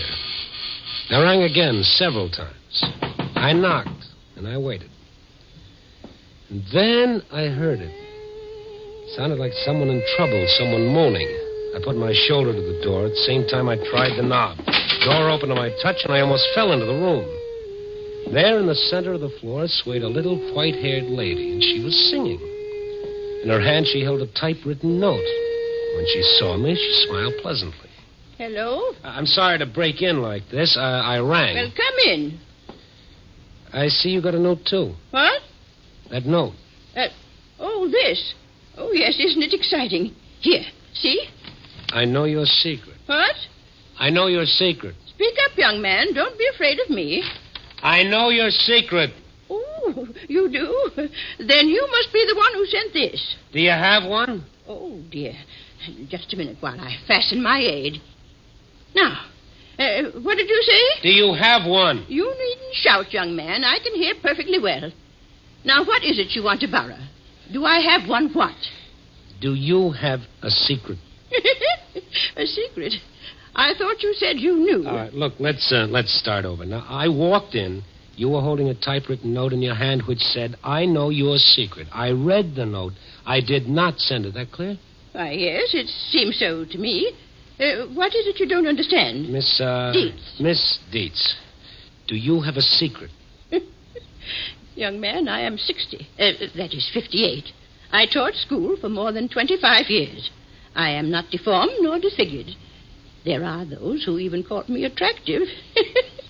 Is it so hard to believe that at some time in my life there has occurred one event that could be called my secret? Well, has there? Not that I can think of. I should have known better. All right, thank you, Miss Dietz. I'm afraid you can't help me after all. Well, try. Ask me something. All right, okay. Yes. Once more. What can you tell me about the tenants who were here, the last ones to move? Oh, I can tell you plenty. Now, there was that Mr. Taylor. He was a traveling man, and you know how traveling men are. Mm-hmm. Yes. Then there was that Mrs. May. That one, she spent a fortune on psychiatrists, but that didn't keep her from drinking alone. You know, she would draw the shades. She said it was her eyes. And she would come out for 3 or 4 days. Do you know why they moved? No, I don't. I know where they moved, though. Yes, I have it right here. There, here you are. Thank you, yes, thank you. Now, let me tell you about that. No, thank you, Miss Dietz. I know when I've had enough. Wanda had coffee made when I got back to her apartment. It was strong and hot. Wanda sipped and watched me. I drank 1 cup, and I started on another. See her? Yeah. Why didn't you tell me? I tried to. I feel like I'm playing hopscotch. Yeah, I know what you mean. Oh, this whole thing is out of my line. I'm pulling out of it. Oh, well, that's just dandy. Now, wait a minute. This is a matter for the police. I don't want the police to know anything about it. And I say that they should. If you've committed a crime and you're hiding, go to them and get it over. If not, they have detectives who can clear this up. No. I haven't broken any law.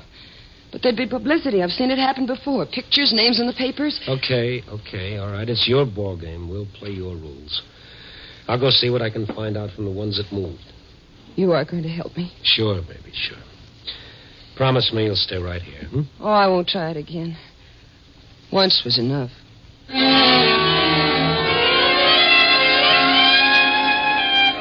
I started with the nearest ex-tenant, Mr. Taylor. He answered my second ring. He was wearing pajamas and street shoes. His body was moving, but his mind wasn't. Yeah, what do you want? Mr. Taylor? Yeah, I'm Taylor. May I come in? Oh, sure, come in. What do you want? I want to ask you about the Walton apartments. Walton? Who are you? Why did you leave the Walton apartments, Mr. Taylor? What are you getting at? Did you receive threatening notes? Yeah, typewritten. What do you know about them? Was that why you left? Because someone knew too much? Take off, mister. I'm not buying. Were there phone calls, too? Calls when no one answered? You don't know when to quit, do you? First notes, then phone calls, now in person. So you're the one. The one what? The one that drove you out? Proud of that, aren't you? You're pretty busy with that typewriter and that phone. Well, now I'll take my turn. Wait a minute. You got that wrong. Oh, you're the one that got it wrong, mister. I shouldn't have moved in the first place. I didn't write those notes. Yeah, I suppose somebody sent you. Well, I don't care which way it is. I got a message you can return. Now, listen to me. I listened long enough. I listened to that telephone, remember? I did not do... You want to back out. Should have thought of that before you rang my bell in the middle of the night. I'm trying to help. Help? Oh, that's a new one. I don't know what you want, but this is what you're going to get. Will you let me explain? Sure. Come back any time. We'll talk about secrets.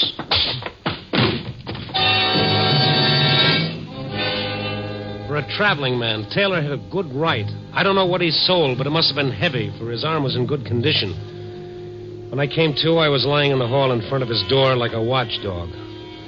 I was convinced that Taylor was not interested in my explanations, so I went to see Mrs. May. I knocked several times at her door before it opened a little way. She looked at me and started to close the door again. I stopped her with my foot. She was in cream and curlers. I could have chinned myself on her breath. What do you want? I want to talk to you about the Walton apartments. I don't know anything about them. Who are you? I'm a reporter, Chicago Star. No, I don't know you. You get out before I call the police. I wouldn't do that, Mrs. May. Why? The Walton apartments, remember? The Walton apartments. Why did you move? There's no law against it. What business is that of a reporter? Did you ever receive threatening notes or phone calls? No, I just wanted to move. That's all. So I did. Mrs. May, I know your secret. Oh, You're the one that sent those notes. You're the one that rang me all day and all night. What do you want with me? You can't blackmail me. I'll go to the police.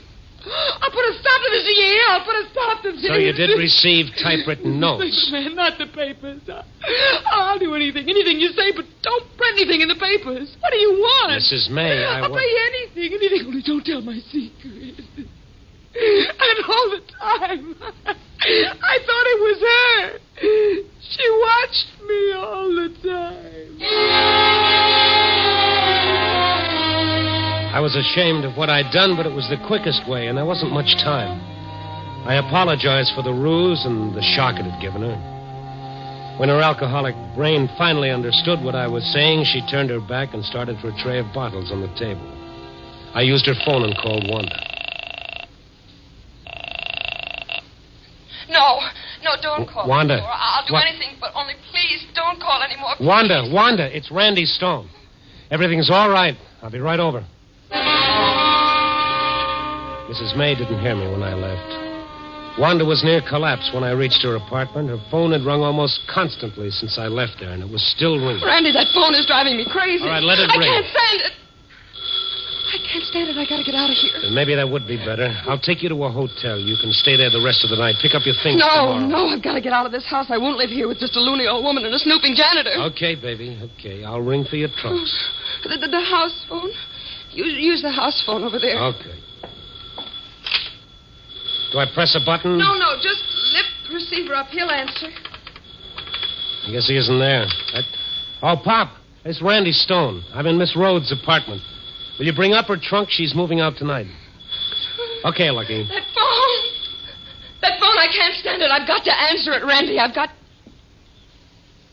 stopped. Randy, it stopped. Yeah. It nearly had me stopped.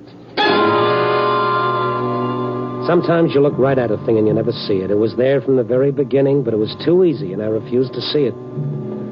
I met Lucky at the door and helped him carry the trunk into Wanda's apartment, and I closed the door behind us.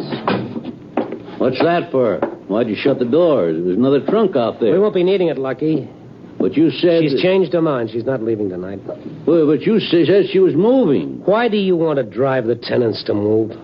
I don't do nothing. It was them, the people, around at all hours, peeping and prying. Are you hiding something, Lucky? You've been snooping, too, just like the others. I saw them down there, and you, too, Miss Rhodes, trying to find out where I hid it. I don't know what you mean. You can't fool me. You found out about it. I saw you snooping in the basement, pretending you was doing your laundry. I know you want to steal it from me. I've never stolen anything in my life. I don't know what you're talking about. What did you steal, Lucky? What did you steal and hide in the basement? I didn't steal it. I found it. Found it? Well, it was the same thing as finding it. It was in that suitcase Mr. Judson stored here when he come back from the war. It was loot. It weren't his. He stole it. I didn't. What was it, Lucky? A bag of jewels. A plain old canvas bag of jewels. Oh, they were so pretty. I never had nothing so pretty before. If you took them from his case, that's stealing. But I didn't. The case got knocked off in the basement and come open. He never come back. He was killed in that plane crash. That makes it mine. Now, don't it the same as I find it? You were the one that was phoning me? Sure. I knew if I could scare you off, you'd quit snooping. And I would have, too, if that nosy newspaper guy hadn't butted in. But how did you know about my secret? I didn't. Then why did you type those notes? I knew you had a secret. Everybody has one. And if you thought I knew about it, you wouldn't tell about me. You didn't know anything about Wanda? No. When I tried the first time, the people moved, and that gave me the idea, so I've been doing it ever since. Lucky. That's what they call me, Lucky. And now your luck has run out. No, it ain't. This was in the bag, too. A gun? Yes, Miss Nosy, a loaded gun. Hey, what's that? It's the phone. I'll take care of that gun now. Oh, no, not again. All right, baby, I'll answer. Hello. We have been able to check your line. We cannot locate your trouble. Oh, yes. Thanks a lot, operator. You can cancel the complaint. We've located the trouble right here. Oh, an operator. Get me the police.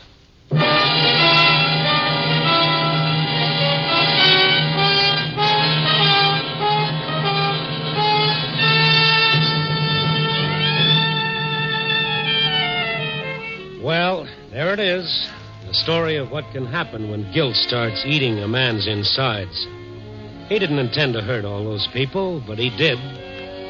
He just happened to hit a sore spot they all had. And Wanda's secret was something very small, but she'd made it important. That's not so hard to do. You can hold a dime in front of your eye and black out a whole city. Pretty good writer once wrote, "Thus doth our conscience make cowards of us all." Yeah, I guess everybody has a secret, something they'd rather nobody else knew. That is, everybody except you and me. Yeah? Copy, boy.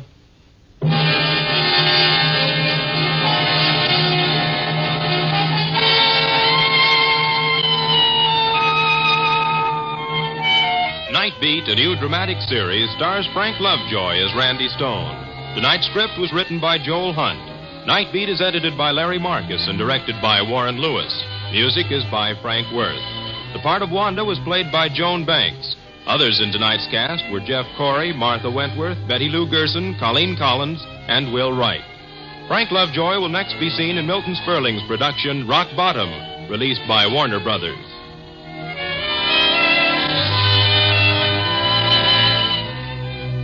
Listen next week at this same time and every week as Randy Stone searches through the city for the strange stories waiting for him in the darkness. The stories that come out of the shadows to find their way into Night Beat.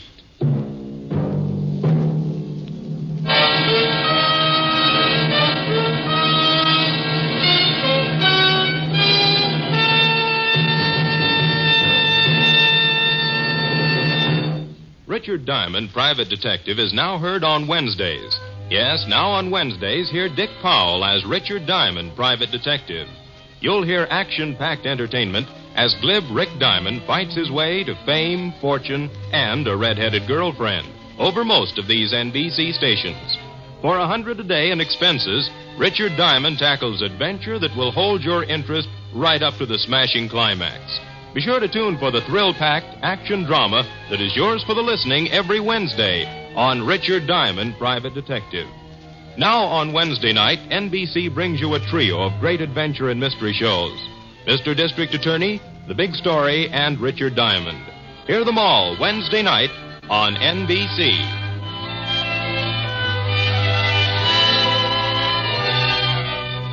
Now it's Brian Donlevy and Dangerous Assignment on NBC. Get ready to laugh with our Miss Brooks, which is coming up next on Nightly Old Time Radio Shows.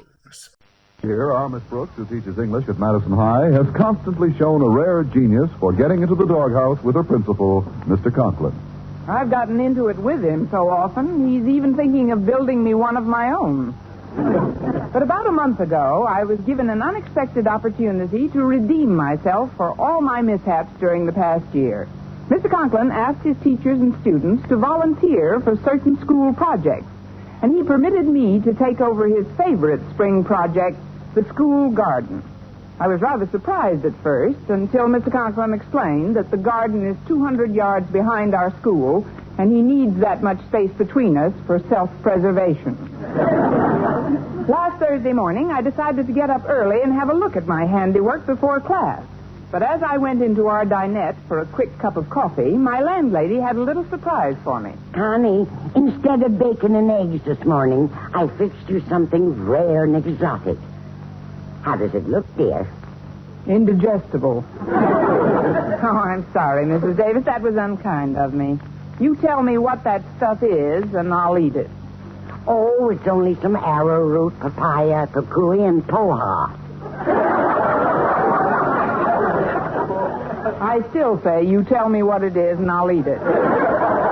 Dear, these are Hawaiian fruits and vegetables. My neighbor, Mrs. Anderson, is vacationing in Honolulu, and she sent me a whole crate full of the stuff. To tell you the truth, I'm not really very hungry this morning anyway. Oh, dear, I had a feeling you wouldn't go for this Hawaiian mess. But, Connie, if you tried it, don't you think you might get used to it? Well, perhaps. Actually, you won't even need this stuff, Mrs. Davis. In another few days, I'm going to treat you to a batch of real fresh homegrown vegetables. Right out of the school garden that Walter Denton and I planted. Oh, that's right. The inter-school gardening contest is in a few weeks, isn't it? But how do you know the vegetables will come up in time? Oh, they'll come up, even if Mr. Conklin has to plant me underneath to push them up. He's really determined to beat out Jason Brill for the trophy this year, particularly since Clay's principal won the award last year. Oh, you never saw such a vegetable garden. Radishes, celery, tomatoes, spinach. But what did Mr. Conklin's garden produce? A half-acre of night-blooming jasmine. He bought the wrong seeds. Oh, he's warned me if I fail him in this project, I won't have an evening to myself the rest of the semester. Oh, but Connie, that isn't fair. I'm sure he hasn't been that strict with the rest of his faculty. Well, perhaps he doesn't have to be. So far, Mr. Boynton's done a good job handling the cafeteria. Miss Miller's tossed out most of the school rubbish. What about Miss Enright? I think Miss Miller missed her. You mean Miss Enright's project? Well, that one really confuses me. She chose as her project the care and feeding of Catherine, the school goat and mascot. Well, maybe Miss Enright likes goats, Connie. Well, maybe so. She's certainly been trying to get mine for years. Well, I don't suppose I'll get it, Mrs. Davis. Hello? Miss Brooks? Walter, I have terrible news for you, Miss Brooks. Awful news. Disaster has finally struck. What is it, Walter? What happened? You're not hurt, are you? No, nothing like that. This is much worse. Much worse. Oh, this is terrible. Simply awful. I just went back to our school garden, and there isn't any. No school garden? Not a thing? Walter, you don't mean it's completely barren. Put 2 skulls there, Miss Brooks, and you've got Death Valley. Yes, and I know just whose skulls Mr. Conklin will use for landscaping. That doesn't seem possible, Walter. You sure nothing came up? Well, only one thing while I was there, Miss Brooks. A gopher. Funny, that's the one thing we didn't plan. Well, I'll come right down and take a look, Walter. Goodbye. Goodbye, Miss Brooks. And if you draw up a suicide pact, count me in. Connie, I couldn't help overhearing you. What happened to your garden, dear? It goofed. Well, now, I'd better get down to school at once.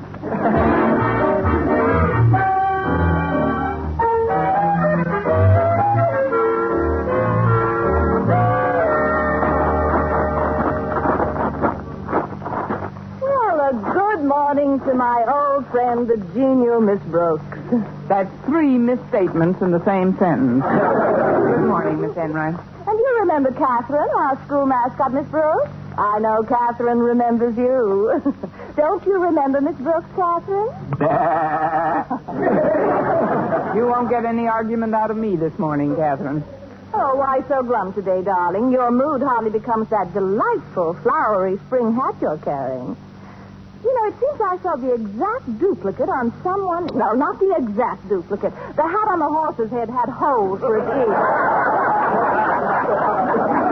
Now, darling, I don't want to detain you. I imagine the reason you're back here is to catch up with Mr. Conklin. Catherine and I passed him just a moment ago on his way out to your garden. Mr. Conklin? Mm-hmm. On his way out to the garden? Are you certain? Of course, darling. You remember Mr. Conklin, don't you, Catherine? My sentiments exactly. But he hasn't seen the garden yet. Maybe I can still head him off. Now, if you'll excuse me. Oh, God!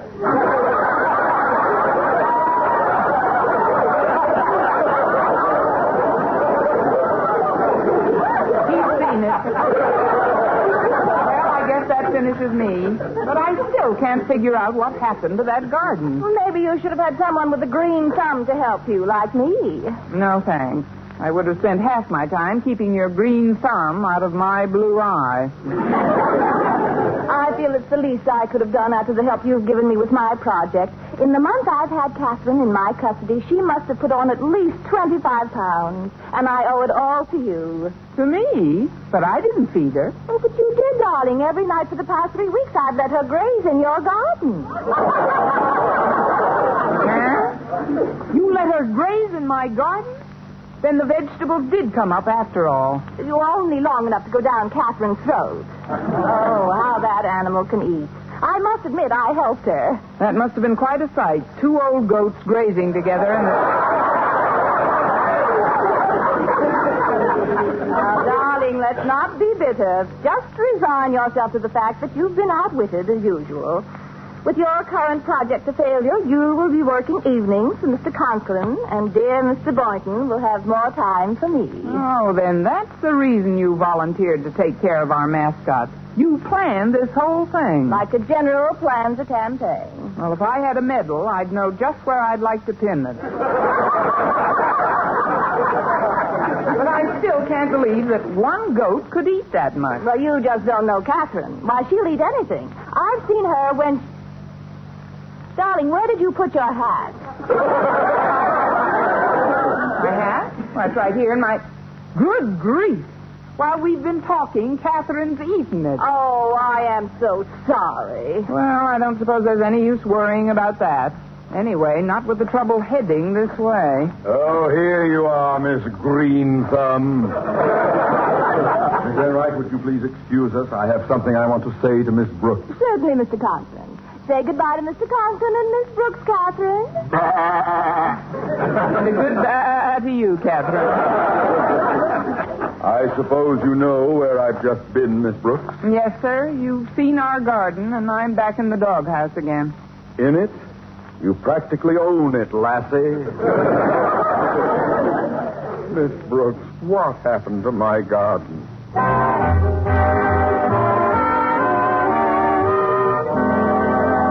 Well, since no amount of talking could convince Mr. Conklin that our school goat had eaten up my vegetable garden, my only hope was for the goat to break out in a rash of Brussels sprouts.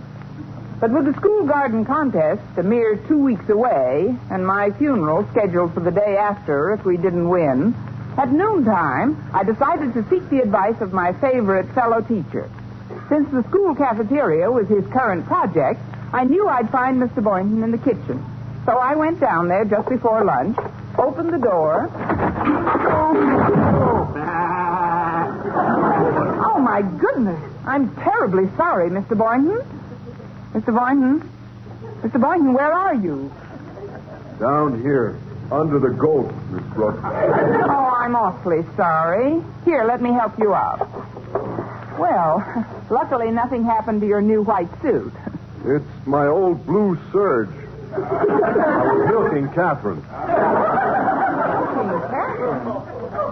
Well, since Catherine, the goat, is the school mascot, I thought maybe I'd introduce goat's milk on the menu and let the students try it. What do you think of the idea? After one taste, the new school mascot will be Elsie the cow. It's a shame the milk spilled all over you, though. Oh, there's no great harm done. My suit was old anyway, and I can wipe the milk off with this towel. Luckily, nothing happened to my new Panama hat. You like it, Miss Brooks? Walter Denton said he thought it was real nervous. I'm in trouble again. Trouble? What kind of trouble, Miss Brooks? Well, that goat ate up Mr. Conklin's garden. Ate up the garden? Well, Miss Brooks, no goat could eat that much. Mr. Boynton, that goat didn't put on 25 pounds in the last month due to an underactive thyroid. You see, Miss Enright purposely turned her loose to graze in order to... I can't believe it, Miss Brooks. Miss Enright may have her little faults, but she certainly isn't a vandal. No, I'm sure that you're... I am, dear Mr. Boynton, to pick up... Oh, my goodness, Mr. Boynton, you're covered with milk. What happened? Your goat ate so much it exploded all over him.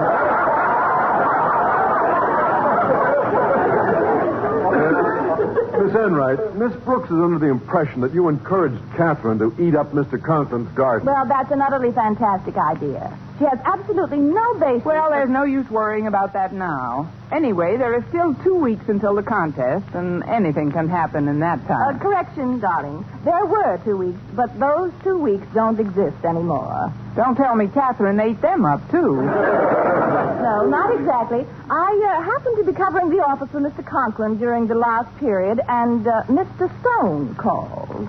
Mr. Stone called? Yes, Miss Brooks. We had a little small talk. When suddenly, out of a clear blue sky, he decided to hold the garden contest tomorrow instead of waiting 2 weeks. And I have a pretty good idea who dropped that clear blue sky on my head. Miss Enright, you just reminded me there's one thing I forgot to plant last week. What's that? You. And spirit of friendliness, I suggest you teach that walking garbage disposal not to eat people's hats. Oh, darling, do you still think Catherine ate your hat? Mr. Boynton, you know goats don't really eat things like that. Of course they don't. They'd get deathly ill. Now, really, Miss Brooks, I think that you... Hey, what happened to my new straw hat? What's the straw hat? If you'll look closely, you'll notice how perfectly the red feather blends with Catherine's tongue. Hey, the fool goat did eat my hat. Oh, now, really, Mr. Boynton. Come, Catherine. It's suddenly gotten rather unfriendly in here. That could also be construed as a burp. Hey, maybe that fool goat did eat your vegetables at that, Miss Brooks. Of course she did. But with Mr. Stone judging the school gardens tomorrow, it really doesn't make any difference who's to blame for what. I'm sunk. Yeah, I guess so. I'll say, why not forget your troubles and help me with my shopping this afternoon? I've got to buy next week's groceries for the cafeteria. Still, there must be something we could do to next week's groceries for the cafeteria? Mm-hmm. I've got to run down to Tony's produce market and buy $50 worth of celery, lettuce, tomatoes, beets. Mr. Boynton, would you mind terribly if those vegetables you're going to buy made one stopover between Tony's and the school refrigerator? One stopover? Where? In our school garden.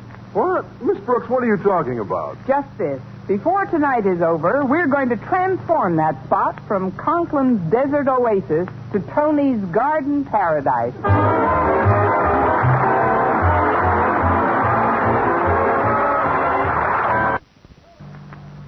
Well, isn't it dark and peaceful back here, Mr. Boynton?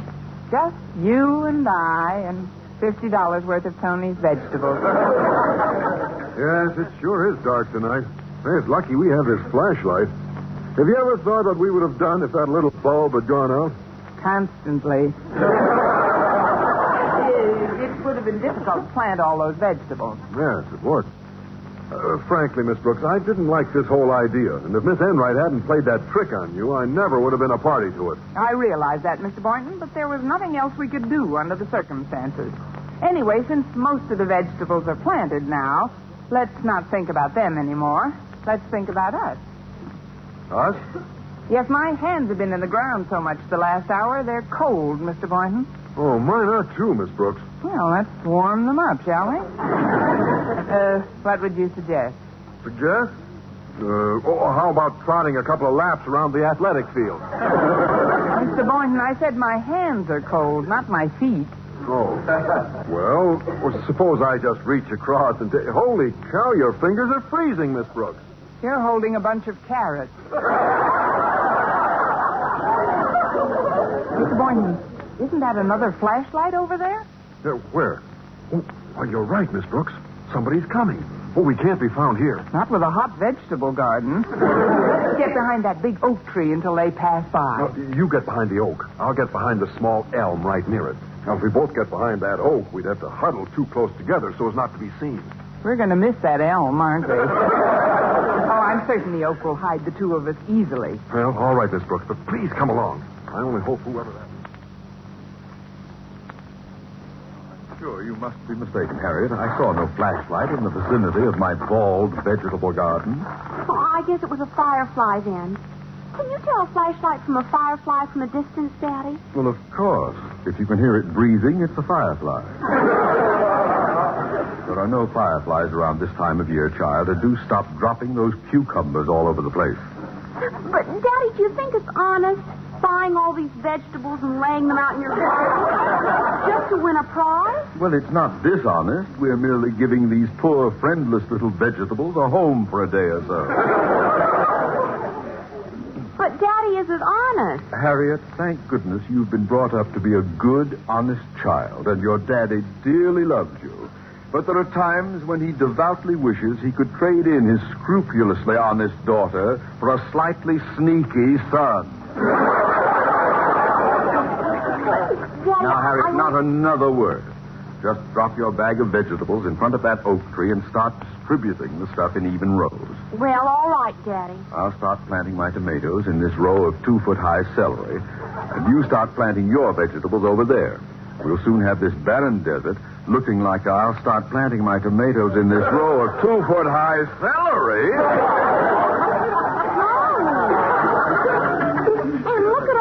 beautiful potatoes and beets and onions and radishes. Oh, what hath heaven wrought? A few short hours ago, a wasteland, barren, denuded, and now this miracle that passeth human understanding. I must be... Harriet, is there a bright, shimmering glow about my head? Gee, I don't understand how they... Oh, Daddy, that light. Over there's somebody coming. You're right, child. There is somebody. Great Scott, we mustn't be caught here. Quick, hide behind that elm tree. I'll get behind the others. I don't think anyone could see me behind here. Phew. Certainly wouldn't want any of my teachers to know what I was up to tonight. There isn't one of them I could trust to keep my secret. Not even Mr. Boynton? No, not even Mr. Boynton. True, he's a just and honest man with a highly developed moral sense, but you can never be certain. But how about Miss Brooks, sir? She can keep a secret. Old blabberlip? Why, if she kept a secret bottled up in herself for more than 2 minutes, she'd blow a silly cork. Oh, I don't know about that, Mr. Conklin. Oh, well, take my word for it, Miss Brooks. If she ever saw me here in this garden at this hour and knew the scheme I had, take my word for it, Miss Brooks! Yeah! I'm talking to myself. And that thing you have your arm around is not a branch, but Mr. Boynton.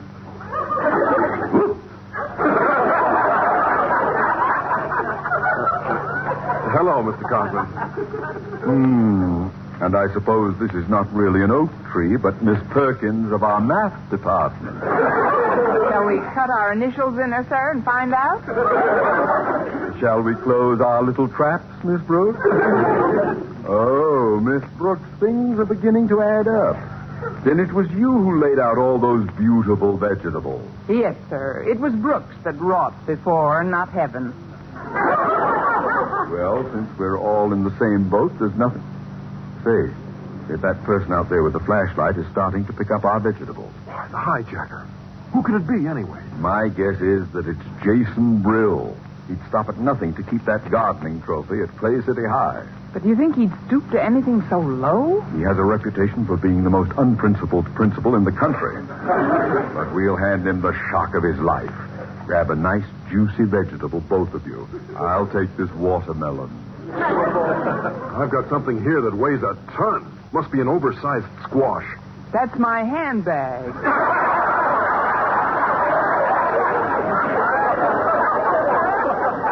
All right, now, all right. Attention.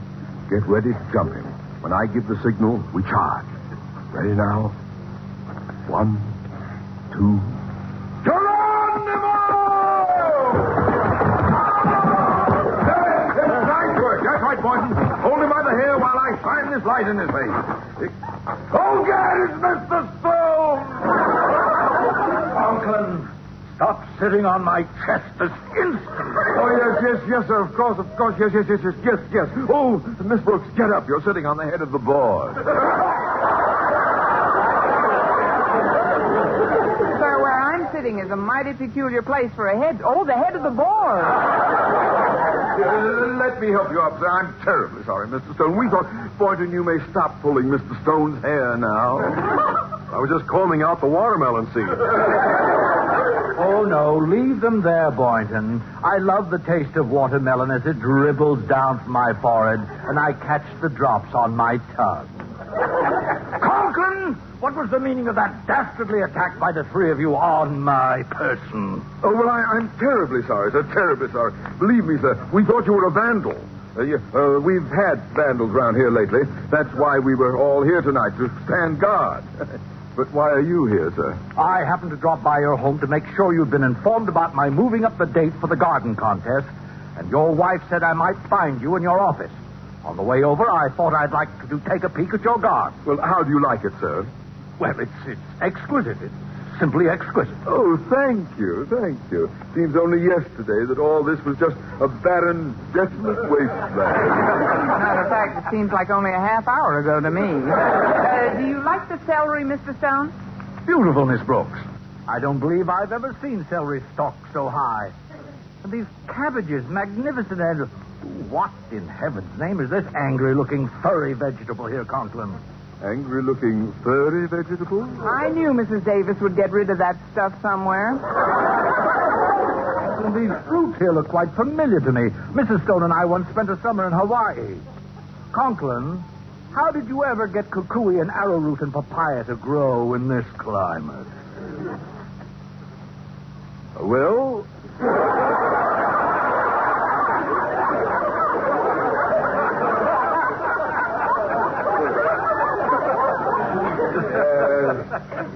There's really quite a fascinating story attached to that.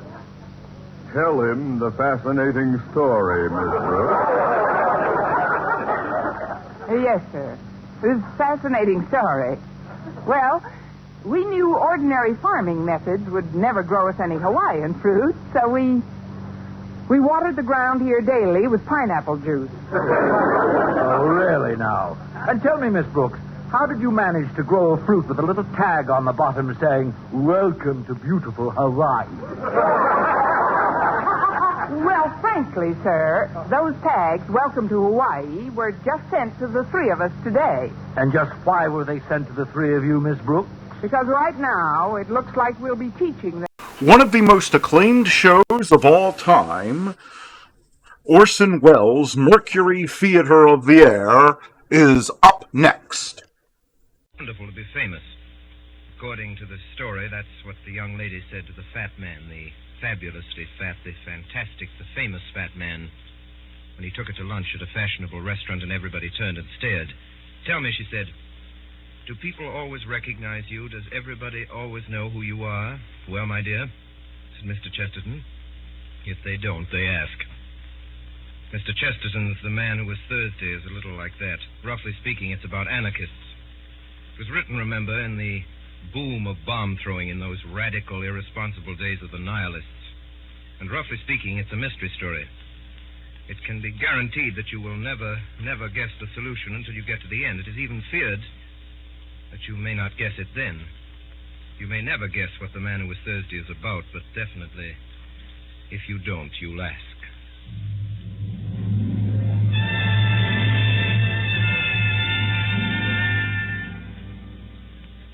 I am Gabriel Syme. I am the man who was Thursday. That particular evening, if it is remembered for nothing else, will be remembered in that place for its strange sunset. It looked like the end of the world. It may be remembered by others, too, because it marked the first appearance in the place of the second poet of Saffron Park. For a long time, a red-haired revolutionary had reigned without a rival. It was upon the night of the sunset that I, Gabriel Syme, ended his solitude. Mr. Syme, you say you are a poet of law. I say you are a contradiction in terms. An artist is identical with an anarchist. Mr. Gregory, it is things going right that is poetical. Our digestions, for instance, going sacredly and silently right. The most poetical thing in the world is not being sick. Really, Mr. Syme, the examples you choose... I beg your pardon, Mr. Gregory. I forgot we had abolished all conventions. You don't expect me to revolutionize society on this lawn? Oh, no, I don't, but I suppose that if you were serious about your anarchism, that is exactly what you would do. Don't you think, then, that I'm serious about my anarchism? I beg your pardon. Am I not serious about my anarchism? I strolled away and left Gregory, but with surprise and with a curious pleasure, I found a red-headed young lady still in my company. It was Rosamond, Gregory's sister. Mr. Syme, do the people who talk like you and my brother often mean what they say? Do you mean what you say now? My dear Miss Gregory, when you say thank you for the salt, do you mean what you say? No. When you say the world is round, do you mean what you say? No, it's quite true, but you don't mean it. Is he really an anarchist, then? Only in that sense I speak of, or if you prefer it, in that nonsense. He wouldn't really use bombs or that sort of thing. Oh, good Lord, no. That has to be done anonymously. I strolled with her to a seat in the corner of the garden, and I defended respectability with violence and exaggeration. I grew passionate in my praise of tidiness and propriety. All the time there was a smell of lilac around me, and once I heard, very faintly in some distant street, a barrel organ begin to play, and it seemed to me that my heroic words were moving to a tiny tune from under or beyond the world. In the wild events which were to follow, this girl had no part at all. I never saw her again until all my tale was over. And yet, in some indescribable way, she kept recurring like a motive in music through all those mad adventures afterwards.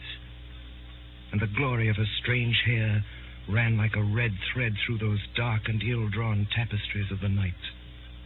For what followed was so improbable that it might well have been a dream. When I left the party and went out into the starlit street, I found Gregory waiting for me. Mr. Syme. Mr. Gregory. This evening you succeeded in doing something rather remarkable. You did something to me that no man has ever succeeded in doing before. You irritated me. Oh, I'm very sorry. There is only one way by which that insult can be erased, and that way I choose. I am going at the possible sacrifice of my life and honor to prove to you that you were wrong in what you said. In what I said? You said I was not serious about being an anarchist. Mr. Syme, may I ask you to swear by whatever gods or saints your religion involves that you will not reveal what I am now going to tell you to any son of Adam, and especially not to the police? Will you swear that? If you will consent to burden your soul with a vow that you should never make and a knowledge you should never dream about, I will promise you in return... You will promise me in return... I will promise you a very entertaining evening. Your offer is far too idiotic to be declined. You say that a poet is always an anarchist. I disagree, but I hope at least that he is always a sportsman. Permit me here and now to swear that as a Christian and to promise as a good comrade and a fellow artist that I will not report any of this, whatever it is, to the police. And now, what is it? I think that we will take a cab.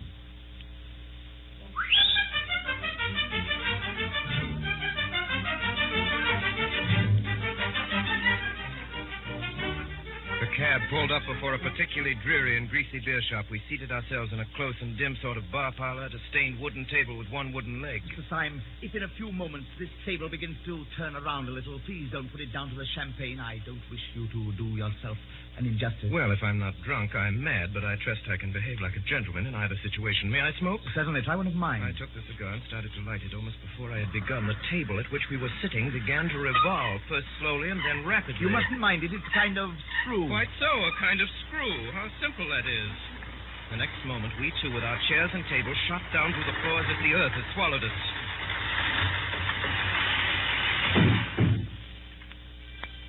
Gregory led me down a low, vaulted passage, at the end of which was a heavy iron door.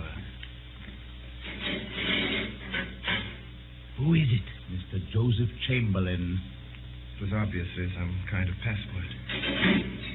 We stepped into a queer steel chamber whose walls were hung with dubious and dreadful shapes, things that looked like the bulbs of iron plants or the eggs of iron birds. They were bombs. And now, my dear Mr. Syme, now we are quite cozy, so let us talk properly. You said you were quite certain I was not a serious anarchist. Does this place strike you as being serious? It does seem to have a moral under all of its gaiety, but tell me, you have a heavy iron door. You cannot pass it without submitting to the humiliation of calling yourself Mr. Chamberlain. You surround yourself with steel instruments which make the place, if I may say so, more impressive and homelike. Why, after taking all this trouble to barricade yourself in the bowels of the earth, do you then parade your whole secret by talking anarchism to every silly woman in Saffron Park? The answer's simple. When first I became one of the new anarchists, I tried all kinds of respectable disguises. But at last I went in despair to the president of the Central Anarchist Council, who is the greatest man in Europe. Oh, what's his name? You wouldn't know it. That is his greatness. He looked at me. You want a safe disguise, do you? I nodded. Why then, dress up as an anarchist, you fool. I took his advice and have never regretted it. I preached blood and murder to those women day and night, and by heaven they would let me wheel their perambulator. You took me in. What do you call this tremendous president of yours? We call him Sunday. You see, there are 7 members of the Central Anarchist Council, and they are named after the days of the week. He is called Sunday by some of his admirers, Bloody Sunday. It's curious that you should mention the matter, because this very night we've called a meeting to elect a successor to the post of Thursday. And I don't mind telling you that it's almost a settled thing that I am to be Thursday. Gregory, I gave you a promise before I came to this place. Would you give me, for my own safety, a little promise of the same kind? Promise? Yes, a promise. I swore before God that I would not tell your secret to the police. Will you swear by humanity or whatever beastly thing you believe in that you will not tell my secret to the anarchists? Your secret? Have you got a secret? Yes. I have a secret. Will you swear? Yes, I will swear not to tell the anarchists anything you tell me. But look sharp. They'll be here in a couple of minutes. Well, Gregory, I don't know how to tell you the truth more shortly than by saying that your expedient of dressing up as an aimless poet is not confined to you or your president. We've known the Dodge for some time at Scotland Yard. What do you say? Yes, Gregory. I'm a police detective. Joseph Chamberlain? Mr. Joseph Chamberlain. It was repeated twice, and thrice, and then 30 times. And the crowd of Joseph Chamberlains, a solemn thought could be heard, trampling down the corridor. Here are your friends, Gregory. Comrade Gregory, I suppose this man is a delegate? The fact is, comrade, I have been specially sent here to see that you show a due observance of Sunday. Well, comrade, I suppose we'd better give you a seat in the meeting. Gregory, I could see, was in an agony of diplomacy. Yes, I think it is time we began. The tug is waiting on the river. I move that Comrade Buttons take the chair. Second the motion! All those in favor? Aye! Carried. Comrade Buttons. Comrades, we all lament the sad decease of the heroic workers who occupied the post of Thursday in the Central Council until last week. He organized the great dynamite coup of Brighton, which under happier circumstances ought to have killed everybody on the pier. Upon you tonight, comrades, it devolves to choose out of the company present the man who shall be called Thursday. If any comrade suggests a name, I will put it to the vote. I move that Comrade Gregory be elected Thursday. Does anyone second? Second the motion. Before I put the matter to the vote, I will call on Comrade Gregory to make a statement. Gregory rose. He must have figured out that his best chance was to make a softened and ambiguous speech, such as would leave in my mind the impression that the Brotherhood was a very mild affair after all. My friend! There's the back there. It is deep under the earth that we, the persecuted, are permitted to assemble as the Christians assembled in the catacombs. Suppose we seem as shocking as the Christians because we are really as harmless as the Christians. Suppose we seem as mad as the Christians because we are really as meek. I am not meek. Comrade Witherspoon tells us that he is not meek. How little he knows himself. We are simple, as they were simple. Look at Comrade Witherspoon. We are modest, as they were modest. Look at me. We are merciful. No! I say we are merciful as the early Christians were merciful. Yet, this did not prevent their being accused of eating flesh. Now, we do not eat human flesh. Shame! Why not? Comrade Witherspoon is anxious to know why nobody eats him. In our society, at any rate, which loves him sincerely, which is founded on love. No, down with love! Which is founded on love. There will be no difficulty about the aims which we shall pursue as a body, or which I should pursue were I chosen as the representative of that body. Does anyone oppose the election of Comrade Gregory? Yes, Comrade! Gabriel Time! Comrade Time, the special delegate! Have we come here for this? Comrades, we line these walls with weapons and bar that door with death. Lest anyone should come and hear Comrade Gregory saying to us, be good and you will be happy. Honesty is the best policy and virtue is its own reward. Comrade Gregory has told us we are not the enemies of society. But I say that we are the enemies of society, and so much the worse for society. Comrade Gregory accuses me of hypocrisy. He knows as well as I do that I am keeping all my engagements and doing nothing but my duty. I do not mince words. I do not pretend to. We do not want the Supreme Council of Anarchy infected with a maudlin mercy. Have Gregory and his milk and water methods on the Supreme Council. I would offer myself for election. I move as an amendment that Comrade Time be appointed to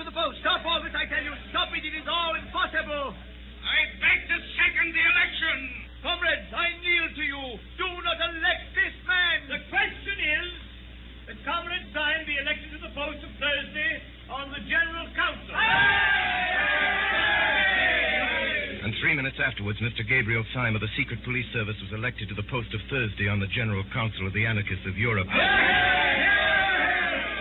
A moment later, I found myself, somehow or other, face to face with Gregory. You are a devil. And you are a gentleman. Comrade Thursday, the boat is quite ready. Comrade Gregory, you've kept your word. You're a man of honor, and I thank you. What do you mean? What did I promise you? A very entertaining evening.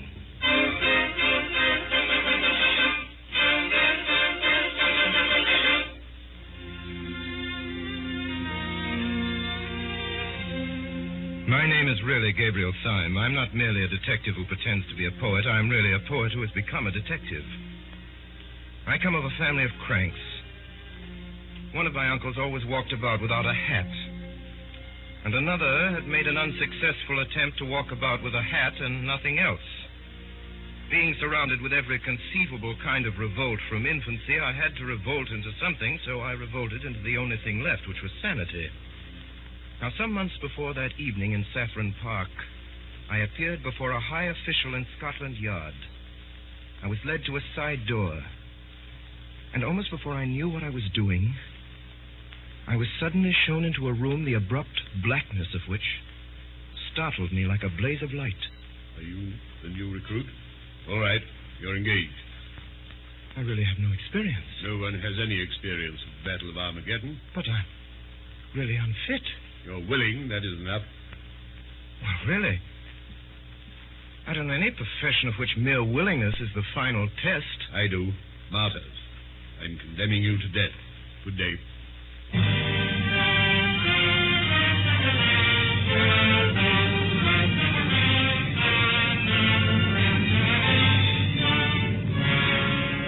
Where my adventure ultimately led me, I've already told you. At about 1:30 on a February night, I found myself steaming on a small tug up the silent Thames, the duly elected Thursday of the Central Council of Anarchists.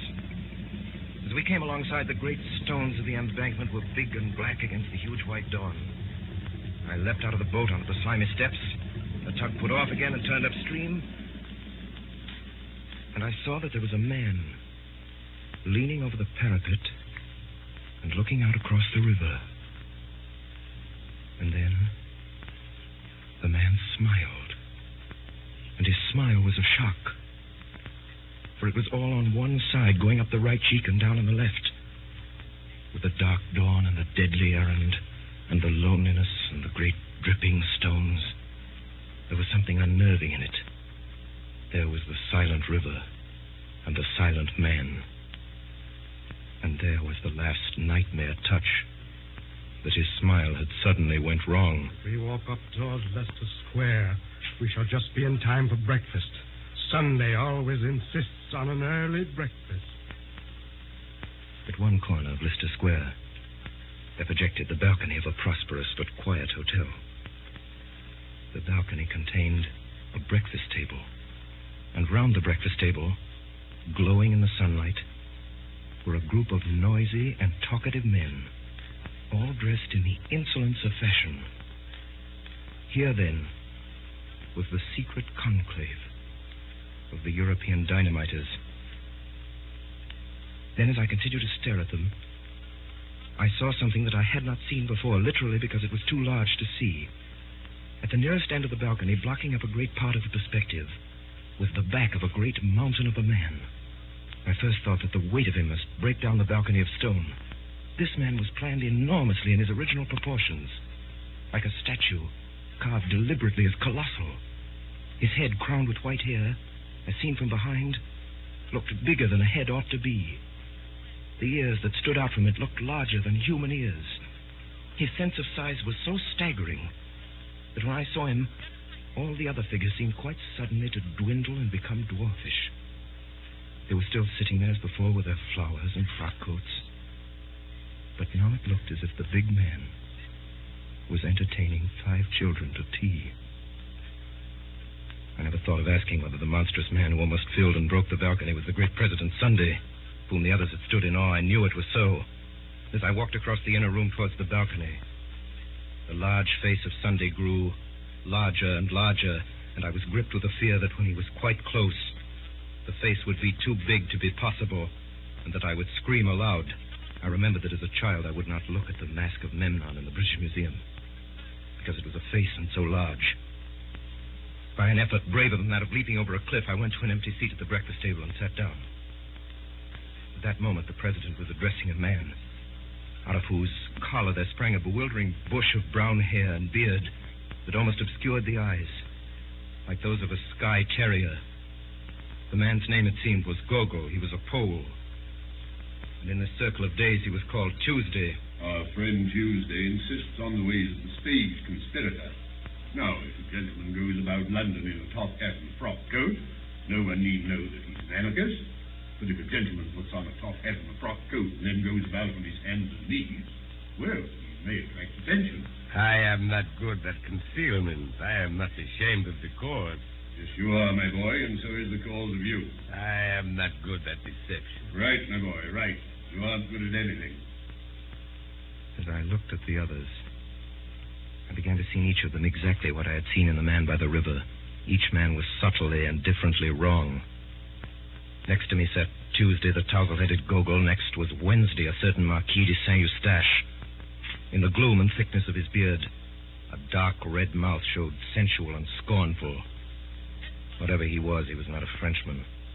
Then came me, and next, a very old man, Professor de Worms, who was Friday. The red flower in his buttonhole showed up against a face that was literally discolored like lead. The whole hideous effect was as if some drunken dandies had put their clothes upon a corpse. And right at the end sat the man called Saturday. His name was Dr. Bull. There was nothing whatever odd about him except that he wore a pair of dark, almost opaque spectacles. It occurred to me that his eyes might be covered up because they were too frightful to see. Such were the 6 men who had been sworn to destroy the world. Only 3 days afterwards, it appeared, the King of England was to meet the President of the French Republic in Paris. And over their bacon and eggs upon their sunny balcony, these beaming gentlemen had decided how both should die. Even the instrument was chosen. The black-bearded Marquis, it appeared, was to carry the bomb. Most of the talkers paid little attention to me, but the President was always looking at me steadily and with a great and baffling interest. I was sure that in some silent and extraordinary way, Sunday had found out that I was a spy. Meantime, the men were eating as they talked. The Marquis took a great bite of bread and jam. I have often wondered whether it wouldn't be better for me to do it with a knife. And it would be a new emotion to get a knife into a French president and wriggle it around. You're wrong. The knife was merely the expression of the old personal quarrel with a personal tyrant. Dynamite is not only our best tool, but our best symbol. It expands. It also destroys because it broadens. And the man's brain is a bomb. My brain feels like a bomb night and day. It must expand. It must expand. A man's brain must expand. If it breaks the universe. Oh, I don't want the universe broken up just yet. I want to do a lot of beastly things before I die. I thought of one yesterday in bed. The question, gentlemen, is how Comrade Wednesday is to strike the blow. As to the actual arrangement, I suggest that tomorrow he should go first of all. Before we discuss that, I have something very particular to say. The instant of choice had come at last. The pistol was at my head. More speeches, more compromise. Go. Sit down with the other gentlemen at this table. For the first time this morning, something intelligent is going to be said. I sat down first. No one except me seemed to have any notion of the blow that was about to fall. Comrades, we have spun out this farce long enough. We were discussing plans and naming places. I propose that those plans and places should be left wholly in the control of Comrade Saturday, Dr. Bull. Not one word more about the plans and places must be said at this meeting. They all moved feverishly in their seats, except me. I sat stiff in mine with my hand in my pocket and on the handle of my loaded revolver. Gentlemen, there is a spy at this table. We'll waste no more words. His name... I half rose from my seat, my finger firm on the His trigger. name is Gogol. He's that hairy humbug over there who pretends to be a Pole. How in God's name did And you now, my man, I gather that you fully understand your position. You bet. I see it's a fair cop. All I say is I don't believe any Pole could have imitated my accent like I did his. I concede the point. I believe your accent to be inimitable, so I shall practice it in my bath. Do you mind leaving your beard with your card? Not a bit. Tuesday, if you ever tell the police or any human soul about us, I shall have exactly 2.5 minutes of discomfort. On your discomfort, I will not dwell. Good day. Mind step. The detective who had masqueraded as Gogol rose to his feet without a word and walked out of the room with an air of perfect nonchalance.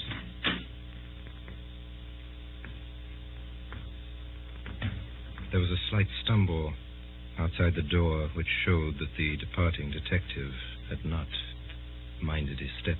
Time is flying. I must get off at once. I have to take the chair at a humanitarian meeting. Would it not be better to discuss further the details of our project now than that the spy has left us?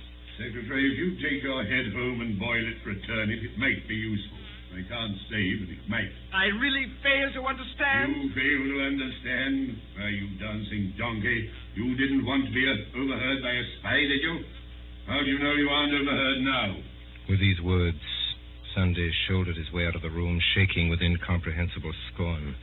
Now, if the last words of the president meant anything, they meant that I had, after all, not passed unsuspected. The other four got to their feet, betook themselves elsewhere to find lunch.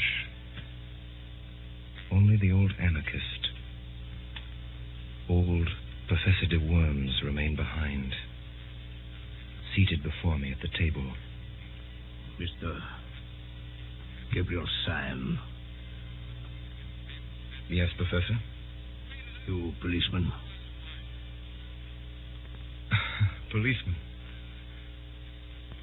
Whoever made you think of a policeman in connection with me? The process was simple enough. I thought you looked like a policeman. I think so now. Why must I be a policeman? Do let me be a postman. You hear me ask a plain question? You paltering spy. Are you or are you not the police detective? No. You swear it. If you swear falsely, will you be damned? Will you be sure that the devil dances at your funeral? Will you see that the nightmare sits on your grave? You are an anarchist. You are a dynamiter. Above all, you are not in any sense a detective. You are not in the British police. I'm not in the British police. Professor de Worms fell back in his seat with a curious air of kindly collapse. Well, that's a pity because I am. Because you are what? I am a policeman, a special policeman, and I serve under the man in the dark room. The man in the dark room? I understand now. Of course. You're not an old man at all. I can't take my face off here. It's rather an elaborate makeup. Did you know that man Gogol was one of us? No. But didn't you? I knew no more than the dead. Why, then there were 3 of us there. 3 of us sitting here out of 7. And it's a fighting number. If we'd only known that there were 3. We were 3. If we'd been 300, we still could have done nothing. Not if we were 300 against 4. No. Not if we were 300 against Sunday. Professor, it's intolerable. Are you afraid of this man? Yes, I am. So are you. Yes, you're right. I am afraid of him. Therefore, I swear by God that I will seek out this man whom I fear until I find him and strike him on the mouth. If heaven were his throne and the earth his footstool, I swear that I would pull him down. How? Why? Because I'm afraid of him. And no man should leave in the universe anything of which he is afraid. Have you any idea exactly what you're going to do? Yes, I'm going to prevent this bomb being thrown in Paris. You any conception how? No. You remember, of course, that when we broke up rather hurriedly, the whole arrangements for the atrocity were left in the private hands of the Marquis and Dr. Bull. The Marquis is by this time probably crossing the Channel. The only man who knows where he's going is Dr. Bull. Confound it, and we don't know where Bull is. Yes. I know where he is. Will you tell me? I'll take you there. What do you mean? Would you join me? Would you take the risk? Young man, you think that it is possible to pull down the president. I know that it is impossible, and I'm going to try it.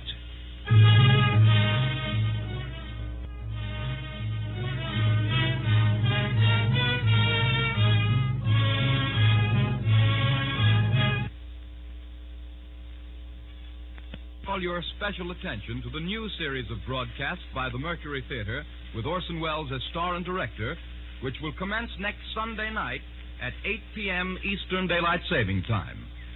And now a brief pause for station identification. This is the Columbia Broadcasting System.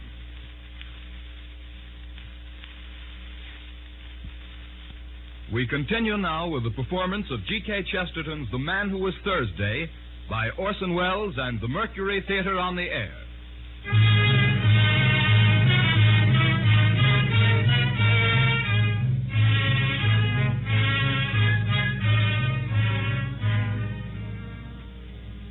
The professor led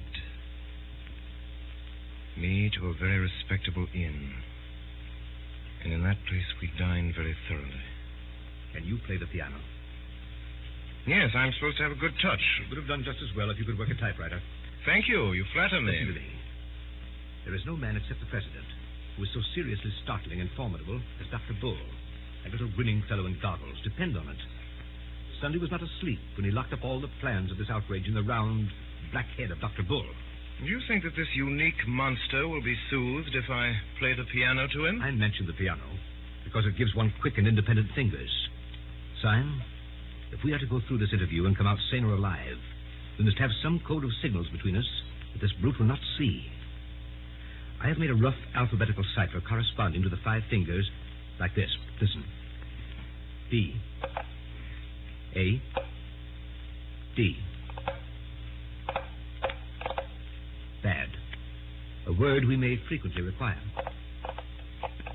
I began to study the scheme. It didn't take me long to learn how we might convey simple messages by what would seem to be idle taps upon a table or knee. It was not long before Dr. Bull came in, sat down at our table. He smiled brightly. You're early this evening, gentlemen. The quiet good humor of his manner left us helpless. We sat staring at each other in silence. I have an intuition. Then sit on it. It is quite an extraordinary intuition. Extraordinary rot. I am a poet. You're a dead man. You scarcely realize how poetic my intuition is. It has that certain quality we sometimes feel in the coming of spring. Go to blazes. Dr. Bull. Quiet. Dr. Bull. Dr. Bull, would you do me a small favor?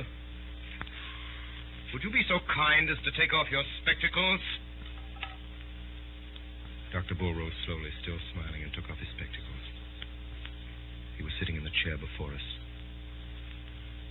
And we saw there a very boyish-looking young man. The smile was still there, but it might have been the first smile of a baby. Dr. Bull, I am a police officer. The dark room. The dark room. Well, I'm awfully glad you came so early, for we can all start for France together. Yes, I'm in the force, all right. But good heavens, if this were true, there were more blasted detectives than there were blasted dynamiters at the blasted council. We might easily have fought. We were 4 against 3. No, we were not 4 against 3. We were not so lucky. We are 4 against 1.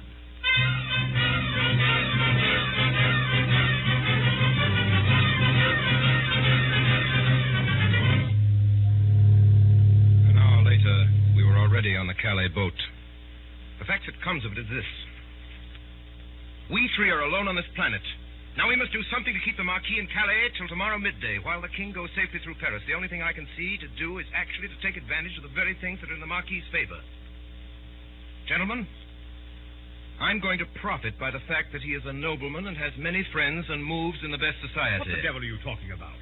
The Marquis cannot deny that he is a gentleman, and in order to put the matter of my social position quite beyond a doubt, I propose, at the earliest opportunity, to knock his hat off. Oh, but here we are in the harbor. Gentlemen, we've reached Calais.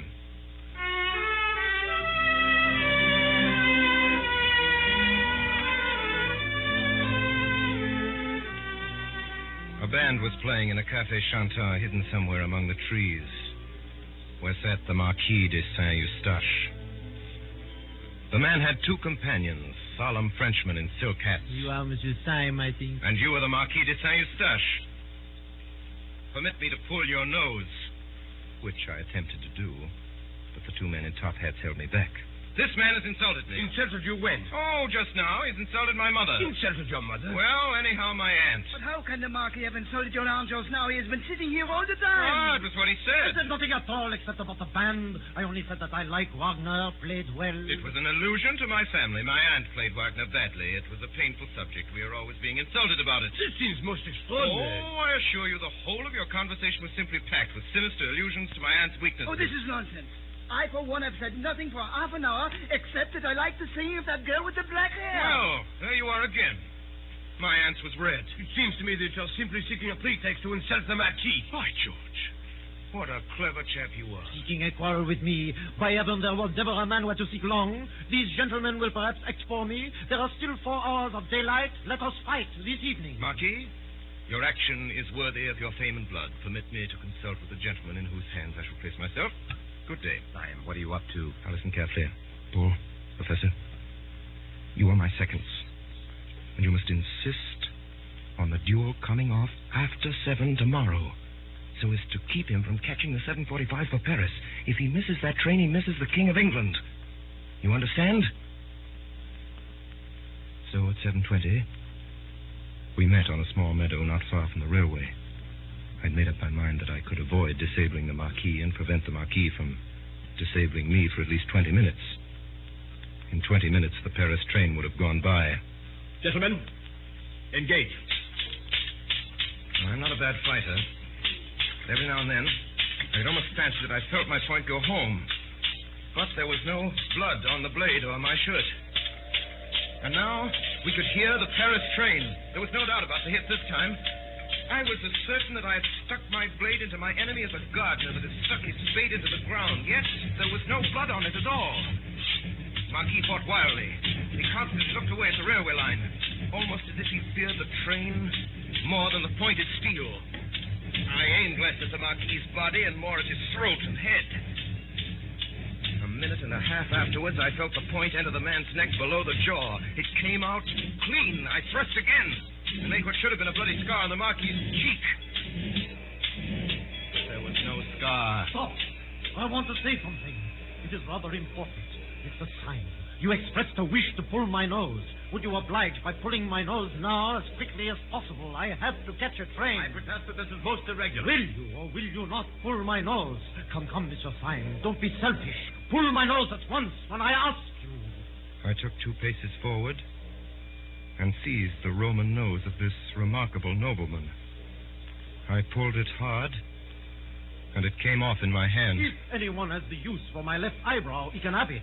Do accept my left eyebrow. It is the kind of thing that might come in useful any day. The Marquis was recklessly throwing parts of himself right and left about the field. You are making a mistake, but it can't be explained just now. I tell you, the train has come into the station. Yes, Marquis, and the train shall go out of the station. It shall go out without you. Will you drive me mad? You shall not go by the train. Great, fat, blasted, blear-eyed, blundering, thundering, brainless, doddering, blasted fool. You great silly, pink-faced pie-eyed turnip. You shall not go by this train. And why in the infernal blazes should I want to go by the train? We know all. You are going to Paris to throw a bomb. Going to Jericho to throw a Jabberwock. I didn't care about catching the train. I cared about whether the train caught me, and now, by God, it has caught me. What do you mean? It means everything, the end of everything. Sunday has us now in the hollow of his hand. Us? What do you mean by us? The police, of course. I am no Marquis. I am Inspector Ratcliffe of Scotland Yard. Then the whole bally lot of us on the anarchist council were against anarchy. Every born man was a detective except the president and his personal secretary. What can it mean? It means that we are struck dead. Don't you know, Sunday? I tell you, he's bought every trust. He's captured every cable. He has control of every railway line, especially of that railway line. The whole movement was controlled by him. Half the world was ready to rise for him. But there were just 5 people, perhaps, who could have resisted him. And the old devil put them on the Supreme Council to waste their time in watching each other. Sunday knew that the professor would chase Syme through London, that Syme would fight me in France, and he was combining great masses of capital, seizing great lines of telegraphy, while we 5 idiots were running after each other like a lot of confounded babies playing blind man's buff. And since you really want to know what was my objection to the arrival of that train, I'll tell you. My objection was that Sunday or his secretary has just this moment got out of here. We all turned our eyes toward the station. A considerable bulk of people seemed to be moving in our direction. They may be ordinary tourists. Ordinary tourists wear black masks halfway down the face. It was quite true that the leader in front wore a black half mask almost down to his mouth. And the mouth was smiling, a crooked smile, on one side of the face. I can't believe it. The thing is nonsense. The plain people of a peaceable French town. Someone has shot at us. Pray resume your remarks, Dr. Bull. You were talking, I think, about the plain people of a peaceable French town. Stop! Here come the police! They're charging the mob! No! No, they're forming along the parade! They've unslung their carbines. Yes, and they're going to fire on us. The police have joined the mob! The mob, advancing steadily, was almost on top of us. Charge the anarchists! Charge the anarchists! There was no doubt of it. The leader was Monday. Monday, Secretary of the Council. Under the black mask, his mouth was working horribly. Monday! Stop! Charge the anarchists! Swords! For our time has come to die! There's some mistake, Mr. Syme. I heartily think you understand my position. I arrest you in the name of the law. Oh, the law? But you are the Secretary of the Anarchist Council. Nonsense. I am a detective from Scotland Yard.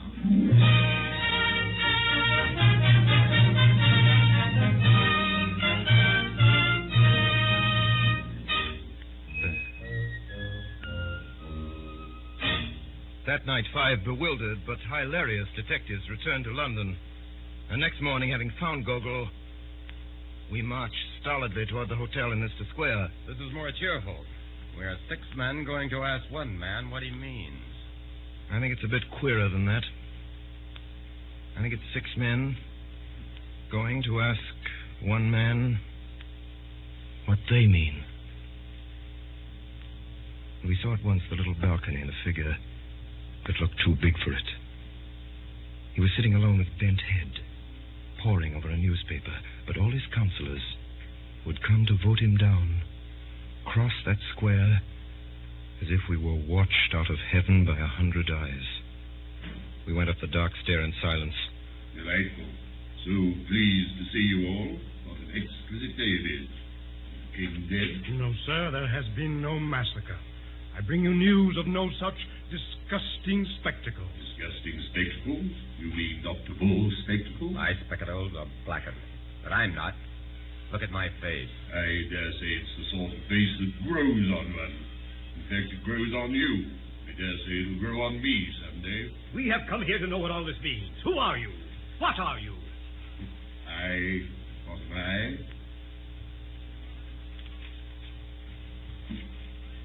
If you want to know what you are, you're a set of highly well-intentioned young jackasses. And you, what are you? What am I? The president rose slowly to incredible heights, like some enormous wave about to arch above us and break. You want to know what I am, do you? Bull, you're a man of science. Grub in the roots of these trees and find out the truth about them. Syme, you're a poet. Stare at those morning clouds and tell me the truth about morning clouds. But I tell you this, that you will have found out the truth of the last tree and the topmost cloud before the truth about me. You will understand the sea, and I shall still be a riddle. You shall know what the stars are, and not know what I am. Since the beginning of the world, all men have hunted me like a wolf. Kings and sages and poets and lawgivers, all the churches and all the philosophers. But I have never been caught yet, and the skies will fall in the time I turn to bay. I have given them a good run for their money, and I will now. Before any of us could move, the monstrous man had swung himself over the balustrade of the balcony, yet before he dropped, he pulled himself up again and thrust his great chin over the edge of the balcony. There's one thing I'll tell you, though, about who I am. I am the man in the dark room who made you all policemen.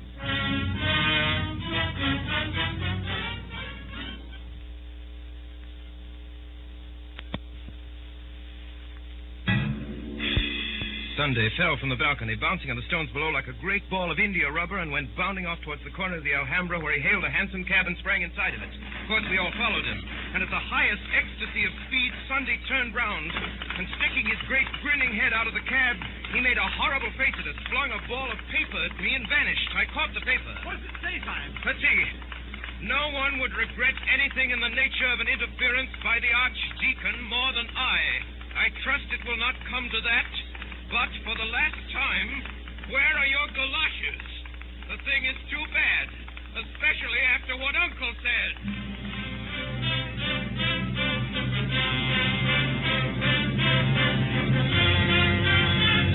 Fire engine appeared, and the president leaped incredibly from his hansom, caught the back of the engine, and flung himself onto it. After him! There's no mistaking the fire engine! Our cabmen whipped up their horses, and the president acknowledged this proximity by coming to the back of the fire engine, bowing repeatedly, kissing his hands, and finally flinging out to us a neatly folded note. Read it! Read it! Fly at once! The truth about your salvage stretches is known! A friend!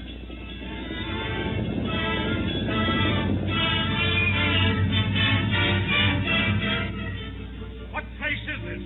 Sunday had jumped from the fire engine over an iron gate, and we'd followed him to a kind of park. Can it be the old devil's house? No, you fool! It's the zoo! Come this way. That's what? Come where? The elephant. An elephant? An elephant has gone mad and run away. What? Yes, he's run away with an old gentleman, a poor old gentleman with white hair. What sort of old A gentleman? very large and fat old gentleman in light grey clothes. The elephant has not run away with him. He has run away with the elephant. And by thunder, there he is. There was no doubt about it this time. Clean across the space of grass with a crowd screaming and scampering gaily at his heels went a huge gray elephant. On its back sat President Sunday with all the placidity of a sultan. Stop him! He's beyond the gate! Stop a landslide! He's out of the gate!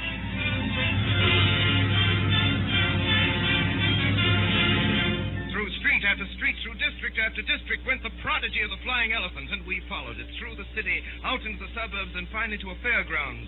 The president had disappeared. Look! Look over there! Look at what? Look at the captive balloon! Why the blazes should I look at a captive balloon? What is there queer about a captive balloon? Nothing, except that it isn't captive. 10,000 devils! He's not into it!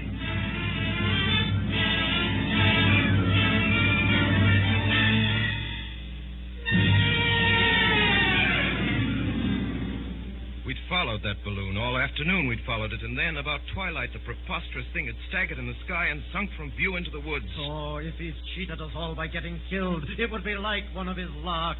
And almost at the same moment, all six of us realized that we were not alone in the little field.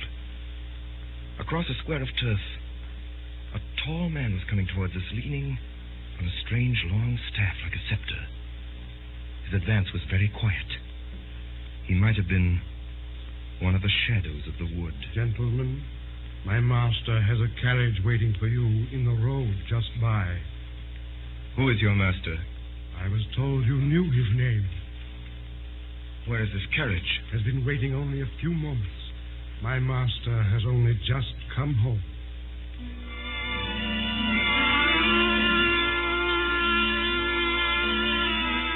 All six of us compared notes afterwards and quarreled. But we all agreed that in some unaccountable way the place where we came that night reminded us of our boyhood. It was either this elm top or that crooked path. It was either this scrap of orchard or that shape of a window. But each man of us declared that he could remember this place before he could remember his mother. Refreshments are provided for you in your room. I entered a splendid suite of apartments that seemed to be designed specially for me. I have put out your clothes, sir. Clothes? I have no clothes except these. My master asks me to say that there is a fancy dress ball tonight. You're to be dressed as Thursday, sir. Dressed as Thursday?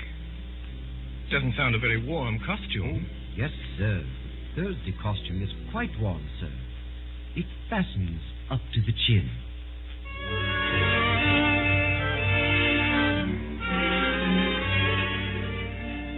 I was led onto a very large old English garden full of torches and bonfires, by the broken light of which a vast carnival of people were dancing in motley dress. I seemed to see every shape in nature imitated in some crazy costume. There was a man dressed as a windmill with enormous sails, A man dressed as an elephant, a man dressed as a balloon. There was a dancing lamppost, a dancing apple tree, a dancing ship. One would have thought that the untamable tune of some mad musician had set all the common objects of field and street dancing an eternal jig. And long afterwards, when I was middle-aged and at rest, I could never see one of those particular objects, a lamppost or an apple tree or a windmill, without thinking that it was a strayed reveler from that revel of a masquerade. On one side of this lawn, in a kind of crescent, stood 7 great chairs, the thrones of the 7 days. And so the night wore on, and finally the last of the dancers vanished, and the fire faded as the long, slow, strong stars came out. And we 7 strange men were left alone, like 7 stone statues on our chairs of stone. Then Sunday spoke. We will eat and drink later.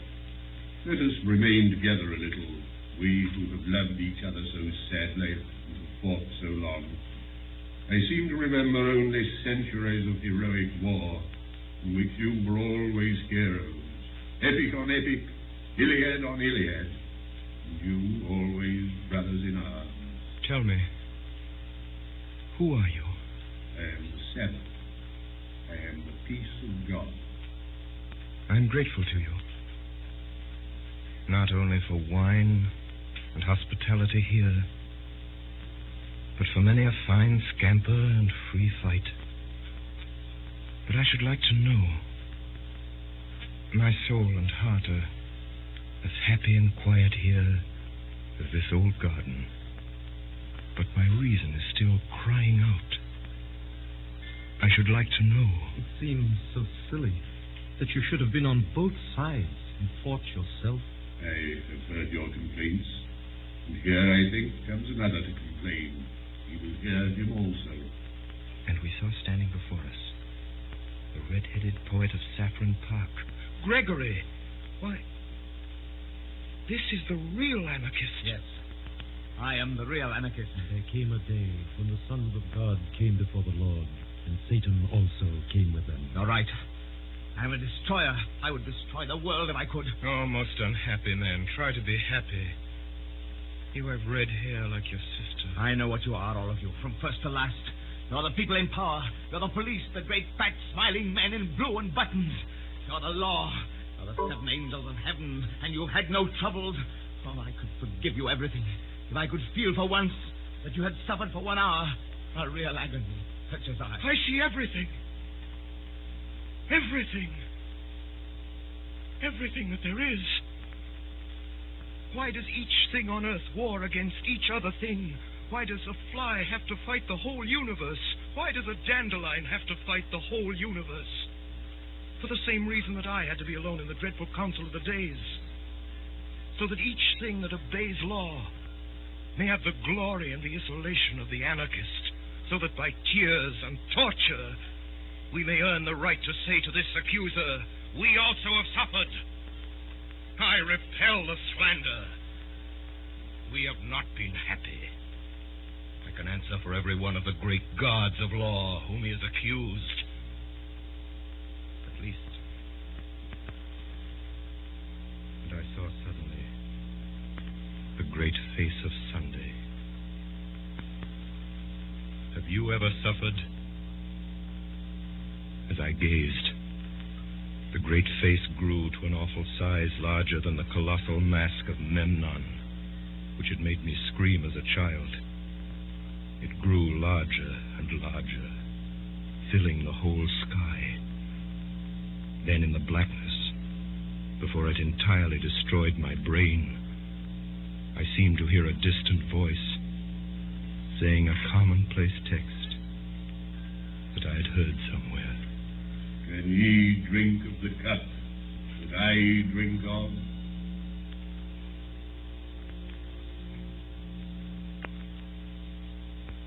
When men in books awake from a vision, they commonly find themselves in some place in which they might have fallen asleep.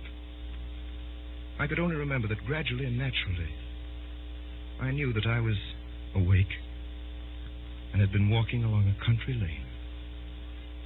Dawn was breaking over everything, in colors at once clear and timid, as if nature made a first attempt at yellow and a first attempt at rose. A breeze blew so clean and sweet that one could not think it blew from the sky. It blew rather through some hole in the sky. I felt a simple surprise when I saw, rising all round me on both sides of the road, the red, irregular buildings of Saffron Park. I walked by instinct along one white road on which early birds hopped and sang, and found myself outside a fenced garden. And there I saw the sister of Gregory, Rosamond, the girl with the gold-red hair, cutting lilac before breakfast with the great unconscious gravity of a girl.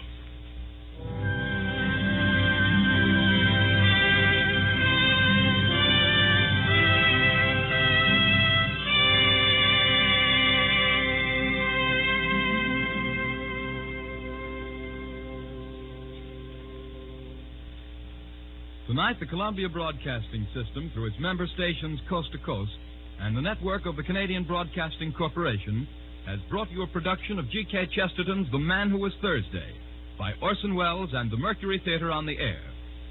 The adaptation for radio was made by Mr. Welles.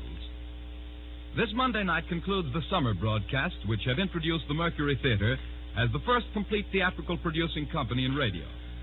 But the tremendous response which their efforts have drawn from all parts of the country has ensured their continuance with us through the coming months. The Columbia Broadcasting System is therefore proud to announce a new series of weekly productions by Orson Welles and the Mercury Theater on the air, beginning next Sunday evening, September the 11th, from 8 to 9 o'clock Eastern Daylight Saving Time. The first play next Sunday at 8 will be Vincent van Gogh, an original drama based on the letters of the famous painter to his brother Theo and the records of his biographers. In the cast this evening, Sunday, Eustace Wyatt, the Professor Ray Collins, Gregory George Coulouris, the Marquis Edgar Barrier, Gogol Paul Stewart, Bull Joseph Cotton, the Secretary Erskine Sanford, Witherspoon Alan Devitt, Rosamond Anna Stafford, and Gabriel Syme, The Man Who Was Thursday, by Orson Welles. Davidson Taylor supervised for the Columbia Network. This is Dan Seymour speaking. The orchestra was directed by Alexander Semler.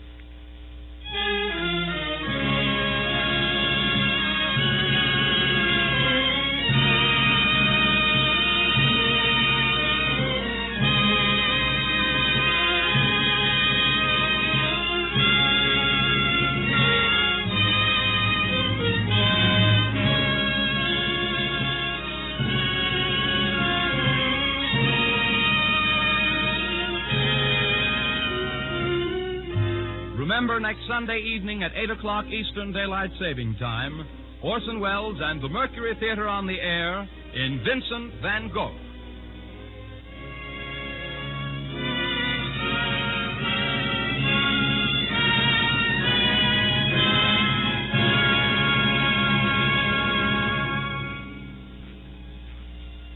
Be sure to be at your radio next Monday at 9 p.m. Eastern Daylight Saving Time. That's when the Lux Radio Theater begins its new series of broadcasts, same stations as last year. The first presentation will be Spawn of the North, with George Raft, Frederick Murray, John Barrymore, Dorothy Lamour, and Akim Tamirov. Next Monday at 9 p.m. Eastern Daylight Saving Time. This is the Columbia Broadcasting System.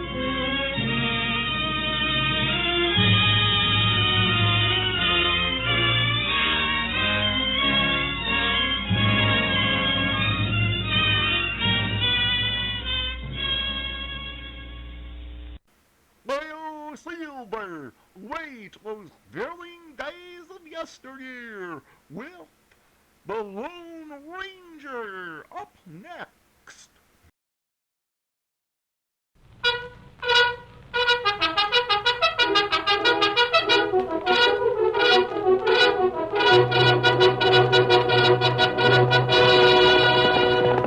Hail, Silver, away! Fiery horse with the speed of light, a cloud of dust, and a hearty "Hi-yo, Silver!" the Lone Ranger.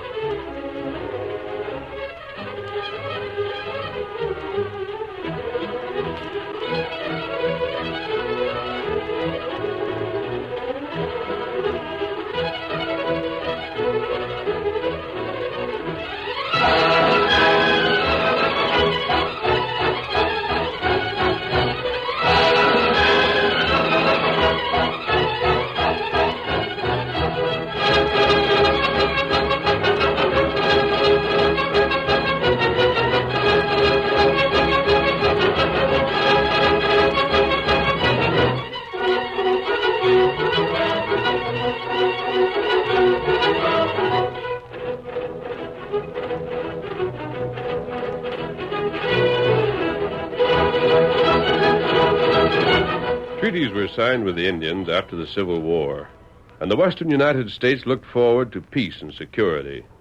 But renegade whites did their best to rob the Indians of their land, and open warfare might have broken out through the whole of the new territory if it had not been for the masked rider of the plains. It was his strength and courage, his daring and resourcefulness, that preserved the peace and made possible the winning of the West. Return with us now to those thrilling days of yesteryear. From out of the past come the thundering hoofbeats of the great horse Silver. The Lone Ranger rides again. Come on, Silver! We're heading for Tom Wando's village. There's going to be trouble. Hi-yo, Silver, away!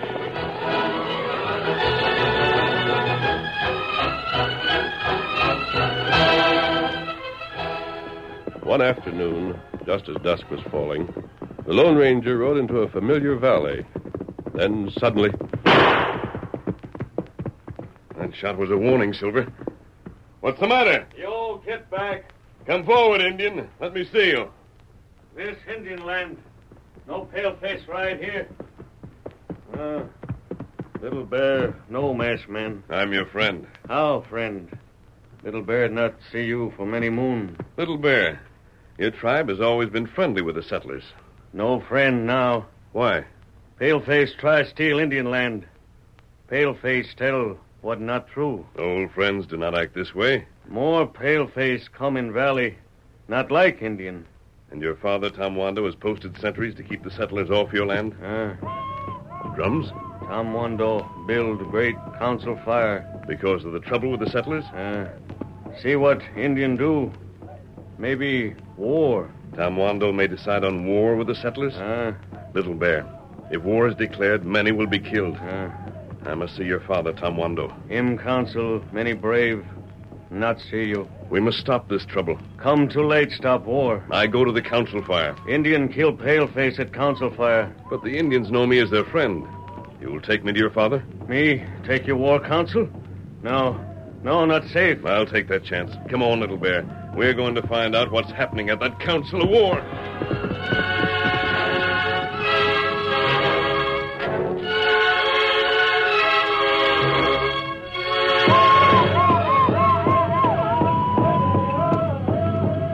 Hundreds of painted Indians danced about a great tribal fire. Drums throbbed in the darkness. The wail of the women was pierced with the boastful shouts of the warriors as they proclaimed their prowess, the war dance ritual. The wise old men of the tribe nodded approval and waited for the words of Tom Wando. Tom Wando, speak. In past this Indian land, ride many horse, hunt many buffalo, plenty food, plenty wampum. Great Spirit smile on Indian. Great Spirit say, Indian own river, fish.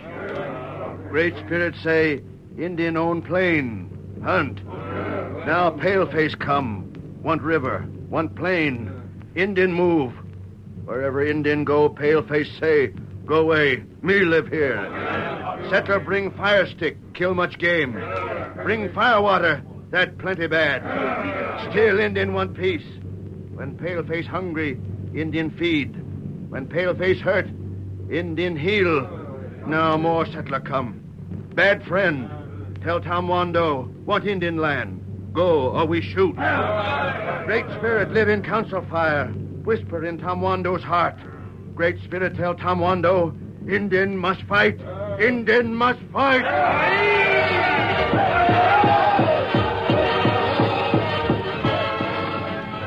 The frenzied braves danced around the fire once more. The rhythm of the drums grew faster. Suddenly one warrior stopped near the Lone Ranger's hiding place. His keen eyes had detected something wrong. He pointed. The braves advanced, tomahawks ready, knives poised for the killing thrust. As they neared, the Lone Ranger and Little Bear stepped from behind the trees and faced them. Paleface, Little Bear, too. Kill him! Kill Paleface!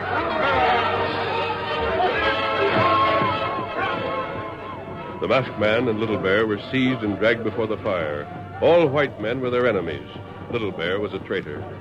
But as they prepared the execution, Tom Wando and the wise men of the tribe forced their way through the crowd of younger men.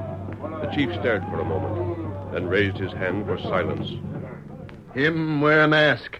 How, Tom Wando? Many moon gone by, masked man help Tom Wando.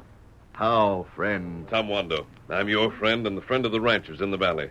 Let me do what I can to stop this war. Let Paleface go. Come, Tom Wando tell trouble. Great trouble. The old chief drew the Lone Ranger aside from the other Indians. They spoke for many minutes. And finally, the chief said, Tom Wando trust. Go in peace. Moon over fire now. Indian wait till moon next time over fire. Tomorrow night at this time. I'll be back before then, Tom Wando. Not come then. Indian go war path.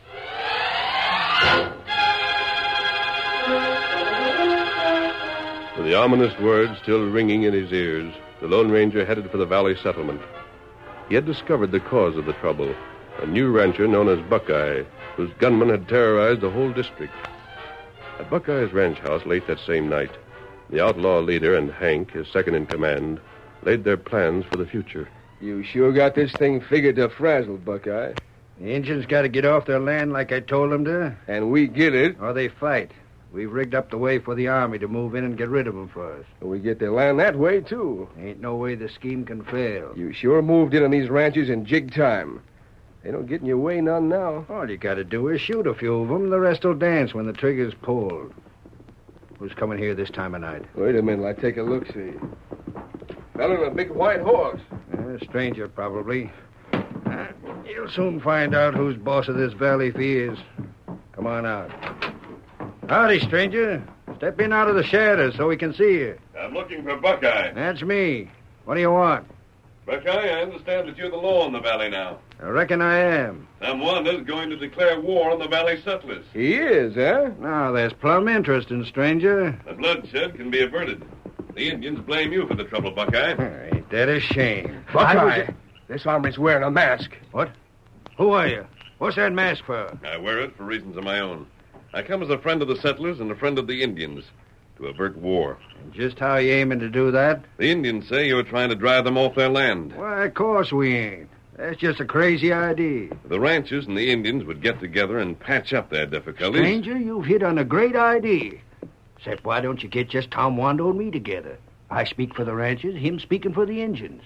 Will you give me your word to deal fairly? No tricks? I promise, sure. Then expect an Indian here tomorrow. He'll be alone, and you'll be alone. Sure I will. Yep. No need to hurry off, mister. I must arrange for the meeting. Hail, Silver, away! Me, I got plans to make, too. I just hope Tom Wando comes here alone. I'll handle that redskin.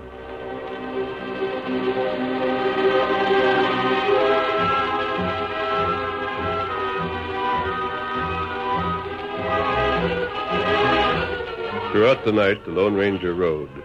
He guided the mighty Silver through the woods and over hills until he reached the camp where Tonto was waiting. Tonto, I need you. You coming, Knight? What happened? Indian friends of ours, Tom Wanda's people, are about to start a war that can be stopped. Now ride with me, and I'll explain it while we travel. Cantor ready, plenty quick. This man called Buckeye practically controls the settlement, but he isn't satisfied. He's trying to get the Indian land and willing to risk a war. I don't know why. What Tonto do? I arranged for Buckeye to meet Tom Wando in the morning. I want you to meet him instead. Let him think that you're Tom Wando and learn all that you can about his plan. Tonto, do it. Here, Scout. I'll wait nearby until you return, Kimasabi. Get him up, Scout.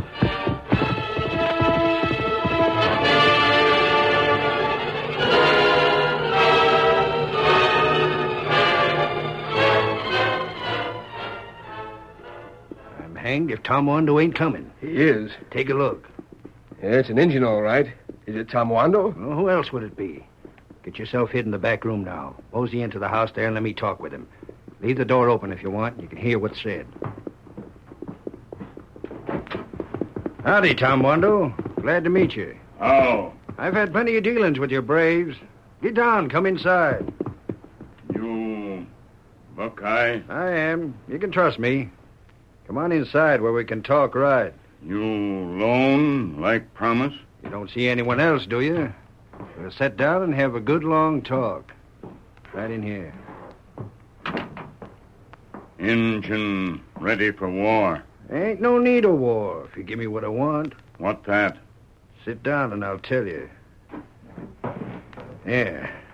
Now then, Tom Wando, you're here. You can give me the land I want. I aim to get that land. Injun land, no good. All hill, stone, wood. No good ranch. I ain't aiming to use that land for ranching or for growing things. And I know there ain't no oil or gold on it, neither. Why you want it? I got me a way to make money out of it. How make money on Injun land? All I want is the land east of Hopkins Gully, 'cause I'm after control of the Black River that runs through it. That only water valley have. I reckon it is. Water no make money. Water worth nothing. Well, when there's plenty of it, water ain't worth nothing. But when it's needed to grow crops and water cattle, and they can't get it nowhere else, it's worth a heap of hard cash. Give me that land east of Hopkins Gully without no trouble, and you Injuns could keep the rest. If Injun say no... You can't stall me. If you don't say you'll do what you want of your own accord, I got ways of making it. Oh, not hurt Injun. I might scared, huh? Will you give me that land east of Hopkins Gully? Land not mine. Tribe own land. Your tribe will do as you say. Your word's good enough for me. Are you going to say yes or no? No hurt. And me say yes. Fine. Injun give you land east Hopkins Gully. You promise Injun, them keep other land? Sure you can keep the rest. You going? Me go tell tribe. I'll give your warriors till day after tomorrow to get off my new land. And me and my men move in. Day after tomorrow. Land yours. So long, Tom Wando. I'm glad we settled this peaceful. Long as you're my friend, you can always get free firewater here. So long. Hank. Did you hear? I gotta hand it to you, Buckeye. He sure come to terms quick. So the settlers, when they finally got to deal with us and pay our price if they want to get water. Look at all the land of this valley, Hank. It'll all be mine. Just 'cause you got the water don't mean you get all the ranches, too. It will. We'll pump all the money we can out of the ranchers for water. Yeah? And at the prices they're going to pay for that water, they'll soon go broke. When they don't pay, they don't get water. The land will get worthless, and we step in. That way we can get all that land. We can and we will. There ain't nothing that can stop us.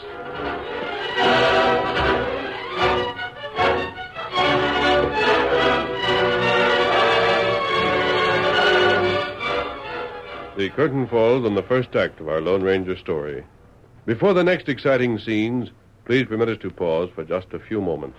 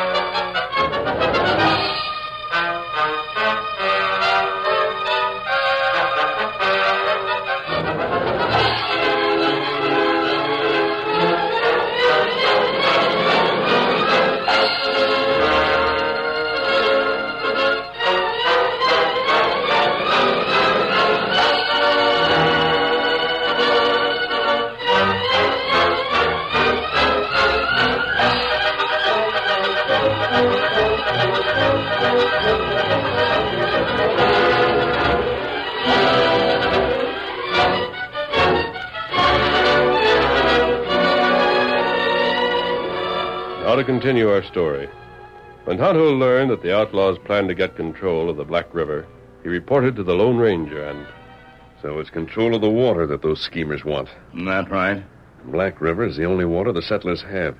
If Buckeye gets the land he wants, he can cut off the water and make the settlers pay heavily for it. Ah. Did Buckeye think you were Tom Wando? That right. Tonto let him think that. Good. Buckeye think him scare Tom Wando. Make him give up land. And our next move is to report to Chief Tom Wando. We've got to persuade him to give up the land. Oh, him not do it. Tom Wando never give up land. He'll have to be persuaded, Tonto. Perhaps you can talk to him easier than I can. Tom Wando's our friend. What me do? Tell Tom Wando what happened. Tell him to clear all the Indians off the land east of Hopkins Gully. Tell him you've given his word. What you do? I'm going to see the settlers. With their help, we'll rid the valley for good of Buckeye and his men.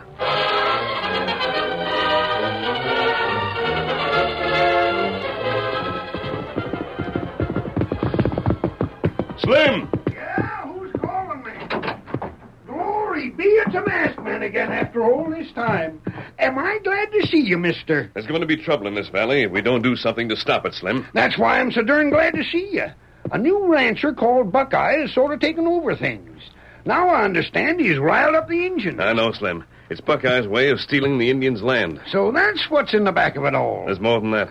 Unless we act, Buckeye will control the whole valley. Oh, what do you mean? I mean that the old settlers are going to have to stop Buckeye. Now that you're here to lead us, we'll all be raring to go. Good. I was counting on your help. You'll get it.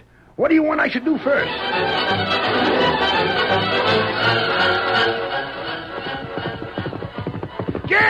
Jeff! The masked man's come to the valley again. He's going to help us get rid of Buckeye. Get over to my ranch house fast.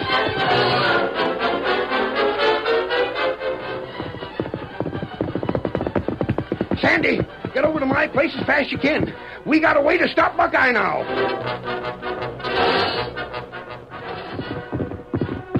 Matt, good news. Get over to my ranch. The masked man's there. He's going to help us lick this Buckeye to a flat.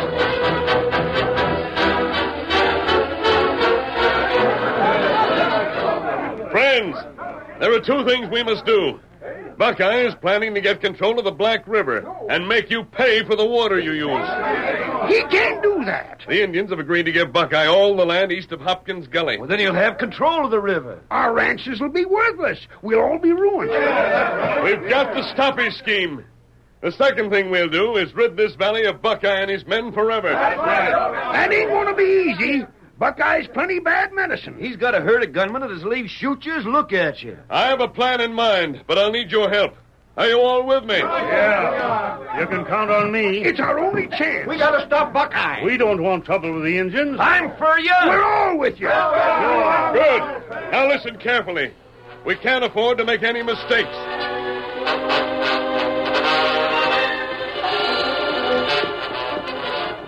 That morning, a party of old settlers rode up to Buckeye's ranch. What's these fellas coming here for? They know better than to start trouble. What do you fellas want? We thought we'd have a friendly little talk with Buckeye. What you come to say? Well, we've been here in the valley for a long time, Buckeye, and we always got along peaceful and friendly. Then you come and brought them gunmen of yours. Are you fellas looking for trouble? Of course not. We fellas ain't no match for your paid killers, and we know it. See that you ain't forgetting it. Spill what you got to say and get. We're aiming to buy you out of here. Hard cash? We got it right with us, and a bill of sale for you to sign. How much? $2,000. $2,000 for this ranch? I paid $6. $2,000's all we could reach. $2,000 ain't a teaspoon in a barrel what this land's worth. You got this $2,000 with you? Yep. Is it a deal? I paid $6,000 for this ranch, and now you're asking me to settle for $2,000. Let me see that paper. Here it is. It's a regular bill of sale. You're buying this property just to get me out in the valley, huh? Will you sell? Me and my boys and the other settlers in the valley never did get along. This is a good ranch, and I sure hate to lose so much money on it. Now, let me see the $2,000. Buckeye. It's right here in my hand, waiting for you to sign that paper.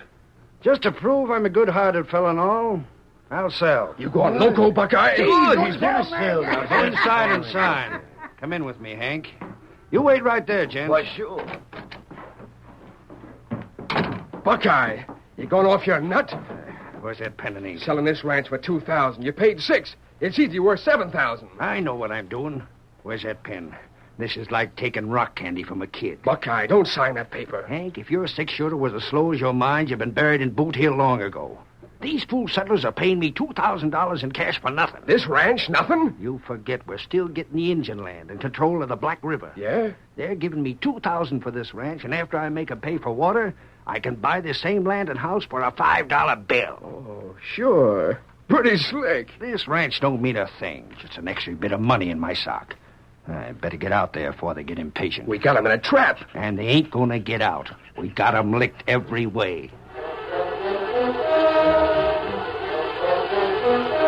Buckeye signed the bill of sale and promised that he and his men would be off the ranch that same day. The ranchers rode off, satisfied that the first part of the Lone Ranger's plan had worked. Returning to their homes, they gathered picks and shovels and rode off again into the hills. Their fellow settlers had been hard at work in Hopkins Gully since dawn, and... There are the others working at the bend in the gully. Well, we got Buckeye headed out of the valley now, but how the masked man can keep him from getting the river's more than I can figure out. What good's getting him out of the valley if he can still ruin us by stopping our water supply? The masked man and his Indian friend must have something up their sleeves. If they can't help us, no one can, and we're licked. Slim! Back! Over here, you fellas! The fellas sure have dug a big hole in the pass through the gully. Yeah, but how's that going to help? I don't know. Hi there, friend. We did just like you said. Word for word, just like you told us to. Fine. Did Buckeye agree to sell? He sure did. How'd you fellas come out with Buckeye? Just like our friend here said we would. I got the bill of sale right here in my pocket. Good. That's our first step. Our hardest job is to see to it that those men can't control the river. Just how you planning to stop that? The Indians have promised Buckeye the land east of Hopkins Gully. That's the land the river flows through now. What do you mean now? I hope you'll soon see what I mean. Now dig in, men. Keep going. Max, Slim, you other fellas had better pitch in. Just tell us what to do. Join the others and dig that trench deeper and longer. It's heading right through the gully. Sure thing. There isn't a moment to spare. We can't let up with this plan is to work. We're digging for all we're worth. And if we don't, we'll be worthless. We won't have nothing. Let me in there, Shorty. I'll take this good old pick and break up that shale for you, then you can shovel it out. Look, Tom Wanda and his braves are coming here. Well, keep digging. They're friends of the masked man, and they always been our friends. Oh, look, Tonto's riding with them. Oh, friend. Tom Wando, Tonto has told you of the agreement made with Buckeye? Plenty bad. Buckeye get river. Not if we can help it. No can stop. Tonto give word of Tom Wando. Tom Wando never speak double tongue. This land east of the gully is rocky and worthless. It's only valuable because of the river. That right. Me tell Tom Wando you have plan. Him come see. Fine. Tonto, ride into the valley and watch Buckeye. When he and his men start for this gully, ride ahead and warn us. Get him up, Scout. What plan? Buckeye and his men think they've tricked us all. We're going to give them a surprise they'll never forget. We're nearly ready for the blasting powder. Keep digging, men. We've got to hurry. I sent for you, Tom Wanda, because we may need your help.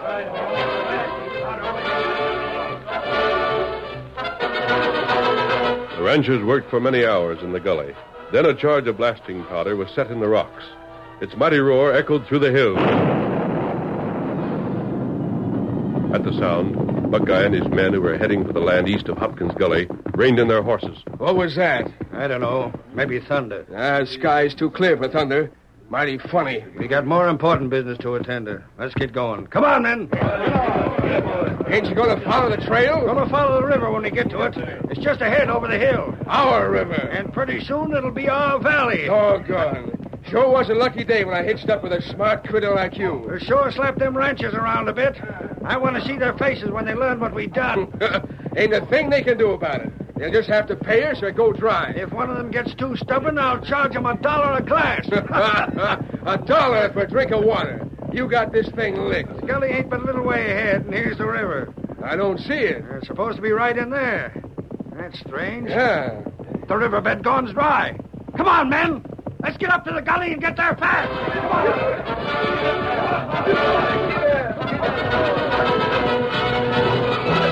Buckeye and his men galloped toward the gully as fast as their horses could carry them, while Tonto raced ahead to warn the Lone Ranger of their approach. As they neared the entrance of the gully, the outlaws saw no sign of the men who had been working there, no sign of the Black River. Here's the gully just ahead. There's something mighty wrong here. I can't figure this thing out no way.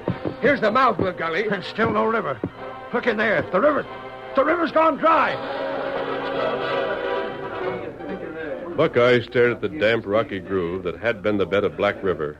Down in the gully, a great new wall of rock stretched across from wall to wall. Without that river, we're ruined. The river's gone. Where? I'll tell you where, Buckeye. That masked man. You. What do you know about this? I know that your scheme has failed. You're not going to be able to ruin the settlers. Where's the river? The Indians were forced to give you the land east of Hopkins Gully. The course of the river has changed until Black River runs west of the gully. One man couldn't do that. There were many men working on it, all the settlers and many of Tom Wando's warriors. Tom Wando's And we're all here just over the rim of the gully. Just hoping you'll start trouble. They got the drop on us, boss. We better head back for our ranch. You fool, we ain't got no ranch. We sold it for next to nothing to the settlers. And you figured you'd trick them. There's no place in the valley for you anymore. Now clear out. No man living can talk to me that way. Don't reach for your gun. Buckeye. I'll show him. Oh! If any of you others want trouble, you'll get it. Those of you that leave quietly, get riding and never come back to the valley again. We're going. We're going. My hand is... I only hit your gun. Get going. Just don't shoot again. I'm going. Stranger, can I ask you one question before I go? What? How in Tonga did the river change its course? The settlers dug a new channel for it and blasted that wall of rock across the gully. So the river had to follow the new course west of the gully. I'm doggone if you ain't even smart in Buckeye. Now get going with the rest of Buckeye's men. Them all go. Look at them go. There goes all the valley's troubles. No more Indian trouble. Them gone. And thanks a lot for having your braves pitch in and help us, Tom Wanda. Come, Tonto. Tonto ready. Long time Indian pale-faced been friend. Now we stay friend. You're doggone right we're friends. Everything's turned out in apple pie order. Bad men go. And the valley's safe. We bought Buckeye's ranch. Trying to cheat us, he cheated himself. And it's all thanks to the masked man. Where's he gone? There him, Tonto, go. Didn't even wait for us to thank him. Him great man, Lone Ranger. Hail, Silver, away!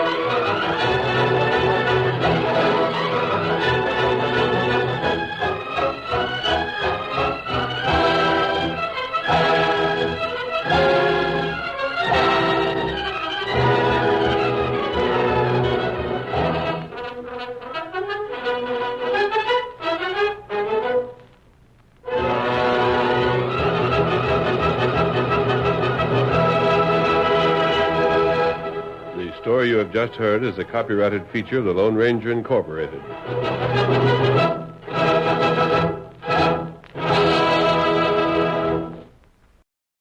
Up next on Nightly Old Time Radio shows, enjoy the adventures of Nick Carter, Master Detective.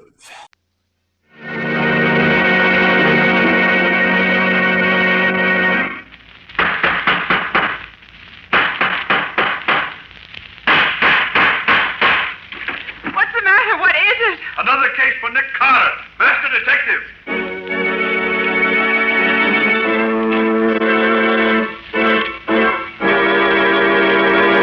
Yes, it's another case for that most famous of all manhunters, the detective whose ability at solving crime is unequaled in the history of detective fiction. Nick Carter, Master Detective. Tonight's curious adventure, Records of Death. For Nick Carter and the mystery of the unclaimed box.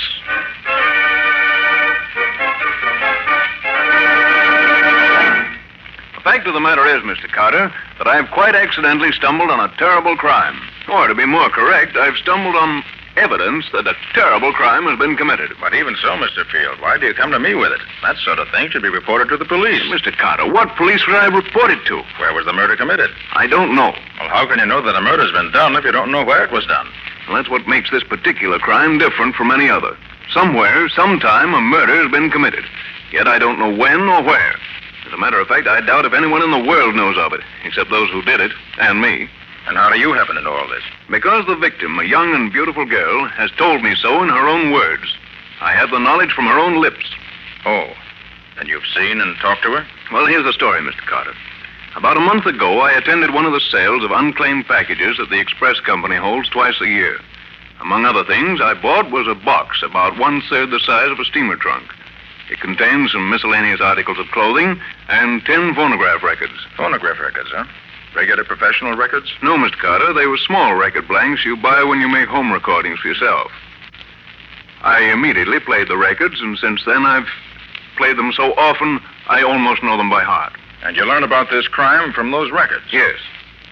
Mr. Field, you wanted to arouse my curiosity. You certainly succeeded. When can I hear these records? Immediately, Mr. Carter. I have them in my room. If you'll go there with me, we can listen to them at once. Splendid. You mind if I take my assistant, Patsy Bowen, with me? Of course not. Then as soon as she's ready, we'll go. Patsy, Yes, Nick? get your hat. We're leaving at once to listen to a murder.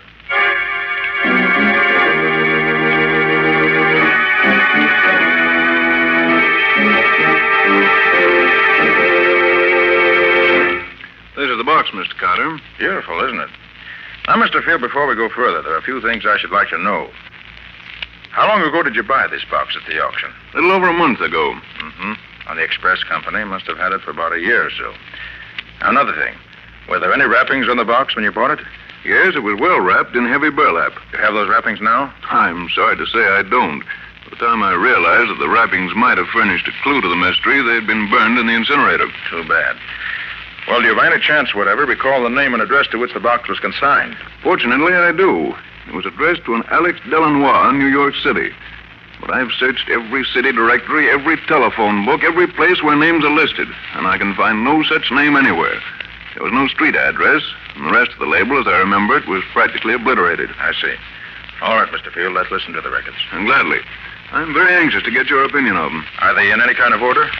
After hearing them over and over as I've done, I believe that I've finally arranged them in their proper order. I see. They're so peculiar, I can hardly wait to see if you can tell me the answer. Here's the first one. I have a terrible story to tell. But even while I try to tell it, I'm afraid that you, who may listen to this, will not believe me.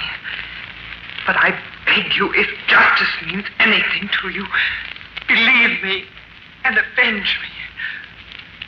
I shall rest easier in my grave if I know that those who hope to profit by my death have been deprived of the fortune they plan to get by killing me. I am very rich, but I am not rich enough to avoid the fate that is in store for me. She sounds as if she meant it, doesn't she?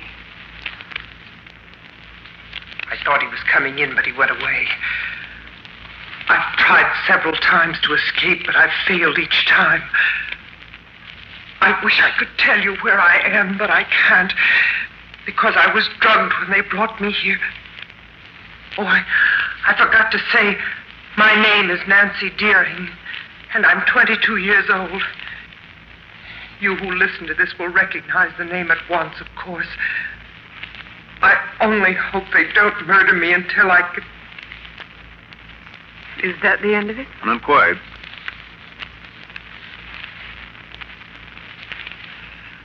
He almost caught me that time, but now he's left me alone again.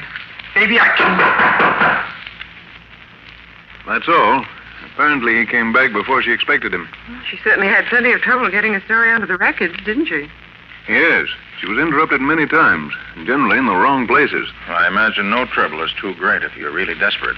What a terrible feeling it must be to expect to be killed any minute. Here's the second record, if you're ready. Okay, Field. I don't know where I left off with my story last time, and I dare not play it back. If they should ever hear what I'm trying to do, they'd take the machine away from me. Then I'd be completely lost. I feel that my end is coming very soon now. They may carry out their plans to... In the gloaming, oh, my darling, when the lights are soft and low, and the flickering... I think he's gone now. I'm sure Ralph was listening at the door, but the singing apparently convinced him I was listening to the radio. When the time comes, I know it will be Ralph who kills me. Olive will undoubtedly help him, but Ralph is the leader. I found that out the other day when they tried to get me to sign the papers which will give them possession of my fortune. I shall never sign, but that... When the lights... The rest of the record, that song. They did her best to get her story on those records. Too bad she didn't succeed better. Well, she managed to get most of her story on the records, one way or another. The only thing she really missed out on was telling us more about herself than just her name. Probably never occurred to her that the records might travel thousands of miles before someone would hear them. Yeah, here's the third record. Last night, somebody searched my rooms while I was in bed. Maybe they suspect that I'm making these records. Although I'm very careful, I play the radio all the time so they'll be used to hearing the noise. Ralph told me yesterday he was sure I was going crazy. Maybe I... Nancy, Olive asked me to tell you that. And that ends that. Whose voice do you suppose that was there at the end? I suspect it was Ralph's. It's amazing how much of the scene she recreates this way without really saying anything definite. You can feel the tension and the suspense right along with her. Yes. On the fourth record, she was able to get part of the visit that Ralph paid her one day. She must have known he was coming and prepared for it by putting the record blank in the machine in advance. Then, when she heard him at the door, she probably turned it on and got this. Well, put it on quickly, Mr. Field. Here you are, Miss Bourne.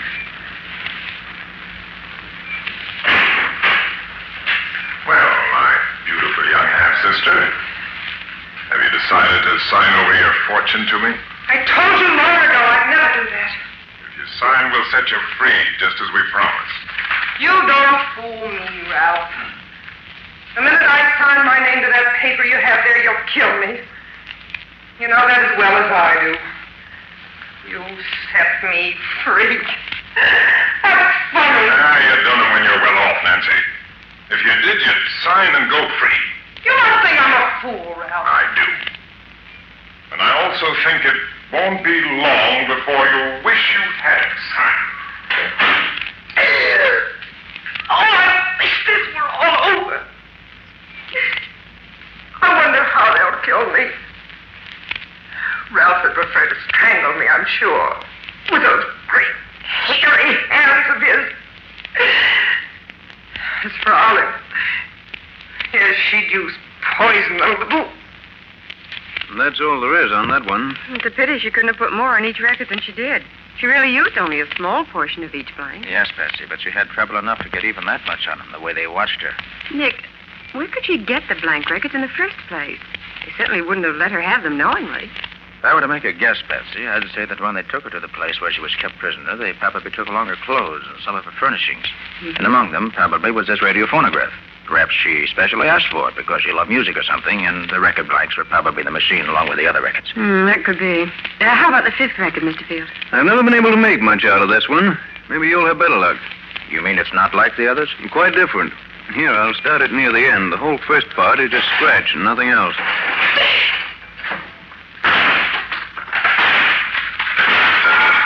What's the idea of locking us up? Nancy. Where is she? Nancy, come on out here. She's hiding. Drag her out. I'll find her. No, bring her on. Here, look over here. Look there. Come on.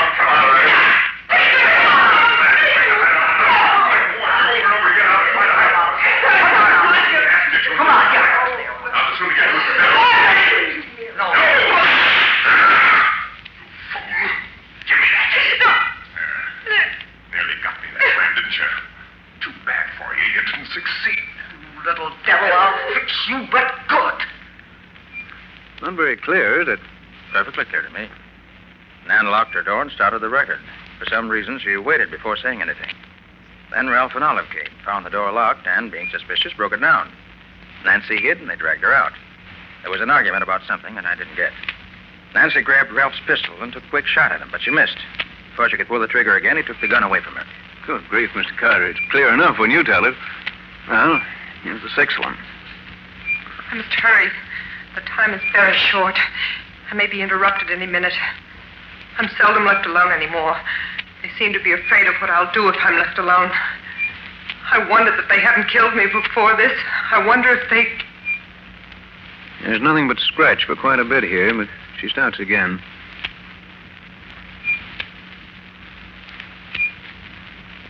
Olive came in. I had to stop. Now she's gone for a few minutes at least. Yesterday I wrote a letter to my father and I threw it out the window, hoping someone would find it and mail it. But Ralph found it and brought it back to me and laughed at me. I keep asking him for news of my father, but he'll tell me nothing. If Father only knew where I am, he'd rescue me. Maybe if I can just... And that's the end of that. Well, we didn't get much out of it. I wonder where Father comes into this. You'll see before we're through. And this seventh record is more interesting because it records a complete conversation between Nancy and Ralph. Good. Let's hear it.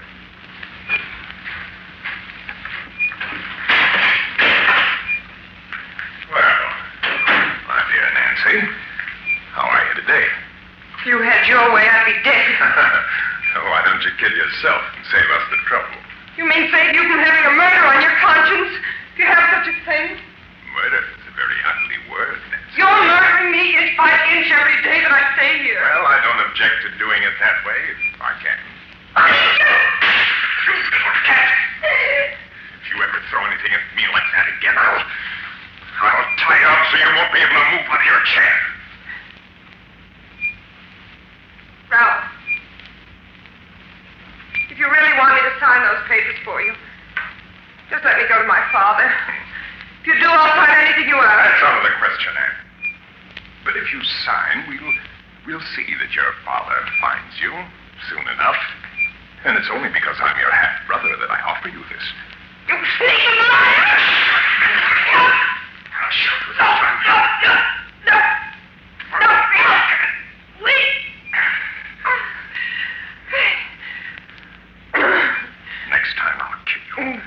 You weren't my half-sister. I do it right now. And I'd enjoy doing it. So don't tempt me too far. I might forget that your mother and mine were the same. Please. Ralph. Will you get me a glass of water? No. Please, please. Well, all right. But no tricks or I'll lose... Oh, gosh, I wish we could have heard more of that. Yes. We might have learned something really important. You will. Nancy knew the record was near the end, and that glass of water was merely an excuse to get Ralph out of the room while she put on a new one. Good for her. She's a clever girl. Oh, what a terrible ordeal she went through. Never knowing from one day to the next whether it was her last. Quiet, Betsy, please. Thank you. You were gone quite a long time. I met Olive in the hall. She reminded me to tell you we've decided that unless you do as we want you to, you have just one more day to live. Just one. Do you think that frightens me? I'll almost welcome death, because I know it's the only way I'll ever get away from you two. And I'm firmly convinced you'll never succeed in getting possession of my fortune. Of course we'll get it. No doubt about that. I don't think you will. No? No. That is, you won't get it unless you're planning on murdering my father, too. After you forged a new will for him to leave behind him. Smart, aren't you? Guessed it the first time.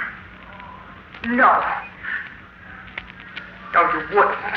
You couldn't. No, why not? He's not my father. And we want his fortune for ourselves. I can't believe such inhuman creatures as you two really exist. Our mother bore a strange lot of children, didn't she?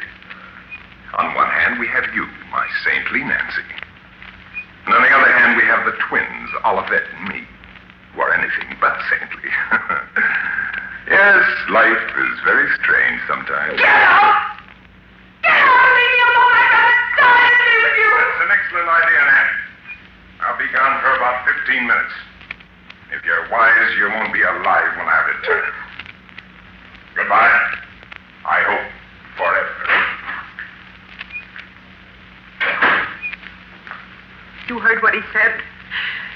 It was the best evidence I could get. Ralph really made a full confession without knowing that every word he said was being preserved for you to hear. My father. Why must he die?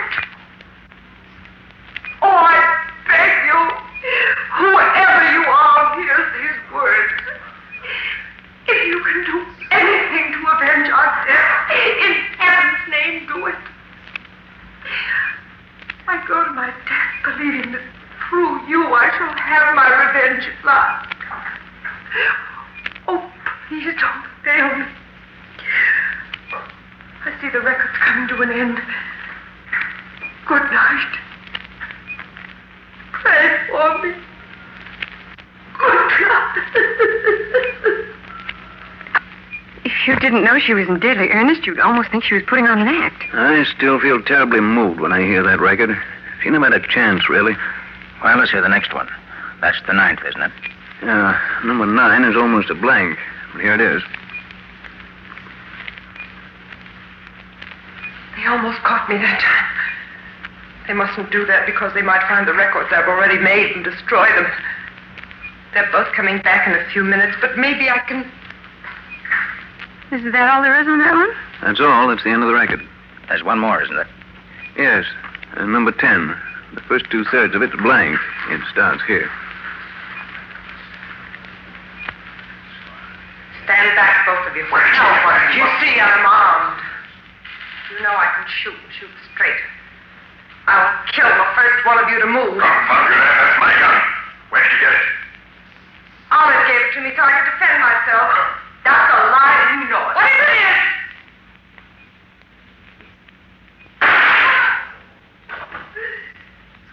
You little son. You haven't waited much too long. This time you have.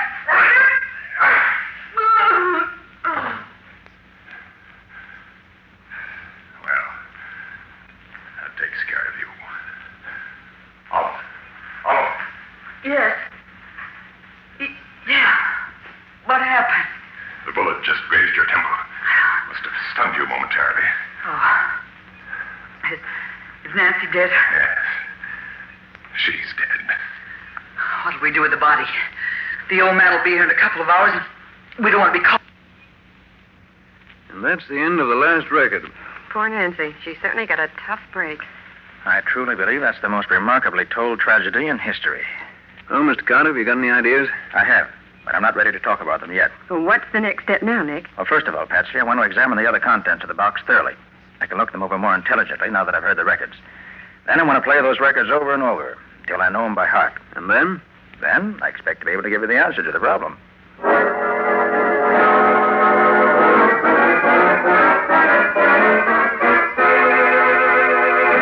Got a sandwich in your pocket, Patsy? Oh, Nick, I thought you'd never finish listening to those records. Well, I wanted to be sure I didn't miss anything anyway. And I believe I've learned everything those records could tell me. You mean you really found some clues, Nick? Yes, indeed, Patsy. There are several clues marked out for us very plainly. Oh, that's wonderful. But first, I want to go over that list we made of the other things that were in that box addressed to Alex Delanois. Of course, Nick. Let me see now. Yes, here it is.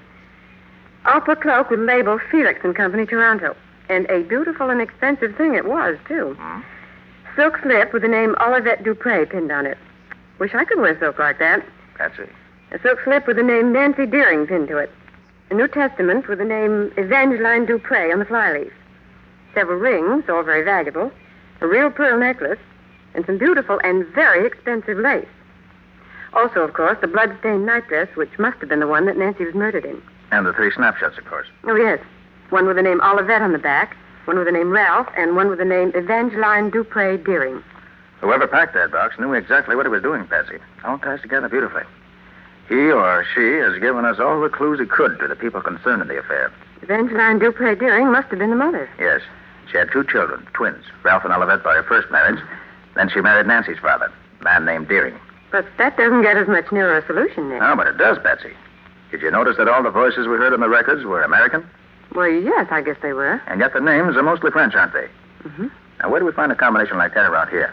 Why, in Canada, I suppose. Exactly. And the label on the opera cloak says Toronto, which confirms the Canada idea perfectly. You mean that the Deerings lived in Toronto? It's certainly quite logical to assume that the scene of the murder is Canada, and very possibly in the vicinity of Toronto. Or we start there anyway. Maybe the Toronto police can help us. But, Nick, even if you're right, it doesn't mean that the police would know anything about the murder. It was all done so secretly. You're overlooking one thing, Patsy. I am? Well, what is it? The family from which these people came was a rich family, very rich indeed, if we may guess from the beautiful laces and from the jewelry and other things packed in the box. Mm-hmm. And remember also that Nancy's father was probably killed, too. Now, I can't believe that the head of a rich and probably well-known family could disappear without anyone knowing it. You mean you think the police will know that something happened to him about a year ago, even if they don't think that there's anything wrong about it? Exactly. So pack your bag, Patsy, and order a taxi to take us to the airport. We're flying to Toronto immediately.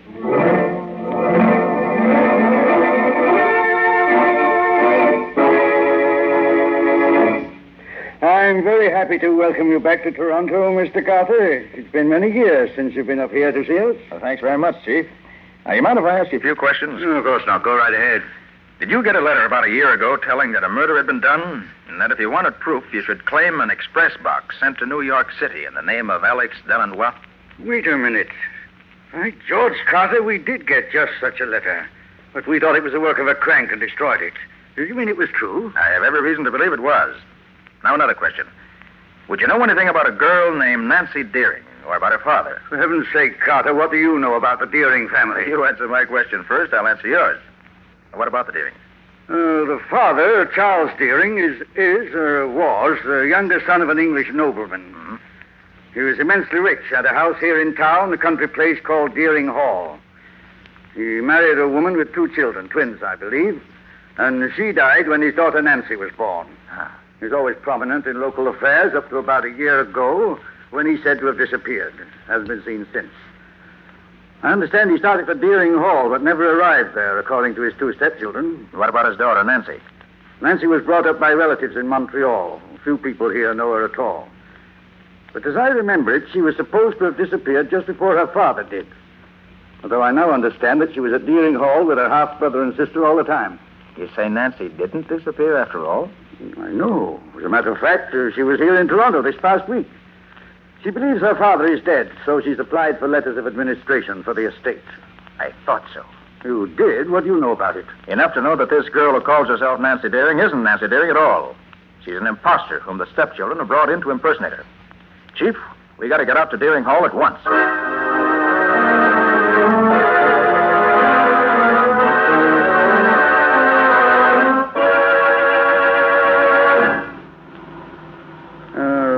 Leading into the Deering estate turns off somewhere right in here, Carter. I'm not quite sure. Oh, look, Chief. There's a man standing in the road up ahead. Oh, so there is. And he's motioning to us to stop.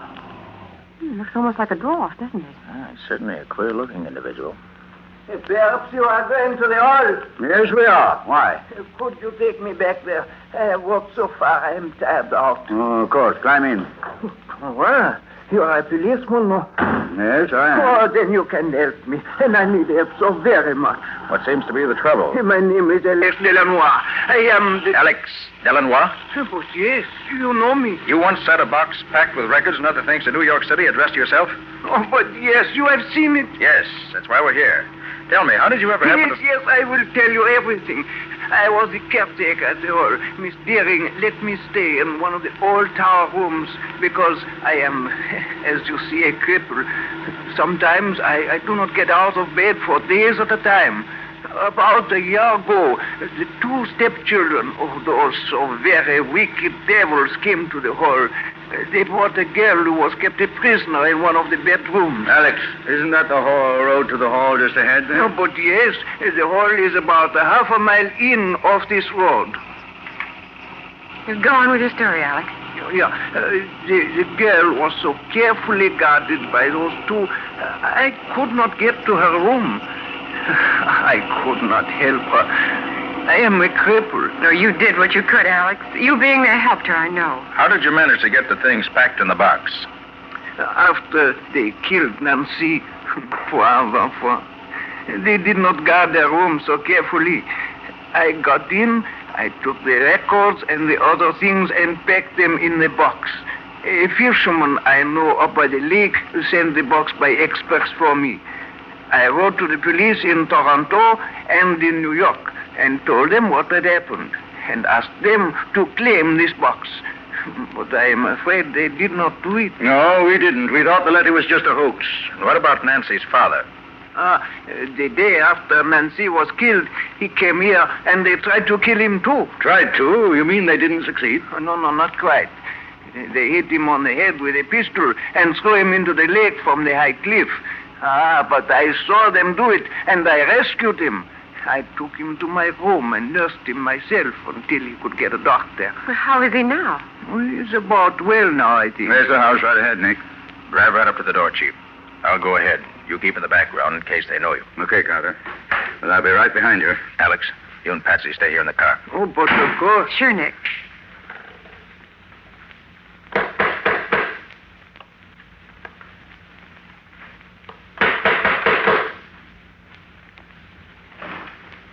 Yes? What is it, please?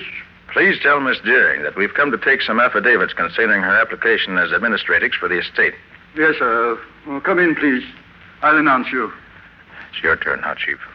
I'll stand here one side of the door, just in case. I can handle them, Carter. Maybe, but they're going to be quiet. Here they come. Well, gentlemen, what can we do? Out to pray, I arrest you and your sister Olivette for the murder. I'll take that gun to plate away from me. Oh, no, you don't, young lady. This pair of handcuffs will take care of you. Need any help, Carter? No, I can take care of him. Nice work, Carter. Pair of handcuffs on him. They'll both keep safely till we can put them behind the bars. And we can now restore Deering Hall to its rightful owner once more. Even though it's almost a year later, the box that Alex Ellenroy packed has fulfilled its destiny.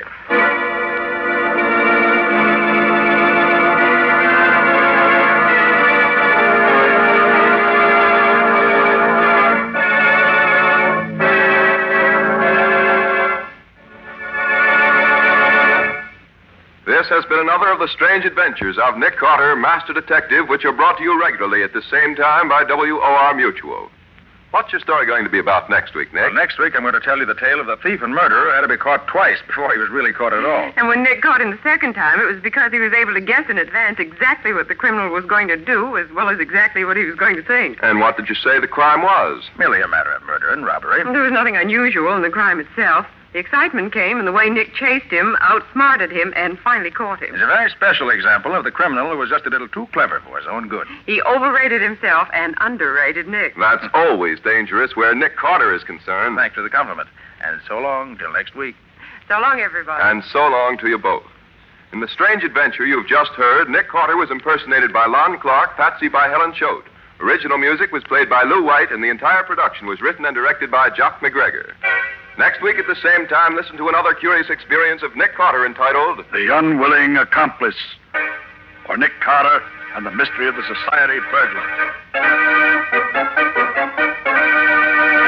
This story is a copyrighted feature of Street & Smith Publications, Incorporated. This is Mutual.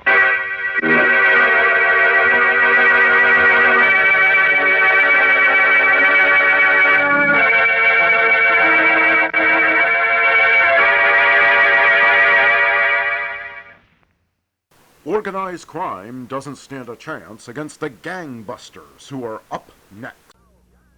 And now, Gangbusters!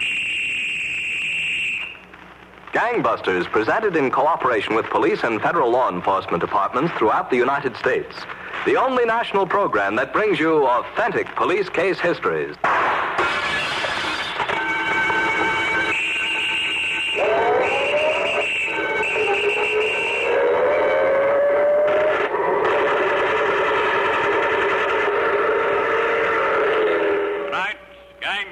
Presents the case of the Carnival Caper, when robbery rode the big show train, until police officers found a mysterious passenger and stopped murder on the Carnival Midway. Gangbusters has asked the Honorable Victor E. Anderson, United States Attorney in Minnesota, to narrate by proxy tonight's case. Now, Mr. Anderson, You told me that the crime in tonight's case was one of the most extraordinary in modern times. That's right, Don Gardner.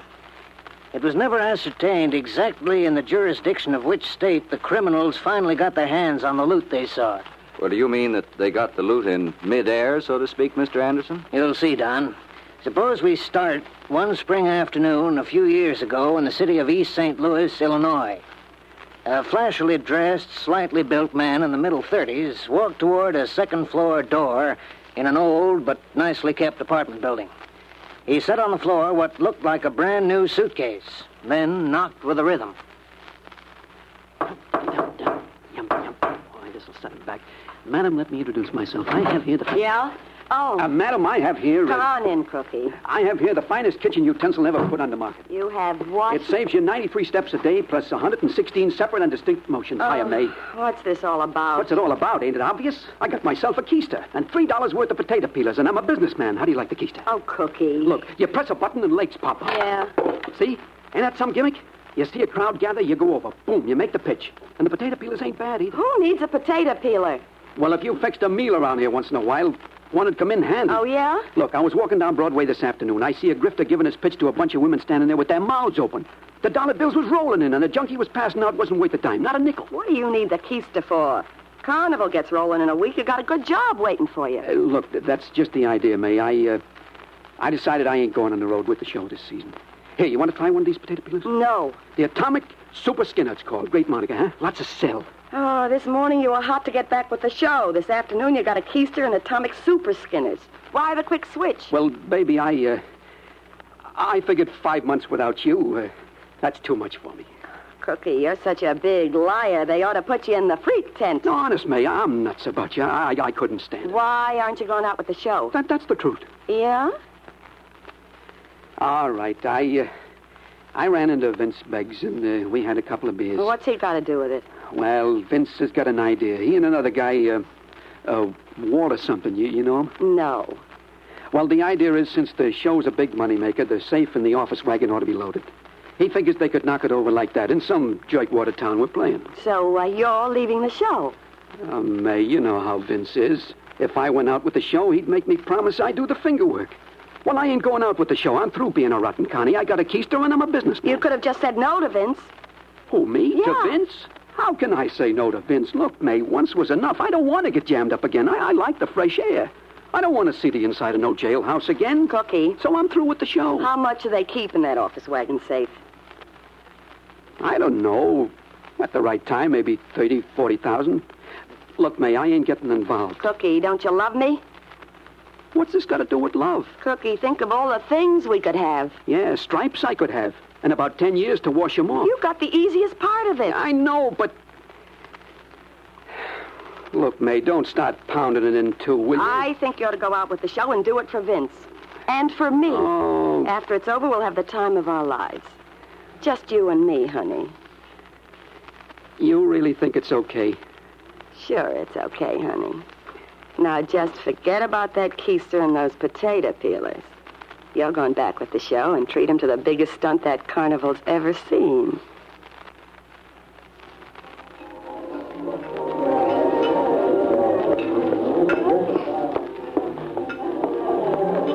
Hello, Vince. Well, May? Cookie got himself a keister and some potato peelers. He told me he wasn't going out with the show. Oh. Sit down, baby. Didn't you talk to him? Sure, I talked to him, Vince. And everything's okay? He leaves Tuesday. May, you're a wonder. Because Cookie does handstands for me, that makes me a wonder? Baby, you're a wonder because I say so. Okay. Now, what's in this deal for me? Figure out what's in it for me, and that's what's in it for you. You sure must think a lot of me, Vince, making me keep Cookie happy. That's business, baby. After Cookie goes out with the show, that's when our pleasure starts. With Cookie in there pitching with the information, it ought to be as simple as driving down Main Street on Sunday. Let's hope so. You've got more faith in Cookie than I have. Cookie's job is easy. All he's got to do is pass along the dope and keep his mouth shut. That's easy, keeping his mouth shut? Easy enough.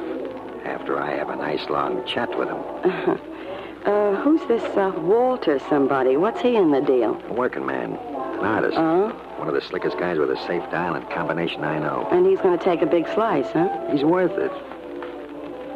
You want a drink, babe? No, let's get out of here. How about your place? No, thanks. Cookie's home. Okay. I can think of some place he isn't. Let's go, baby.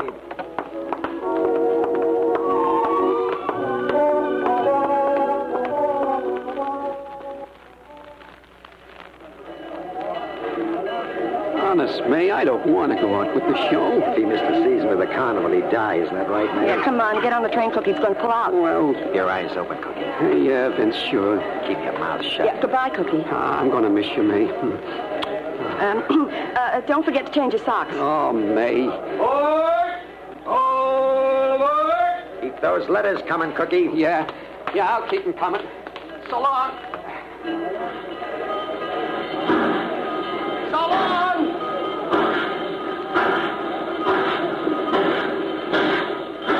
There he goes, baby. There goes our meal ticket.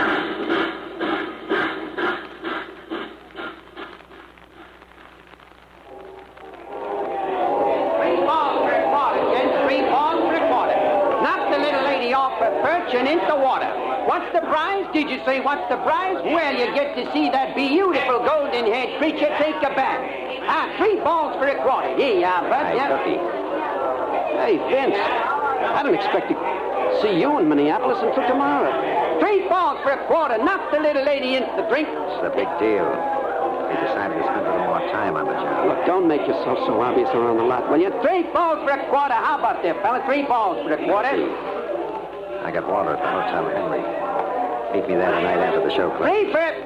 Listen, Vince, I don't want to go through with this deal. I've been out with the show long enough. I want to go back and see May. Is that so? Yeah.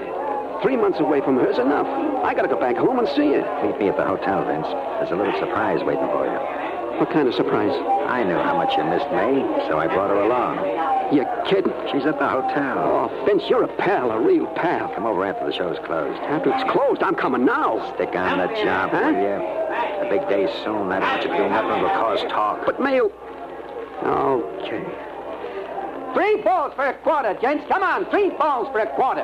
Knock the little lady off a perch and into the water. What's the prize? Did you say what's the prize? Why, you get to see that beautiful golden-haired creature take a bath. 3 balls for a quarter. 3 for a quarter. I asked you, Vince. I asked you not to tell him you brought me along. So I told him. He's got to be kept happy. Isn't that right, Walter? Oh, no. Well, I didn't come all the way to Minneapolis to keep Cookie happy. Look, I'm just a mechanic in his steel, but I say we're all in this for the dough we can get out of it. I don't care who's happy.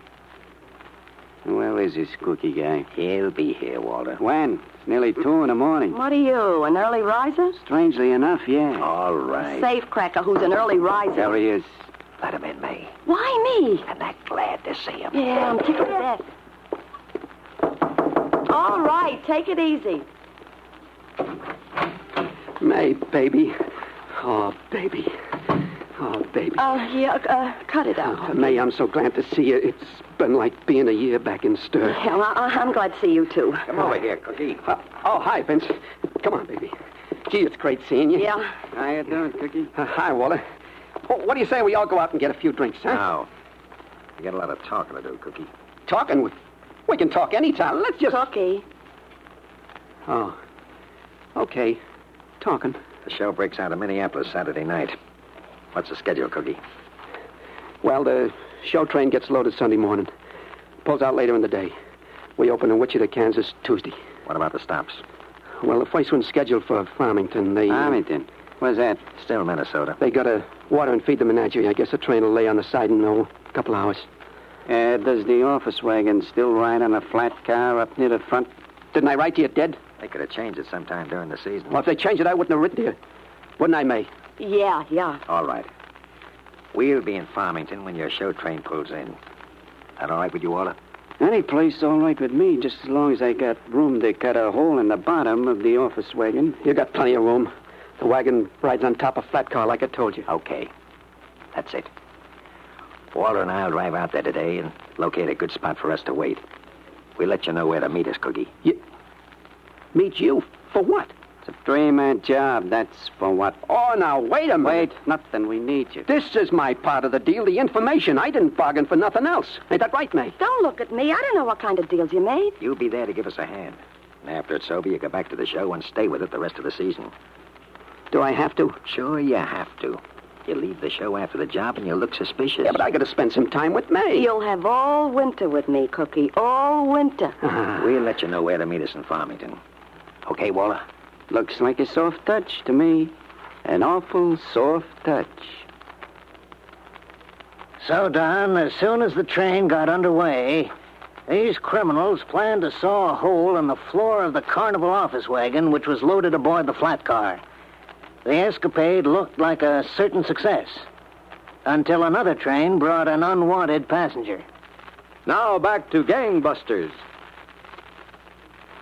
You were telling us, United States Attorney Anderson, that burglars planned to board a flat car of a Carnival train on which was loaded the office wagon of the show. That's right, Don. And it was their intention to saw a hole in the bottom of the office wagon as the train rolled through the dead of night and open the small safe in which the funds of the show were kept. Late on the night of September 7th, the train had pulled onto a siding at Farmington, Minnesota to water and feed the menagerie as Cookie said it would. In the high weeds near the spot where the office wagon car had stopped, the other two conspirators were waiting.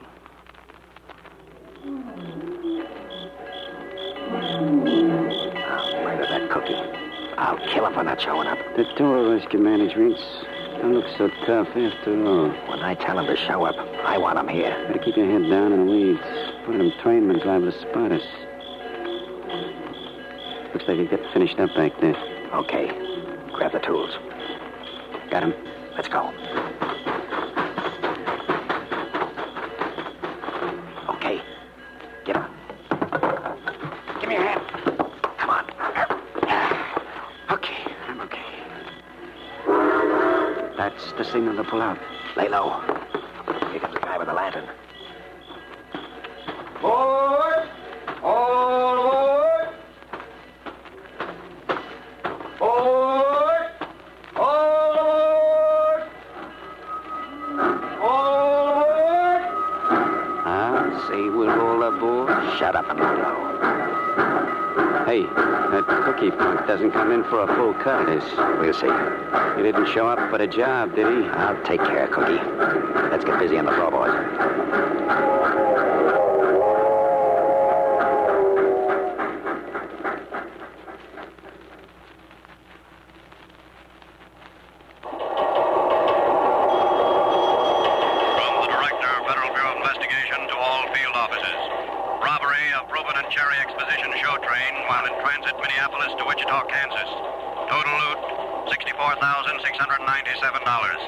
Cash included bills of $100, $500, and $1,000 denominations. All field offices directed to be on alert for spenders' unusually large bills.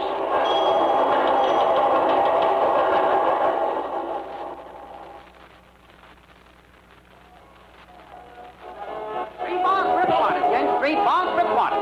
Knock the little lady off her perch and knock her into the drink. Hey, Cookie, did you hear about it, Cookie? I hear about what? There's FBI guys all over the lot. Some from St. Paul, some from Kansas City. Come here to Wichita special. No kidding. They got an idea it was an inside job. Well, sure it was an inside job. Where'd anybody get the dope on the office wagon unless it was an inside job? Are they questioning you yet? Me? Sure you. They're questioning everybody on the lot, everybody, from Mr. Signer Checks all the way down. What do they want with me? $3 for a quarter. How about it, fella? $3 for a quarter? What do they want with you? What do they want with me? I was on the grill for an hour nearly. No kidding. I told you, there's FBI's all over the place. Ah, they'll never get a line. I ain't too sure they ain't got a line already. Huh? Who are you, J. Edgar Hoover? It's okay, I got information. Yeah? Yeah. The rides foreman told me he had it from the ticket boss who got it right from Mr. Signer Checks himself. The FBI's on the right track, and they'll wrap the whole thing up before the show breaks Wichita. $3 for a quarter. Here you are, fella. 3 for a quarter. And he said it's somebody right here on the lot. That's who they're after, somebody right here on the lot. Fact of the business is they know who it is already. They're just waiting for him to make a move before they haul him in. Go on, Joe. Get back to your stand before somebody hauls you in. Here you are, gents. $3 for a quarter. Knock the little lady off her perch and into the drink. Knock her into drink and see that beautiful golden-haired preacher take a bath. See her take a bath right before... No, Vince, cut it out. I have to finish packing. There's lots of time for packing, baby. We could stay in East St. Louis for another week. Come here. Vince. Tell me how much you miss Cookie. Look, I really have to finish packing. You want to make Hot Springs the first night. So we won't make Hot Springs. And it'd be much nicer if we didn't have to drag that Walter along. Walter's good for a lot of things, May, baby. He, What's the matter? Somebody's putting a key in the door. I'll bet it's Cookie. Oh, you're crazy. He couldn't be here. May, Hey, what are you doing back here? What's it look like I'm doing? I came back to see May. Hi, sweetheart. Well, Cookie, you shouldn't have come. Who wants to stick around that show any longer? Things are getting hot. I told you to stay out the season. Why didn't you show up to do the job? I'll tell you why. Because I played it smart. That's why. The FBI was around questioning everybody where they were the night of the job. They didn't talk to you. Sure they did. I was on the back end of the train, setting up all night, playing pinochle. I had 7 witnesses. Counting kibitzers. You should have stuck out the season like I told you. Yeah, well, you go back and work that lousy midway in my place. I came home to see my May, and I was going to... Hey, where were you counting on going? What do you mean?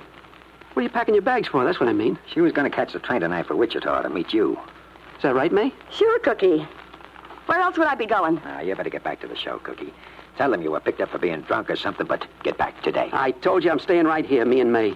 And while we're on the subject, which we ain't, where's my cut of the dough? Walter and I haven't talked it over yet. What's there to talk over? You take it and you cut it 3 ways. You think you're entitled to a full share? Shut up, May. Whose side are you supposed to be on, anyway? I asked what there's there to talk over.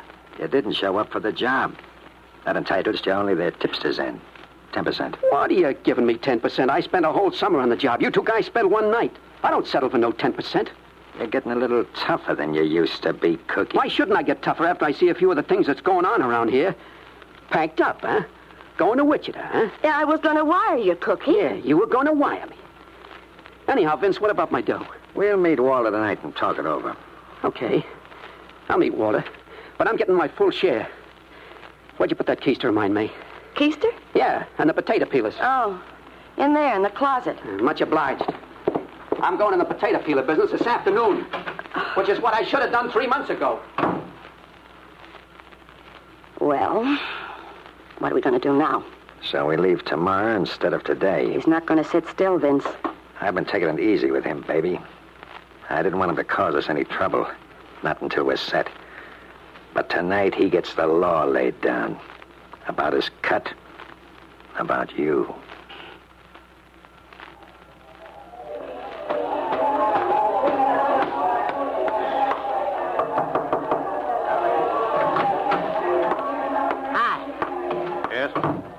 I'm Joe Carey. They said they wanted to see me in the office wagon. Yes, I want to see you.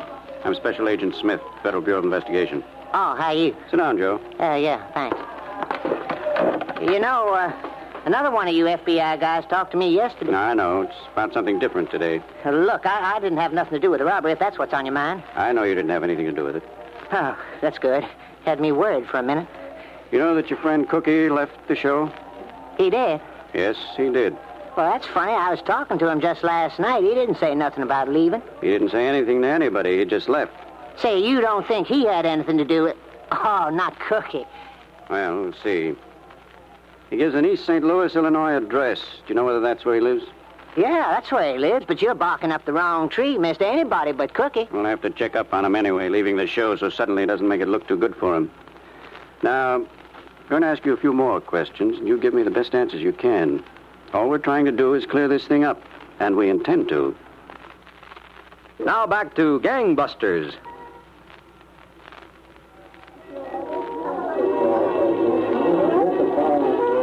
Look, Vince, I ain't satisfied with no 5,000. Get it down, Cookie. There's people in the joint. I'm telling you, 5,000 is more than you're entitled to, Cookie. And it's final. Oh, yeah, Walter? Well, now let me tell you guys something. All I gotta do is peep one little word, see? Just one little word. Cookie. Don't cookie me, May. I know what you've been trying to get away with behind my back. How stupid do you think I am? 5,000 is all, Cookie. Yeah? And who are you counting on peeping that one word to? To who do you think? To the law, that's who. Oh. That's not a very good idea, Cookie. Cookie, get some sense, will you? Shut up. Take the $5,000, Cookie, and be glad you got it. If you don't take it and keep quiet, you're looking for trouble. Trouble, huh? What kind of trouble could you give me? Okay, Waller. You sit still, Cookie. There's a gun in my lap. It's pointed right at your gut. You see, Cookie? You guys can't bluff me. Give me my 30 and I'll get out of here. Sit still, jerk. We ain't bluffing. Let's just imagine he was going to make trouble for us. After all, $5,000 is $5,000. Now, look, fellas, all right, I'll take the $5,000. You're a little late, Cookie. I think you'll take a nice swim in Horseshoe Lake. May, to talk to him, huh? With a rock around your neck. May, tell him I was kidding. I'll take the $5,000. I got no influence, Cookie. Now, get up and walk for the door. Vince, he said. Now, look, fellas. Now, walk for the door. May, do something for me, will you, May? Shut up. Do something, May, please. After what we've been together, May. Gotta get tough, didn't you, Cookie, huh? May. All right, hold it. What? Hey, watch what you're doing. FBI, don't move. Hey, listen, you... Stand still. Oh, brother, am I glad to see you. We're glad to see you. Now get over, all of you. Walk out that door and don't give us any trouble.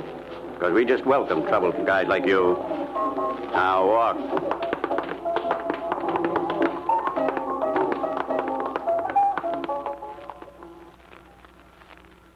That, Don, was how agents of the Federal Bureau of Investigation rounded up this gang whose crime might be called clever if they got away with it. But they didn't. The principal members of the gang were found guilty of theft from an interstate shipment and sentenced to a term of 8 years in a federal penitentiary. The other conspirator was given a term of 3.5 years. Well, thank you, United States Attorney Anderson, for this most interesting case history. And gangbusters, congratulations to the federal agents who rounded up this troublesome gang of criminals.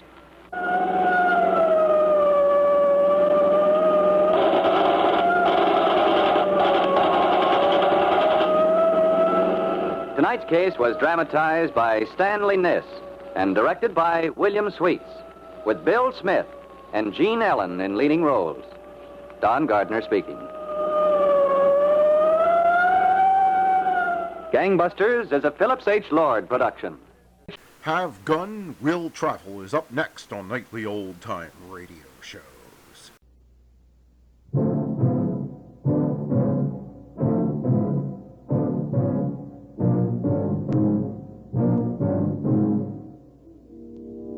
If you give yourself up, I'll see that you get a fair trial. If you don't, I'll be forced to use this gun, and you'll be a long time dead.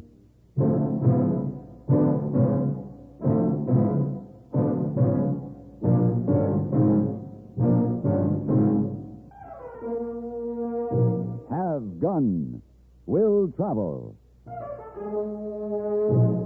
Starring Mr. John Daner as Paladin. San Francisco, 1875. The Carlton Hotel. Headquarters of a man called Paladin.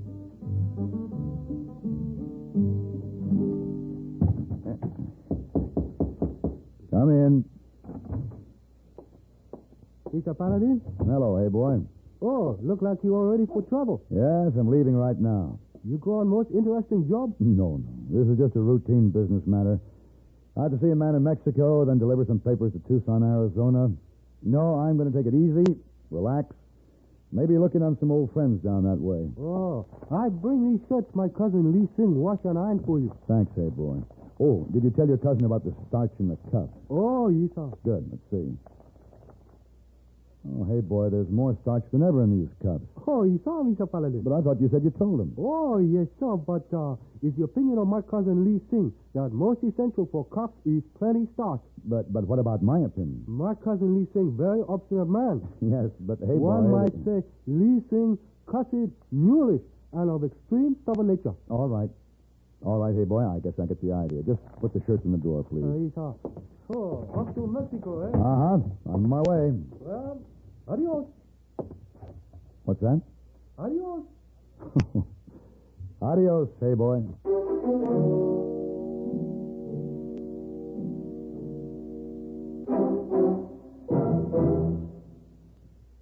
Dandruff bothers most men, most women too. So listen. Today you can get rid of embarrassing dandruff in just 3 minutes.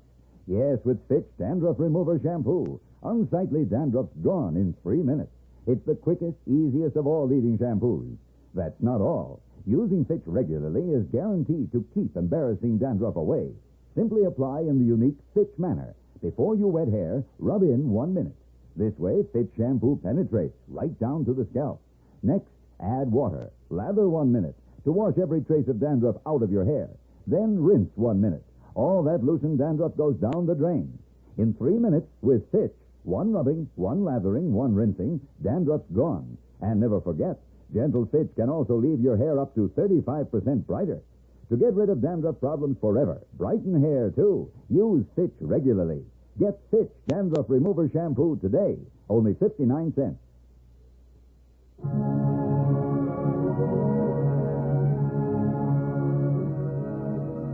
When my business in Mexico was completed, I crossed the border into Arizona. My destination, Tombstone. I rode easy through the pleasant roll of the hills and valleys of the somber Dragoon Mountains and finally into Bedlam. I expected to find activity, but nothing like this. Tombstone was swarming with men, swaggering and boisterous men in groups, and men alone, lolling in the sun, sleeping off drunks. Along the walks, the wagons and horses were lined up solid, and it was almost impossible to guide my way through the moving crowds in the streets, but eventually I reached the Alhambra Saloon Bar and a glass of cold beer. Oh, Paladin. Huh? Hey. What do you know? Clay, how are you? I was planning to look you up. Oh, it's been a long time. It sure has. Hey, you've got a busy town here, Sheriff. Awful, ain't it? Been this way for a week. More coming in every day. What's going on? New strike up on Mule Mountain. Oh? You planning to stay a while, Paladin? No, I'm afraid not. I had business across the border. I'm headed now for Tucson. Too bad.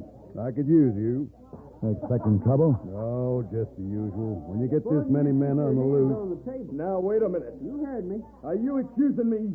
Just go on. Sounds like there might be a little trouble brewing at that poker table over there. Talking to me like that. You wait here. Go on, play. All right, boys. What's the trouble? I ain't taking a duff from no smart aleck weasel-eyed Texan. You watch it, mister. You're going to get more than guff. Now, hold it, fellas. You ain't dry behind the ears yet. You giving me that big talk? Talk. I'll show you. Now, don't nobody move. You hear me? Nobody. I'm getting out of here. I don't think so. That's my gun you backed into. You should know you can't cover a crowd like this with one six-shooter. Now drop it. You shoot, mister.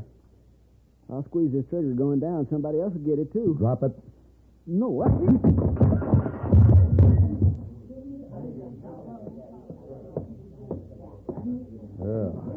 Thank you, Paladin. I'm afraid I brought that gun butt down on him pretty hard. Yeah, he's out cold. He's scared. And I figure a scared man is a dangerous one. What? Clay, your shoulder. One of his slugs get you? No, this ain't nothing. But Jim Akins there needs a doctor real bad. One of you men get the doc, will you? Tell him to hurry. Frank, you and Bob, you get this kid across the street to the jail. Tell Sam to lock him up. You better see the doctor yourself, Clay. Looks to me like that shoulder's torn pretty bad. I'm going to be a lot of good in this town, ain't I? Keeping law and order with my gun arm out of commission. Paladin, I'd be much obliged if you could see your way clear to do me a favor. What's that, Clay? Well, I know you have to get to Tucson, but will you let me pin a badge on you for as long as you're here? You really do need help, don't you, Clay? Sure beginning to look like it. Well, all right. Thanks. As soon as I get patched up, we'll go over and swear you in. Jim Akins had a lot of friends in town. If he dies, there's apt to be real trouble.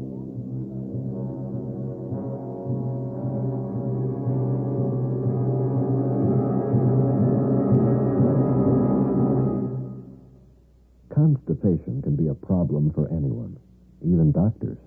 And when constipation occurs, it's interesting to see just what doctors consider important about a laxative they might use or recommend. Well, a majority of the doctors we heard from had this to say. A laxative should be effective, gentle, as close to natural acting as possible, and a medicine that can be used with complete confidence. Now, X-Lax has been popular with many doctors and millions of people over the years because chocolated X-Lax is effective. Overnight, it helps you toward your normal regularity. X-Lax is gentle. Next morning, it gives you the closest thing to natural action. And that's why many doctors and millions of people use X-Lax with complete confidence. X-Lax, the laxative that helps you toward your normal regularity gently. Overnight. Is X-Lax in your medicine cabinet? My first official act as the deputy sheriff of Cochise County was to register the prisoner. His name was Whitey Hale. He was from Texas. He was 20 years old, and he was scared. My second official act was to settle back in Clay's chair, prop my feet on his desk, and wait for something to happen. It did. Not exactly what I expected. I saw her first through the window, her tinted red hair piled high, bearing down on the office at a full trot. Rosie Dugan, faro dealer at the Crystal Palace and one of my favorite women. All 200 pounds of her. Rosie! Well, Rosie... Paladin, honey. Well, when did you get in town? Long time no see. How are you, Rosie? What are you doing behind that desk wearing that star? Where's the sheriff? He's at the doctor's office. He'll be back. Sit down, Rosie. Yeah, all right. You know something, dearie? One of these days I'm going to get myself dolled up and come out there to Frisco to see you. Are you? You and me are going to rip that town wide open. How about that, huh? That's the date, Rosie. What do you want with the sheriff? You got a guy locked up in your clink here named Whitey Hale. Yeah? What do you want with him? I got his wife over to my place. His wife? Yeah, I've been out of town a couple of weeks. I just got back on the stage. This kid was riding with me. Come all the way from Texas, he did. Nice little thing, pretty, but awful skinny. Well, I saw she wasn't feeling too good, and then by the time we got here, she was real sick. I mean, serious sick. So I took her to my place. Another stray kitten, huh, Rosie?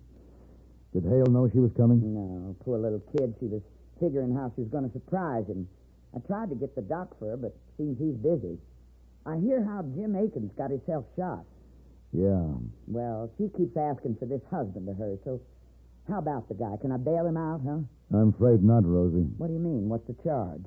Maybe murder. Murder? No. Hey, wait. This Whitey Hale, this ain't the one that shot Jim Akins. Mm-hmm. Uh-oh. Hey, have you seen the crowd gathered out in front of Doc's place? Yeah. Doc's working hard to try to keep Akins alive. Yeah, but if he don't make it, that there crowd ain't going to say, too bad, amen, and go home. No, sir. When a crowd like that starts getting itself worked up to lynch a man, no. Well, they won't take him. Well, what am I going to tell that little girl? Rosie, don't tell her anything. Akins isn't dead yet. Oh, that's good. Uh-oh. Don't be too sure. Look out the window. Here comes the sheriff. Yeah. He doesn't look too happy, does he?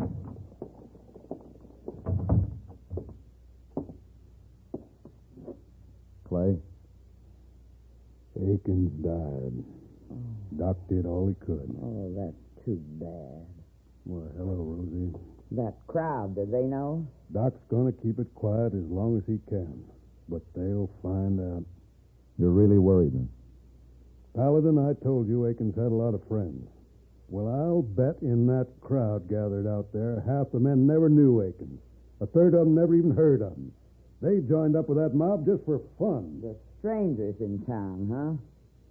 That's what scares me. My own people I might be able to handle. You don't think we could stand them off? No, I don't. And they're really working themselves up. I know the signs. I won't have a lynching. I worked too hard to establish respect for the law in this town. Can I do anything to help, Clay? I was thinking, Paladin. Maybe you ought to get on with your trip to Tucson. What do you mean? I'd like to authorize you to transport the prisoner to the marshal there. To hold until this town simmers down. I see. Sure would help me. But it's a mighty big responsibility. All right, Clay. I'll do it. Thanks. I appreciate that. Now we'll have to make plans and move real careful. Yeah, you know, you got to figure your time. Just how long it's going to take that mob to drink up the courage it needs. Mm-hmm. Rosie, Why don't you poke around the saloon? All right. You keep your ears open. Let us know how the talk's going. Sure. Well, Paladin, I guess there ain't much we can do about that poor little girl right now, huh? I'm afraid not, Rosie. Oh, it's a stinking shame. Just a dirty, stinking shame. Well, I'll see you men later. Goodbye, Rosie. Yeah, bye, Rosie. Well, Paladin, guess you might as well let the prisoner know what's going on. Yeah, I guess so. I'll get a wire ready to send to the marshal's office. All right.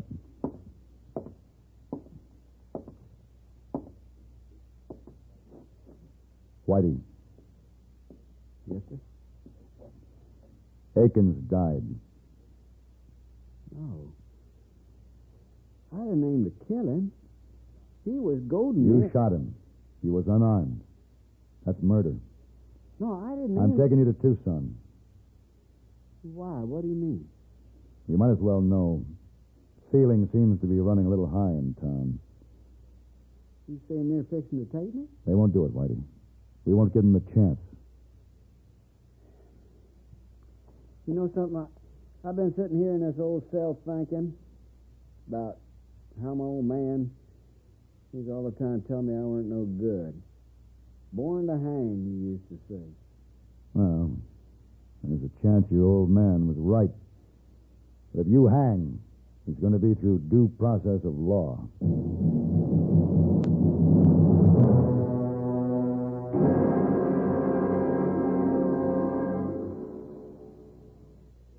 And now, here's a message from the watchmakers of Switzerland.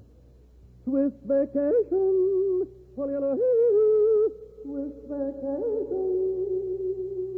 Win a fabulous vacation for two in beautiful Switzerland. Enter the Swiss Vacation Contest. It's easy. Nothing to buy. Pick up a free entry blank at a jewelry store or other store that sells quality watches. Then in 25 words or less, complete this statement. A quality watch is the best value because there are 1,000 prizes.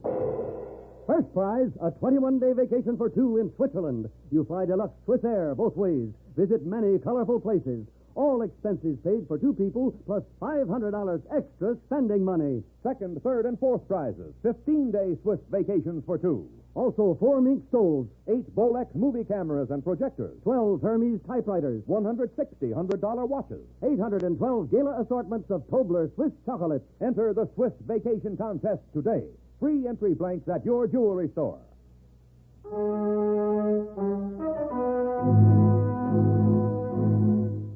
The sheriff got horses and gear ready for us and hid them in a draw beyond the far edge of town. Whitey and I walked along a back trail to reach them, down a bluff and through a 1.5 mile stretch of brushy desert. The going was slow, and we were silent most of the way. Yeah. Now, this is a long way around, but we had to do it. Mr. Paladin, what are they going to do to me in Tucson? They'll hold you for trial. Will they hang me? Well, that's up to the courts to decide. Now, hold up. There's the wash. The horses ought to be waiting for us in those willows over there off the trail. We'll be... Hey, wait. Listen. That's a team and wagon. It's heading right down the road where the horses are hidden. Stay back. Huh. There's Rosie. Come on. Paladin, Rosie. What is it? you gotta come with me. What are you talking about? We have to get away from here as fast as possible. Whitey? Yes, ma'am? I'm sorry there ain't time to break this to you gentle, but your wife's to my place, and she needs to see you. Emily? She's in Texas. She's sick. No, she's in Tombstone, but she's sick all right. Paladin, the doc come in to see this little kid. She ain't gonna live through the night. Emily? You talking about my Emily? Of course, she don't know about Whitey's trouble here. She keeps asking for him. I figure she ought to see him. Rosie. Hale's a prisoner. He's also that little gal's husband. No, but this is official business. The minute we left that jail, it became my responsibility to see that he gets to the authorities in Tucson. Oh, come on, Paladin. You got your responsibilities as a human being, too. I gotta see Emily. She can't die. She's the only one ever in my life thought good about me. Look, Buster, I don't give a hoot nor a holler about you neither. It's that little gal I'm thinking about. Come on now, climb in the wagon, you two. We'll go to my place the back way. Nobody'll know about this. Rosie, we can't Paladin! Climb in the wagon, Whitey. When we got to Rosie's little house on the edge of town, she took Whitey Hale into his wife. Then we waited in the front room. After a long while, Whitey came out of the bedroom.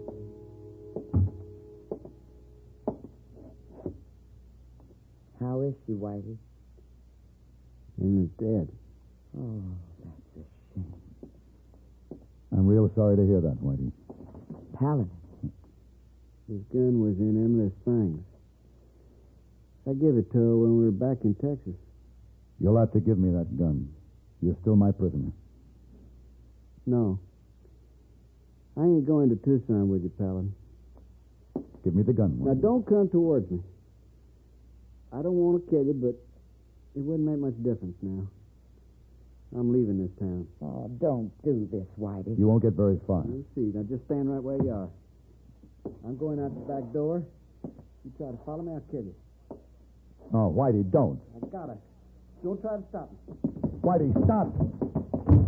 Stay here, Rosie. Whitey? I told you, Paladin.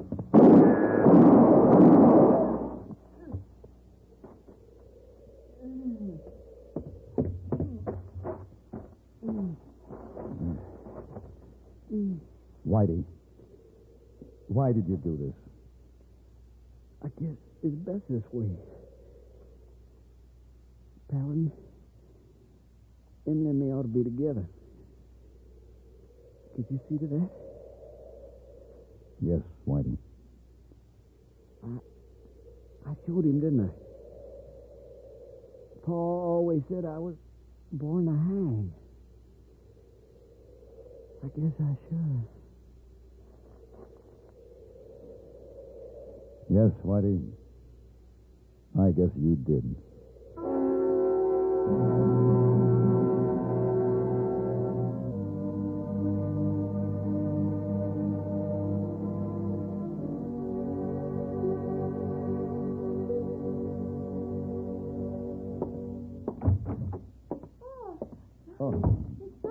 Good morning. Hello, Miss Wong. Boy, say you come back last night. Did you have most relaxing trip this time? Well, no, it didn't quite work out that way. Oh, that's too bad. But it was wonderful having you back at Carlton Hotel. Thank you, Miss Wong. You room all clean now. Oh, Miss Wong finds 12 shirts. Make into bundle. Leave in closet. Oh, yes, thank you. Thank you. Oh, Miss Wong, is there anyone you could recommend to do up these shirts for me? Oh, Lisa, my cousin, Lee Sing. Your cousin? My cousin. Well, I thought Lee Sing was Hayboy's cousin. Oh, Lee Sing, everybody's cousin. Lee Sing, very nice, but He is a man with a mind of his own? Oh, Lisa, you know Lee Sing? I think I'm beginning to. Miss Wong, I know you're awfully busy, but do you suppose you could find time to do up those shirts for me? Oh, Lisa, I'd be most happy to. Well, fine. Fine. Now, look, Miss Wong, about the cuffs. I don't like starch. Oh, Mr. Paladin, most essential for cuffs is plenty starch. Oh. Oh, yes, Miss Wong. I suppose you're quite right. Oh, quite right.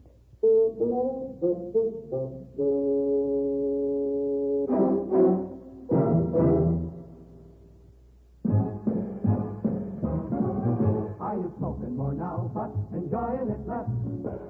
Have a real cigarette, have a Camel. Are you missing the smoke? The nation likes that. Have a real cigarette, have a Camel. Are you looking for flavor and mildness? Have a real cigarette, have a Camel. The best tobacco makes the very best smoke. Have a real cigarette, a real cigarette, a real cigarette, have a Camel.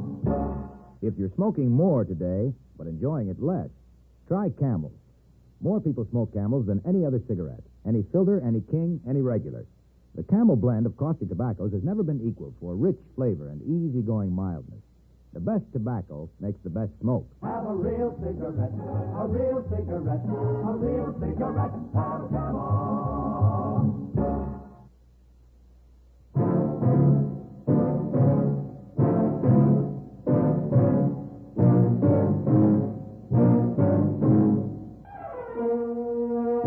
Have Gun Will Travel. Created by Herb Meadow and Sam Rolfe, is produced and directed in Hollywood by Frank Parrott and stars John Daner as Paladin, with Ben Wright as Hayboy and Virginia Gregg as Miss Wong. Tonight's story was specially written for Have Gun Will Travel by Ann Dowd. Featured in the cast were Bartlett Robinson, Harry Bartell, Joseph Cranston, and Betty Gard.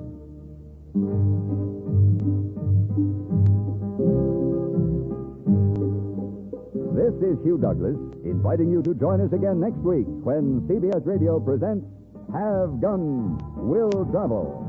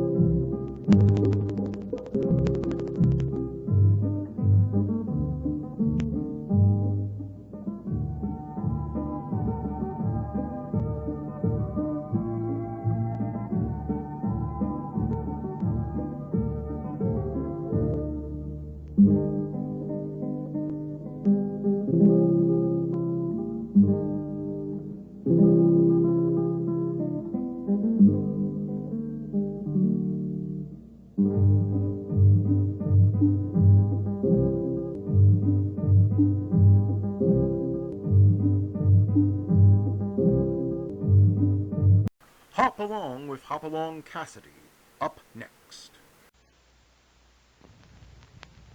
It's Hop Along Cassidy.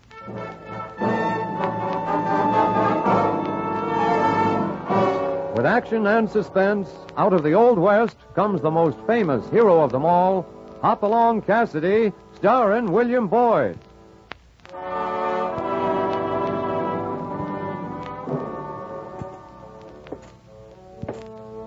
The Ring of the Silver Spurs heralds the most amazing man ever to ride the prairies of the early West, Hop Along Cassidy. This famous hero thrills his 60 million fans with action and dangerous adventure. In the role of Hop Along Cassidy is the popular star of the motion picture series, William Boyd. And now, another exciting story of the early West. Death Runs Dry.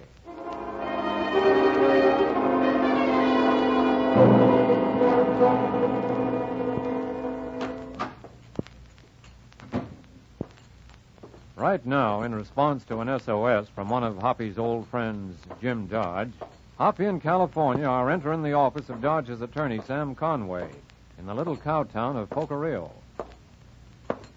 Morning. You Mr. Conway? No, sir. I'm Max Shively, Mr. Conway's law clerk. Is there anything I can do? My name is Hopalong Cassidy. This is my partner. partner. Of course, Mr. Cassidy. We were expecting you. Right this way, sir. Follow me. Mr. Conway is in his private office. Just get into town? Yeah. It's Mr. Cassidy. He and, Carlson. California Carlson. Come in. Sit down. Thanks. I have a letter from Jim Dodge. He wrote me you'd show us how to get to his ranch, the Lazy D. Yes, of course. I'd take you there myself if my horse wasn't over at the blacksmith shop right now, but it's easy enough to get there. I certainly hope you can do Jim some good. Well, to tell you the truth, Mr. Conway, I didn't quite understand from his letter just what his trouble is, except that he seems pretty desperate about meeting payments on a loan. Yes, the old man's had some mighty bad breaks lately. Since the drought hit this area, his cattle have been dying like flies. Drought? Why, that rain we just rid through didn't seem like any drought to me. Mr. Carlson, that was the first rain we've had in months, and it's only a drop in the bucket compared to what we need. You don't say. From the looks of that blazing sun outside, I'd be surprised if it rained again for another long stretch. That's why Mr. Dodge borrowed money enough from the Valley Range Association to put in a new irrigation system. So he wrote me. The trouble seems to be that if he doesn't complete the irrigation project in another 5 weeks, he loses the ranch. Unfortunately, that's true. Unless he pays off the loan, of course. I've been doing my level best to get an extension. But with all these accidents he's been having, That's another thing, Mr. Conway. Jim doesn't think they were accidents. Well, you can't blame the old man for being suspicious, Mr. Cassidy. I suspected foul play myself when the scaffolding on the new dam collapsed. Killed 3 of his men, I understand. Yes, that's right. 2 more died just yesterday in a premature explosion of some dynamite. The sheriff investigated both times, and pretty thoroughly, too. But there doesn't seem to be anything to point to the possibility of foul play. Are you pretty familiar with these men working for Dodge? Is there any chance that 1 or 2 might be, working undercover for other interests? You mean for the Valley Range Association? No, Mr. Cassidy, hardly. It's an Eastern-controlled outfit. They'd be above all that sort of thing. However, since you bring it up... Yes, go on. I don't like to cast suspicion, but Dodge and his ranch foreman, Charlie Garrett, haven't been on the best of terms lately. Why not? What's Garrett got against him? You. Me? What do you mean? I think Charlie's feelings were hurt when he found that his boss was calling on an outsider for help, or so it seems. I see. Well, I hope those accidents were accidents, Mr. Conway, because if they weren't, somebody is going to hang for murder.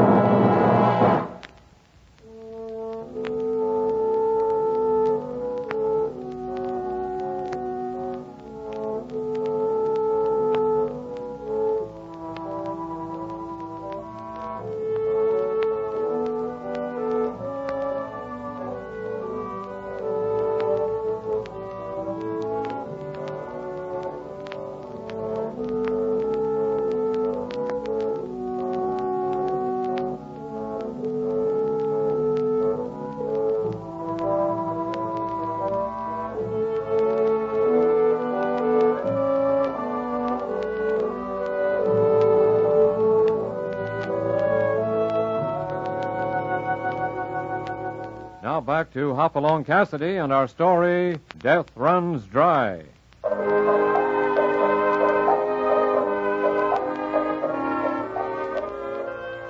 A drought, coupled with a series of mysterious accidents, caused Jim Dodge to call on Hoppy for help.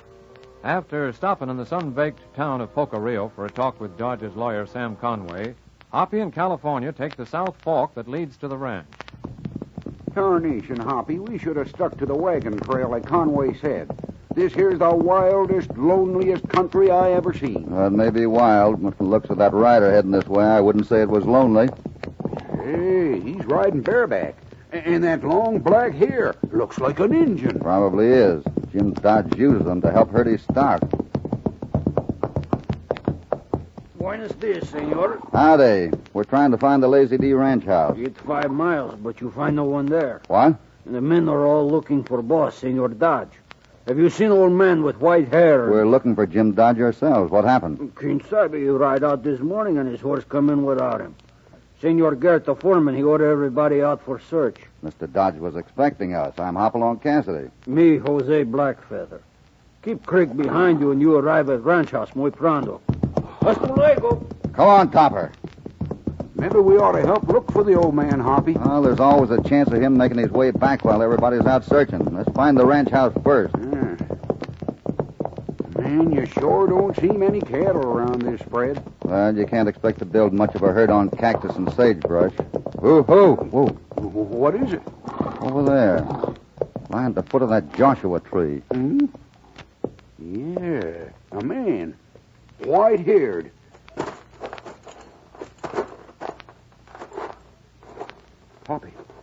Hoppy, is it Dodge? Yeah, he's dead.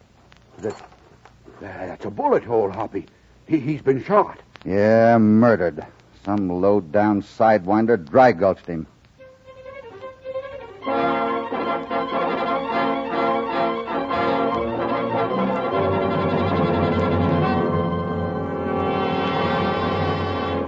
Well, we've been here at the Lazy D for 3 days, and the sheriff don't seem to be getting any nearer to figuring who killed Jim Dodge. Yeah, no. Hoppy, you've been sitting here all morning, going through papers in the old man's desk. What are you trying to find? I'm trying to find who owns this ranch now that he's dead. I can tell you that. Oh, hello, Garrett. Come in. The Valley Range Association owns it. Or they will in less than 5 weeks from now. I wouldn't be too sure about that. I just wrote them yesterday about extending that loan. Ah, nice rifle you have there. 270, eh? Been hunting? Yeah. I've been hunting a polecat while you and Carlson been hanging around the ranch house acting like you owned the place. Now, take it easy, mister. Hoppy only... Simmer down, California. It's all right. Well... Any luck, Garrett?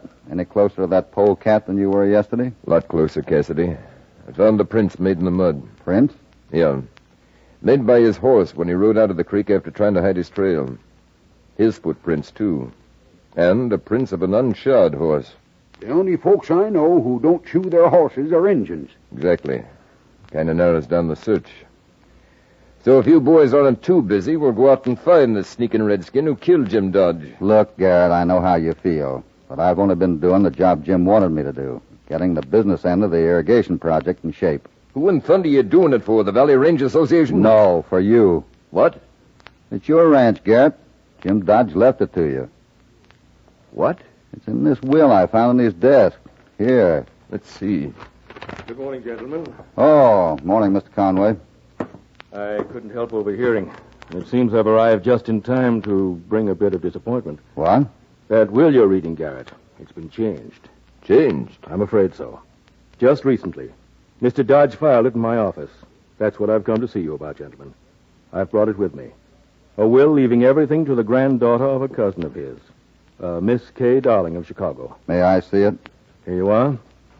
Jim Dodge was her godfather. Always remembered the girl, though he hadn't seen her in years. You mean a gal is going to be running this outfit? That was his wish. He left it to her. Well, that settles that, I guess. If you push this irrigation system through on time, Cassidy, I hope she appreciates it.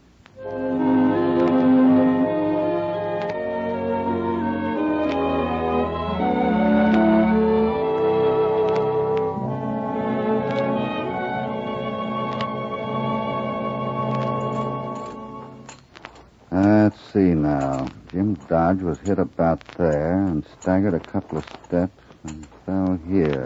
Doggone it, Hoppy. We've been over this place where Jim was killed 12 times. Just what do you expect to find? Let's see. The slug entered here, angled down, came out here and back. Hit the ground about here. It couldn't have penetrated very deep in the sand. Well, at least now we know from which direction the shot was fired. From over by the creek. And I guess that kind of proves that the Injun riding that unshod pony fired the shot. Here. Here's the slug, California. That don't look like no bullet from a 30-30. It isn't. It's from a 270. A 270? Well, I'll be... Yeah, that's what I'm thinking. An Indian isn't likely to be owning a high-powered rifle like a 270 around these parts. No, but Charlie Garrett's got one. Suppose we mosey on back to the creek and have another look at those hoof and footprints he found in the mud there.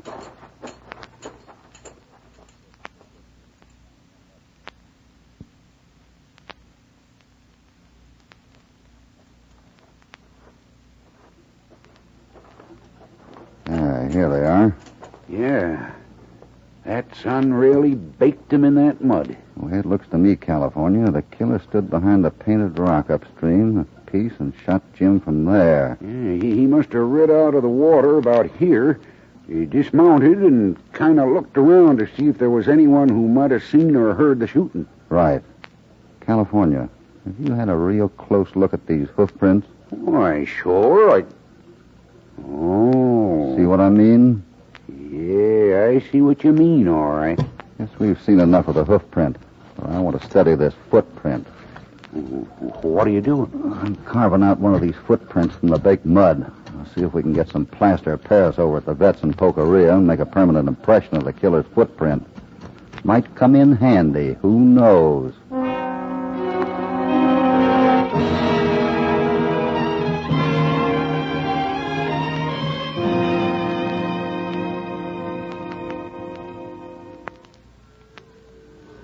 All right, you boys, keep that herd bunched up. Hey, Hoppy, look who's coming. That lawyer feller, Sam Conway. Hi there, Mr. Conway. What's the good word? I'm afraid I haven't any, Cassidy. I just got word from the Valley Range Association. They turned me down on extending the loan. Well, we'll just have to get that irrigation system done on time, that's all. I hope you do. Say, I just got a message that your boss, Kay Darling, arrived this morning on the spur line at Puerto Rio. What? Yes, quite unexpected. I see. She probably wants us to send them the buckboard to take her out to the ranch. Jumping bullfrogs. What the dickens is that coming this way? That cloud of dust sounds like shooting. Whatever it is, if it comes any closer, it'll stampede the herd. Jackson, Roberts, right close on that herd. Good heavens! It's one of those new horseless carriages I've been reading about. They're stampeding. It's no use now, Hoppy. Ah, that crazy fool. A whole week's work shot to pieces. I've been rounding up the stock so we can sell some. What? We've got to sell some, Conway, if that pipeline's going to be finished on time. Ah, well, look at them. It'll take over another week to round those steers up again. Doggone, that's the first time I ever seen one of those horseless contraptions. Look at it. Sitting there a-smoking and a-steaming. Come on, let's have a look, huh? Wait till I give that loco driver a piece of my mind. Boy, looks like a buggy without no whiffletrees or a horse. Well, yeah, look at the way that driver's bundled up in them goggles. And that white coat and cap. In this heat, too. Oh, he must be loco. Mister, haven't you any better sense than to highball that thing into a herd of cows? I got a good mind to pin your ears back. Ah, the hospitality of the West. How refreshing. It's a gal. You must be Miss Darling. An amazing deduction. I decided to drive here in my new Duryea special and save you gentlemen the trouble of escorting me. I simply despise horses. I thought you come in on the train. I had my car brought over with me on a flat car. I'm Sam Conway, Miss Darling. Oh, yes, my late relative's attorney. The chairman of your welcoming committee was just about to pin my ears back. Mr. Cassidy is a great joker. Oh, Miss Darling, it happens that we spent a full week rounding up those steers, and you came along. Round them up again. And while you're about it, round up everything else as well, because I'm going to sell the ranch. What? You know, sell.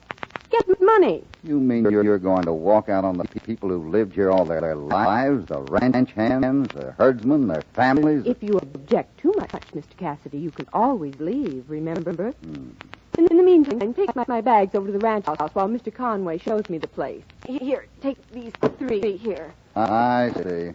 Conway, if you'll hand California one of those suitcases, I'll take the other one and that small makeup bag with it. Which one? The black metal in there. Hoppy, isn't that Charlie Garrett heading this way? Yeah, he's riding like something was after him. I smell trouble. Hoppy, ho! Garrett, what's the matter? I told you it was no use. The whole west side of the hill anchoring the pipeline's fallen into the arroyo. What? Somebody up in the hills used dynamite to start an avalanche. Come on, California. Let's get on over there. Come on!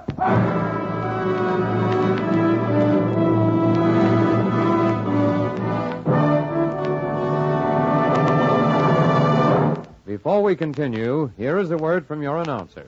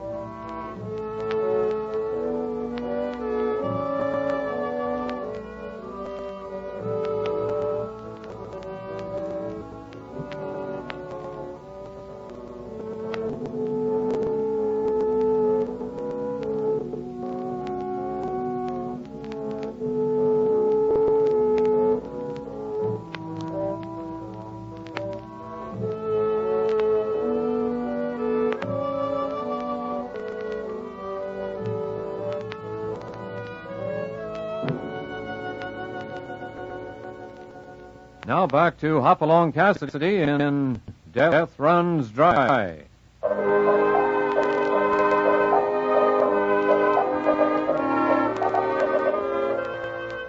In spite of the murder of his old friend Jim Dodge, who owned the Lazy D, and the arrival of its new owner, Kay Darling, who wants to sell it, Hoppy sticks to his determination of putting through the irrigation project that will save the ranch from foreclosure.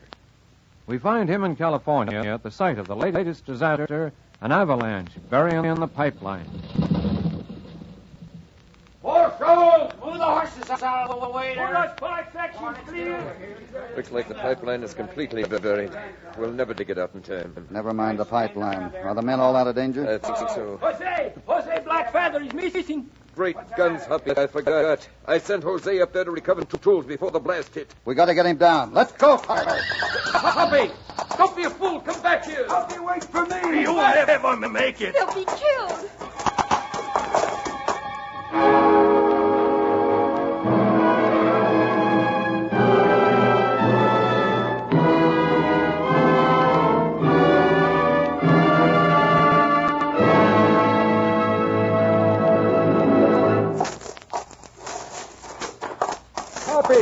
Hoppy, where are you? Over here, California. The other side of this boulder.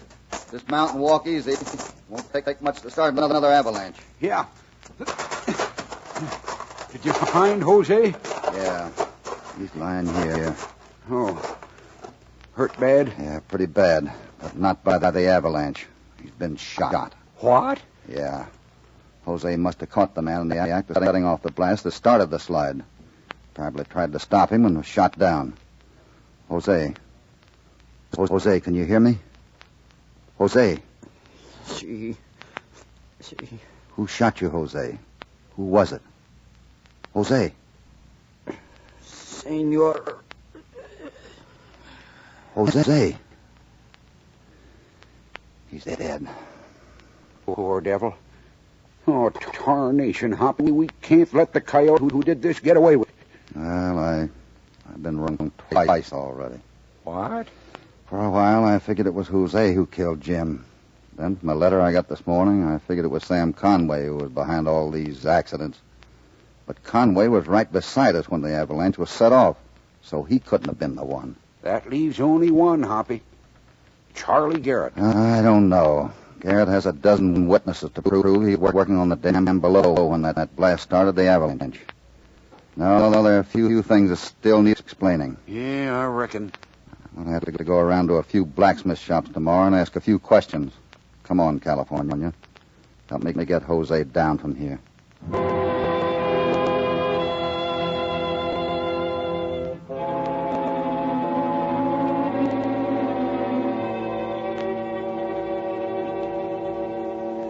Hoppy, that was about the bravest thing I've ever seen anybody do. Going after that poor man. Frankly, I think there must be a madman loose. A homicidal maniac. Could be you're right, Mr. Conway. First, those cowboys getting killed by that so-called accident.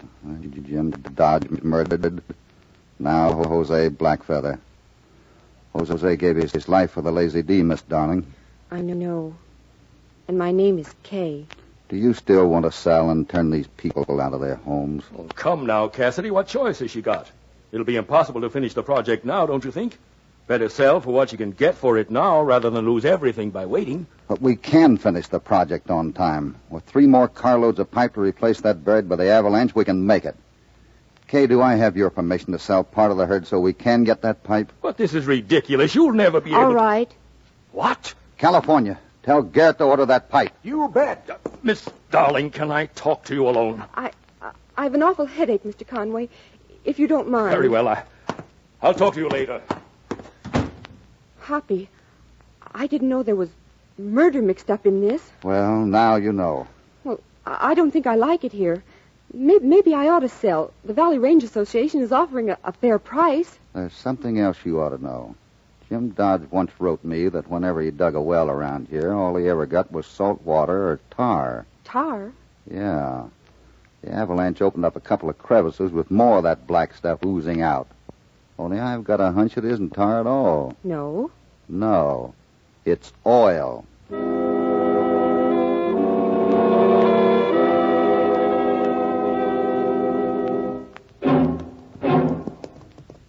Hoppy, I've been looking for you. The cook brought in some letters from Poco Rio this morning. One's for you. Here, from Abilene. Much obliged, California. I sent the boys to wait for the train when she pulls into Poco Rio. We'll need every wagon on the place to haul the pipe from the station. Hey, listen. There she comes. We'll see her when she comes through the canyon down below. Yeah. That letter. Not bad news, I hope. No, not for us. You see, Hey, wait a minute. Oh, what's the matter? Look, those two hombres way down there below in the canyon at the mouth of the railroad tunnel. Yeah. They're getting on their horses. What the tarnation they doing there? I don't know, but I don't like it. There comes the train around the bend, and those two mavericks are skedaddling up the side of the canyon. They blew up the tunnel. Come on, California. Let's get those sidewinders. I'll take the one with the rifle.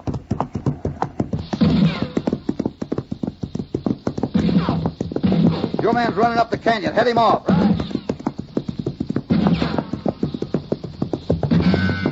You're going to have to shoot a lot better than that to get me, mister. Come on, Topper. Let's get him.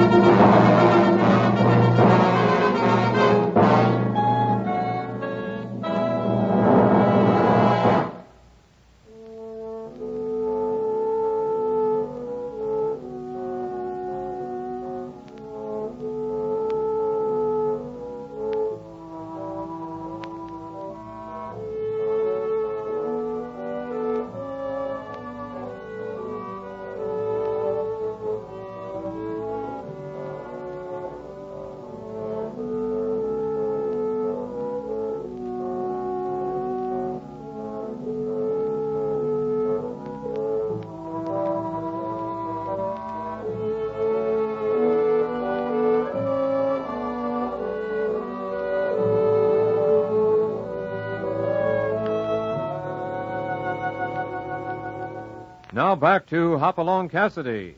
All right, stand up, you murdering polecat, and let's get that bandana off your face. I want a good look at you. So, Conway. Yes, Conway. Surprised? Not too much, since I rode east and found out that you are the Valley Range Association and nobody else. Live and learn, Cassidy. Mighty brave, aren't you, to murder an old man who trusted you. You mean I killed Jim Dodge? You're crazy. What proof have you got? For one thing, that rifle of yours. Caliber .270, I see. The same high-powered job that killed Mr. Dodge. You call that proof? There are lots of rifles like mine. I can't keep up. You're dragging me. I got him, Harvey. I got him. Roped him like a boogie. Mac Shiley, eh? You're so-called law clerk, eh, Conway? You can't pin a murder on me, Cassidy. One of those Indians Dodge hired killed him. All the evidence points to it. That's what you tried to make us think. But you forgot one little thing, Conway. When you took the shoes off your pony, you overlooked the nail holes in these hoofs. They showed up perfectly in that mud. Hoppy don't miss a thing. And another thing. The morning we arrived, you happened to mention your horse was in the blacksmith shop, remember? Well, I found that blacksmith, Conway. He says he had put on a full set of shoes to replace the ones you'd pulled off. He's lying. I can explain that. Can you? And maybe you can explain those footprints you made when you scouted around to make sure nobody see you shoot Dodge. Let's have that plaster Paris imprint in the saddlebag, California. Yeah, here you are, Hoppy. Raise your right foot, Conway. Now, look, boys, we can make a deal. Raise it, I said. There. Well, there it is. It's a perfect fit. Aye, the dirty... Look, you can't mix me up in this. I had nothing to do with Dodge's murder. It was all Conway's idea. He knew there was oil on Dodge's land, and he wanted to get hold of... You were in with me in this up to the hilt. It was you who killed that Indian when he caught you setting off the avalanche. That's a lie. I can explain everything. Tell it to the jury, the both of you. All right, let's get going.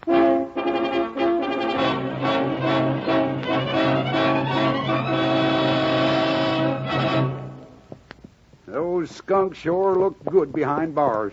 Well, I guess I owe you two hombres a lot of thanks, both for myself and Miss Darling Hoppy. The only thanks you owe us is for yourself, Garrett. Huh? What do you mean? Hey, look what's heading this way. Miss Darling in her horseless buggy. He showed us was a fake, Garrett. What? He hired this girl to pose as a relative of the old man and then rigged up a forged will leaving the stuff to her. Well, I'll be dag blasted. You see, it was that makeup bag of hers that got me suspicious. Only an actress would carry around a case like that. So I wrote the address on the bag, and it turned out to be the El Campo Theater in Abilene. For the love? After she found out there was murder mixed up in it, I don't think she wanted to be any part of it. You mean the Lazy D now belongs? To you, Garrett. It's all yours. Well, come on, California. It's time we were heading back to the home spread. You bet. Hey, wait a minute. I'm cutting you two in for a share in the Lazy D right now. Thanks just the same, partner, but I couldn't be tied down with the responsibility myself. Me neither. I'd rather stay happy. Happiness has one great advantage over wealth, Garrett. Your friends don't try to borrow it. Come on, California, let's ride.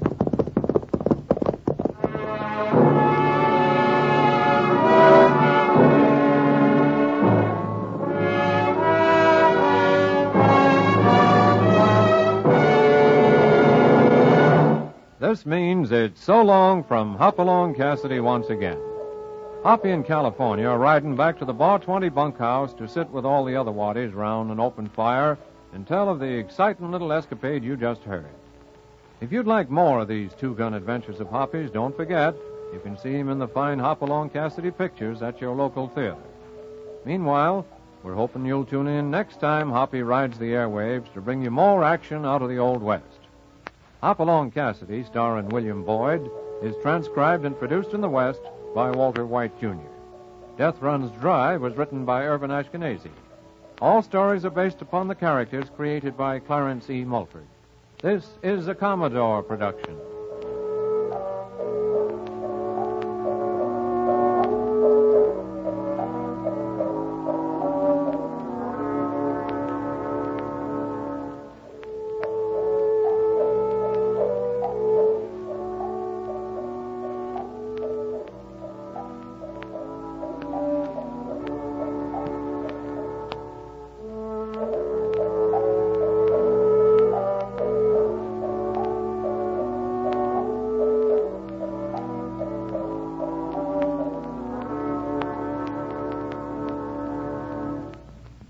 Lights Out is up next on Nightly Old Time Radio Shows.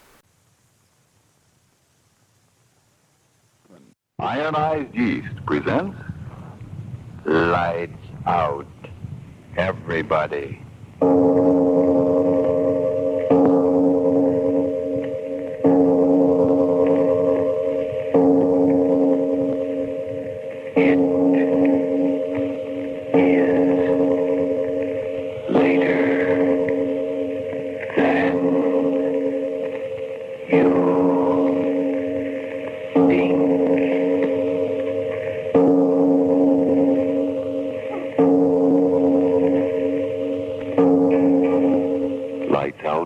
Stories of the supernatural and the supernormal, dramatizing the fantasies and the mysteries of the unknown. We tell you this frankly, so if you wish to avoid the excitement and tension of these imaginative plays, we urge you calmly, but sincerely, to turn off your radio now.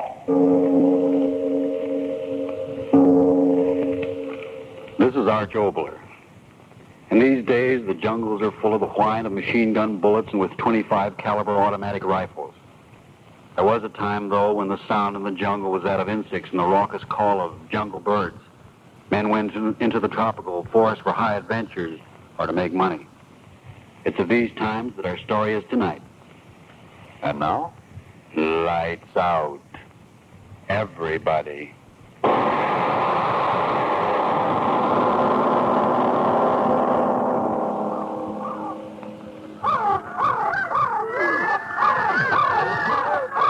Jungles of the Upper Amazon.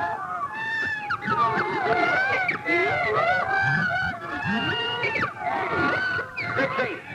Hey, Dixie! You don't have to shout. I hear you. Hey, Dixie, look. Hey, look at this. Look at this one. Look at it, I tell you. Another butterfly. Hey, look at these wings. Look at them. Better if it had wings big as an airplane to take us out of this hellhole. I bet I'll get 10 francs for this one. If we get out of the jungle alive. Oh, I'll get out. Aye. You mean we? You wouldn't leave me here? Don't worry, Dixie. You get in this with me and you'll get out of it with me.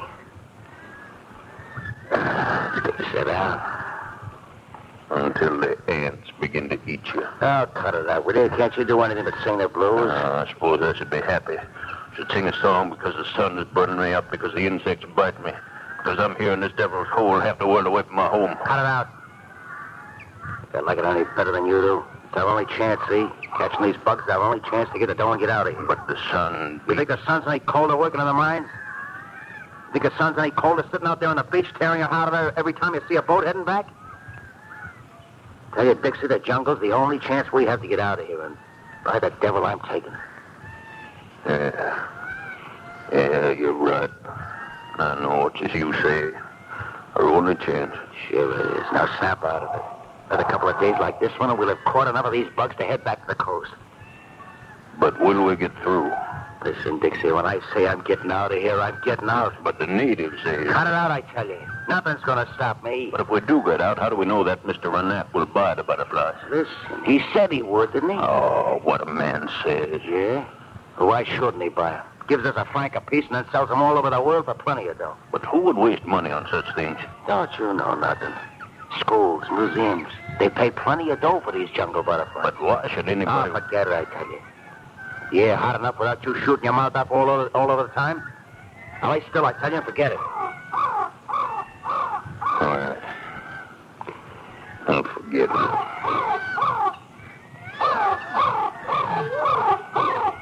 Joe, I seen you laugh to yourself. Why do you laugh? I was just thinking. What? I was thinking what you said before about a butterfly with wings like an airplane. Yeah? Funny, ain't it? Two big guys like you and me. Guys that shot the works from arson and murder. Both of us depended on what? To get us out of the jungle and back to where we came from. Handful of blue and red and purple butterflies. Yeah, that's the way it is. Funny, ain't it? If anybody told me a couple of years ago I'd be chasing bugs, I'd have slugged them. The bugs are all the chance I got now. That's right. You know, it's a funny thing. When I was a kid, I used to chase butterflies, too. Dinky little white ones all around the empty lot and back at the... What's the matter with you, Dixie? What are you staring at? You didn't see it? See what? What is there to see but a... Natives? No. Then what? Then what? From behind that tree. He looked out at me. He? What are you talking about? Who looked out at you? A spider. And I think it was as large as a dog.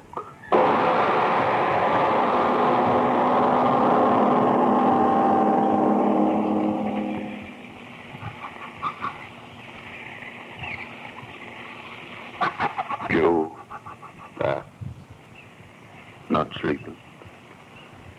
No. I can't sleep either. Oh, so hot.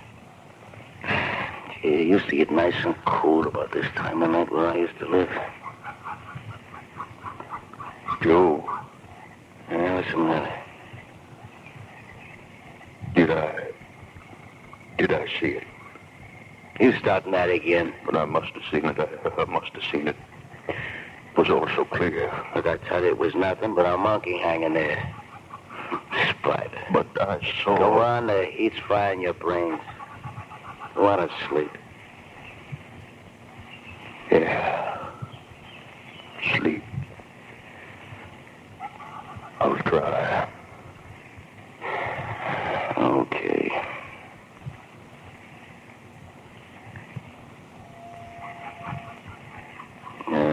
Blast mosquito got it under the netting. You get it? You get it? No. I got it. Another one? Hole in the netting. What's the matter? Might as well get up and fix it. Blast that stuff. It's falling apart with mildew. Joe! What do you want? Don't go too close to the edge of that clearing. What are you talking about? I'm just going to fix the netting so that... Joe, what? Joe, what is it? Joe! Okay. Yeah, but You screamed. Yeah. Well? I saw it, too. Sitting at the edge of the clearing in the moonlight. Yeah. Spider as big as a dog.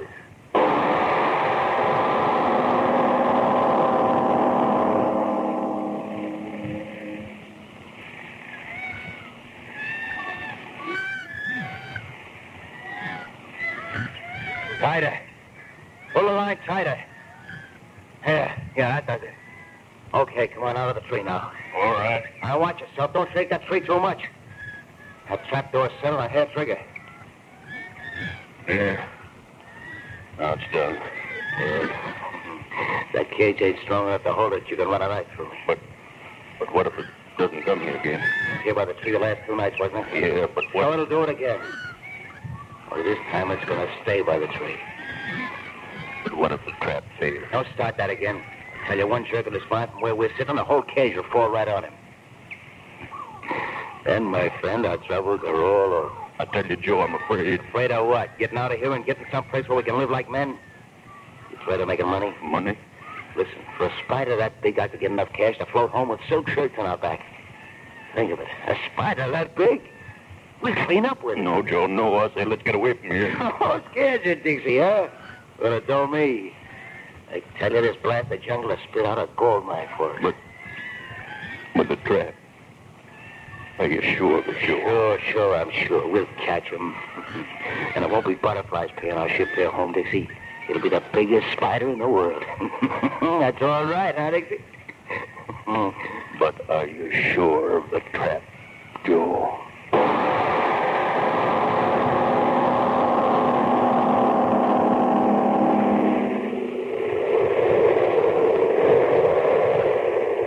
The wind's strong tonight. Yeah. I wonder what time it is. Stars are gone. We're getting up morning. Yeah. It was always earlier before.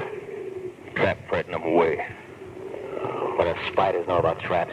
You said yourself they're clever. Don't be a fool. But you said yourself... Just talking, that's all.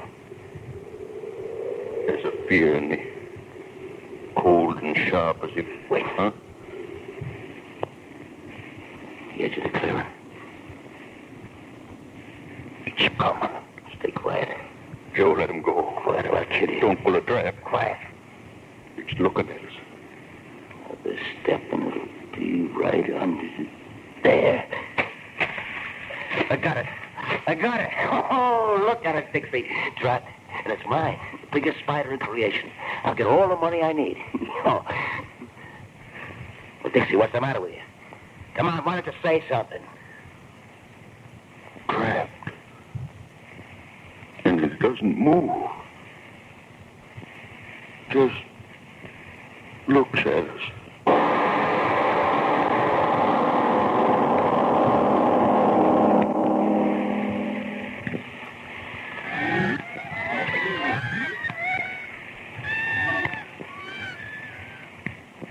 Joe. Huh? How many days since... Well, say it. Since we caught the big fella? 3. Yeah, 3 days. You haven't fed it? You're telling me. Why do you... Because I'm playing it smart. Pretty soon that thing won't be caring much about anything. Then I'm going to slip the bottom of that cage and off we go. They say such creatures can live for a long time without eating. Not when they're that size. I figure that sitting out there in that sun all day, well, in about a week it won't care much whatever we do with it. Joe. Yeah. How could such a creature be? What do you mean, how could it be? You're looking at it, ain't you? But such a spider.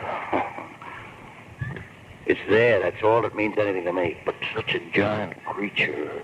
That's it. It's a giant, ain't it? Well, you've seen giant human beings in circuses, haven't you? Well, they just happen, that's all. That's the way this spider happened. So black. Yeah. The midnight special, ain't he? Those big, hairy legs. Once I saw an octopus. Devilfish. Oh, yeah, sure. This one looks like a dry land devilfish, is that it? Yeah. Oh, we'll have to make a billboard at the circus sideshow. Will we clean up? The legs, the strength they must have. Not when I get to it. Look at it, Joe. Be honest, huh? Isn't there a strange fascination when you look at it closely? What are you talking about? Its eyes. Well, how they shine. So what? As if there was a thought behind it. You're starting that again. All these 3 days it sits there so quietly. Its eyes like burning flames just watching. Cut it out. If it is thinking, I'm afraid of what it is thinking.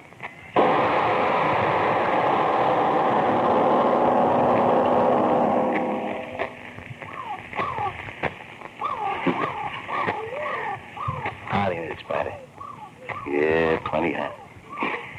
Dixie couldn't take it anymore. He's off looking for a cool spot. But me, I didn't want to leave you alone, Spider. I didn't want to leave my meal ticket. You're going to be a big-time attraction on the boardwalk in some big-time circus, Spider. Yeah. Yeah, you're a screwy-looking thing, Spider.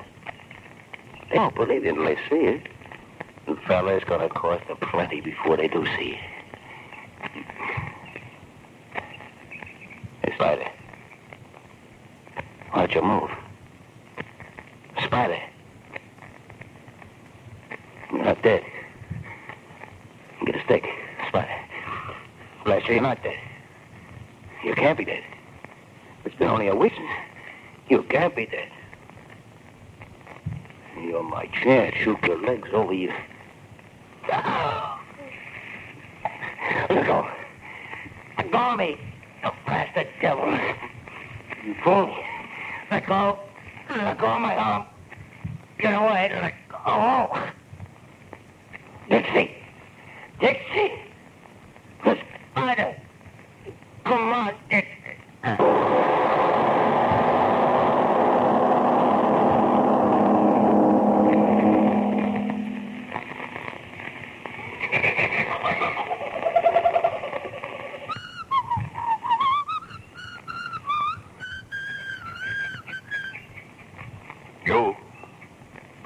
Joe, where are you? Joe?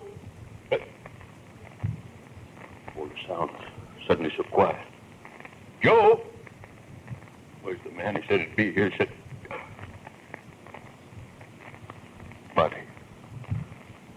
Buddy, what? Dried up. What? Joe, come quickly. I found the body. Joe, come quickly. Must see who? Huh?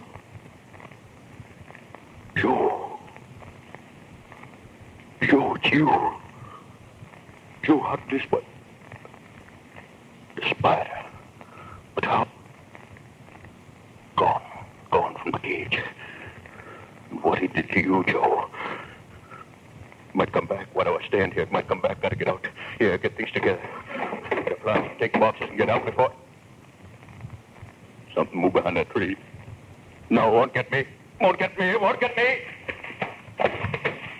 Oh.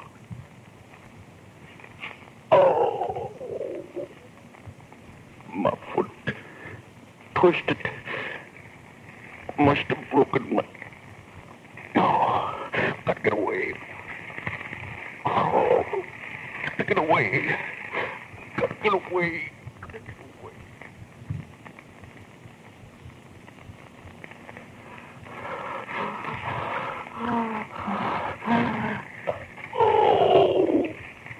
Oh, my leg.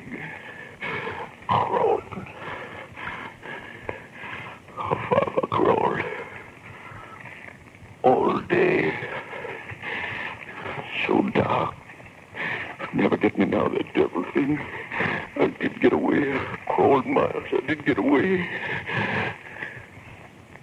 Clear. Someone to help me. Crawled to the house. Someone to help me. So dark. Oh, tired. No strength to crawl.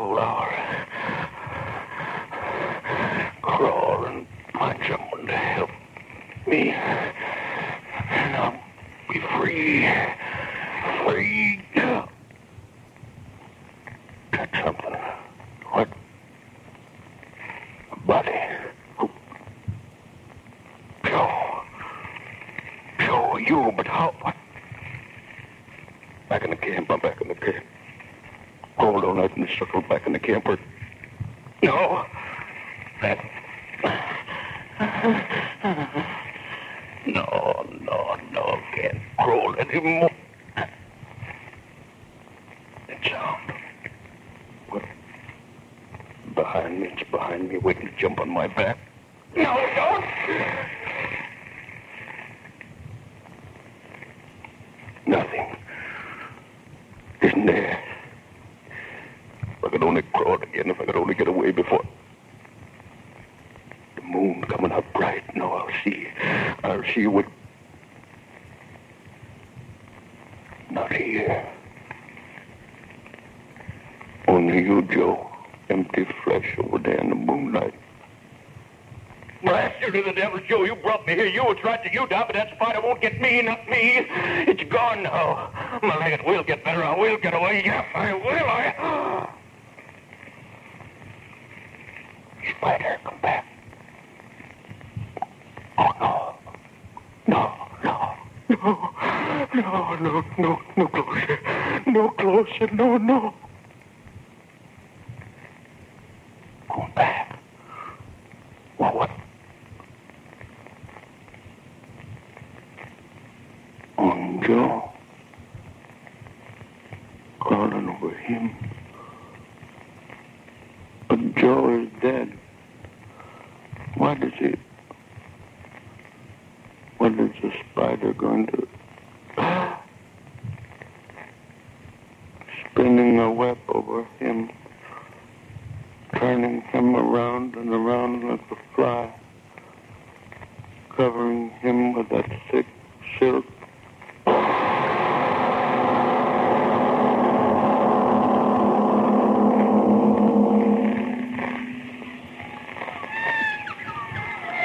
Spinning a web of silk over Joe. Sleep? Sun. Morning. It is morning. I'm alive. Someone coming. Gotta hide. Who? So heavy a wolf it can't be that devil spider. It must be one of the savages there. Help me. See who? Joe. It is Joe alive. Joe, I'm here. Joe, I'm here. Wait for me. Joe, why do you stand there? I must have had a dream. All that happened, yes, a dream last night. Oh, it's such a funny nightmare to tell you. Joe, why do you just stand there? Why do you just look at me? Your eyes, the sun shines in them, they hurt me. Don't look at me like that, Joe. Your eyes so dark, so big. I say closer, my friend, come closer. I have such a happy thing to tell you. Closer. I hear you. I like what your eyes are singing to me, Joe. Yes, I come closer. You keep telling me that happy thing. Yeah. I'm close to you now, Joe. Tell me what your eyes... Your hand. Why do you grab my arm? Your other hand, my other arm. Why do your fingers hold my arm so tight they hurt me? Another arm on my shoulder. Joe, what? Another arm holding my neck. Joe, so many arms, how can it be? Joe, it is you. I see your face, but your eyes bigger and bigger. Sun so strong in my head, burning my head inside. Is that why I see such crazy things, Joe? Joe, why don't you say something? Your eyes bigger and bigger, burning into my head. Now your face is changing. Joe, it is you. Then why doesn't your face... Joe, that sound, your face, your arms... Spider...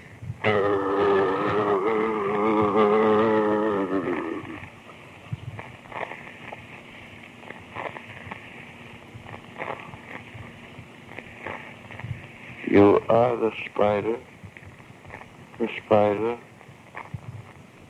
Your eyes fooled me, didn't they? Made me think I was seeing Joe, but all the time it was you, Mr. Spider. The wonderful eyes you have, Mr. Spider. I'm not afraid anymore. Isn't that a joke? Your black arms pull me close. I see the poison dripping from your fangs, but I'm not afraid. It's very funny. When the worst thing really happens, you're not afraid. I'm not afraid. Your fangs. Closer. Closer. I'm not afraid. Right deep. Right deep.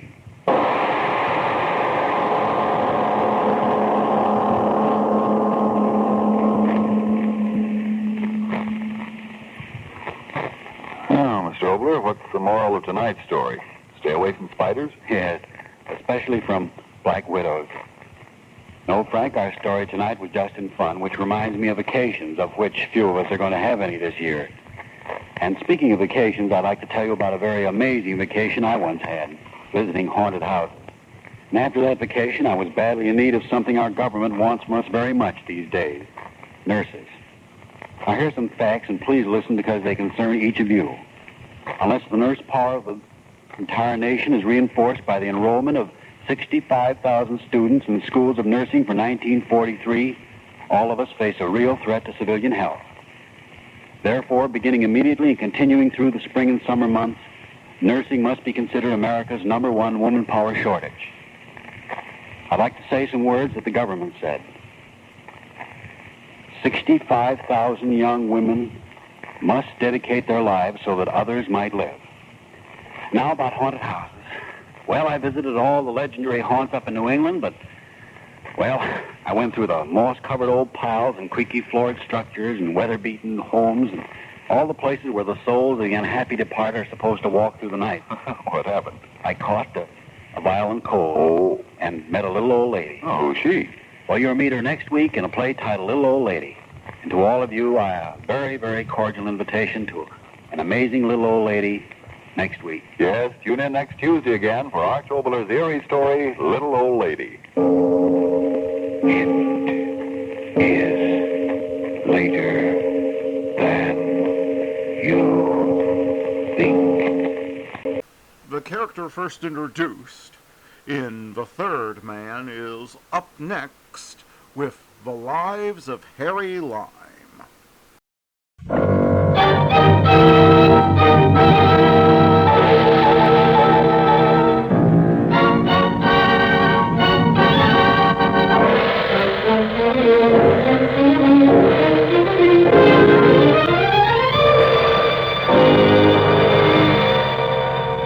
Presenting Orson Welles as The Third Man.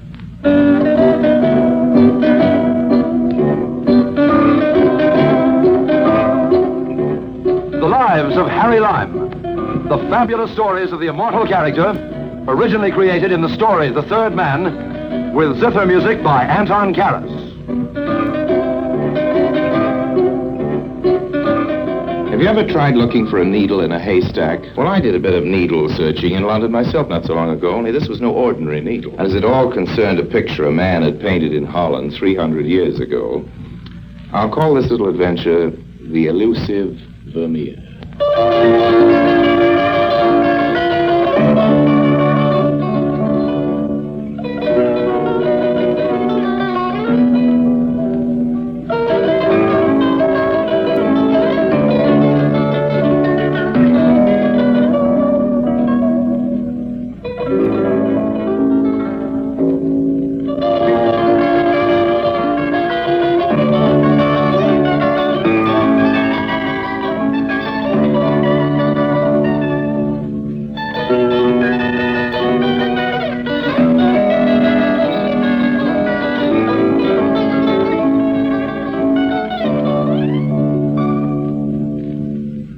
And now, Orson Welles as Harry Lime, the third man, in today's story, The Elusive Vermeer.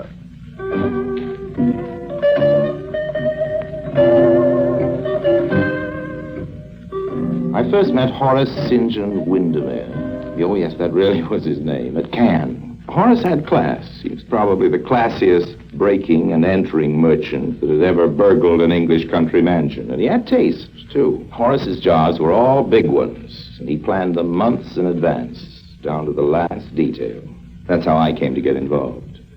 We were having a drink at his villa one evening, just the two of us. Harry, my dear fellow, I've been wondering if I could interest you in a small business proposition. Well, so long as it involves a maximum of profit with a minimum of risk, the answer is yes. Oh, it'll be profitable enough, I assure you. As for the risk, well, that's up to yourself. I'm all ears. With a certain reluctance, I confess, I shall be returning to England next week. And as soon as the right opportunity presents itself, I propose to visit a place called Bardsley Hall, Wilts. Wilts? Oh, Wiltshire, my dear fellow, the county. Bardsley Hall is one of the show places there, and the country seat of Lord Brixton. This visit will be during his lordship's absence, of course. Oh, naturally. It would be most embarrassing if we were to meet. Yes, He has several Hepplewhite and Adam pieces that I find quite irresistible. Not to mention a modest collection of Chelsea and Bow porcelain, some fine examples of Waterford glass, and, well, this is where you come in, Harry. No? An extraordinarily fine painting by the 17th century Dutch master, Vermeer van Delft. No doubt you're on familiar terms with Vermeer's Lady of the Virginals in our National Gallery. Oh, I've been on familiar terms with many ladies, but I can't say I remember her in particular. However, carry on, old man. Don't let me stop the fine flow of your eloquence. Well, I need hardly tell you that the disposal of the objets that come into my possession presents almost as many problems as the requisition, and needs to be as carefully planned. Yes, I guess that's so. Well, Fortunately, the Hepplewhite and Adam, the Chelsea and Bow, and the Waterford present no great difficulties. My clientele includes a number of gentlemen who are always eager to add to their collections at a reasonable price.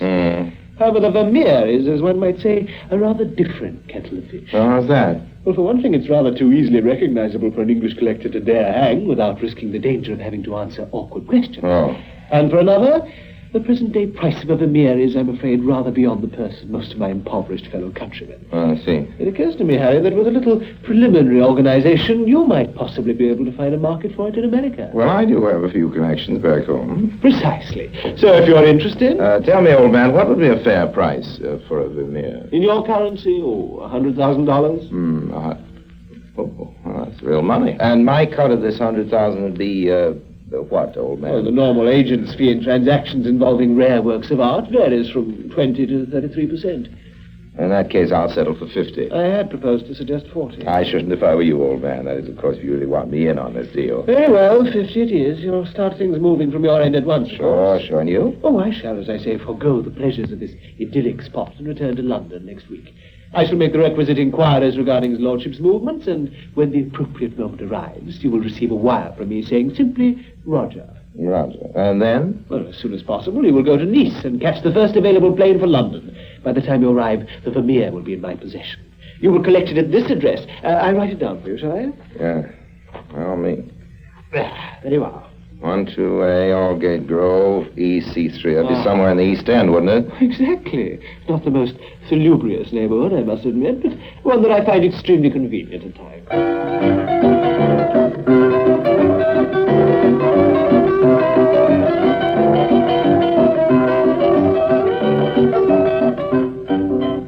Selling old masters is not exactly, as the English would say, my cup of tea. But they don't call me Harry Resourceful Lime for nothing. As it turned out, I didn't even have to contact my American connections at all. A couple of days after Horace left for England, I got talking to a guy named Joseph J. Hopman, who turned out to be an oil millionaire from Omaha and who was traveling to give himself a bit of culture. All I had to do was mention the name Vermeer, and nature did the rest. Do I understand you to say, Mr. Lime, that you've got a real, genuine, dyed-in-the-wool Vermeer for sale? Well, I haven't quite got it yet, but... but you can get it? I think so, yes. Right. Name your price. Well, they don't come cheap, you know. And what? Well, $150,000. Sold. When can I take delivery? Well, not so fast, Mr. Huffman. You're not buying a pair of socks in a 5 and 10 cent store, you know. Well, I don't quite get you. Well, we've agreed on a price, certainly, but this may take a lot of delicate negotiation. You realize, of course, there are certain unusual features about it. How do you mean? Well, for instance, the picture's likely to be, shall we say, a trifle warm. I don't care if it's white hot. My partner, Junius H. Oppenheimer Jr., got himself a Rembrandt last time he was over here, and my wife's Millie's has been green with envy ever since. So you get me that Vermeer, Mr. Lime, and I'll pay the price you name and ask no questions. Right. So long as you know exactly where we stand. I'm expecting word from my colleague in England any day now, and as soon as the okay comes through, I'll be flying to London. I suggest you follow immediately, and when I have the picture, I'll deliver it to you. We'll close the deal. Fair enough? Sure. That's okay by me.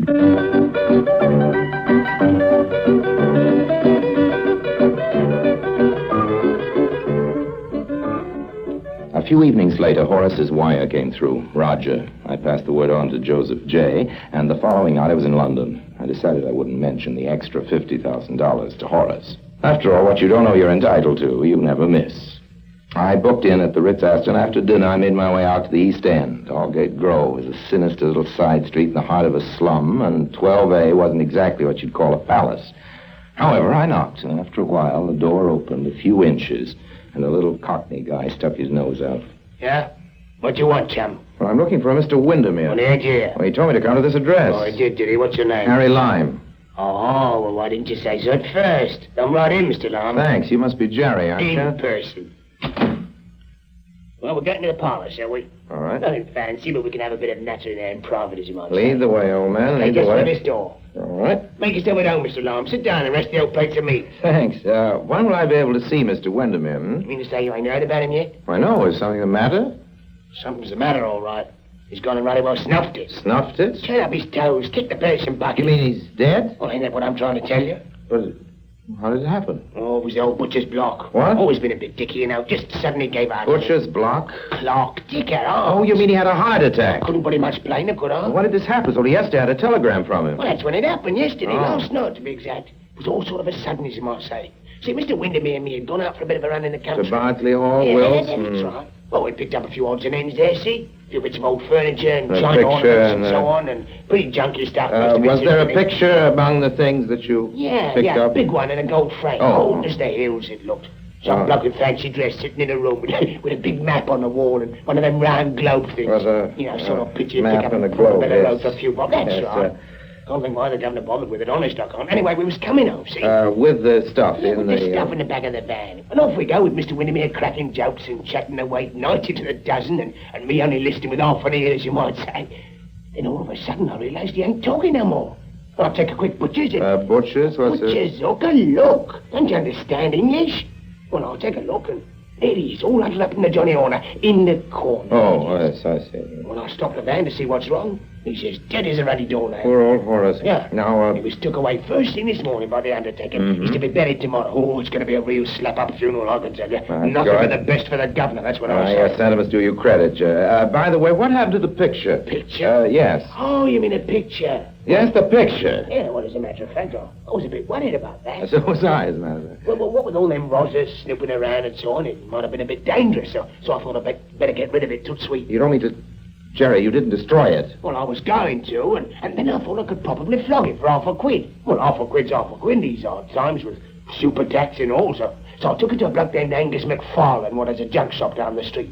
8 bob, that's all he'd give me. You mean you sold it? Yeah, 8 flippin' money bob. Well, where does this Mr. McFarlane have his shop? Oh, Turnpike Road, just up the High Street. Was he likely to be on the premises now? Oh, or- it's just a lock-up shop. I don't know where he lives. Well, what's the trouble? Well, I just thought I might buy it back if he still has it. Well, I could think of a lot of better things myself, but, well, if it's the picture you want, I'll find it at Angus McFarlane's. Okay, Jerry.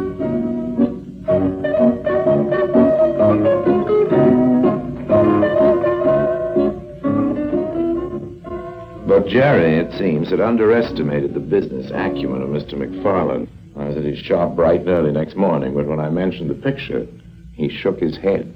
Aye, sir. I mind the picture you mean, Audie, but it's no longer here, the new. Well, who did you sell it to? A dealer from somewhere in Fulham.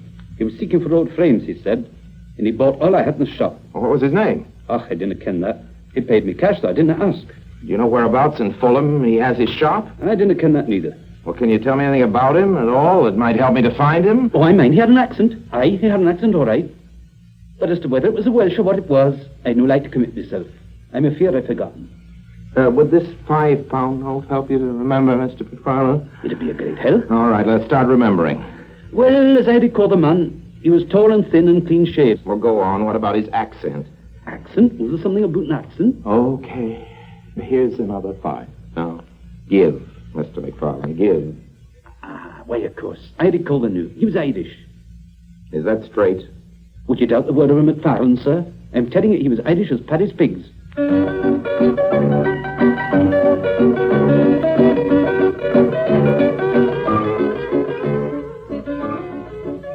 It was too late to do anything more that evening, so I went back to my hotel and spent the rest of the night cursing the perfidy of Mr. Angus McFarlane. Next morning, a waiter brought up my breakfast, and as I was coping with toast and English marmalade, I switched on the bedside radio. It was right in the middle of the morning news session. Will be increased by 1/4 ounce per person per week. The police last night recovered from premises in Reading a quantity of antique furniture, porcelain and glass, which had disappeared 2 nights previously from Bardsley Hall, Wiltshire, during the absence of the owner, Lord Rexton. A man has been detained. It is understood that a valuable painting by the Dutch master, Jan Vermeer van Delft, is still missing, and the police... Well, I didn't need anyone to tell me what that meant. I had to find that picture and find it fast. Or else I might as well say a fond goodbye to Joseph J. Hoffman and his beautiful $150,000.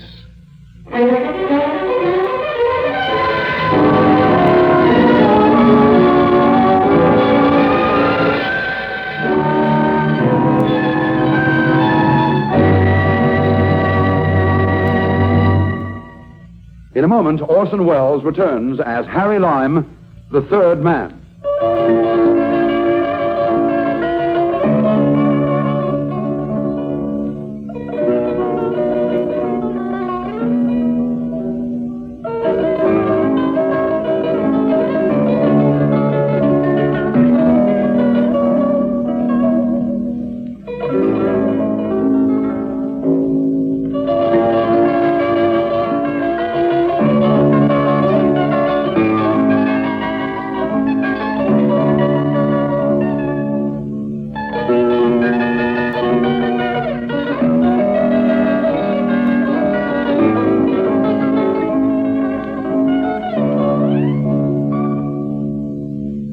And now Orson Welles, as Harry Lime, the third man, continues today's story, The Elusive Vermeer.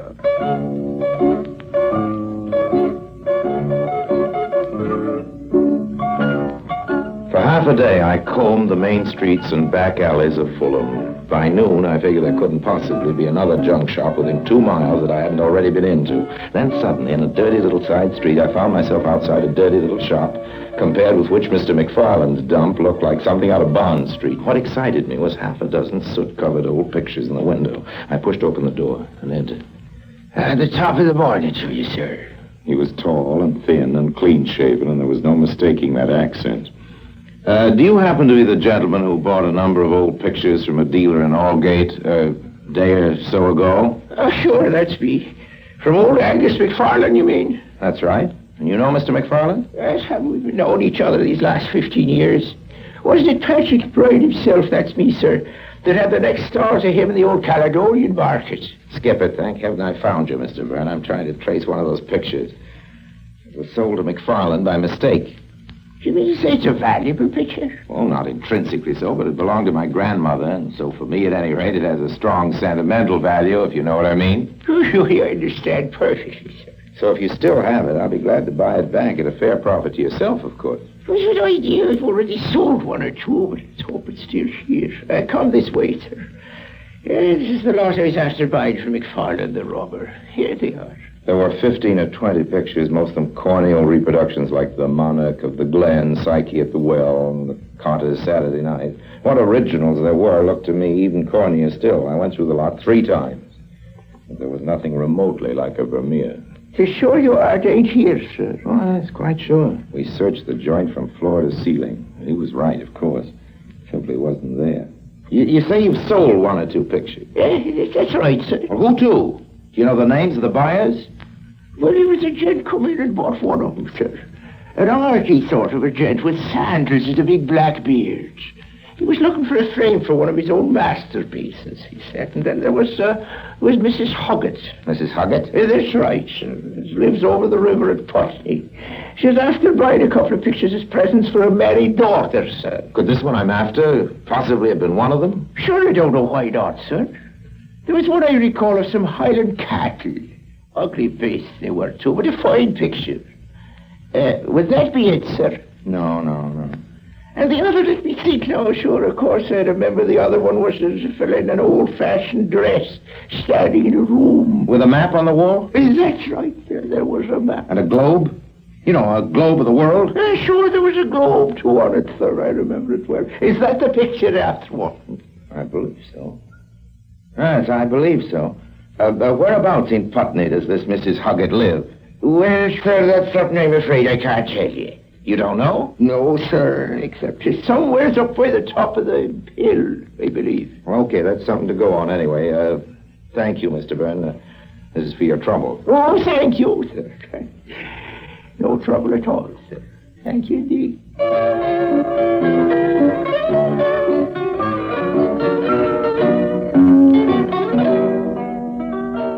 Mrs. Huggett, Putney Hill. The scent was getting warmer. I hurried back to the main street looking for a cab to take me to Putney Bridge, and then, as I rounded a corner, I bumped into a man, a big, solid, very English-looking man.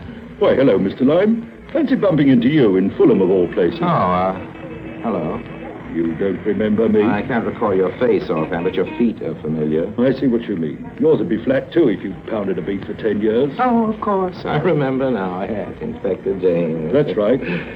Nice to have met you again, Inspector James. So long. What's the hurry, Mr. Lime? I have a little business to attend to, Inspector James. I'm just... But we meet so rarely. In fact, I didn't even know you were back in England till yesterday. Yesterday? Yes. I happened to notice you once or twice. You appeared to be doing a round of the junk shop. Oh, that, yes. Well, you see, as a matter of fact... Don't tell me you're on the trail of the missing Vermeer, Mr. Lime. The missing Vermeer? Haven't you heard about it? It was stolen from Lord Rexton. Oh, no, I can't say I have. As a matter of fact, I've been trying to match an old Georgian decanter to make a pair for a friend of mine back home in the States. Any luck? No, not so far. I'm afraid things like that aren't as easy to come by these days. The antique market isn't what it was. It's all these rich Americans, you know. Sorry, no personal reflection. So I know you couldn't have met me when you said rich. Anyway, Mr. Lime, if you intend continuing with your search, you might at the same time keep an eye open for this Vermeer. Our information is that it's found its way into a junk shop somewhere in this area. Oh, well, I'll certainly look for it, of course, but I'm no authority on painting. I wouldn't know of Vermeer if it crept up and bit me in the ankle. You're far too modest, I'm sure. If, as I say, you do happen to find it by any remote chance, I'd be grateful if you get in touch with me at the yard. Oh, sure. You can depend on that, Inspector. Thank you, Mr. Lime. Good day. Goodbye, Inspector James. Hey, taxi! Taxi!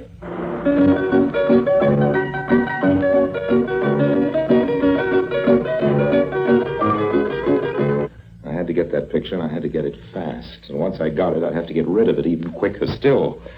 Well, I found Mrs. Huggett after some trouble, and I learned from her that she'd given them to her married daughter who lived at 216 Colchester Street, Pimlico. Well, I was hot on the scent now. If I'd been a bloodhound, I'd have barked or bayed or whatever it is they do. Anyway, I found 216 Colchester Street with no very great trouble, and from the way Marlena greeted me and showed me in, I guessed Mama had already been on the phone to some purpose. Well, the first thing I spotted when I walked into the parlor was the Vermeer. Yes, there it was in all its glory, hanging over the mantelpiece. It was all I could do to stop from shouting for joy.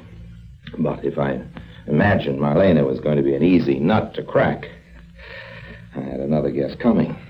It was obvious those telephone wires had been running red hot. Well, I ain't at all sure Mother hasn't wasted your time sending you here, you know. I don't really know if I want to sell. Oh, but surely, Mrs. Smithers... Well, after all, there's William to consider. William? My husband. Well, I wouldn't like to do anything without consulting him. Well, I mean to say the picture's as much his as mine. £50, Oh, I couldn't possibly dream of letting it go for that. William would be furious. Oh, no, he 20. would. Okay, 25. Come on, Mrs. Smithers. 25 pounds. That's a lot of money for a picture like that. Look at it yourself. It's as old as the hills. Look, the way the paint's cracking and how the color's faded. It probably won't be fit for anything but a scrap heap in another couple of years, Mrs. You Smithers. seem keen enough to get hold of it.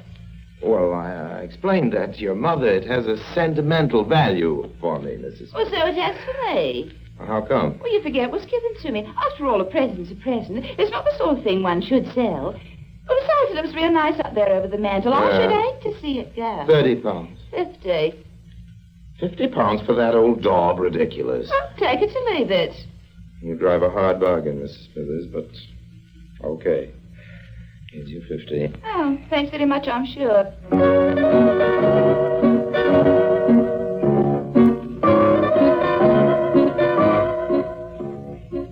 Mine. It was mine at last. I could hardly believe my good fortune.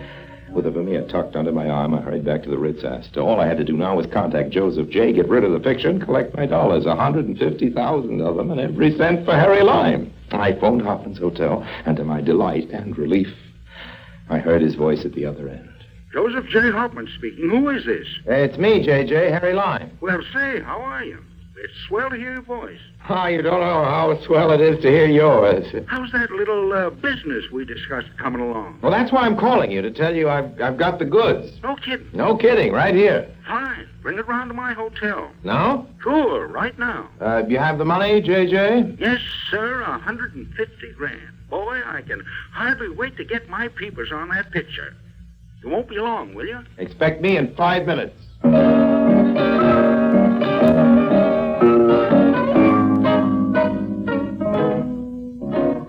$150,000, enough to keep me in the luxury to which I become accustomed for a month or two anyway. It seemed too easy.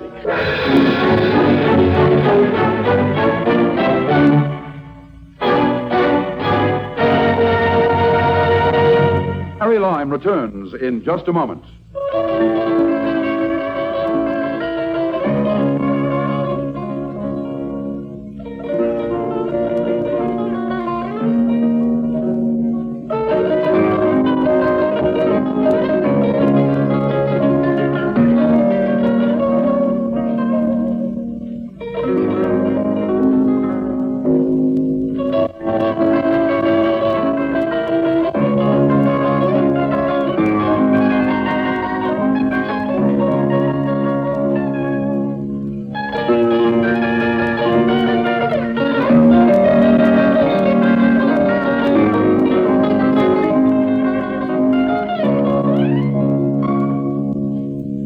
And now, Harry Lime.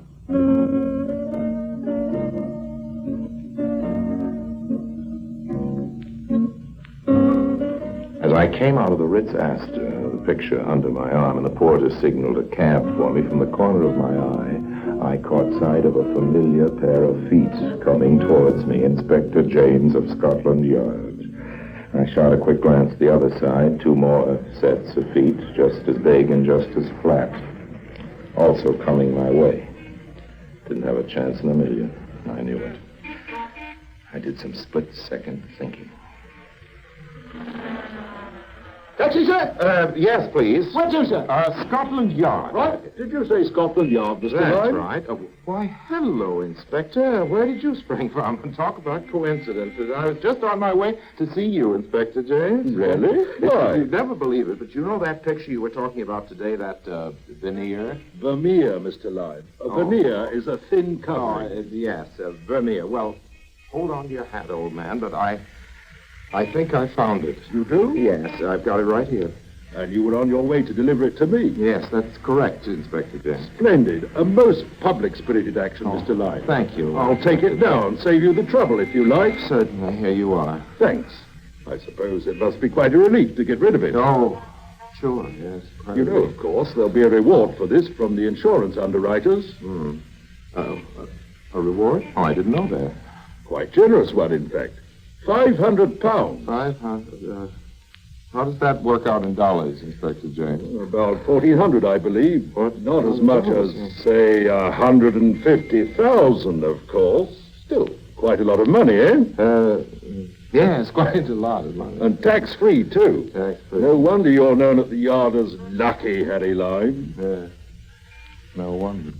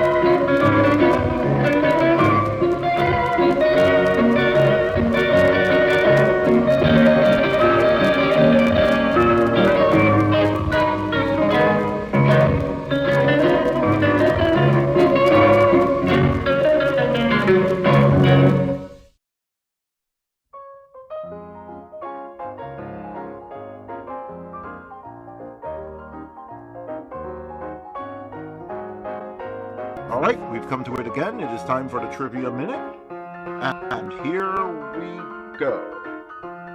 Shawnee, Wyoming was founded in 1867 during the construction of the Union Pacific Railroad. It quickly became a bustling hub for the railroad industry. Shawnee is named after the Native American tribe. The city honors the people who originally inhabited the region.